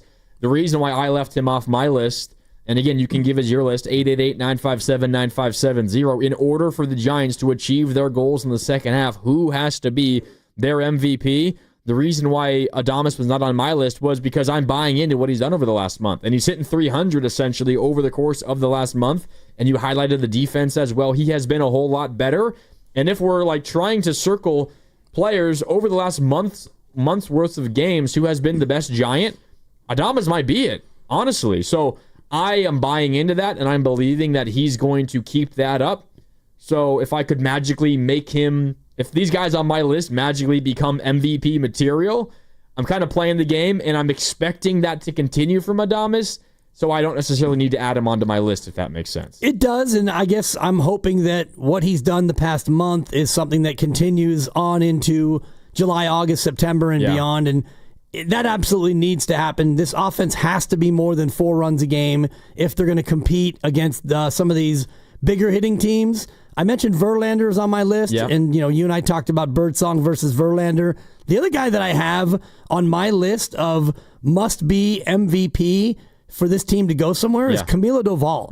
And he has been awesome at times, and he's been really, really scary at other times. And I think when you look at the back end of the bullpen, Randy Rodriguez, he's not ready to be your closer. He's still young in the game. He won't pitch on back-to-back days, and I don't think that he's ready for the high-leverage moments. And, Doval at times has shown that maybe he's not ready, but he's your guy, and he's your closer, and he needs to be like he was 2 years ago when he was an all-star. If Doval can get back to that level of confidence and nastiness and be an absolute lights-out, wipe-out closer at the back end of the best bullpen in baseball, that's what you're going to need, especially when you get into the deep water in September. It's so hard to get a read on Camilo when he's out there on the mound. It always seems like he's unsure of himself because he's so calm always, whether he's striking dudes out on 3 pitches or throwing 8 straight balls. He kind of just always looks the same, which is a little like, I don't know if concerning is the right word, but he makes it hard for me to read what's going on in his head and if he's lost confidence or not, because he always kind of looks that way. Yeah, and at times he falls too much in love, I think, with the slider, and he goes away from the fastball, which is ultimately his plus pitch. And I think sometimes he suffers from a lack of confidence in game and in inning, where he just won't throw the fastball, and he just tries to pinpoint the slider. And I don't think that pitch is as effective for him as the heater. Yeah, I'm with you. All right, 888-957-9570. In order for the Giants to achieve their second half goals and make the playoffs, who has to be their MVP in the second half? Some texts coming in. We'll get to those, plus some chats on YouTube. And if you want to weigh in, again, the text line, that is the Boxer and Gerson Work Injury Attorneys text line, and the phone line, same number, 888-957-9570. Always time for your calls and your texts. Time for a break. We're brought to you by Fremont Bank, here for you, here for good. It's Willard and Dibs and Grandy with you. More next on 95.7 The Game.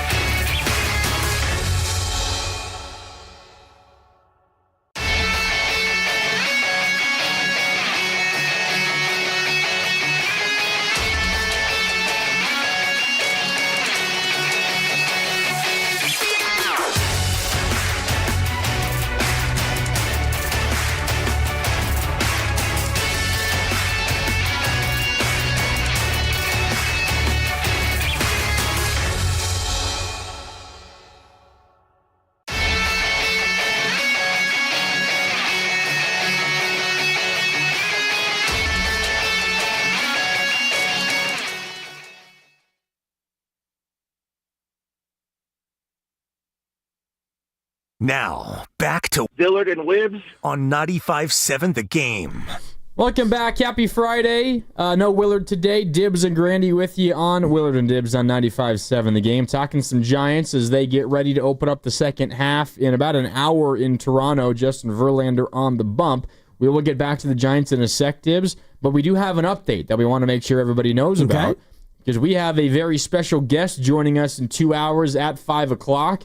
You and I were out in Vegas on Monday and Tuesday, part of NBA Summer League, and there we caught up often with Raymond Ritter, Warriors, the best PR guy in the entire NBA, and he was helping us get a bunch of Warriors-related guests Monday and Tuesday while we were out there. The one that we couldn't quite wrangle was Moses Moody. He's going to call in and join us at 5 o'clock, Dibs. Looking forward to that and asking him about his off-season work and with whom he will now do yoga, which is jogging combined with yoga that he did with Kevon Looney, and just his thoughts on Kevon being gone and, what he's looking at for this upcoming year where, he's got his contract and he's all set and Kuminga's up in the air, but what does he see as his role now going forward as he is ready to enter year 5 in the association? A couple of things that kind of got swept under the rug, I think, related to Moses Moody of late because we've just been so steadfast in Kuminga. First of all, Moses Moody recently was named to the NBA Players Association Foundation's Board of Directors. He's a board of director for the NBA PA. That's a pretty big deal. And he also... it was announced that he had a torn UCL ligament in his shooting thumb, and he played the end of the regular season and the entire postseason with that. He had surgery on it in May, and he's recovering from that, and he has been working out of late in Vegas, not with the Summer League team necessarily, but in Vegas with the at Warriors headquarters. But a couple of big things. He was dealing with a torn ligament in his shooting thumb.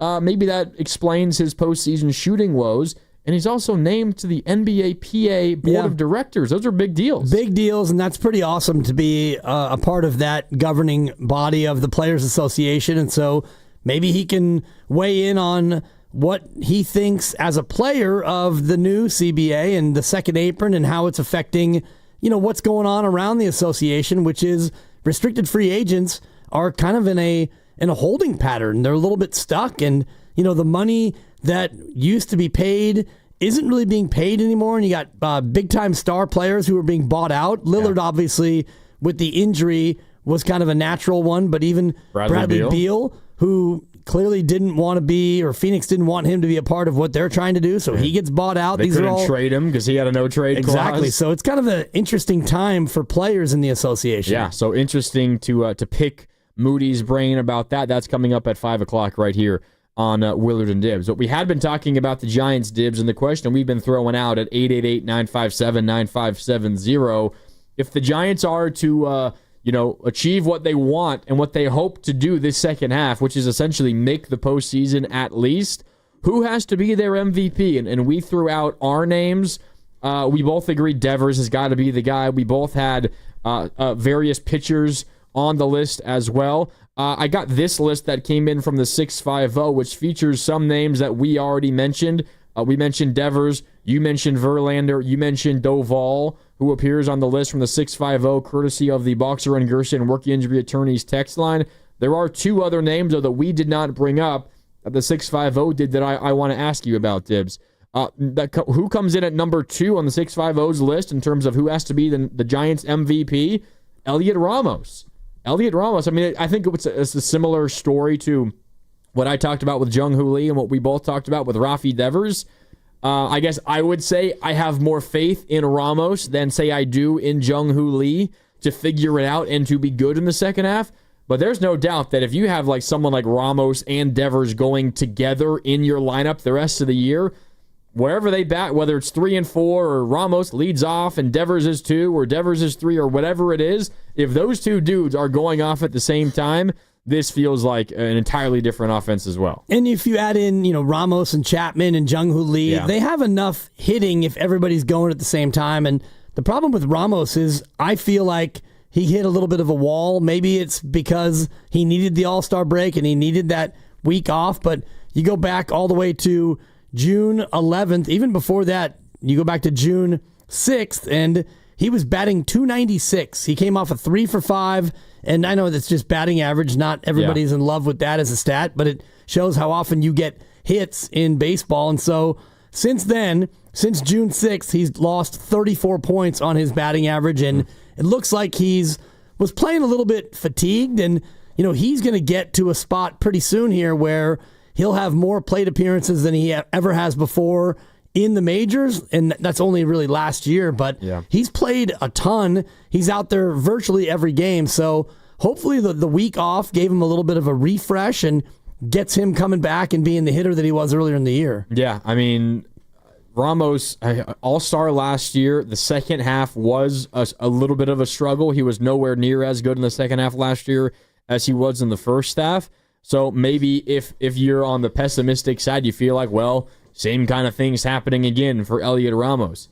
We will see, but there is no doubt. I mean, you need at least a couple of at-bats to kind of carry you. And those candidates are Devers, it's Ramos, it's Chapman, it's Adames, it's I guess you could throw Jung-Hoo Lee in there as well. Right. But of those 5 guys, you feel like those 5 guys are at least capable of being above average hitters. You need, 2 or 3 of them to do that for the entire rest of the second half. Otherwise, you're going to run into a lot of situations again where you're asking the pitching staff to just be perfect every single game. You just need 2 or 3 at a time, really. You can't expect, You can swap out. Exactly, just depending on who's going great and who's not. And, I mentioned Devers, who has a negative wins above replacement with the Giants, and Elliot Ramos has a 1.3 WAR, which is really good, but then you look at what he's done of late, and he is 8 for his last 46 in July with 1 double and 1 homer. So just 8 hits so far this month and only 2 extra base hits. And before,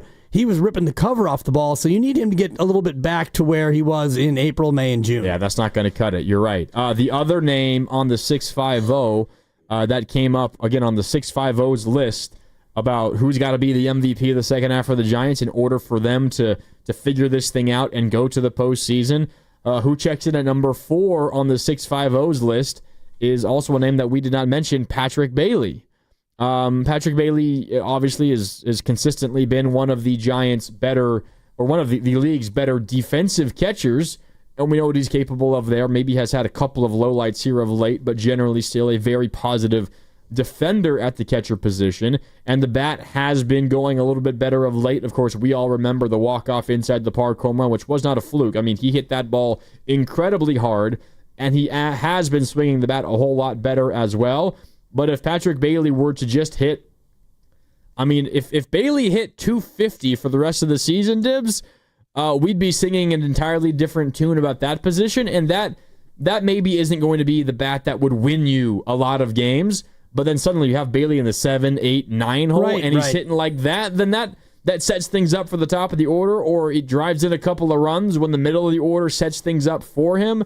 That would also make a pretty big difference. I don't know how much I can count on that. Well, in July, he's hitting 242. Right. So if you would take what he's done in July the rest of the year, I think you would. 242, which is better than what he's been all year. He's take 242. He's up to 203 now on the year. There we go, Patty. It took a 242 to get him above the Mendoza line. He has a homer and a double in 10 games this month, so you're never going to look for Patrick Bailey to be an offensive spark plug or a juggernaut, but if you can just hit 242 with a little bit of occasional pop, and the 1 home run is the inside the park home run, which I was looking at the StatCast numbers on that yesterday.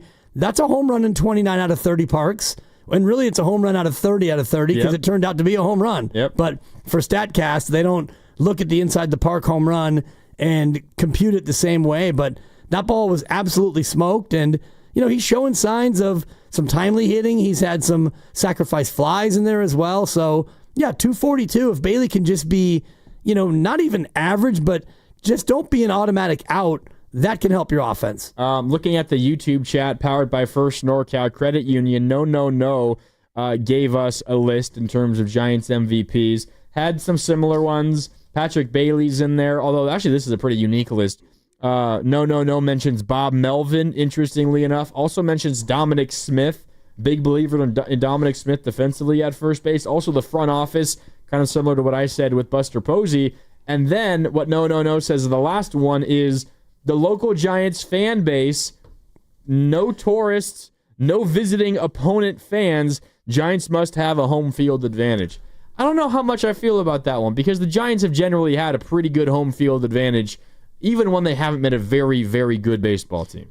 Right, and I think the only time that that's really happened this year is when the Dodgers came in. And it's going to happen again the next time the Dodgers come to town because there are a lot of Dodger fans who live up here, transplants, and the Dodgers are the most popular team in all of baseball right now. So they're good. They're defending champs. Their fans travel. Their fans who don't live here aren't that far away. So that's going to be one that Giants fans are just going to have to tolerate and realize that even though the Giants are good and compelling, Dodger fans are still going to show up to your yard. It's just the reality. Yeah, no doubt.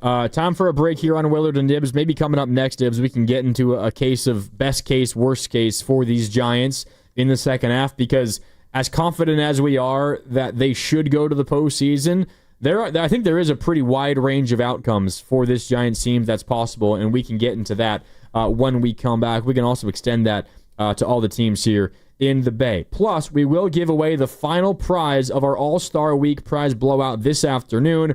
We're giving away one lucky listener a Giants prize pack, which includes a Matt Chapman bobblehead presented by UCSF Health, a Giants puffer vest presented by Ghirardelli, and a Jung-Hoo Lee hooded shirt presented by Life Plus. Listen at 4:30 to learn how you can win. And we're sponsored by Frontier Ford. Time's ticking at Frontier Ford. The $7,500 federal EV tax credit disappears soon, and our huge inventory of Mustang Mach-E's is ready to roll. Over 60 Mach-E's in stock, all loaded with tech and range. Don't wait for the deadline. Grab yours now. Save $7,500 and drive electric today at Frontier Ford. Willard and Dibs. Dibs and Grandy with you. More next on 95.7 The Game.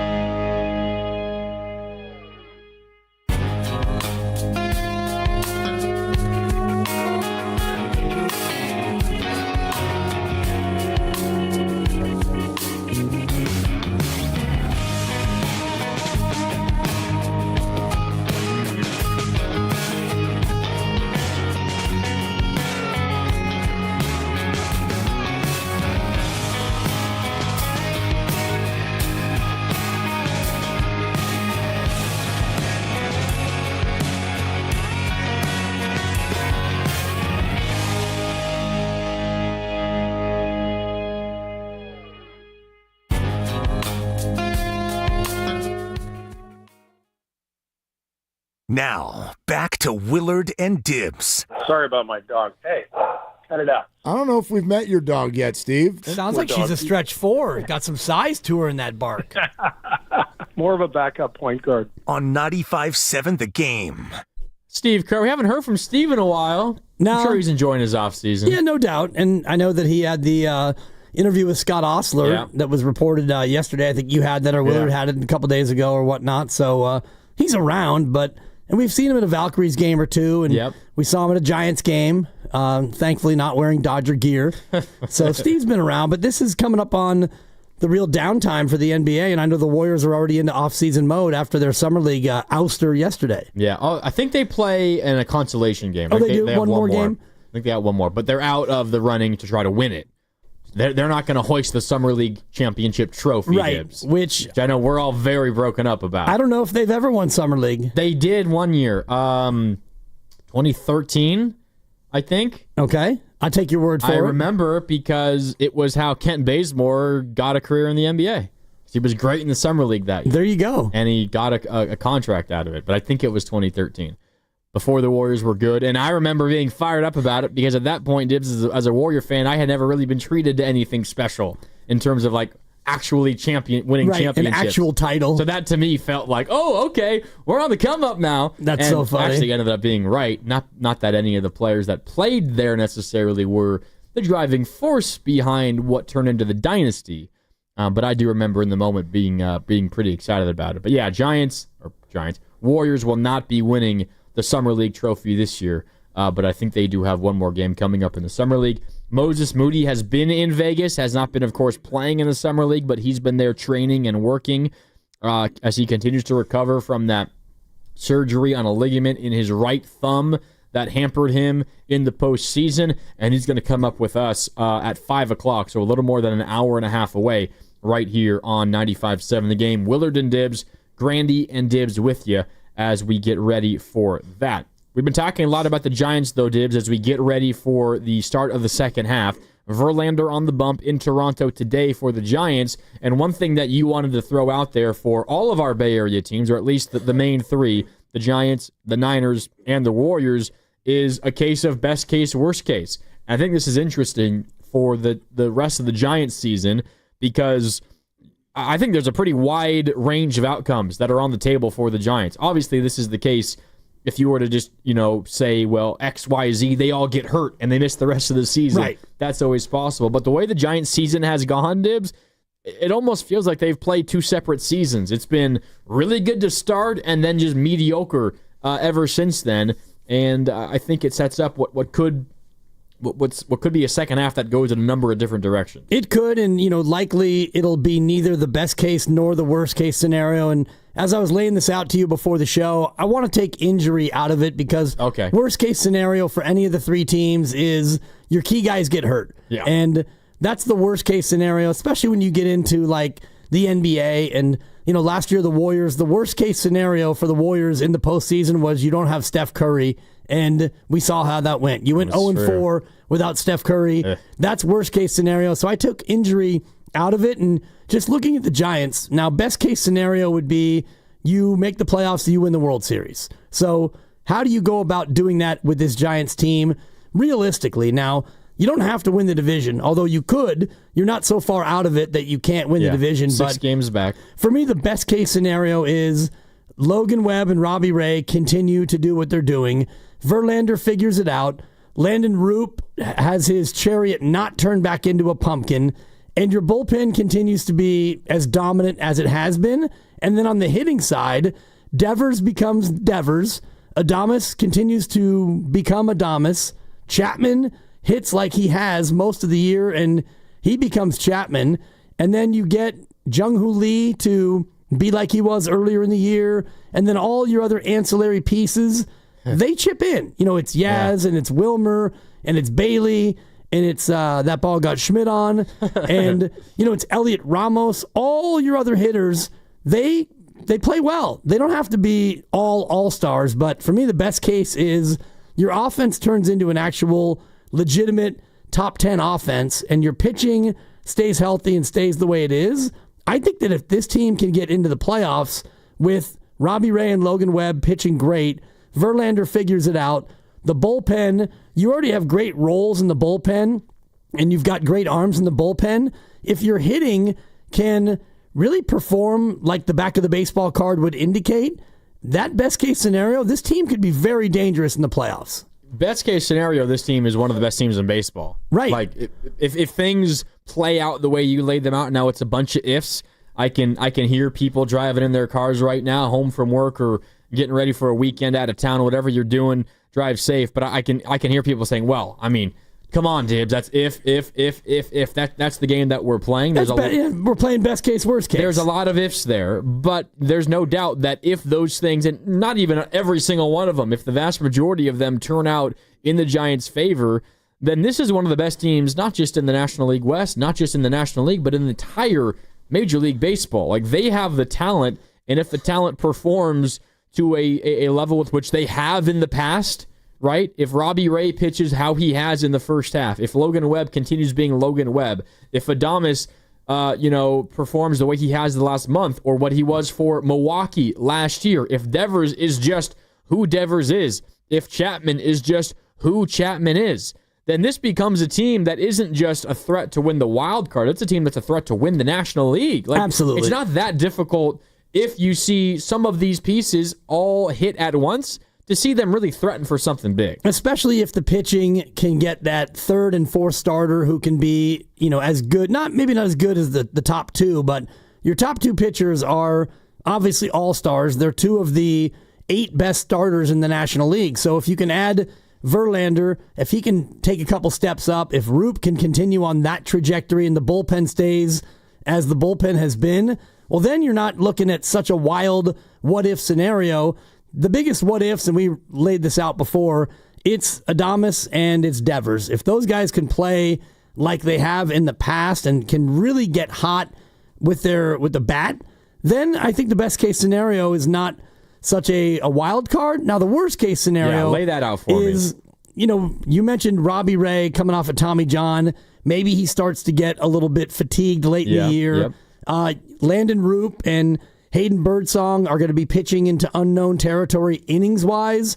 Justin Verlander, and I'm going to borrow from Priest in San Jose, he's too old. Well, I know you said let's just throw injuries off the table, assume health. No injuries, yeah. Verlander, one, if he's healthy, you got to see how he pitches. But two, it's very realistic to just assume that he's not going to make every start the rest of the way. And it's also realistic to think that a 42-year-old pitcher may have lost it. Yeah. And, he may be at a point where he's just a 42-year-old pitcher who doesn't have it anymore. And Roop and Birdsong are going to be pitching into innings territory they've never seen before.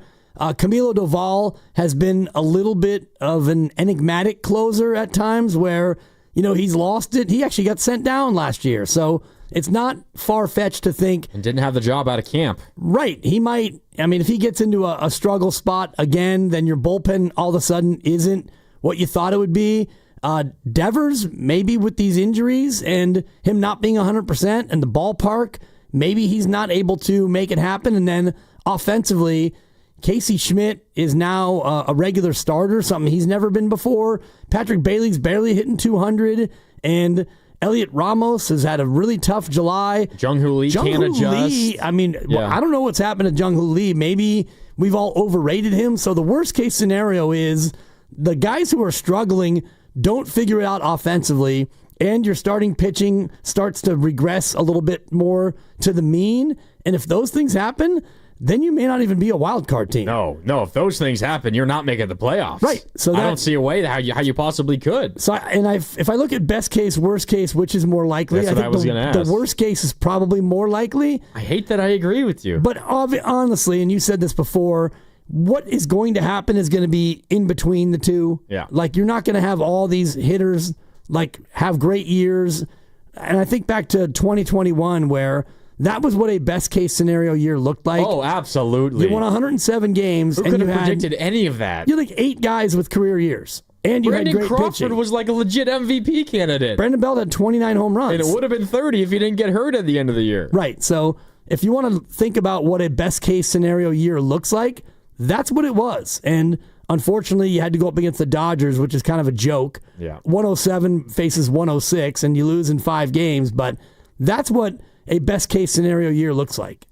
Yeah, best case and worst case. And the same thought was running through my head when you asked it yourself, what's more likely out of those two? And it's probably the worst case, which I don't know what that means necessarily. Does that mean I'm not terribly confident in the team the rest of the year? Because I feel like I am, but I also feel like that worst case scenario you laid out is way more likely. It's more likely in that, like, if I put 10 things down on best case and I put 10 things down on worst case and you looked at all of them, the worst case outcomes are probably more likely in many ways. Like, Casey Schmidt is now being asked to be an everyday player.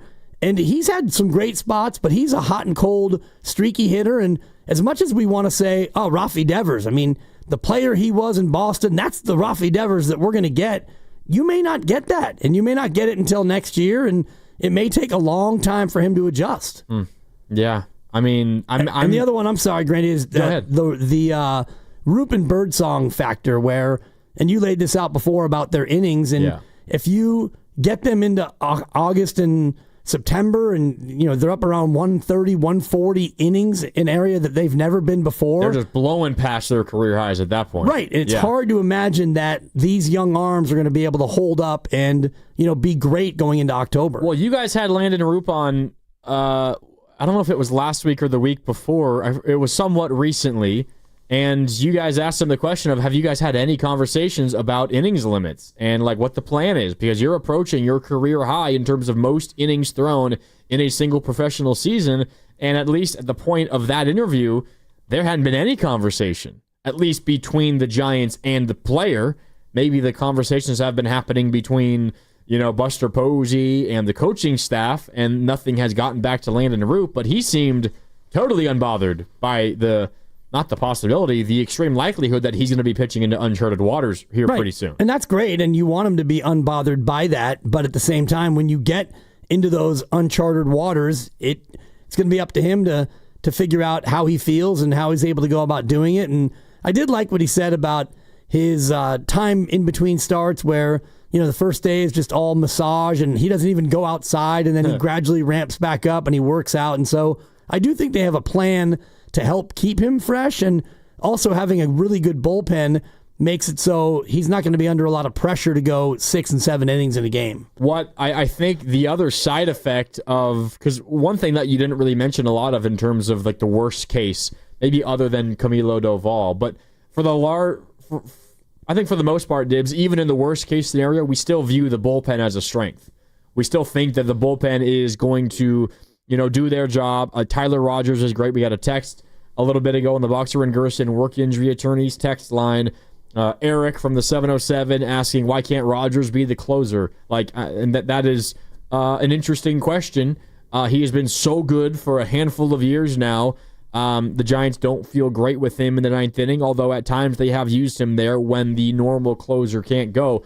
But Dibs, even in your worst case scenario situation examples, other than Doval, I don't think you said anything else about the bullpen. So even when things go poorly, you think the bullpen is still going to be good, but maybe one of the side effects of the issues that the starting pitching might have that you laid out in your worst case scenario, like Landon Roop and Birdsong hit innings limits and they start to struggle, and Verlander just is too old and can't put it together. And other than Logan Webb and Robbie Ray, even if those two guys are still great, you have questions, major questions, 3, 4, and 5 in your rotation. Then what happens at that point is you tax your bullpen, and you're asking those guys to cover so many more innings, and by the time late September comes around, and maybe even the postseason, guys like Tyler Rogers and Ryan Walker and Randy Rodriguez and Camilo Doval and all those guys suddenly get to a point where they're like, I don't have much juice left in my arm anymore. And therefore, that bullpen, who we currently view as a major strength, might turn into, at the very least, less of a strength if that's what happens to the starting pitching. It depends on how much you tax them. And, right now, so far this year, they've done a really good job, the starters have, of really protecting the bullpen and not having them be used that much. Yeah. I'm just looking at the numbers on the year, and they're 23rd in baseball in bullpen innings. They've only thrown 332 innings. The Pretty Dodgers have thrown 100 more innings out of their bullpen. And a lot of that's because they've had to go to, some openers and they've had starters who have really struggled. But the Giants, as a bullpen in ERA, are number one with a 3.14, slightly better than the Padres. And those numbers are correlated, like ERA Absolutely. and number of innings pitched. Absolutely. They are connected. They are, and you look at bullpen like Houston. Houston thrown 5 fewer innings than the Giants out of the pen, and their ERA is 3.30, almost exactly the same as the Giants. And if you look up and down, and even you go to the Dodgers, they are 24th in bullpen ERA because they've thrown the most bullpen innings, which, you start to tax guys. And when you have a bullpen that throws a lot of innings, that means you're using a lot of guys. And, for the Giants, that would be Spencer Bivens and, Sean Jelly at times, your long man. And, earlier in the year. Right. Yeah. So if things go well for the Giants, then you go Rogers, Rodriguez, Walker, Doval. Those are your 4 guys for the last, 9 outs or so of a game if things are going right. Yeah. Yeah. And I mean, you don't need to look at it. You look at the Dodgers this year. You can look at the Giants last year. And Giants the last handful of years at what happens when the bullpen is taxed. Because the Giants, all of last year, Dibs, they went with openers. And not for every single start, but for the entire season, they had a spot in their rotation being an opener. And I think that's why we pretty consistently, Dibs, over the last, really after 2021, when it was just, best case scenario season and everything went your way, but 2022, 2023, 2024, it's absolutely no surprise to me that each of those years, the team worse in the second half than they were in the first half. Because you're asking, a lot of it is, Patrick Bailey kind of has this history of hitting worse in the second half than he has in the first half. You hope that does not happen this year, because how could you be worse offensively than he has been so far? But a lot of that, in my opinion, really is just the number of innings you're asking the bullpen to eat. And you get to a certain point where it's a tipping point and a point of no return, and those guys just are not ready to go out there every night with their best stuff. So that's why the last couple of years, around this time of year, you approach the trade deadline. We're now less than 2 weeks away from the trade deadline. I have kind of encouraged the Giants to sell because I kind of read the writing on the wall. This is not going to continue in the second half. It can't possibly. But this year is different because they have protected their bullpen a whole lot more. But if that starting pitching begins to struggle in spots 3, 4, and 5, then when the most important time of the year comes around, you might get to a spot where Rogers isn't as reliable, Walker isn't as reliable, and you need Spencer Bivens, as you said, to pitch in the 4th inning of a game. Right. Because Birdsong couldn't get out of that 4th inning. And suddenly you're looking at, Bivens gave up a couple in the 4th, and now we lost 6-5, or whatever it was, as a result of that. So I'm with you. I'm with you in terms of the strength of the bullpen, but the strength of the bullpen is also almost reliant on at least an average starting pitching group. For the most part, and I'm just hearing you talk, and I looked at last year in the bullpen, the Giants were number 2 in most innings out of the pen. Makes sense. And they were 15th in ERA. So, and it was a little bit of a different setup last year where, you had a lot of openers and a lot of guys who you needed to get in there early. And this year, you've had, for the majority of the season, you've had the same 5 starting pitchers. I know Harrison had a little bit of time, and Jelly had a couple of spot starts. Jordan Hicks very early Jordan in the Hicks year. had about 8 or 9 to begin the year. But now you've got your 5-man rotation pretty solid as long as they stay healthy and don't completely blow up. And that's why tonight, for me, is so interesting with Verlander. He gets the ball to start the quote-unquote second half, and so you get a chance to see Verlander, and he'll get 3 starts before the deadline. And if he doesn't look good, you might be in the starting pitching market, but I'm sure Buster Posey and Manassian are both thinking, we don't want to have to add a starting pitcher because that's very expensive at the deadline. What do you think is the number one need? Like Buster Posey is gauging teams that might be sellers and that probably are already confirmed to be sellers.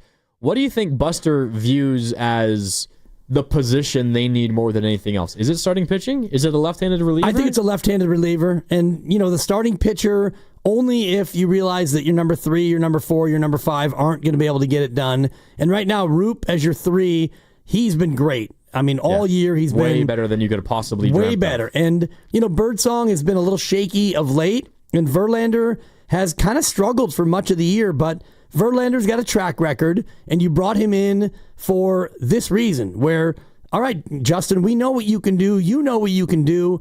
Go out there and get it done. The real wild card for me is Birdsong, because he's been just kind of wild. And, you don't need 5 starters in the playoffs, but you do need 5 to get there. And so if Birdsong or Verlander shows over the next 3 starts apiece that they're not getting it, they're not going to be able to find it, I think you may have to go out there and find a starting pitcher. But for me, it's left-handed reliever followed by maybe right-handed bat in the outfield, because you've got Matos, someone to hit lefties. Right. Like Ramos is there, Jung-Hoo Lee you're going to play, and Yaz against righties. But when you face a lefty, you're going to go with Luis Matos as your 4th outfielder. That to me is not really where you want to be if you're going to be a playoff team. I think those are the 3 spots: starting pitching, left-handed relief, and then an outfielder, a right-handed hitting outfielder. Right. I'm with you. I think those are the 3 spots. I know some people have talked about second base. I don't think the Giants feel it is a gigantic need to the point of going out and acquiring somebody at the deadline. I know a lot of people view catcher as a position that they have to upgrade in. I don't know if that happens at the trade deadline. Maybe you bring somebody in and you make that a platoon spot potentially with Patrick Bailey, somebody who maybe you're giving up something defensively but is a better, more reliable bat. And then, we got to wait and see on Devers playing first base, because we have a lineup out, Dibs. I want to bring this up. I want to confirm. I think Devers is DHing again today. Probably, yeah. I want to confirm this. Where is this here?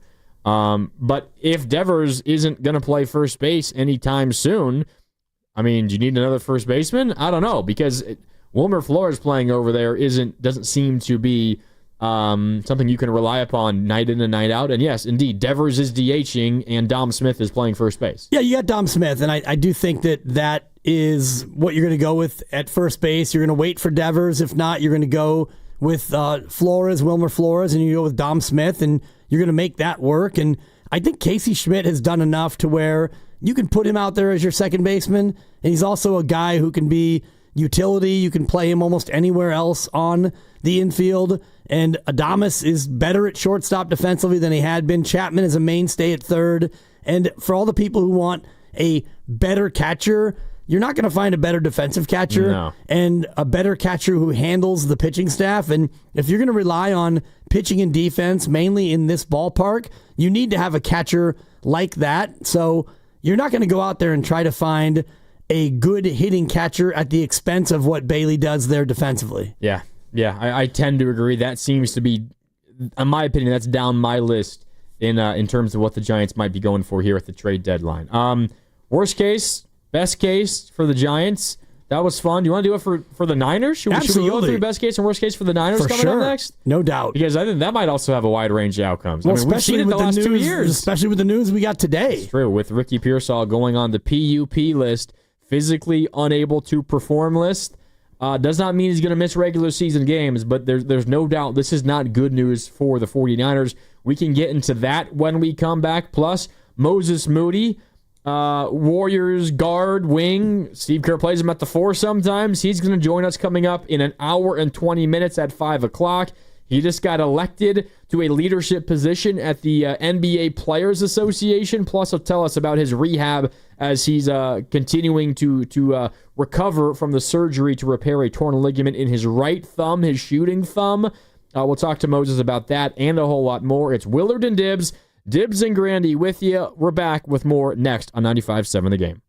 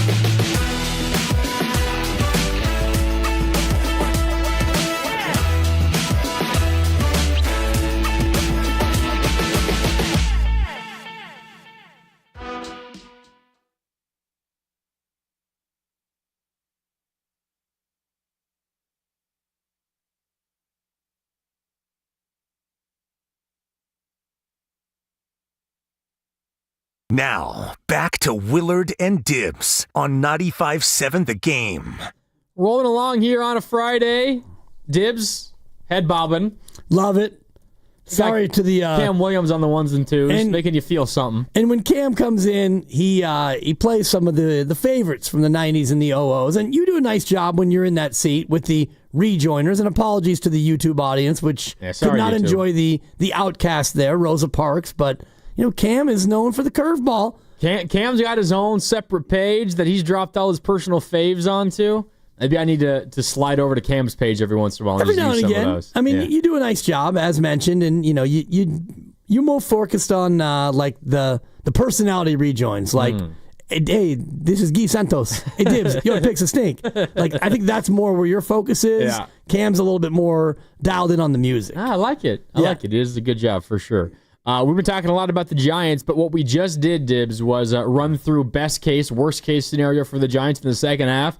And we obviously found a pretty wide range of outcomes for the Giants. I was wondering what this might be for the 49ers. And as I got to think about it, Dibs, it might just be as simple as looking at the last 2 years. I know that the roster is different now, and it looks, you still have a lot of the same pillars, right? You got Brock, you got McCaffrey, you got Kittle, you got Fred Warner, you got Bosa, you got Trent. But you don't have Debo anymore. You lost a lot of. You don't have Greenlaw anymore. You don't have Hufang anymore. You don't have Mooney Ward anymore. So it's a new team. But you just look at each of the last two seasons, Dibs, and you think back to the year they went to the Super Bowl in the 2023 regular season, and you say, well, okay, they just about stayed healthy. And they played really good football, and McCaffrey was an MVP candidate, and Purdy was an MVP candidate, and they're the best team in the NFC, and they go all the way to the Super Bowl, and they fall short. But that was still pretty darn close to best case scenario. And then last year, that had to be worst case scenario. Injuries, contract drama, personal trauma for a number of players, off-field injuries, Ricky Pearsall getting shot before the season even began. It almost feels like each of the last two seasons, you've seen the two examples that we're going to be laying out for this team coming up this year. Pretty close to it. And again, for this exercise of best case, worst case, I try to take injury out of it, especially when it comes to football, because it's going to happen. It's going to happen. And like last year, you mentioned it, you didn't have Trent for a long time. Charvarius Ward had personal unspeakable tragedy, as did Trent Williams. Yep. And those are things that, you could never account for. But when I look at the Niners this year, and I think about the best case scenario for the Niners, things are lined up pretty well for them. They have a schedule that is manageable, not only in opponents, but as far as the stack goes. You don't have a lot of, big time travel back to back. You've got a couple of difficult spots, and the rest disadvantage is not existing. Like last year, that was a part of that was a part of the template where your opponents had 20 more rest days than you did. They were screwed by the schedule. Yeah, they played, I think, 5 teams coming off a bye, and one of those times you also were off a bye. Yep. But normally when you're off a bye, you have that edge because the other team doesn't happen to be off a bye, so you get that edge. So I think about this year, best case scenario, taking injury out of it, and it starts with Brock Purdy returning to the year that he had 2 years ago. Last year was not a down year, but it was relative to 2 years ago. So, absolutely. If Brock plays like he did 2 years ago, Brandon Ayuk comes back after 4 weeks or 6 weeks, whenever it is, and he's back to being the Brandon Ayuk that we all remember from a couple years ago. Pearsall is able to be your real second receiver. Jawan Jennings gets back to his role as wide receiver 3. McCaffrey gets 300 touches, and he's CMC again. Kittle plays up to his level. The offensive line and the guys that you brought in, they fit. Dominic Pooney takes another step up in year 2. Trent Williams is the Hall of Fame left tackle that you expect him to be. I think the rest of the offensive line, Ben Bartch, Jake Brendel, and Colton McKivitz, the best case for them is just don't mess it up consistently. Exactly. Don't mess it up. Yeah. And I think that's fair. And so you look at the defense and you've got Robert Saleh back, and does the coordinator make a difference? You hope that it does. And then you add in some of the other pieces in the second rounder who you just were able to get into camp. And if he's a real factor, Collins. Alfred Collins is a factor in the A gap. And, Huff and Bosa become threats on the outside and your defense in general returns to being a top 5 unit, I think that this team has a very high ceiling in a best case scenario. Yeah, I think the best case scenario, you obviously mentioned like the big names. Purdy plays like he did 2 years ago. And the big one, McCaffrey's healthy. He's going to be great. That's how confident I am in McCaffrey, even though I think he's approaching his age 30 season, which is generally kind of the tipping point for running backs. But McCaffrey's healthy. I have absolutely no worries there. Same goes for George Kittle. For me, when it comes to best case scenario, it's a lot of the young guys, right? And it's Ricky Pearsall. And I know we're assuming health. That's the big question with Pearsall. But it's Ricky Pearsall, 1, healthy, and 2, show what you showed that Monday night game against the Lions late in the year when you were great and Purdy was looking for you over and over and over. It's Ben Barch on the offensive line. Again, not messing it up consistently and maybe being a little bit better than we're expecting. And then defense, it's the young guys. Specifically, you got them all over the place. It's Mykel Williams, your first round pick. It's also Alfred Collins, who you mentioned. Also, C.J. West is a rookie on that defensive line. It's D. Winters. Is he the guy alongside Fred Warner?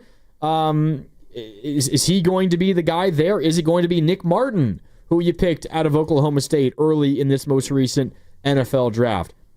And then it's, your young corner, Renardo Green. Is he going to be as good as you think he should be after he had a really solid rookie year? Is he going to take a step forward and be a good sophomore and maybe start playing him into a spot where you feel like he's one of the better number 2 corners in the NFL? With Malik Mustafa, one of your safeties, probably the safety you have the most faith in already, he's entering his second year but going to miss some time because of ACL repair that he needed to get done this offseason. Does he take a step forward when he's healthy? So I think for me, I can just sum up the best case scenario for the Niners with simply just saying young guys all at least impress or improve on what they did last year. The first and second year guys, if you hit on last year's draft and this year's draft, the best case is well within reach. No doubt, and I think about that very factor when you look at last year's draft and Pearsall and Green and Pooney, Mustafa, Garendo, Cowing, Jarrett Kingston, and Tatum Bethune. That's almost an 8 for 8 as far as guys who you drafted, who came in.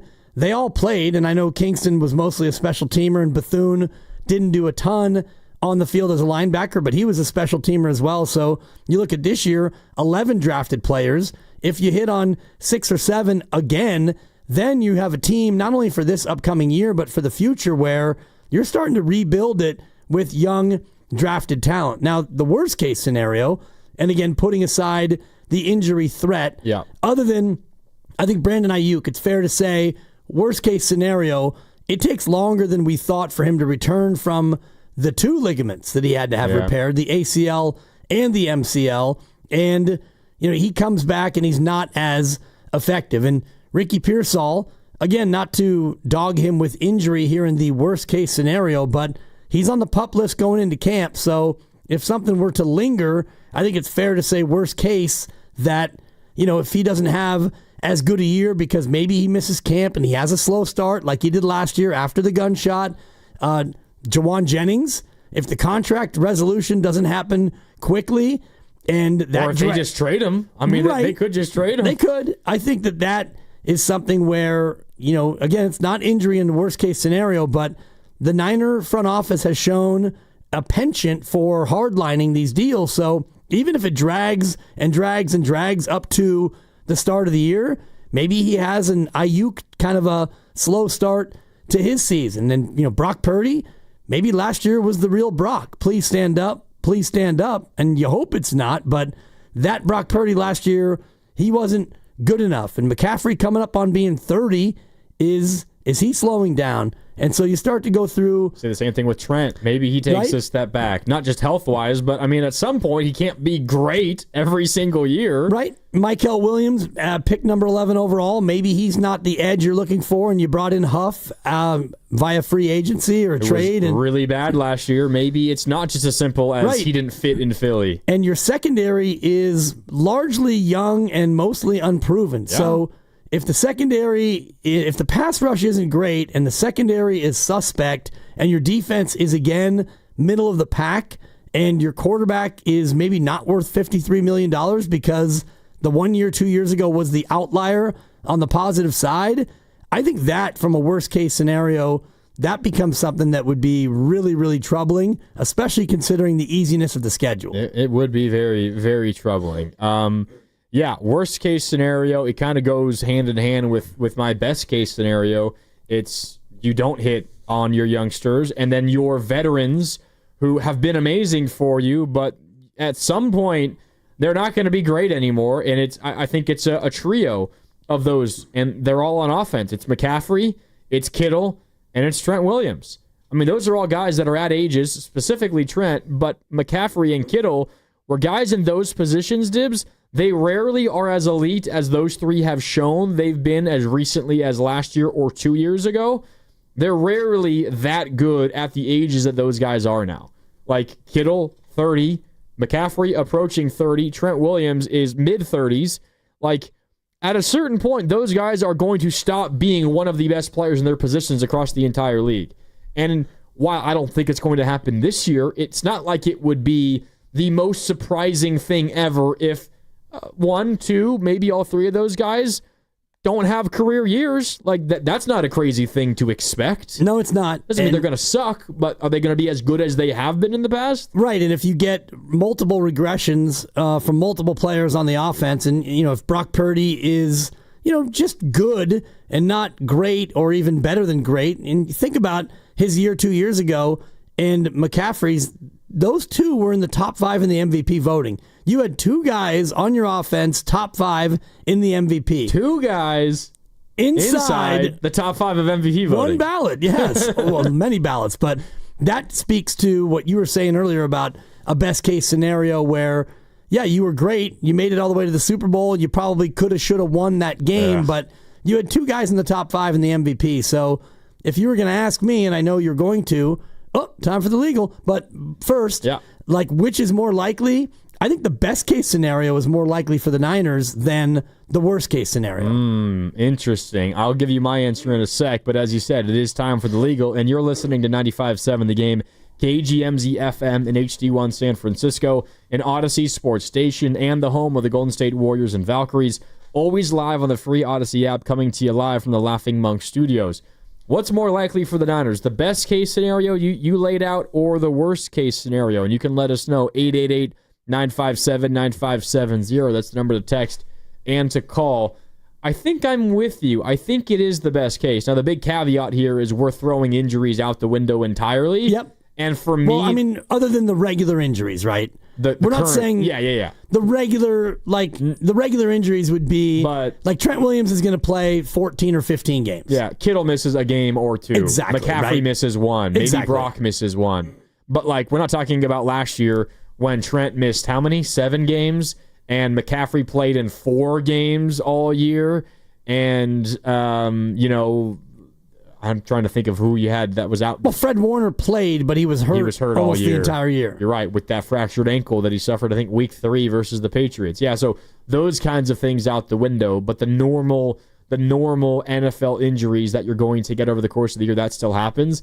But the Niners are in a spot where if they're dudes, the McCaffreys and the Kittles and the Trents and the Boses and the Freds, if those guys stay healthy for the most part, again, miss a game here or there, you still feel confident in them being good enough to carry your team at times.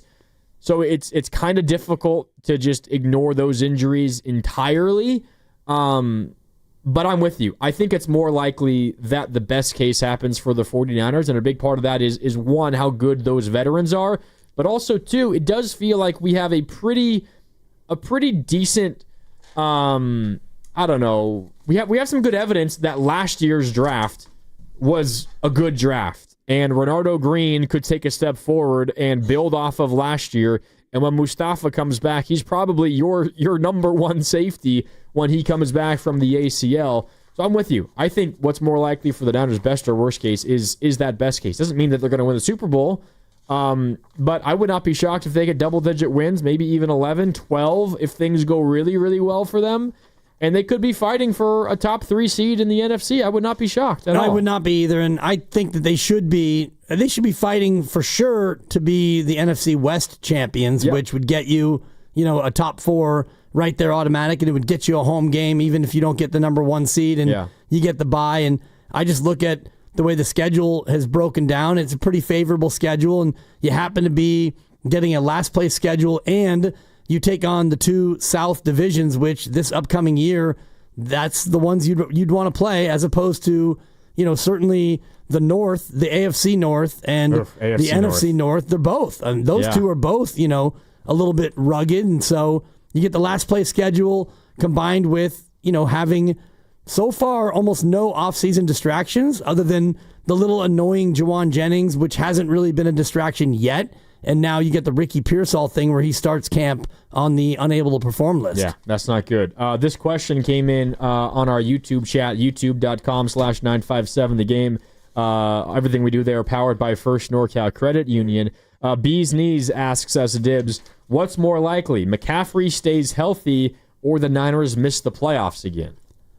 McCaffrey stays healthy.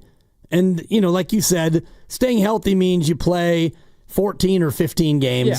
I think it's fair to allow for, a 1 week. It's going to happen. Something's going to happen where, maybe you tweak this, or maybe you, God forbid, you get a concussion and you're in the protocol and you miss a game. I mean, things. Don't grab your Achilles ever, Christian. That's please. right. And last year was a weird, the knee injury. Was it the LCL or the PCL? One of those other. But he had the Achilles tendonitis, the bilateral Achilles tendonitis, that's right. all training camp. And then we thought he was going to play week 1, and then he didn't. Right. And the next thing you know, it's the middle of the year, and he still hasn't played yet. I remember we were down there at the Niners for it was a Sunday night. No, it was a Monday night game. They opened up on Monday, and the news came out halfway through our show. It was like, what? I remember hitting the breaking news sounder from back here in the studio. Yeah, you did. Kind of caught us. And we were all thinking, okay, he might miss 1 game. He'll be back week 2. And then, I don't remember when he actually made his season debut, but it was way, way longer than any of us were expecting. Yeah, pretty far down the road. So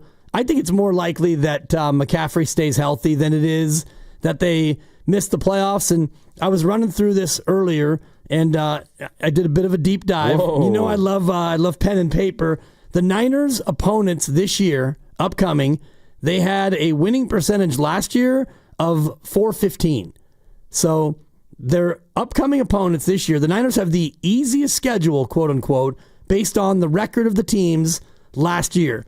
They had a record of .415 going into this season. Wow. Now, that doesn't necessarily mean that that's going to be how it goes. It's not automatic that it goes that way. And for example, I think I have it on this side or this piece of paper. I'll find it. I got paper all over the place. Last year, the Niners' strength of schedule going into the year turned out to be dramatically different than what it was at the end of the year. Based on what it was based on the previous year's records versus what it was at the end of that season's records. Exactly. Yeah. And historically, that happens a lot. I look at 2024, last year, Philadelphia, the Eagles win the Super Bowl. Going into the year, the teams that they were going to face had a .491 winning percentage. Okay. At the end of the year, the teams that they played wound up having a .430 winning percentage. So it looked like a somewhat challenging schedule, and then it turned out to be very easy. Turned out to be much easier. Yeah. And when I computed the .430, I took out the games that the Eagles played against them. So I just computed the record of the teams in games that did not involve Philadelphia. So that is the way it sometimes goes. So even though the Niners have an opponent's record of .415, the teams that they're playing this year may turn out to be better. They may also turn out to be worse. Yeah, like what happens every year in the NFL, Dibs, is you have a team and sometimes teams that go from worst to first. You have teams that finish last in their division the previous year and then finish first this coming year. And we could have this conversation if you want, but I would imagine if you were to poll NFL fans, Dibs, what is the team that you're picking to go worst to first this year? People probably say the Niners. Probably. Niners were last year, and while Rams are not a bad team, Seahawks are not a bad team, and hell, even the Cardinals, I don't think they're a bad team. The Niners are probably, in most people's minds, the favorites to win the NFC West. So that would be a worst to first. Another one that might stand out, not that I'm going to pick the Bears to be better than the Lions or the Packers. And Vikings, for me, I have a question about the Vikings. You're going with a quarterback that has no NFL experience. We shall see there. But you expect the Bears to be a whole lot better as well. Maybe they don't go worst to first, but they go worst to second. Who knows? Instead of 5 wins, they win 10 games. Like, that's not out of the question. So that could be a big jump. The Raiders are not a special team, but they'll be better than a 4-win team. So there are so many examples, Dibs, of teams that struggled last year for whatever reason that you would expect to be a whole lot better this coming year. Right, but worst to first, now that you're saying this, and I'm looking at the list, like New England, no chance. No. Cleveland, no chance. Tennessee Titans, no chance. Not a good division, but yeah, probably not. The Raiders, no chance. Not in that division. The Giants, no chance. The Bears, I'm sorry, no chance. I wouldn't be absolutely shocked. I'd be shocked because, Green Bay and Detroit are for sure Very better. good. Minnesota, pending the quarterback situation, and I'm not sold on Caleb Williams as a real NFL quarterback just yet. So I'm going to put them as no chance. New Orleans, Shuck is going to be their quarterback. In theory, the unsigned Shuck. That might be the easiest division in football, although I really like Baker Mayfield and the Bucks. Right, and Penix in Atlanta is better, and Carolina's Carolina. So I'm going to say New Orleans, no chance, and then you get to the Niners. So really, the only team with a shot, and it's a good shot, is the 49ers. I'm sorry, but we could. This is how we feel every year, and then there's a surprise. Right, but I don't think you can make a case for New England over Buffalo. Probably not. You can't make a case for Cleveland ever, let alone over, Pittsburgh, Cincinnati, and Baltimore. Yeah, it's the toughest division in football. Tennessee, I guess you could make a case because... If Cam Ward is just amazing. Right, and that division if he is... plays like Jaden Daniels this past year, who knows? And Houston was only 7 games better than them last year. Houston won it at 10-7. Only 7 games better. Well, New England was 9 back of Buffalo. Yeah. Cleveland was 9 back of Baltimore. The Raiders were 11 back at Kansas City. You got to be bleeping me. They've got no chance. Well, they're going to win more than 4 games, the Raiders, because you got Right. at least an okay quarterback now with Geno Smith. So you give the Raiders 9 wins, a generous 9. That's not going to. You're not going to win the division. They're not going to be more than Kansas City and the Chargers. The point is that's a jump of 5 games. So I'm trying to make your point that you were talking about. Niners' schedule seems somewhat easy. But just because you're basing it off of what last year was does not mean that the Raiders will be a 4-win team again. I know the Niners don't play the Raiders this year, or do they? Niners don't play the Raiders, right? They do not. No, they don't play the AFC West. But there will be examples of a terrible team that Niners played last year. And honestly, the Bears are an example. The Niners play the Bears this year. Bears a 5-win team this past year. I would not be shocked if they were to win 9, maybe even 10 games. And that's a big jump, Dibs, in terms of the numbers that you're throwing out, the expected, not the expected, but the winning percentage of your opponents on your schedule. Right, and that's where not just last to first, worst to first is going to account for those changes. You could just have a jump in 4 more wins from last year to this year. You could, but I still don't really see it with Chicago, and then the Giants 3-14. Are you telling me that they're going to be better than Philadelphia and Washington? Jackson Dart. You got to be kidding me. Chicago, you can make the case. That's fine. I still don't think. Let's just give them 5 more wins and they win 10. 10-7 doesn't win that division. No, but that's a much better team than the numbers that you're using to evaluate how easy the Niners' schedule is. That's all I'm saying. Chicago should be better with yet another coaching change and a quarterback that I'm not a believer of. And then, the South, if it wasn't for New Orleans' quarterback situation, you could make an argument that, New Orleans might be a team. So worst to first, it happens virtually every year. I don't know how many years have gone by since we haven't had that. I'll look that up, but the Niners look to be the only candidate in my eyes. They are definitely the torchbearers for that this year. All right, time for a break. And we also have our final prize of our All-Star Week prize blowout to give away this afternoon. We're giving one lucky listener a Giants prize pack that includes a Matt Chapman bobblehead presented by UCSF Health, a Giants puffer vest presented by Ghirardelli, and a Jung-Hoo Lee hooded shirt presented by Life Plus. All that we're giving away, and it's happening later this hour. Make sure you're listening beginning at 4:30 to learn how you can win. It's Willard and Dibs. Dibs and Grandy with you. Back with more next on 95.7 The Game.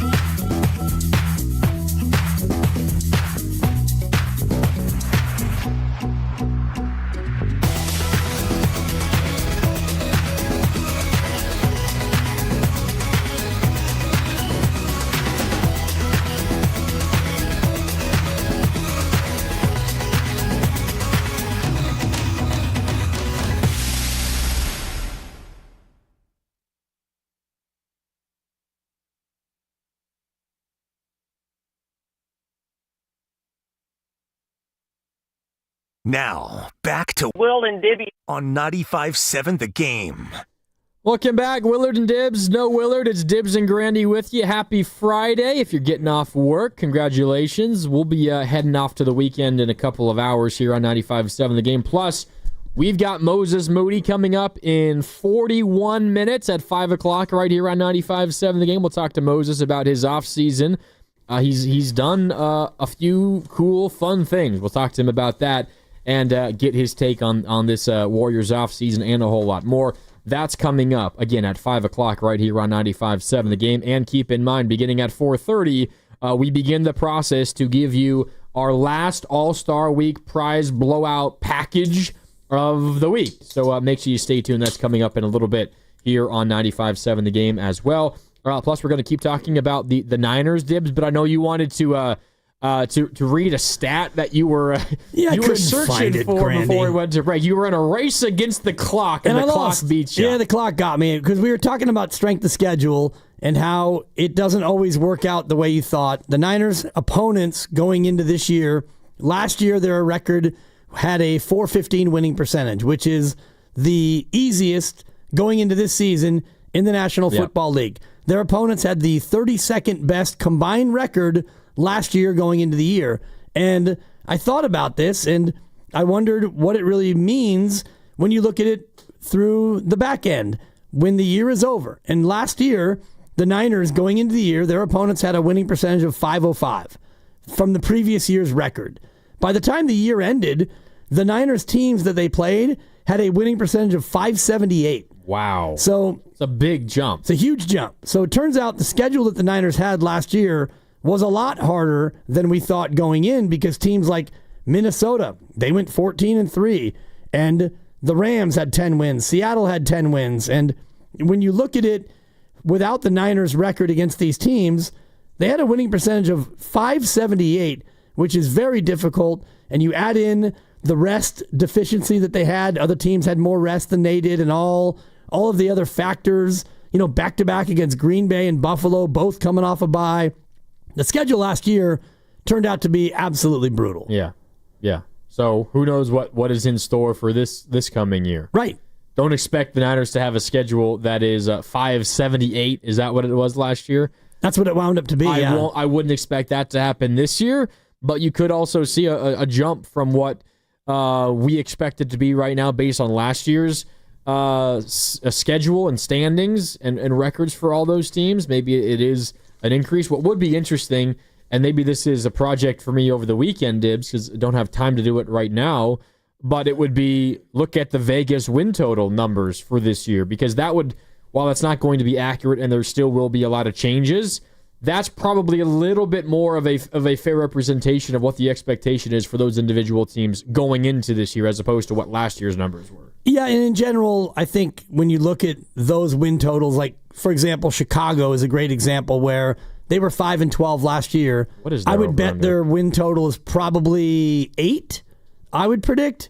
I don't know if it's going to be much higher than that, but let's just see. NFL win totals. Bears 8.5 is what I see. Okay, so if you did that, if you added up all of the win totals, and it's a little different because Chicago probably won't go 8.5 and 8.5. I mean, that would be 8-1 essentially. Yeah. But if you look at that, just that fact alone, they were 5-12 last year, and they're expected to be 8-1 this year. So that's already 3 wins tougher for the Niners based on the Vegas win total as opposed to last year's record. So that might be a little more accurate, but who knows? You could have one team that just absolutely is way better than people expect. Like Carolina's expected to be really bad again, but maybe Bryce Young, he kind of got into a little bit of a rhythm late last year. Maybe he takes a step forward, and Carolina is a lot better than we were expecting or giving them credit for. Maybe that happens, and maybe you have a Niners situation happen. A team that's coming off of a Super Bowl gets ravaged by injuries, and they suck. Like the Chiefs, I mean, Mahomes gets hurt, and that just changes everything, right? Josh Allen gets hurt, it changes everything. So, like, there's a lot of different things that can happen over the course of an NFL season that makes those win totals look foolish by the end of the year. I mean, it's what happened to the Niners this past year. I mean, what was the Niners over-under last year? I think 10.5 is where it was. That's about right. 10 or 10.5. And it wasn't 11, you don't think? I don't know. I don't think so.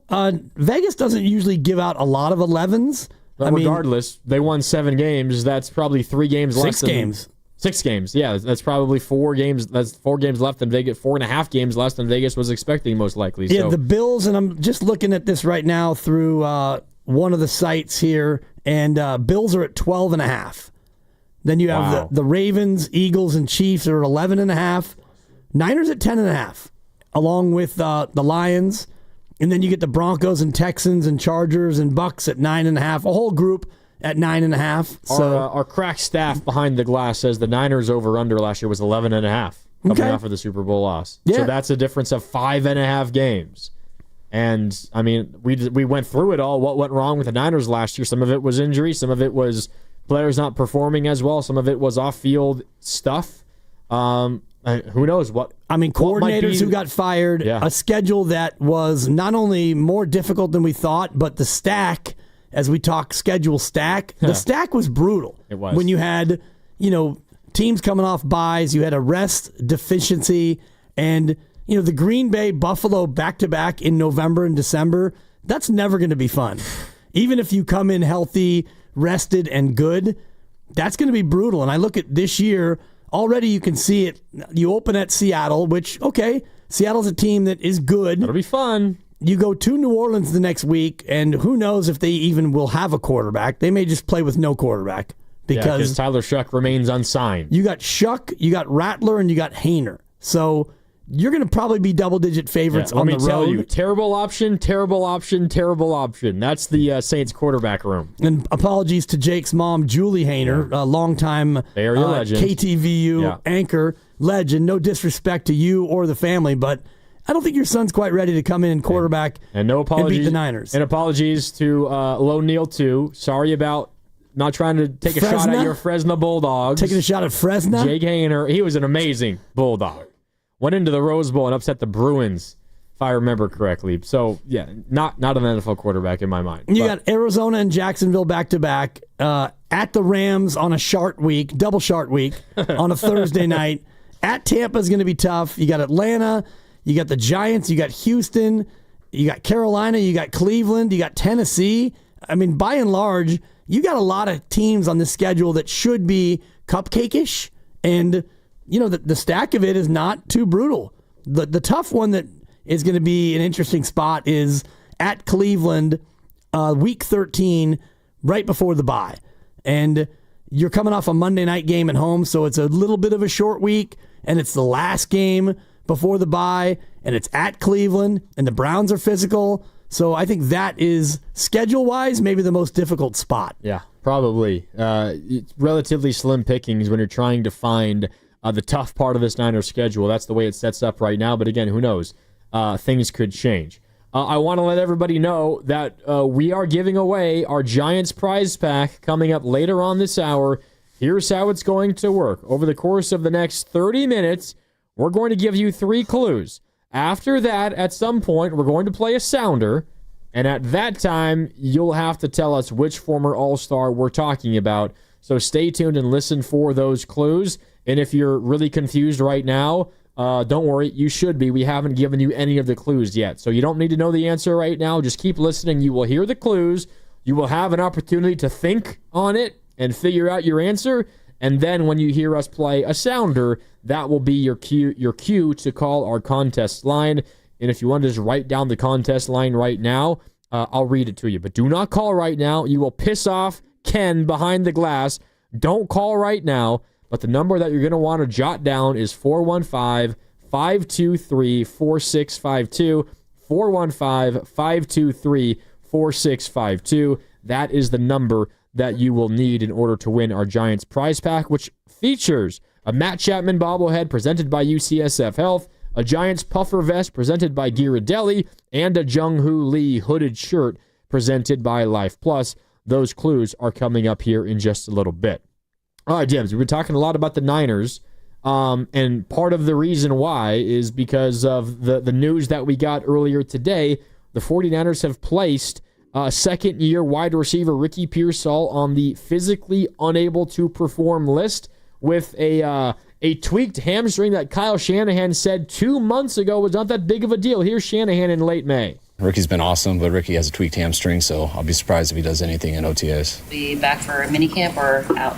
I know he could be, but by the time you get to minicamp and there's just 2 days left in school, we probably won't just throw him out there. But he should be healthy by then. Shanahan says he should be healthy by minicamp. We're not talking about minicamp anymore. We're talking about training camp, and Pearsall is on the physically unable to perform list. Dibs, this just throws another wrench in the Niners wide receiver room that is full of questions right now. Ayuk, likely also on the physically unable to perform list, likely going to miss a month of games, probably at the minimum, although we do not know that for sure. That's just my guess. You have Juwan Jennings, who wants a new contract and more money or wants to be traded. And now you have Ricky Pearsall, who there's at least some concern about when he's going to be ready to begin this season.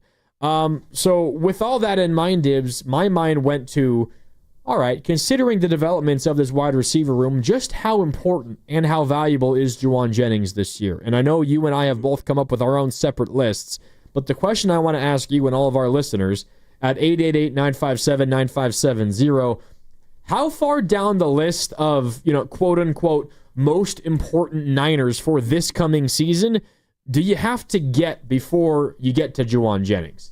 Just how important, Dibs, is Juwan Jennings for this coming year for the Niners? Well, he's pretty important, but how far down the list do you have to get? And let's just take Brock Purdy out of it because the quarterback is the most important person, the most important position in all of sports. So even if you went to, Bryce Young in the Carolina Panthers, he's probably their most important player just because he's their quarterback. So we'll take Brock out of it, I think, for the sake most of people this. Would probably say he's most important. Right. Although if you feel differently, give us a call, shoot us a text. I don't know. Well, in no particular order, I would say McCaffrey's more important. Kittle's more important. Yeah. Trent Williams is more important. Defensively, Bosa's more important. Warner's more important. And Renardo Green is more important. And now Dominic Pooney is more important. What about Deommodore Lenoir? Did you mention him? Nope, Deommodore Lenoir. More important. In More my important, mind. yep. And that's probably the end of the list for me. You could probably debate Renardo Green, but I think everyone else is like, yeah, surefire, of course, more important. Yep. And I think I threw Renardo Green in there. You did. You Green mentioned and Lenoir. Renardo Green. Warner and Bosa, those are no-brainers. And McCaffrey and Kittle and Trent are no-brainers. And I would throw in Dominic Pooney, especially considering the overall state of the offensive line, which is some question marks in there. And, Dominic Pooney was spectacular as a rookie last year at right guard. And then I think you would get to Juwan Jennings. Yeah, I mean, I'm with you. I think there's a pretty clear, group of 7. You included Pooney, and I think that I would also include him in there as well. So maybe there's tiers within this group, but I think there's maybe 8 clear guys. Purdy, McCaffrey, Trent Williams, Fred Warner, George Kittle, Nick Bosa, Deommodore Lenoir, and Dominic Pooney. I think that's a pretty clear 8 that you're like, yeah, no doubt. Those guys being here and being healthy and being on the team and being available, that seems to be more valuable than Juwan Jennings. Then you get into I think a list that you can debate, and I know you included Renardo Green, and I'm not going to tell you that you're wrong.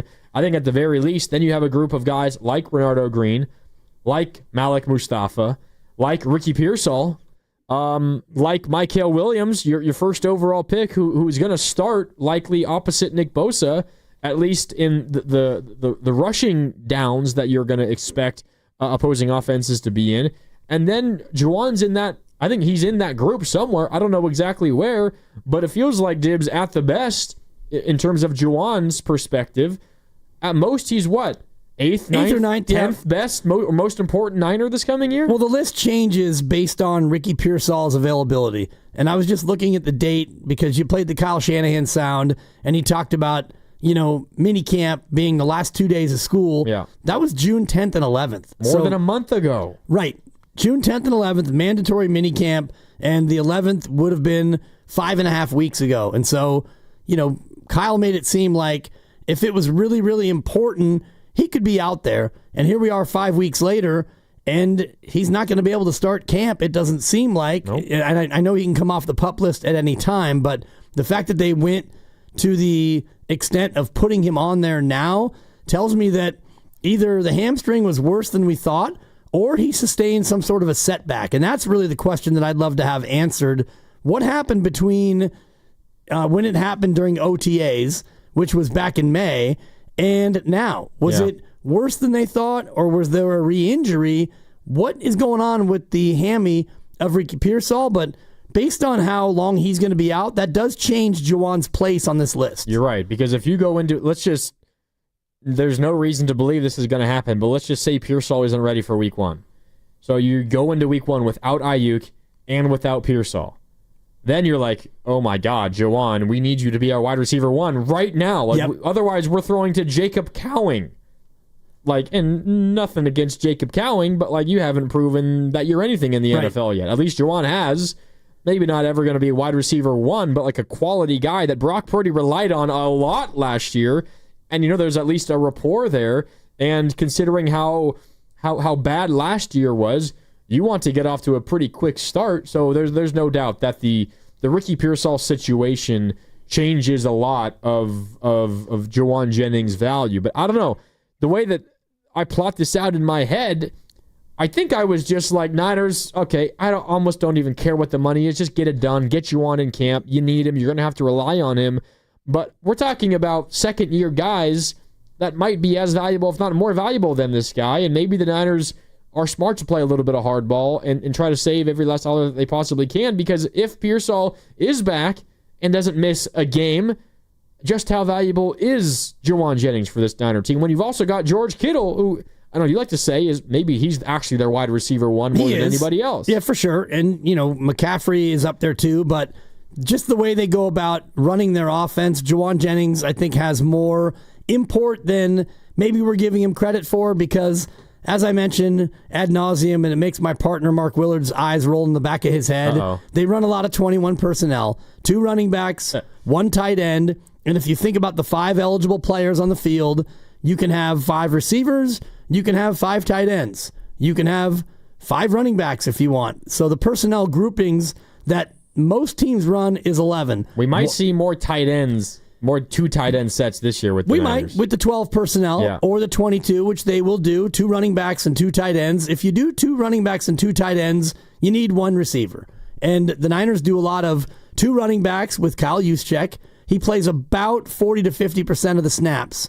When Juszczyk is in there, that tells you that it's going to either be 21 personnel or 22 with the 2 tight ends. If it's 2 running backs and 1 tight end, that leaves 2 eligible players remaining. That's 2 wide receivers. Yeah. And the Niners do that more than almost any team in the NFL, which tells me that if you're going to have 2 receivers out there, and this is your team with Ayuk hurt, you'd love it to be Jennings and Pearsall. Those would be your guys right now who would be your 2 receivers. And then when you go to a 3rd wide receiver and Ayuk is still not ready, well, then it becomes interesting on who that 3rd receiver will be. It's a good question. Well, and so that's why Jennings, I think, has more import than we're giving him credit for. And also, when you do have a Shanahan offense, you need your wide receivers to block, and Juwan Jennings is a great blocker. Oh, he is. And as a receiver. He's never going to shy away from that. Right. He loves the contact. In fact, he's going to be in the mix. He might be like in the Dre Greenlaw school of physicality to the point where sometimes it's too much and he gets a penalty. Right. That's kind of who Juwan is. But you want those kind of guys on your football team. And you need them when you have the Shanahan offense. When you're running outside zone, which they do, by the very definition, that tells me that the running back is running to the outside, which is where the wide receiver is going to be. Yeah. So you've got, Trent Williams on the left side. You've got George Kittle as a tight end, who's a good blocker. Juszczyk leading the way, and when your running back gets around all of them, you're going to have Juwan Jennings out front making the block on the corner on the edge. So maybe Juwan is actually more important than we're giving him credit for. Yeah. My mind also just went to this spot because you were talking about Ricky Pearsall and why he's on the PUP list, physically unable to perform list, when it seemed like Shanahan expected him to be healthy enough to participate as long ago as 5 weeks ago, right? More than a month ago. And why hasn't it happened? Most of us, as we have Dibs for the last 2.5 hours, just assume it's still the hamstring, like a setback on the hamstring. The Niners, when they announce this, they don't have any injury designation on any of these guys. But like with someone like Ayuk, we know it's his knee because he's recovering from knee surgery and multiple torn ligaments in his knee. But there's no specific designation here. So who the hell knows what Pearsall's injury? It might not even be the hamstring. It could be something entirely unrelated. The hamstring could be fine. We don't know that for sure, and I'm just purely speculating here, but 99.9% of us just assume it's the hamstring. Right. And it might not be. They haven't told us. They will next week, but we don't know what it is right now. Man, that actually was chilling the way you laid that out, and you're absolutely right. There's been no official designation as to what it is or what it might be, and so, yeah, it very well could be something entirely different, something unique. You just never know, and I don't know what he's been doing since he tweaked it back in May. Yep. And it could be that something else has taken place. Hope not. I mean, right? Well, I don't know. What do you hope? Do you hope that a weird small hamstring hamstring strain is still bothering him 2 months later? Or do you hope that it's something else small and minor? I don't know. Would you rather have two minor things or one larger thing? I would rather have it be just the hamstring and they're just being really, really super precautionary about it. I don't want it to be a groin on the other side or bilateral Achilles tendonitis or, I mean, who knows? Never want to hear that again in my life. Yeah, and you don't want it to be anything really, but it just is a little bit head scratching that it's been, 5 weeks since he didn't go to mandatory mini camp and now he's on the PUP list going into camp. Yeah, I'm with you. All right. Don't call yet. But if you would like to win our Giants prize pack, which again includes a Matt Chapman bobblehead presented by UCSF Health, a Giants puffer vest presented by Ghirardelli, and a Jung-Hoo Lee hooded shirt presented by Life Plus, here are the 3 clues you will need to win. And keep your guesses to yourself at this time, please. Number 1, I was a 10-time All-Star and won the All-Star Game MVP award in 1965. Number 2, I was born in the Dominican Republic. Number 3, I was a pitcher known for my high leg kick. Hold your guesses until we tell you when it's time to call. You will hear the sounder soon, and at that point, call in to guess and try to win the Giants prize pack. Dibs, again, 10-time All-Star, won the All-Star Game MVP in 1965, born in the Dominican Republic, and a pitcher known for a high leg kick. Do you have the answer? I have the answer, yeah. I have this one. We're going way back now. We're going old school here. Well, it's not that far back if you if you've lived a little bit. I mean, MVP award in 65. That's quite a while ago. Even predates me, to be honest. But yes, I knew who this is. I got this one on lock. I think I got this one too. Yeah. I do have it. I have the answer, but I didn't look at the answer when I first initially had it. Right. I got it right. Yeah, and I think that the majority of people will be able to get this one correct. And, when you hear the sounder, just make sure you're near your phone, dial it up, and you can win that Giants prize pack. And that is coming up in just a little bit. We have a break, and when we come back, you will hear the sounder, and that will be your cue to call our contest line and try to win our Giants prize pack. That's coming up next. Plus, we're brought to you by Fremont Bank, here for you, here for good, and Moses Moody coming up in 18 minutes. Moses Moody on the River Islands guest line when we return. Again, brought to you by Fremont Bank, here for you, here for good. More Willard and Dibs, Grandy and Dibs, next on 95.7 The Game. And meantime, it's Dan Dibley.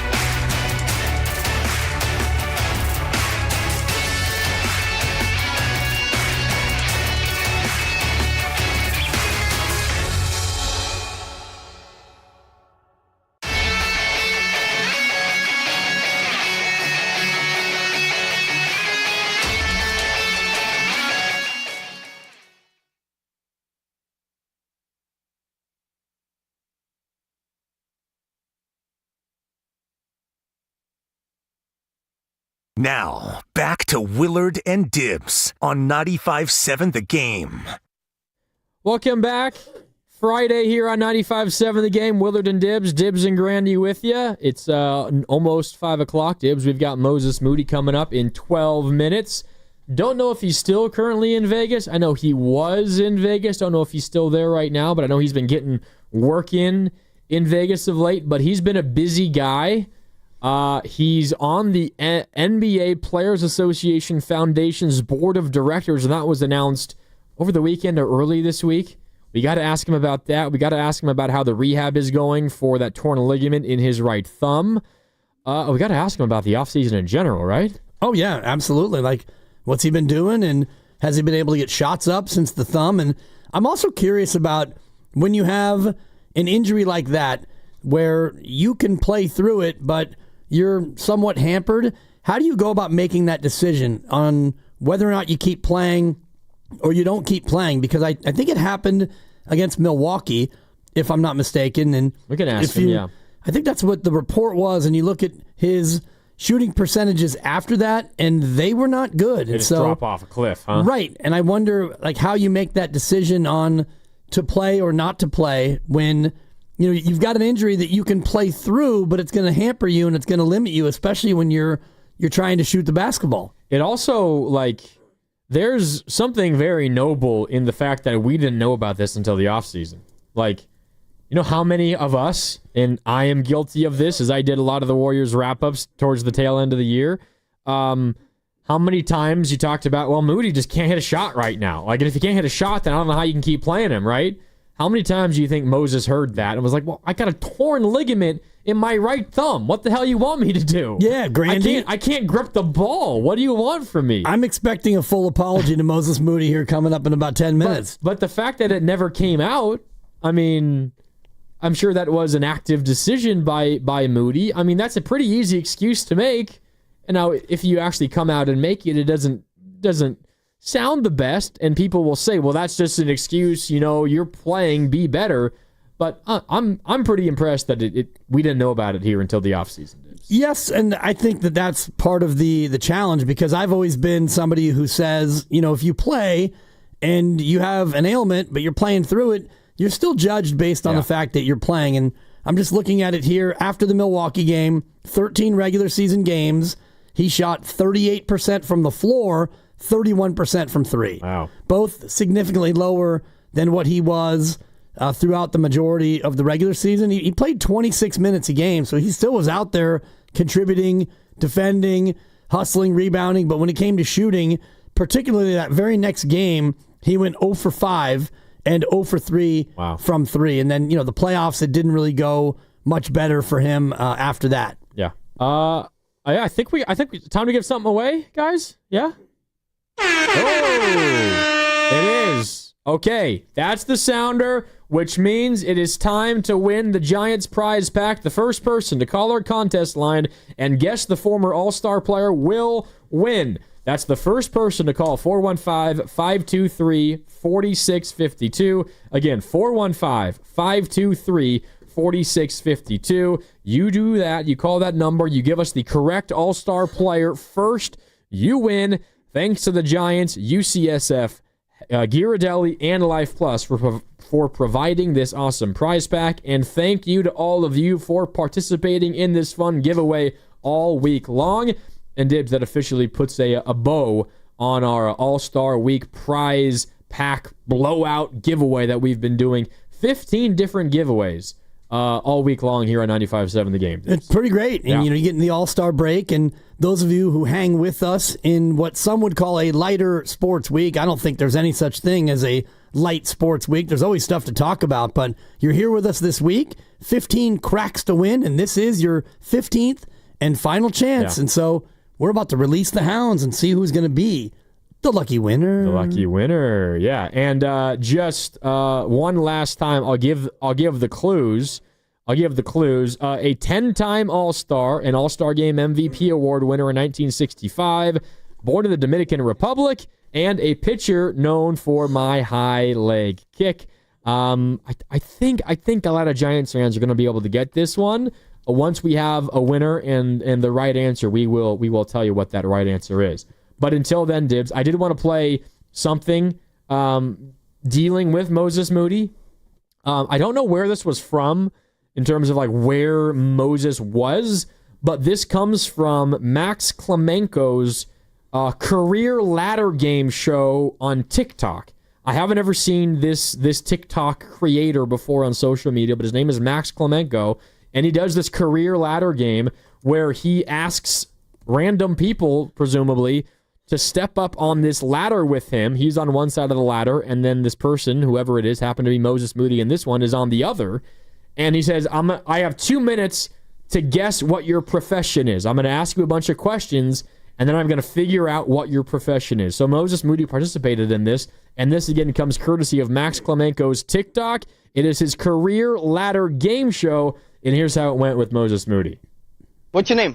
Moses. I will guess your job in 2 minutes. If I fail, you walk away and you never tell me what you do. Welcome to the career ladder. Hope you don't have to hold your body, 'cause it's time for the career ladder. Could I do this job? Yeah, you can. Is it performance-based? Yes, it is. Oh, is it? On stage? You call it a stage, but no. Would I be interested in being in the audience of this performance, do you think? I think so. Yeah? Yeah. Is it mostly men or women?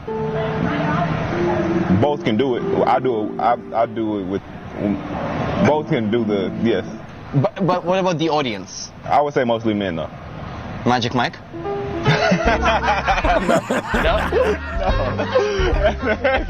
Okay. Is it physical? Yes. Maybe an athlete of some kind?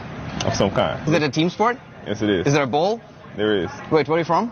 America. Basketball player. Yes. Moses Moody, a shooting guard for the Golden State Warriors. All right, there it is. He was able to figure out what Moses Moody does pretty darn quickly. There's a lot of fun questions there. I don't know why Moses Moody said, generally, most people in the audience are guys, and then Max Klemenko says, Magic Mike. Perfect.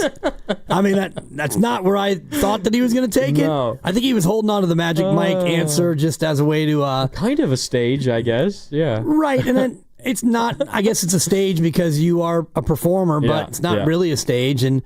Just looking at Max Klemenko, 6.4 million followers on TikTok. Wow, so popular. Kind of a big deal. And he's done this career ladder with a number of different people. And that kind of reminded me, for those of you OGs in the audience listening to 95.7 The Game, we used to do a thing with Lo Neal called Does Lo Know? Oh, and, that sounds fun. The boss, does Lo know? And we would bring on a mystery guest, and Lo would have 10 questions to try to figure out who the mystery guest was. And the way Lo Neal went about it was at times genius and also at most times just hilarious. And what are some examples of who you guys got to call in? Well, for example, I think one time we had TJ Hushmanzada. Okay, and so classic. we would usually have it be a player from the team that the 49ers would be playing. You know, a former player from the team that the Niners would play. And so Lo would ask, the first question would be, did you play offense? And yes, I played. Did you play defense? No. And then he'd say, did you play offense? It's like, well, Lo, if he didn't play defense, he probably played offense. What if he was only a special teamer, Dibs? There's always that. And invariably, the question of, are you a person of color, would come up. And, just the way Lo went about it. And, TJ, who's your daddy? Who's your daddy? And so, TJ, who's your mama? That's kind of the way the latter game made me think of it, because he's just peppering questions. Similar and he's just idea. narrowing it down. And 2 minutes it's a long time, but it's not a long time. You got to ask the right questions, and you got to do it quickly. And he eventually narrows it down, and boom, he got Moses Moody. Plus, Moses Moody steps up. You're like, okay, you're tall, you're gigantic, and you're in shape. You're probably an athlete. I could have probably guessed that almost immediately. Or Magic Mike. True. You're fit, and so he could be. How tall is he? 6'6"? That'd be. I think that's right. Is he 6'6"? Somewhere in there. Yeah, but I don't know. There you go. Anyway, we do have our winner for our final prize pack of this All-Star Week prize blowout. Congratulations to Lindo in Fairfield, who is our winner. I'm going to read the clues off one more time, Dibs, then I want you to give everybody the answer. 10-time All-Star, won the All-Star Game MVP award in 1965, born in the Dominican Republic, and a pitcher known for my high leg kick. Dibs, who was that? It's Juan Marichal. That's correct. And the Dominican dandy, Dibs. That's right. And so as you go through the clues, the first one is 10-time All-Star, and what was the other part of that first clue? All-Star Game MVP in 1965. So that right there, thinking about it, I was thinking Willie McCovey. Yeah, you get the era. Right. And I knew it wasn't Willie Mays because he was, I think, a 24-time All-Star. Something crazy like definitely that. So, way more than 10. And I also was thinking maybe Orlando Cepeda. And then the second one was, Dominican Republic. I got it off the second clue. Because his nickname's the Dominican Dandy. And I think that Orlando Cepeda, rest in peace, I thought he was Dominican and not Puerto Rican. So I was off base. But right away, that took out McCovey for me. And then the high leg kick was... The third one kind of gave it away. It's a little bit of a layup. Yeah. Unless you have no idea who Juan Marichal is, then... You might not have ever seen him throw, whether it's in person or on YouTube or any other video. But if you're a Giants fan and you walk by that statue and every time you go to a game... You know who's that? His leg is all the way up in the air. So far up there. So there you go. Good job, Lindo. Good job for listening and for calling in and getting it done. Yeah, and congrats to all of our winners, not just to you on Willard and Dibs, but on the Morning Roast and on Steiny and Goo all week long here on 95.7 The Game. We've got Moses Moody calling in here in just a couple of minutes. Before we get to him, I wanted to remind everybody that you're listening to 95.7 The Game, KGMZ FM and HD1 San Francisco, an Odyssey Sports Station, and the home of the Golden State Warriors and Valkyries, always live on the free Odyssey app, coming to you live from the Laughing Monk Studios. Dibs, we've been talking a lot today about best case, worst case scenarios for the Giants and for the 49ers. We haven't yet done it with the Warriors. We could do it with the Warriors once we get off the phone with Moses Moody, who should be calling in at any moment. But I wonder, this most recent Warriors season is kind of unique because ever since they got Jimmy Butler, it almost felt like best case because they stayed healthy. They were racking up wins. The way that the postseason standings fell kind of seemed to work to their benefit. You got Houston in the first round, and you got Minnesota in the second round. You avoided OKC. You avoided Denver. Right? But then once the postseason got here, Jimmy Butler gets hurt, then Steph gets hurt. It kind of feels like over the course of maybe 3 months, you had the best case, and then you also had the worst case. Right, and the injury was part of it, and we like to take injury out of it when we play best case, worst case, and in preparation for Moses Moody, and I'll say this before he comes on, and I'll probably say it when he is on, but the best case scenario involves Moses Moody taking another step. And if you look at his career so far, he's gone from 4.4 to 4.8 to 8.1 to 9.8 points per game. His games have gone up. His minutes have gone up. His shooting percentages from three have gone up. Everything has gotten incrementally better for Moses Moody in 4 years. And now you look at this team going into next year, and I know the roster's not complete, but if Moses Moody takes a fifth step in his NBA development, if he goes from 9.8 points a game to, let's just say, 11 a game. Nothing crazy. Yeah. And last year he shot 37% from three, and that included that stretch when he had the bum thumb where he shot 31%. So if Moses can get just a little bit better yet again, that, I think, falls in line with the best case scenario where, Moses Moody becomes a real play you all the time, 27 minutes a night rotational piece, and your depth improves, and if he's better, then that's going to help your team overall. So the game that he injured his thumb in was that game at home versus Milwaukee on March 18th, right? That's what I believe, yeah. That was the day. His first 60 games of the year before that one, he shot 39% from deep. Yeah. You'll take that. That's a great number. Absolutely. You will absolutely take that. So if he's that the next year, then yes, that's a big plus for the Warriors. Right, and you look at just overall games. He played in 74 games last year of the 82, and he started 34 of them. And the previous 3 years, he'd only started a combined 23. So he played more games, he started more games, he played more minutes, and still his productivity was better. His percentages didn't go down. He got more shots, he took more shots, he made more shots, he scored more points. Yeah. So I think if you look at best case scenario for Moses Moody, it would be he plays like he did last year and even a little bit better and scores more and becomes a real seventh man for this team. Yeah, because he's also at least as of right now, Dibs. Obviously, the potential acquisition of D'Anthony Melton maybe changes things, and who knows what else might be out there in terms of players that the Warriors will add to the roster.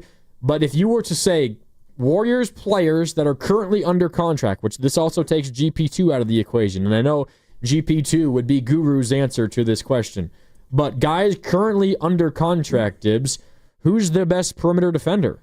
I mean, it's probably Moses Moody, right?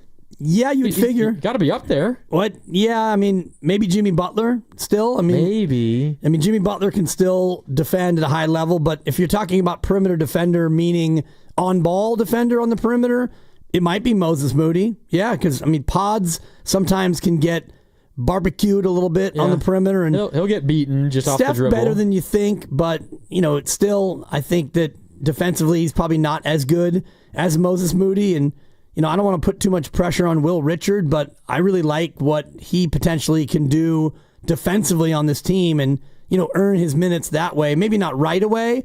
I don't know if he starts in the G League or if he gets a chance at all. I know Steve Kerr doesn't always lean on rookies right away, but, he could come in and make an impact like Pods did his first year. Yeah.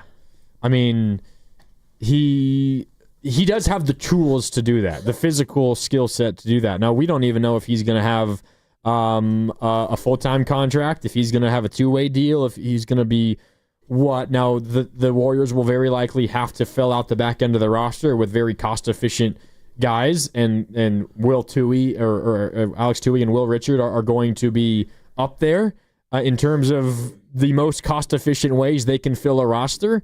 But he definitely has the ability to do that. But Moses Moody, I mean, he might be a starter for the Warriors, because you think back to when they went on that run, Dibs, with Jimmy Butler, it was Moses Moody in the starting lineup. Even when Moody was struggling to shoot, he was still in that starting lineup to close the regular season, and that's when they went on their streak of what? They went 21-5 at one point with that group led by Jimmy Butler and Steph, and for a big chunk of those games, it was Moses Moody in the starting lineup. Yeah, and so you look at that same thing this year, and you start to figure out not only who you're going to have, but how all the pieces are going to fit. And, Pods is a guy who started 33 games last year, and you could see the team going with, Steph and Pods and Draymond and Jimmy, and then fill in the blank at center. Al Horford, if he ends up signing, or maybe you can go with Quentin Post or TJD, and you look at the bench and you've got Buddy Hield, and you would have Moses Moody then off the bench. But you're right about filling out the roster. Not only do you have to fill it out to get to 14 or 15 players, but you still need to find some guys who you can rely on and play. And the one thing that gives me a little bit of hope about Will Richard making an immediate impact is Brendan Podziemski, who, as a rookie, he played 74 games, and he averaged 26.5 minutes a game. That's a lot. As a rookie. And he was a first-round pick. Right, not a lottery, late first. But late first, late-ish. And he also is, I think, 2 years, or he was 2 years younger than Will Richard when he started. Yeah, Will played all 4 years. Right, and Brandon played, 2 years-ish. He didn't really play much his first year in Illinois. Illinois. That was in Illinois, right? Yeah. Then he played one great year in Santa Clara. And not the same level as Will Richard just played at Florida. Right. Winning a national championship. And having 18 points in the Natty. He led Florida in scoring in that game. And I think Will Richard is more NBA ready entering the association than Pods was, and yet Pods got all those minutes because he did many of the little things that a coach would love for him to do, and I think that Will Richard can be that same player. Yeah, I'm not trying to build this guy up too much because I haven't seen him play a ton, but just sitting with him in Vegas, and you were impressed. You were impressed. Well, impressed by not only his presence, but also his physique. He's ready, and Toohey's, he's much more of a younger looking. He doesn't yet have that musculature that you're going to need to... Physically, he seems like a little bit of a project. Right. Physically. And he talked about the physicality being the big hurdle for him coming into the league. And, Will Richard, every single game they played this year was against legitimate D1, SEC, top-of-the-mark talent. Best conference in college basketball was the SEC. Best conference maybe that we've seen in years as far as top to bottom. I think they got, 13 or 14 teams in the tourney? And a lot of them were really high seeds, and they went deep into the playoffs. No doubt. One of the teams that went deeper than expected was Arkansas, which is where Moody went. But it was coached now by John Calipari, Arkansas, no longer by Eric Musselman. Eric Musselman is now at SC.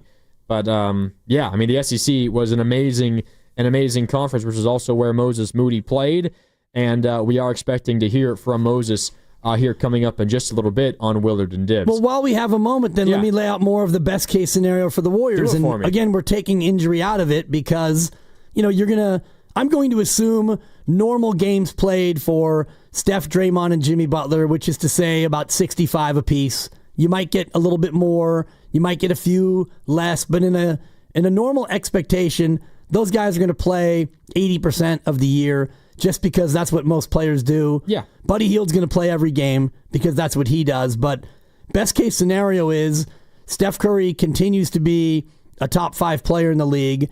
Draymond Green and Jimmy Butler continue to gel, and the big three, those three, have the same syncopation that they did toward the end of the year.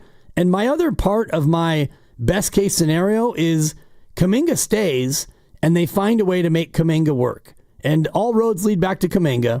I don't believe that you can sign and trade Kuminga and get the kind of piece back that could be potentially better.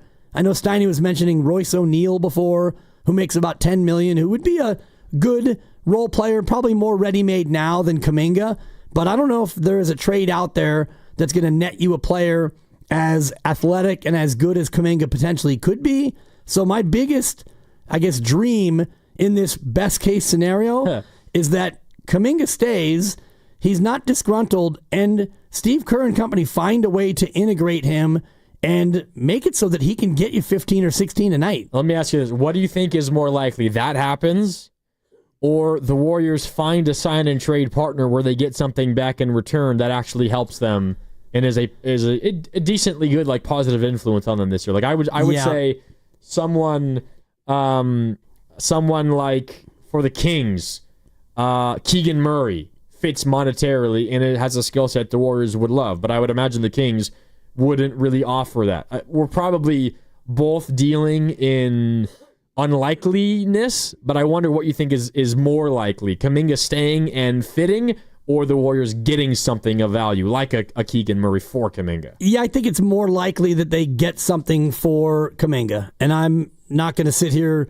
with false hope thinking, Kuminga will stay and he won't be disgruntled and they'll find a way to make it work. And I know a training camp would certainly help that. And Steve Kerr and his coaching staff, I'm sure, are already going through scenarios of if Kuminga's here offensively, how can they make it so, Kuminga can play with Jimmy and or Draymond and or Steph. But for me, the more likely outcome would be a sign and trade and you get whatever player, Keegan Murray, I don't know how much he makes on his contract. 10. So it would have to be like a $20 million contract from the Kings to Kuminga in order for that to work. Yeah, and that's what Royce O'Neal makes as well. So, that at least would be a player who could come in and fit the role. But I do think about the best case scenario of keeping Kuminga and somehow he's content enough and you're able to use your offensive wizardry to make that work, because if Kuminga's here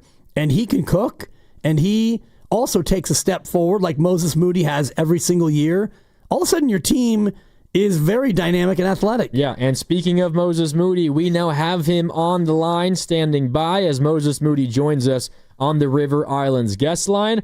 Moses, happy Friday. Thanks for taking some time out of your day to join us. How you doing? It's Mark Randy and Dan Dibley with you. Moses, how you doing?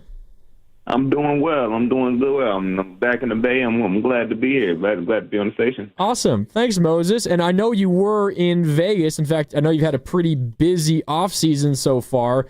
You've been getting some work in with the team out there in Vegas. I know you're back in the Bay now, but what was the experience like in Vegas?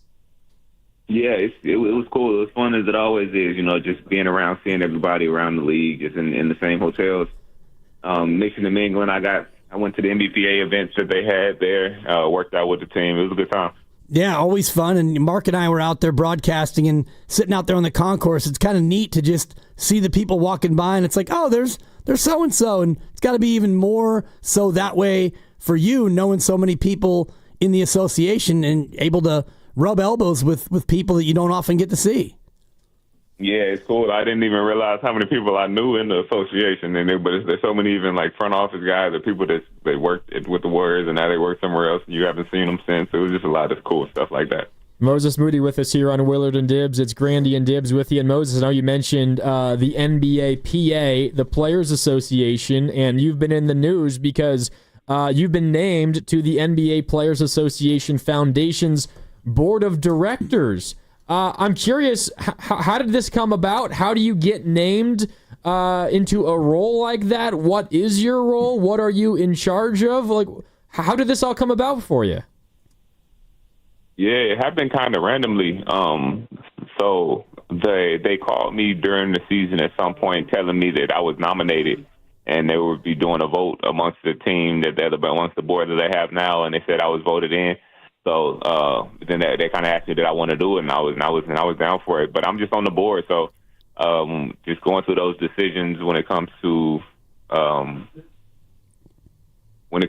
like the grants that the NBPA matches and just decisions, that goes through the board. I'm a part of that decision making process.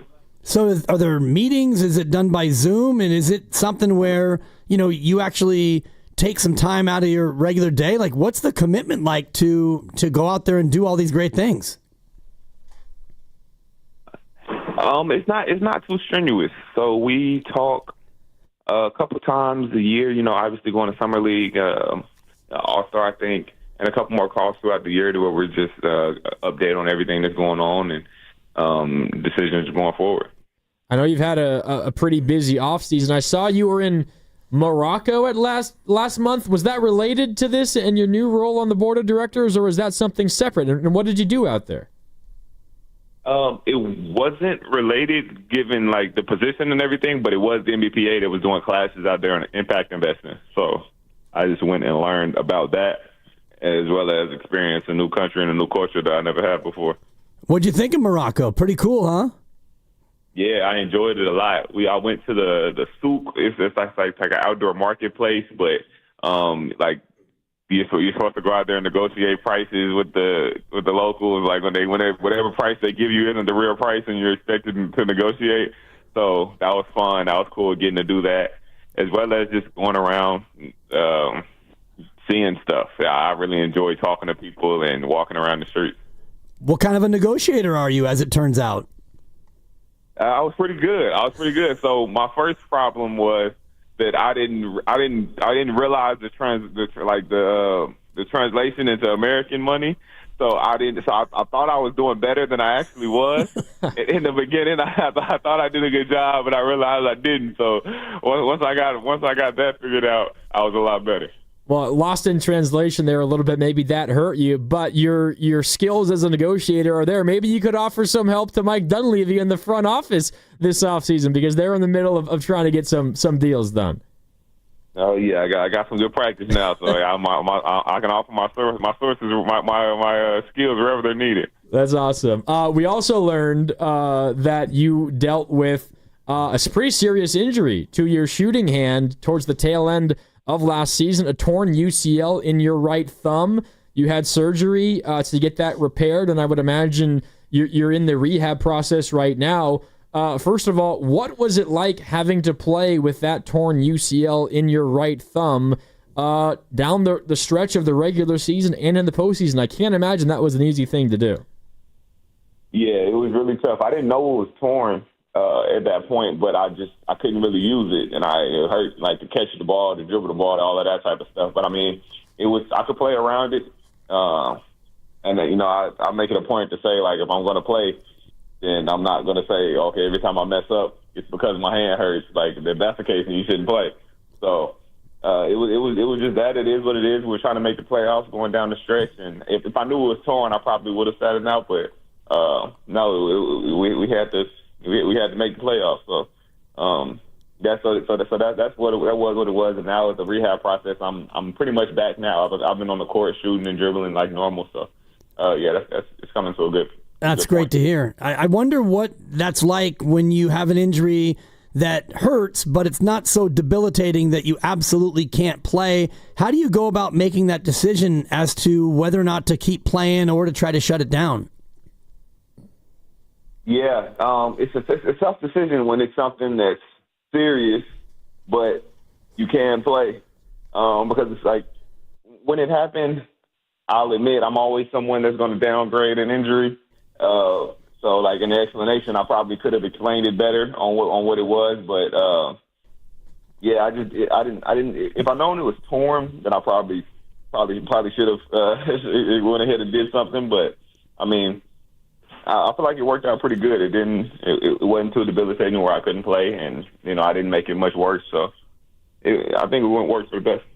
Moses, I know you're not the kind of guy to use any injury, even one as serious as that, as an excuse. But I mean, just how difficult did that make everything? I mean, were you able to catch the basketball normal? Were you able to grip the ball? Were you able to, stick your hand in there and fight for loose balls and grab rebounds? I mean, just what did that injury specifically affect?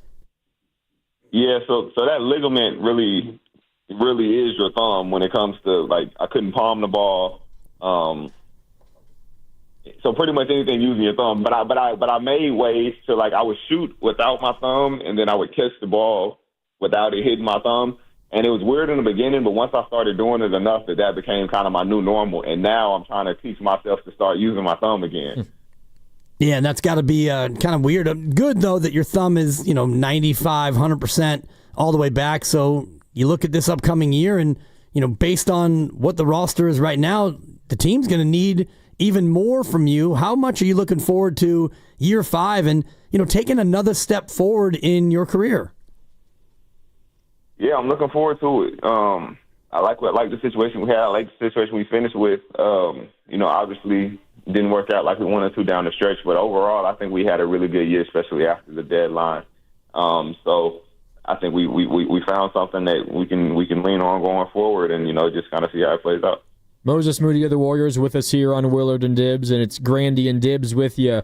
Moses, you talk about the way that you guys closed the regular season after the deadline. Of course, the demarcation there is when you guys acquired Jimmy Butler and you guys closed the regular season on such a good run. It feels like there's a lot of, within the fan base, a lot of frustration, I guess, because there hasn't been any movement in the offseason in terms of additions to this roster. But let me know what you guys and everyone on the team think, because from the outside looking in, it kind of seems to me like what the team feels is necessary is just improvement on the margins, because you got Jimmy Butler in here, and you guys were so good to close the regular season. And if Steph didn't get hurt, who knows what happens in the postseason. So do you and the team feel like what was needed and what is needed this offseason is more smaller things on the margin as opposed to a major overhaul? Yeah, I agree. I feel like we had to make something happen, and we did. And I think the ability to do that at the time that we did was impressive. So, you hate to try to come fix everything and then you make it worse than it is before. We found something that worked. We leaned on it when we needed it most, and it worked out for the most part. So I think that is something you just have to build upon. Don't fix something that's not broken. No real big additions yet, but we do have some subtractions, including your old Joga partner, Kevon Looney. How much is that going to hurt just personally to not have Kevon around anymore? And are you eyeballing somebody else to be your new Joga partner? It's going to be tough losing Loon in so many ways. He's been here since I got here, and he's the person he's been for the team. For me, is unmeasurable. So he definitely can't be replaced in any way, including the Joga room. So. But the way that he looked out for me and brought it to my attention, made it accessible. He even paid for me to do it for my first year of yoga. So, just extending that out to guys coming in the way he did to me, and he didn't put pressure on me to do it. So the same thing with Chapel, going to Chapel before the games. He told me he was going, and it was up to me to go if I wanted to or not. So the mindset is to keep doing, is just keep that legacy going. That's great. Hey, Moses, I'm curious. You're entering now. You're number 5 in the NBA. I know. Dibs asked you just about the season ahead for the team as a whole. Where do you feel like you've got to make a step forward? What are you focusing on this offseason? Where do you feel like you can improve the most and help the team potentially in the starting lineup or in whatever role you're asked, where do you think you got to make the biggest step forward? I think I would like to play with the ball in my hand a little bit more, so being able to come off pick and roll as well as just play in action. If that's putting me as a screener, maybe even Draymond getting the rebound, pushing it up the floor, making something happen, cross-screening, things like that. So just being comfortable being in the actions and making myself useful to the team in different ways, as well as continuing my own ball defense presence. I found something during the year, so just continue to grow and build on that, as well as always shooting. You got Morocco, you got Vegas under your belt. You still have a pretty good, decent amount of summer left before you get into training camp. What do you have planned other than staying sharp and getting fit? Do you have any other fun and exotic trips planned, Moses? Well, I've been all over the place. I went to the Dominican Republic. I went to the land of Buddy Hield in Bahamas. I went to London. So I've been all over the place a bit already, but next on the books is Little Rock, Arkansas. I spent some time there a couple weeks ago, and it was really good to be there without nothing that I have to do, just being home like it was growing up for some time, hanging out with my family, my little cousins and stuff, taking them to the court. So that was all fun. And I got my camps coming up this next week, where Draymond is going to be coming back to the city. He's coming to my camp. And yeah, that's next on the agenda. That's awesome. Sounds like a fun summer. I wonder if you've had any Jimmy Butler time, because Jimmy, toward the end of last year in the offseason, said, I'm going to spend time with all my guys. Have you gotten any Jimmy Butler time in your summer plans? I haven't yet, but I'm sure I'm going to be training in LA a lot later on, so I'm sure I'll run into him there. Awesome. That's awesome, Moses. Well, best of luck at your camp coming up next week in Little Rock. We appreciate you taking some time out of your busy schedule, and have a great camp. Have a great rest of your off season, and we'll catch up with you when the season gets going, okay? Oh, yeah, no problem. Awesome. Thanks, Moses. Moses Moody of the Warriors. Entering year number 5. I know. Kind of hard to believe, isn't it, Dibs? It's hard to believe, but, he and Kuminga, both lottery picks in the same draft, and, you look at where Moses is now and where he started, it's just been nice incremental improvement. Year over year, more minutes, more games, better shooting percentages, more points, and that's really, what you're hoping to see from any player that you draft. The whole thing about draft and develop, and everybody who wants to point the finger at the Warriors and say you don't develop young people. Well, let's remember Kevon Looney, 10 years as a Warrior, 3-time champ, and he sure developed to the point where now he's getting $16 million from another team. And Moses Moody, he got a nice 3-year, $39 million contract with the Golden State Warriors, and in his 5th year, they drafted him, and he's now developed into a good, solid player in the NBA. The news that broke, I don't know, is it last week, whenever we found out about his thumb and how badly it was hurt. Maybe I'm just completely overreacting to this, Dibs, but once I found out about that and hearing him say that he couldn't palm the ball and anything that you would do with your thumb, I had to relearn how to do it. And I know Moses would never make an excuse for himself, and that's just the kind of guy he is, and it's why I don't think anyone in this organization has ever said a bad word about him, because that's just who he is as a person. He'd never use it as an excuse for, as you mentioned, 38% from the field and 31% from deep ever since he tore that ligament in his right thumb. He's never going to use that as a reason why that he struggled to shoot the ball. But ever since I found out about it, I feel 10 times more confident that Moody's going to be a major part of whatever next year is for the Warriors. I think so. And if you look at the numbers and you ran him down the first 60 games of the year, and he shot 39% from 3, which every year over year, his percentages have steadily gone up. And I'd like to go back and look at some of the film, so to speak, of how he was shooting the ball after the injury. Yeah, trying to shoot without your thumb. 4 fingers. I mean, you're a knockdown shooter, 2-time knockout champion. Not bad. You got a nice little shot. I don't know if you can dribble or pass or defend, but yeah, thank you, Ken.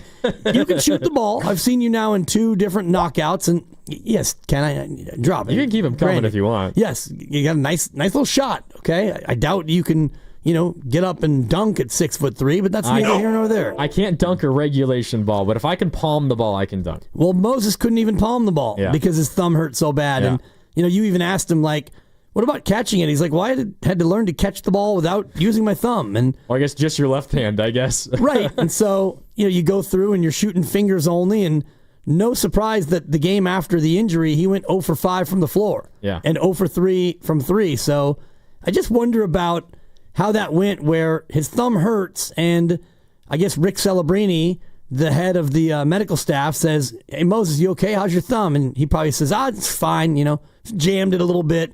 A little uncomfortable, but nothing terrible. Right. Yeah. Meanwhile, it's torn. And so if he would have complained more, they probably would have gone MRI and seen that it was torn, and, he would have gone about things in a different way. Yeah. And then, who knows what, we talk about the numbers, and he shot 31% from deep after the injury, and it's not great, but it's not as if he was not helping at all out there. He was still doing his thing defensively and doing all the small things that Moses Moody does. But if you're to tell me, Dibs, that he's a 40% shooter from deep next year, and he's playing maybe the best perimeter defense that the Warriors have, suddenly he becomes one of the more important Warriors. And that's not an exaggeration. If you shoot 40% from deep and you're an above-average perimeter defender, having a player like that on a $13 million average annual value contract, that's a freaking steal. That's what this offseason has been, is can you get your hands on the elite 3-and-D wings? And that's why OKC won the championship. It's why Indiana was... those guys have so many 3-and-D wings. Right. And Moses Moody, if he shoots 40% from deep or around there and takes a step as a defender, then he becomes a 3-and-D wing. Right. And you need that. Even if he shoots, 37, 38%, that is more than serviceable, especially when he can defend. And, you asked him about what he wants to work on and be able to do more of. And he talked about having the ball in his hands and, being able to attack off the wing and get to the basket and rebound and push the tempo exactly. like Draymond. Yeah, so those are all things that you look at Moses Moody year over year, he's getting a bigger role. And as he gets a bigger role, he is really thriving. And I'm looking at the log last year.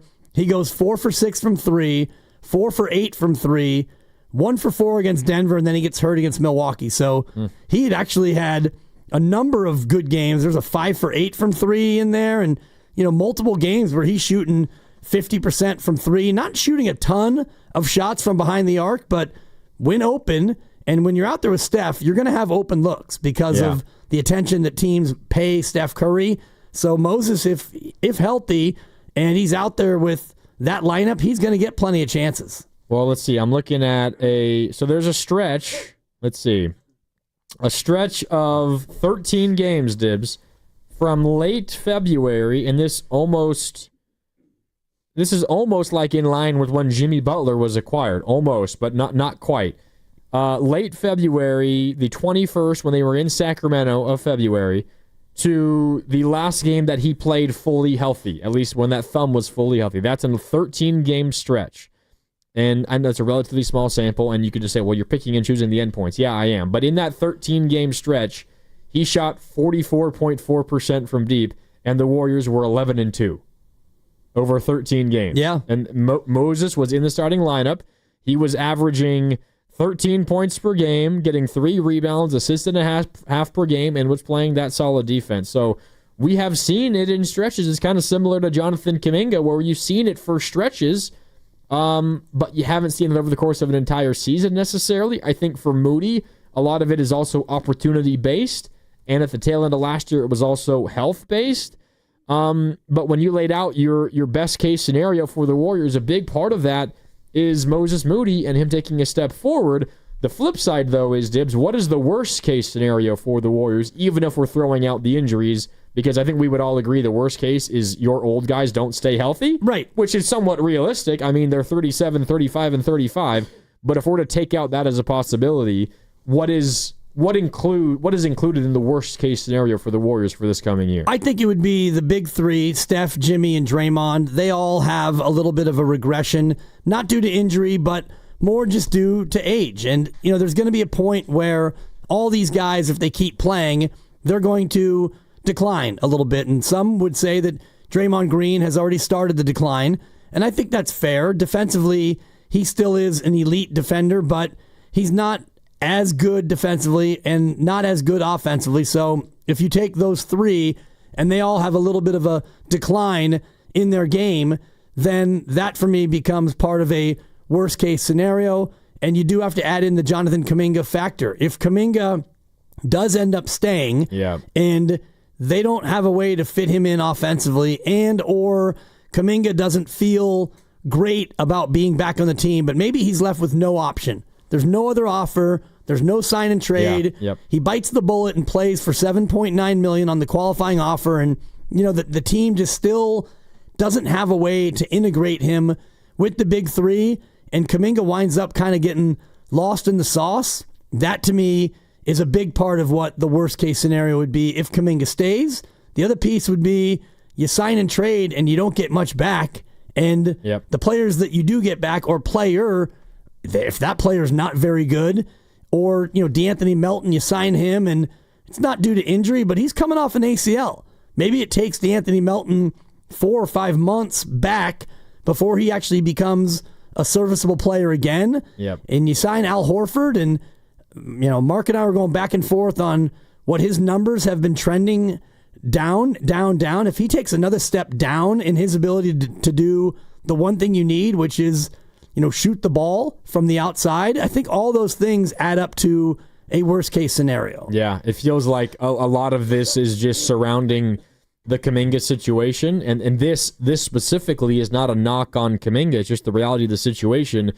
If the Kuminga conundrum, as we've been calling it, Dibs, doesn't bear fruit one way or another, whether it's Kuminga himself staying and contributing, or the return for Kuminga, whoever it is, doesn't matter who it is, not contributing, if you're getting like a net zero or net positive very, very little from whatever comes out of that situation, that seems to be the basis of what the worst case scenario is for the Warriors. Like, I don't know if calling it a miracle is the right way to describe it, but they need something to come from that situation, whether it is Kuminga on the roster and Kuminga playing and helping, or it's whoever you turn Kuminga into being a positive influence, because you're going to need it. As you said, the best case scenario for Steph and for Jimmy and for Dre is what, each of them play 60-plus games, 65 games? Like, if those guys all play 65 games, you'll take that in a freaking heartbeat. If they play 60 games each, you'll still probably take that. So if that's like what we call best case scenario, then you're going to have a world where, I know we're taking injuries out of the equation, but even if we're just talking about days where those guys are resting, when maybe they're not playing every back-to-back, and if you get off to a hot start and you're 20-10 in your first 30 games, and then you can afford to take some rest for those guys the rest of the year, you're going to need guys like Kuminga and Moody and Pods, or whoever you get for Kuminga, to come in and be effective and stave off some losses to earn those guys the right to continue to rest. So I think so much of this is just going to be how the Kuminga situation turns up, and whether he becomes, or whoever he turns into, becomes someone that actually helps you keep some of the miles off of your veterans. Absolutely, and that's why I've always thought that keeping him and making it work would be my number one priority, because he's a young player and he can be explosive. Now, I'm looking at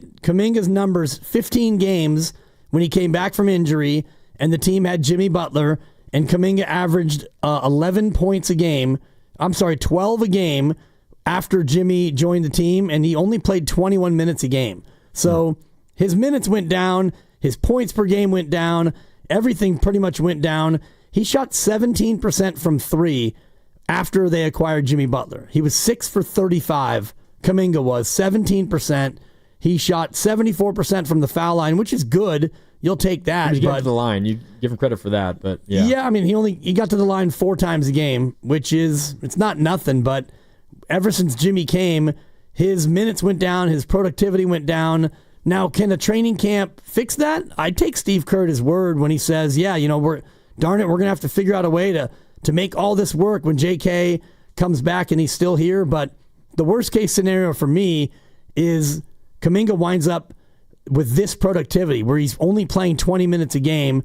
Some games he's only playing 10 minutes. And, if Draymond or Jimmy has to miss a game, then maybe Kuminga gets 30 minutes, but an inconsistent amount of playing time for Kuminga, and perhaps he's not thrilled with the contract situation. That to me can become a big a big negative, and also the distraction factor of what that would be. Yeah, because, I mean, what I think did the Warriors in, obviously it was the Steph injury, but if we zoom out, like, what led to the Steph injury?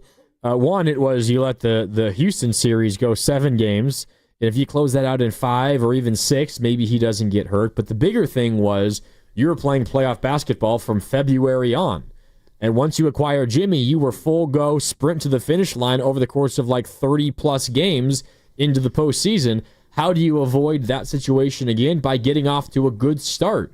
And this, I think, is where Steiny and Guru were coming from. I think it was yesterday when they were talking about the chemistry issue potentially that might pop up if Kuminga comes back. Not because Kuminga is a problem by itself, but reportedly, who knows what actually happened, might have turned down a 5-year, $150 million contract, and now he's staring at maybe having to accept something in the neighborhood of $15, $16, $17, $18 million, and maybe he comes in not incredibly thrilled to be back, and that all seems possible. And if that casts a shadow in the locker room and things aren't hunky-dory and chemistry is tested, and that locker room is tested, maybe you're unable to get off to the quick start that I think they really have to get off to, so they can not coast, but don't have to chase a postseason spot beginning in February. Because if they go into the All-Star break next year, Dibs, like a top 4 seed in the West, then they can almost play the standings. They don't have to play each game like a must-win. They can say, well, this is a team that's ahead of us in the standings by 8 games. We really don't need to win this game. Oh, this is a team that's right behind us by 2 games. We really need to go for this game. Let's try to win this one. Like, you're not purposely losing games, but you can kind of pick and choose your spots a little bit more, and therefore you set yourself up for success when the postseason comes around. In the championship year, Steph Curry missed the last month of the season. He was injured, and you were able to get him rested and get him ready. And in that year, you started 18-2, and you mentioned at the break, they were 42-17. They were in second. They were 6.5 back of Phoenix. Fine. You weren't going to catch Phoenix, and turned out Phoenix wasn't that good, but you were the 2 seed, and you were very comfortably ahead of the 7. You had an 11-game lead on the 7 seed, so getting down the stretch, you didn't have to even push it. And, Draymond missed some time, and Steph missed a month, and you had that cushion that you were talking about. And this year, these guys are now 3 years older than they were then. That cushion becomes all the more important if you want to make some noise in April and May and June. Yeah, no doubt. If you haven't already, make sure to subscribe to Willard and Dibs on the free Odyssey app or wherever you find your favorite podcasts. And while you're there, make sure to check out both the Morning Roast and Steiny and Guru from earlier today. Time for a break here on Willard and Dibs. It's Dibs and Grandy. Shout out to Moses Moody for taking some time and joining us earlier this hour. If you missed it, that also is available for you on the free Odyssey app. You can also check it out on our YouTube channel as well. Time for a break. Back with one more segment when we return right here on Willard and Dibs on 95.7 The Game.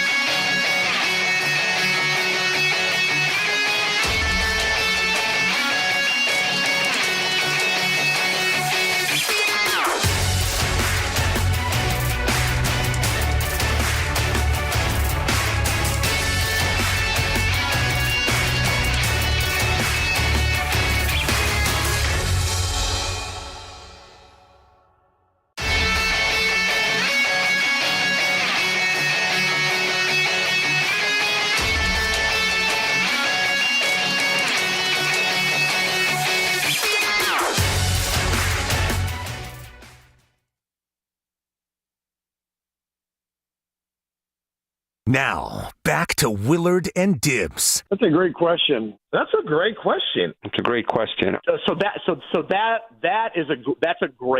great question. On 95.7 The Game. A little bit of Tears for Fears to close out the week, Yeah, huh? not bad. You're hitting me where I live. This is high school, baby. For you kids back there and all you kids out When there did this listening. come out? This would be 1985. Let's see. I mean, this is one of those times where you don't really have to question me because Yep, I March lived it. 22nd, 1985. Mark, I'm telling you, this was thank you. March of 85 would have been junior year. I think they played this at my junior prom. Shout out Kathleen Webb, where fellow redhead, you get down to the last week and you don't have a prom date because I was a fat red pumpkin. And, your friends are like, hey, Kathleen doesn't have a date either. It's like, well, I mean, do I even need to ask her? It's like, hey, dateless. Wow. I'm also dateless. And so we agreed to just go to the prom together. Do you guys dance to Everybody Wants to Rule the World? I don't even think we danced once. It was one of those things where you walk in You just together. walk in together and then you just go your we were separate friends. ways? I was friends with everyone in my class. We had an unbelievable class at Marin Catholic, class of 86. I know you're out there listening. So it's just one of those things where just go with Dibs. Or Danny, I think I was at the time. So Danny. there you go. Go with Danny. Welcome to your life. Tears for Fears. There you have it. Junior Great prom. song. Great song. Yeah. You know what caught my eye earlier this week, Dibs? Tell me. It was TJ Watt's contract with the Steelers. Did you see this? Monster. You see how much he signed for? 3 years, $123 million. 108 of those $123 million guaranteed.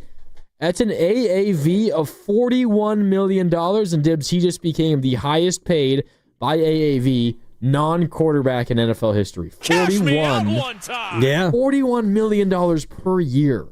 And he's really good at what he does. That's ridiculous. I mean, it's all ridiculous. But if you put it in context of how good are you at your job, shout out Fitz, be better at your job.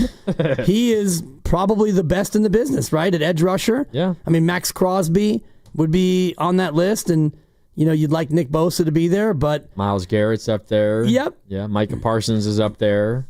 Monsters. Yeah. And that's what the going rate is. If you want one of these guys to wreck a game and get after the quarterback, that's basically what it costs. Do you know off the top of your head, because remember when Nick Bosa signed his contract 2 years ago, he became the highest paid non-quarterback in NFL history. Do you know where Nick Bosa's AAV, average annual value, ranks now among non-quarterbacks? Highest paid non-quarterbacks. Do you know now where Bosa ranks?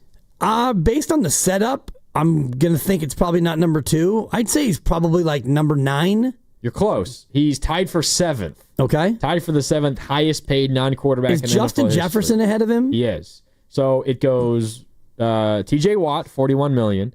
Jamar Chase, $40.25 million. Daniil Hunter, $35.6 million. Max Crosby, $35.5 million.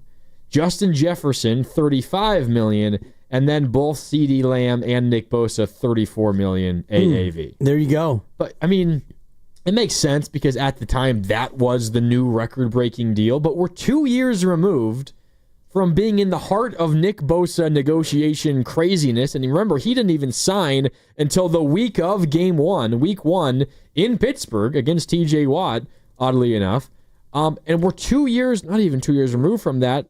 And he's already tied for the 7th highest paid of all time. He has fallen down the list. I mean, almost four per year over the last 2 years. It's kind of, I mean, I know it's just the way that it works, but it almost makes me wonder, like, was it even worth all the hand-wringing that Niners put up with in the first place if you know that a year, 2 years from now, he's not even going to be near the top anymore? Yes, because, ultimately he was going to hold out as long as he needed to get the money that he felt like he deserved. And once you sign that deal, you know that you're not going to hold up as the all-time leader in non-quarterback money. You know it's just a matter of time before the next guy comes up and the next guy. And, the cap grows and the salaries go up. But was it worth it from the Niners' perspective of handling the negotiation the way that they did? It's just the way they do it. I mean, was it worth it, quote-unquote? Probably because you got a cornerstone player who, helped you get back to the Super Bowl. Was that that same year? Yes, they went to the Super Bowl that year when he was holding out. Right. Yeah. So I guess it's worth it, right? I mean, you got to the fifth quarter of the Super Bowl, even though he held out, and many people think that he had a down year as a result of it. I don't know how bad you would think that his year was. His year was still pretty good. He was a part of a top 5 defense that went to the Super Bowl. So I think it was worth it. And, the Niners, they go about things in contracts in a certain way, and that's just the way they do it. That's the bottom line. That is the bottom line. We haven't heard from him today. It's a Friday. Yeah, a little bit of a funky